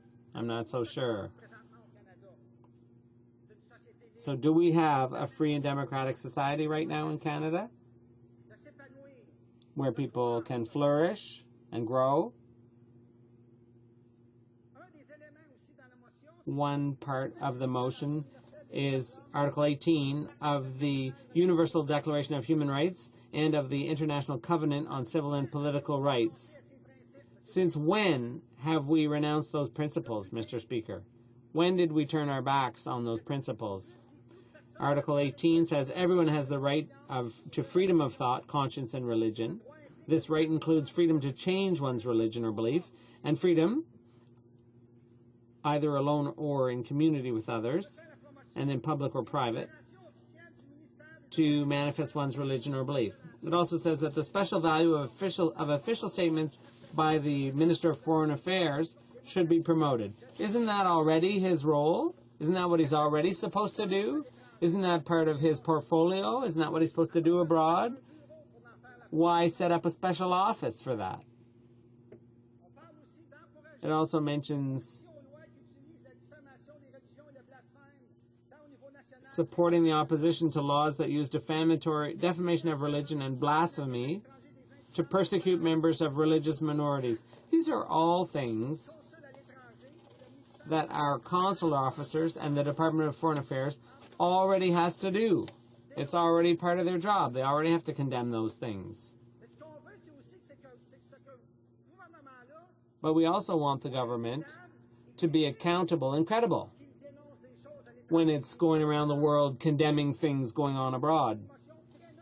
This is a very noble motion that we will support, but as you know, for some time, I've been criticizing this government because I want it to be credible. I'm indirectly a part of this government. I'm in the official opposition. I have the right to criticize this government, but I also have the right to participate by proposing amendments, for example, to bills. They should be discussed, not systematically rejected out of hand. This is part of the freedom of expression. This is part of freedom of association and freedom of thought, which is essential to a democracy. Essential for those freedoms to be upheld before we go around promoting them. One other thing I'd like to mention before concluding: the threats to freedom of religion. Freedom of religion can enter into conflict with other rights, the rights of women, the rights of gays and lesbians, the rights of other religious minorities, and the rights of the First Nations and Aboriginal people. There are a lot of Aboriginal people in other countries too, and their rights and their traditions have to be protected. As I said before, we don't really know how this office is going to work. House Leaders Housing on point of order. Mr. Speaker, I rise on a point of order. I regret to advise that with regard to Bill C-42 respecting RCMP accountability, no agreement was reached pursuant to 78.2 and 78.1 of the standing orders. As a result, at the next sitting, a minister will move pursuant to 78.3 to set a specific number of hours or days for consideration of this matter.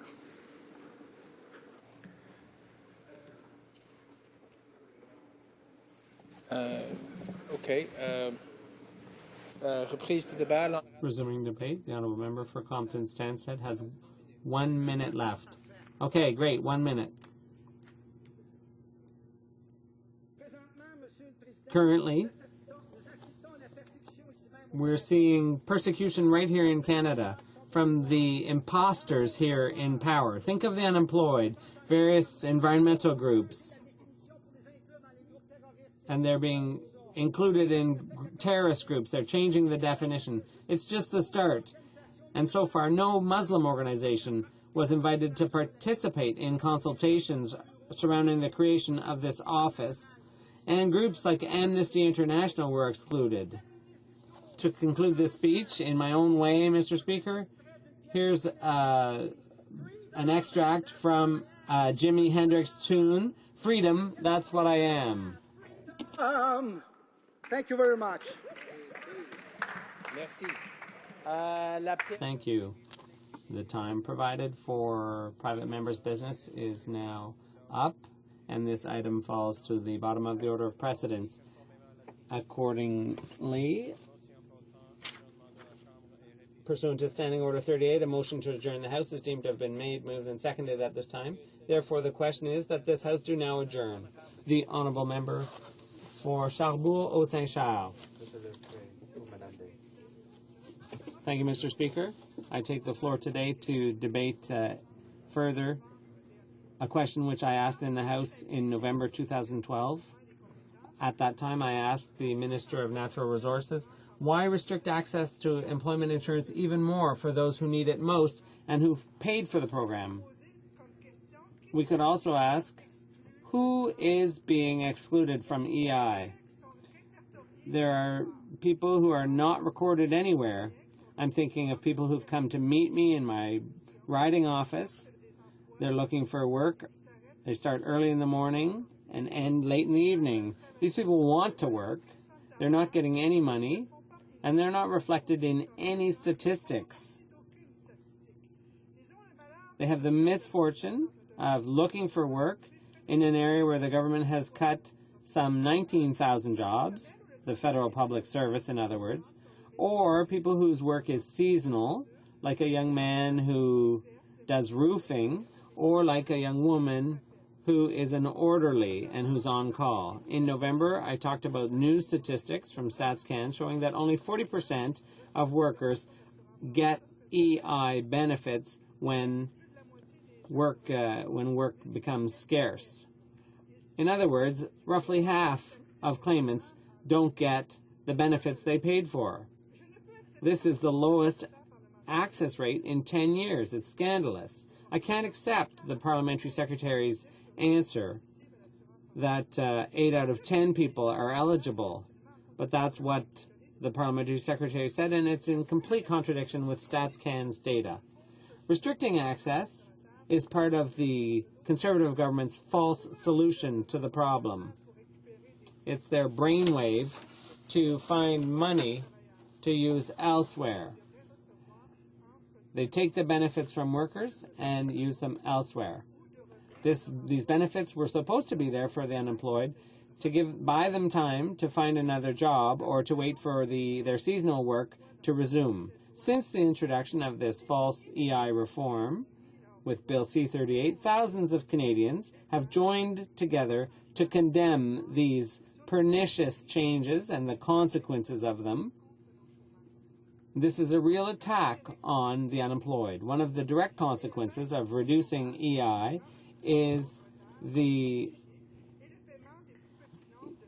lower rate that will require a greater number of hours to qualify and payment for a shorter number of weeks. By changing appeal mechanisms for workers who've been refused EI, once again, this reduces access to EI. We've demonstrated this. It will be harder and harder to be successful and to appeal because the waiting times are growing. And that's what we're worried about. There are fewer and fewer people answering calls from the unemployed and providing them assistance because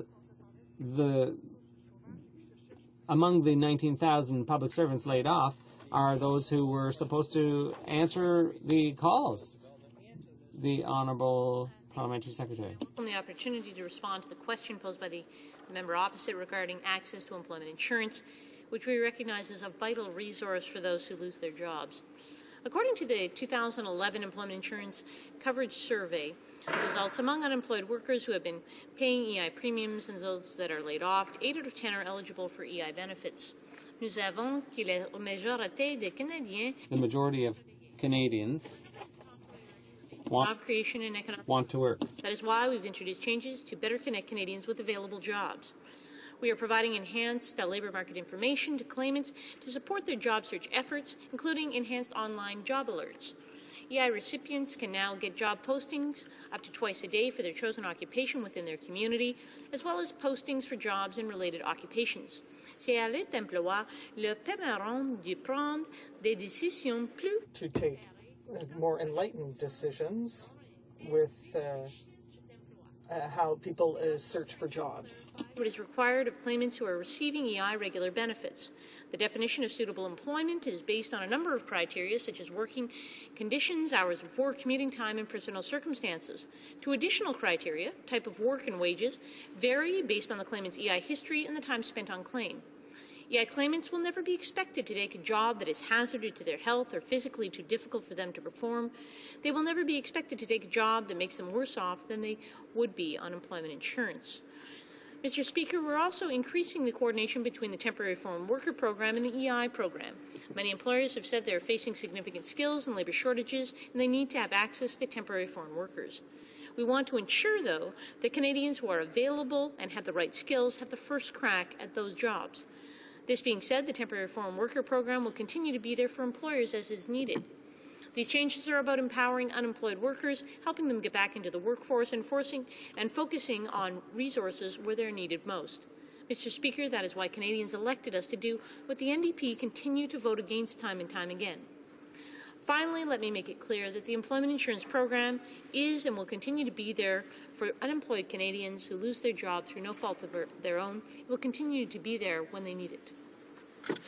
L'honorable député de Charbel. The honourable member for Asheville Saint Jean.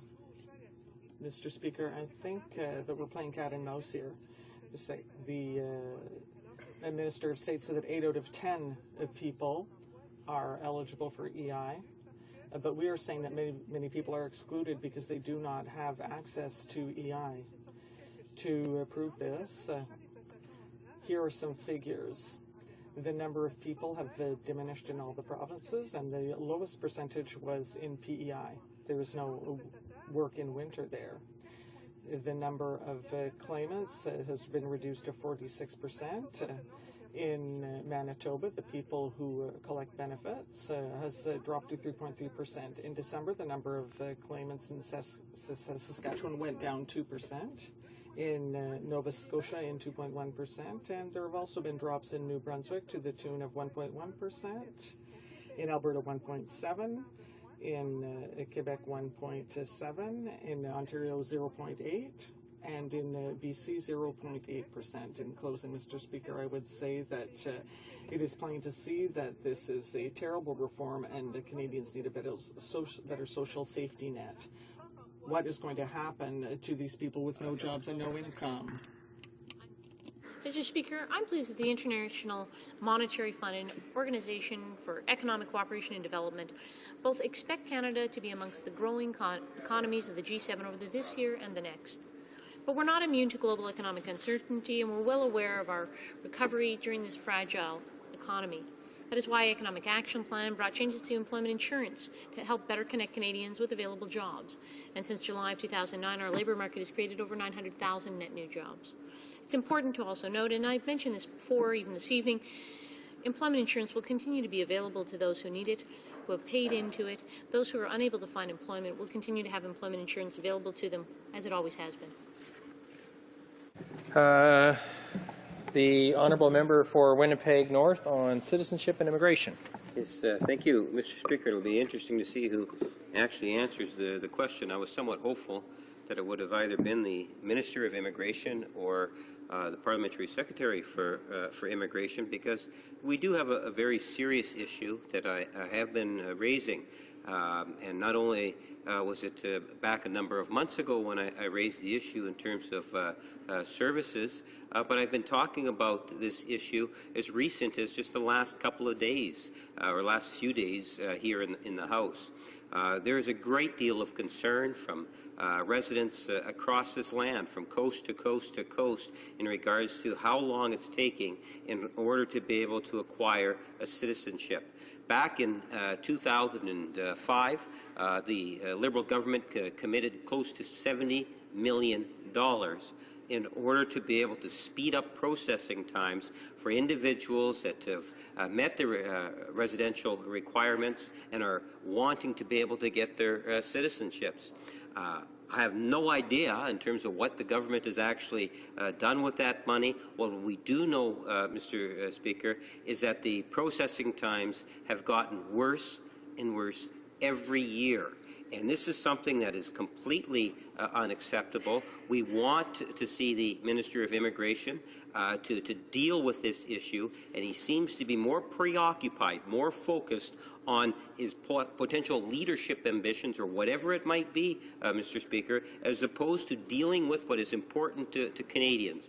And what's important to Canadians is to speed up these unacceptable processing times in order to be able to get citizenship. We're not necessarily interested in the rhetoric that's coming from the government. What we want to see is tangible action.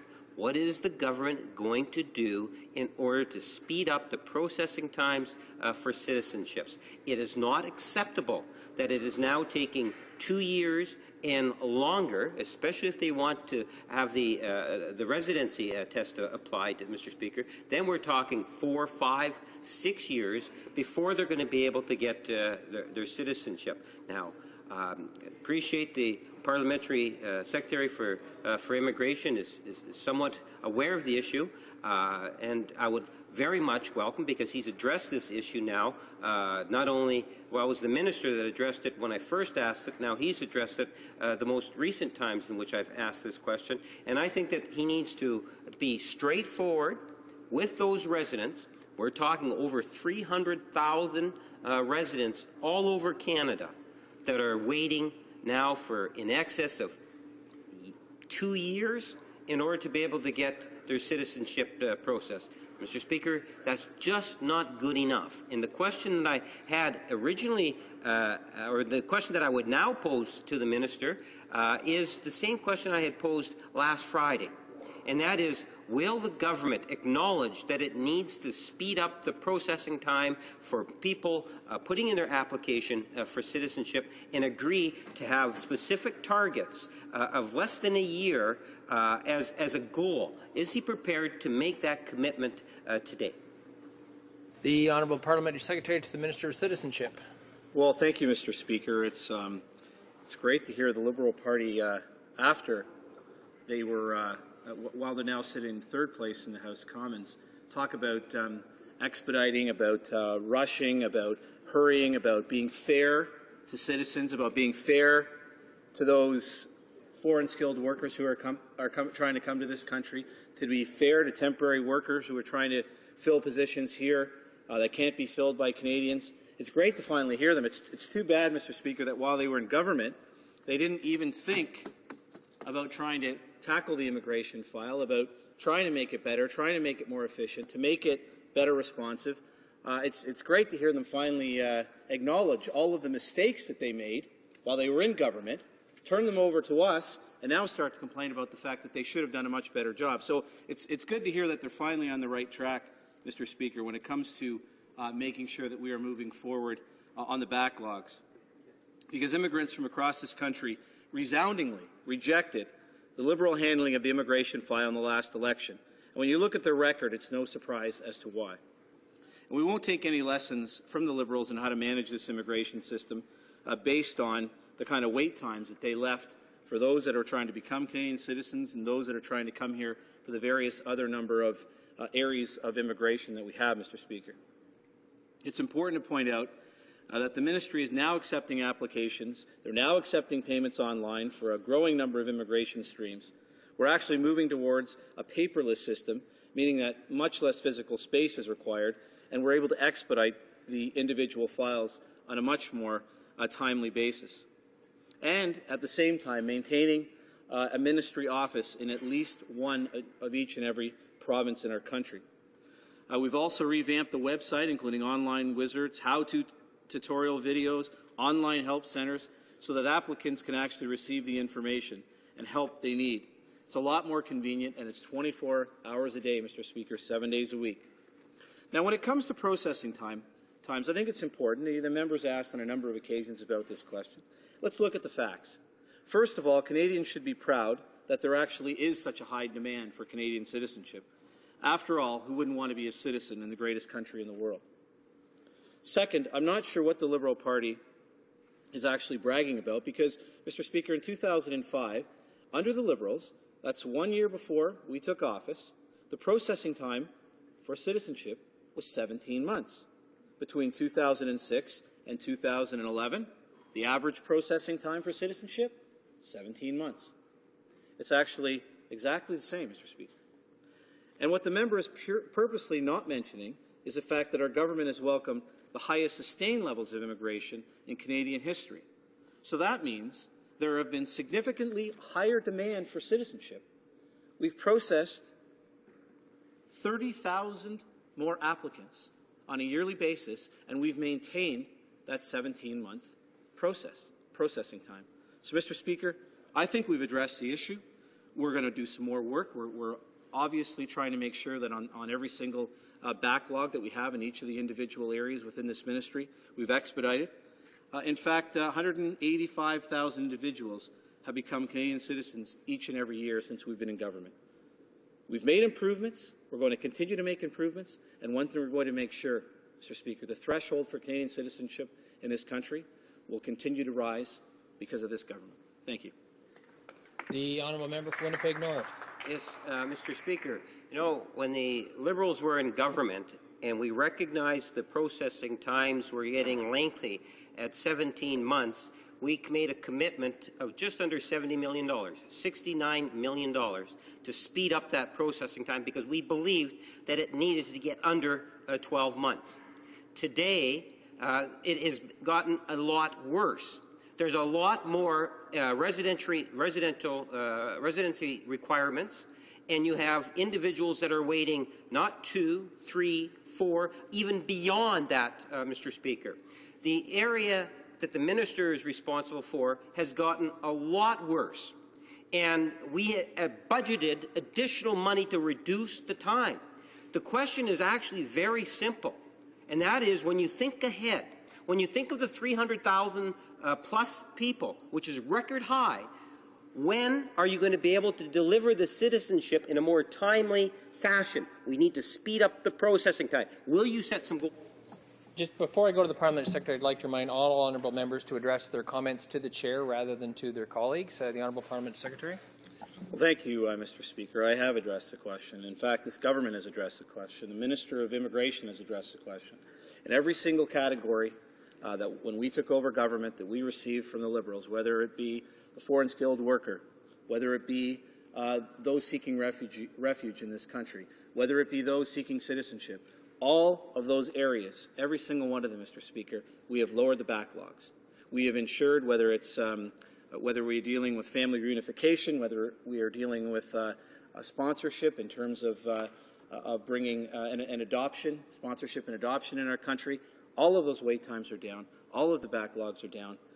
Just because, Mr. Speaker, there is a higher demand for those that want to become Canadian citizens and become permanent residents because of the last 6 years of this government. We have ensured that we are processing faster, we are processing more, and we are assuring you, and I can assure you, Mr. Speaker, we are delivering on the timeframes that we have committed to. Thank you. L'honorable député de Beauport-Limoilou. The Honourable Member for Beauport-Limoilou on health. Yes, thank you very much, Mr. Speaker. So it is a great pleasure for me to come back to this House to talk about a very serious topic that I addressed with the Minister of Transport on November 29th, but unfortunately the Minister of Transport did not address the concerns of the public. He gave a response that I personally would call unsatisfactory, but I would, when I talked to the group of people who were directly affected by the cloud of red dust and by the subsequent contamination by different kinds of metals, according to the analyses done, I must say, Mr. Speaker, that the comments that I received went so far that I won't repeat them here in this House because I would be accused of using unparliamentary language. So that gives you an idea of the kind of comments and the degree of indignation that was felt by the residents of Quebec City linked to the response given by the Minister of Transport. And you know, Mr. Speaker, we can look at the response of the Minister and we can see that he said that the Port of Quebec is an independent organization that does its job responsibly. Listen, Mr. Speaker, now, with all due respect to the Minister, the Port of Quebec is part of the Canadian Port Authorities that are under the supervision of Transport Canada. It is also responsible at the same time for the respective environmental laws, including CEPA, the Canadian Environmental Protection Act. So according to Transport Canada, the minister supervises these port authorities. So yes, port authorities have a certain degree of autonomy, but they are also accountable, and the Minister of Transport is responsible for them. What is extremely troubling in this matter is that since the time that I asked my question, I must say, Mr. Speaker, that Véronique Lalonde, who told people about this problem, received analysis results, and she found that in the samples that she sent for analysis, there was the presence of metals that were potentially harmful to human health, such as arsenic, copper, lead, and zinc, among others. So, Mr. Speaker, I want to focus specifically on nickel, which is a potentially toxic metal, and it was found in these samples. It is a metal where the concentrations of this metal were quite high and harmful to human health. So for the benefit of the Minister of Transport, I want to tell him that that nickel dust Dust can be carcinogenic, causing both lung and throat cancer. And when it comes into contact with human skin, it can cause allergies to a large part of the population. Many studies talk about 12%. So when we're talking about Limoilou, that's many thousand people who would be affected by this. So, Mr. Speaker, I want to once again ask the Minister of Transport, first, is he aware of this issue? And is he truly going to act in this matter instead of just waiting for things to get worse? The Honourable Parliamentary Secretary to the Minister of Transport. First, Mr. Speaker, I would like to thank the member for his question. In response to the member for Beauport-Limoilou, I am pleased to address the incident that happened on October 26 in the Port of Quebec and which affected a number of residents in the district of Limoilou. On October 26, 2012, the company Arimage Quebec, which operates at the Port of Quebec, was unloading lump ore or iron oxide cargo from a ship. That is iron oxide. Mr. Speaker, this substance is a very fine mineral which also contained fine dust particles. Unloading began during the day and no incident was reported. However, at dusk, as the unloading continued, the fine ore dust in the bottom of the ship's cargo hold created a red cloud. And this red cloud spread to part of Limoilou's residential area. After learning about the incident, the company Arimage Quebec put in place measures to adequately respond to the situation so that this type of incident does not reoccur. Specifically, Arimage Quebec put in service a telephone line for residents inconvenienced by the cloud of dust so that they may obtain financial assistance to help them clean their goods and property. Arimage Quebec has also improved its operations to minimize the risk of a reoccurrence, mainly by acquiring water cannons.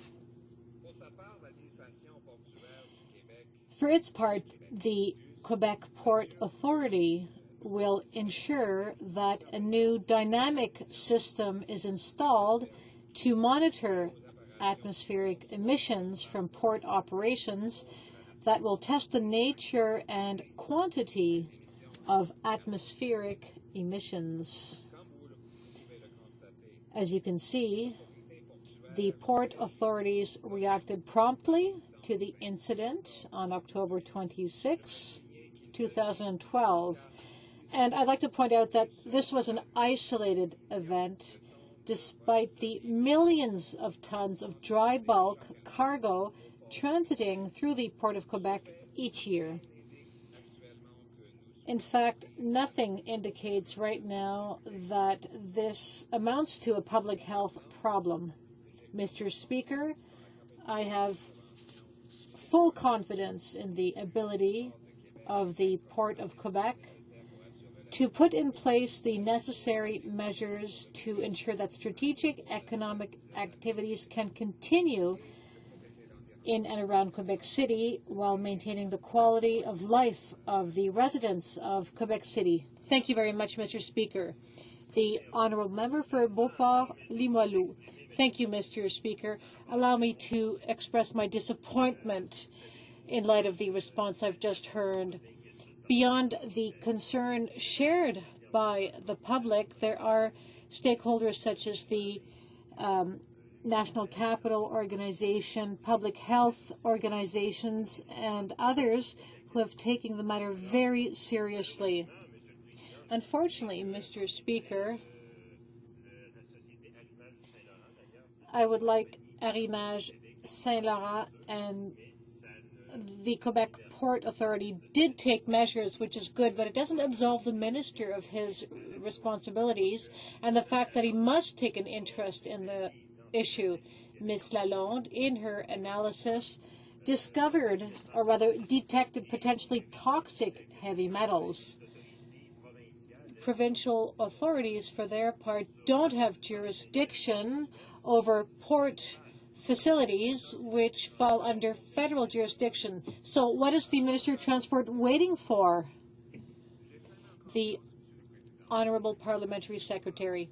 Mr. Speaker, as I said earlier, I have full confidence in the ability of stakeholders of the Port of Quebec to put in place the necessary measures to ensure that strategic economic activities can continue and to maintain the quality of life of the residents of beautiful Quebec City.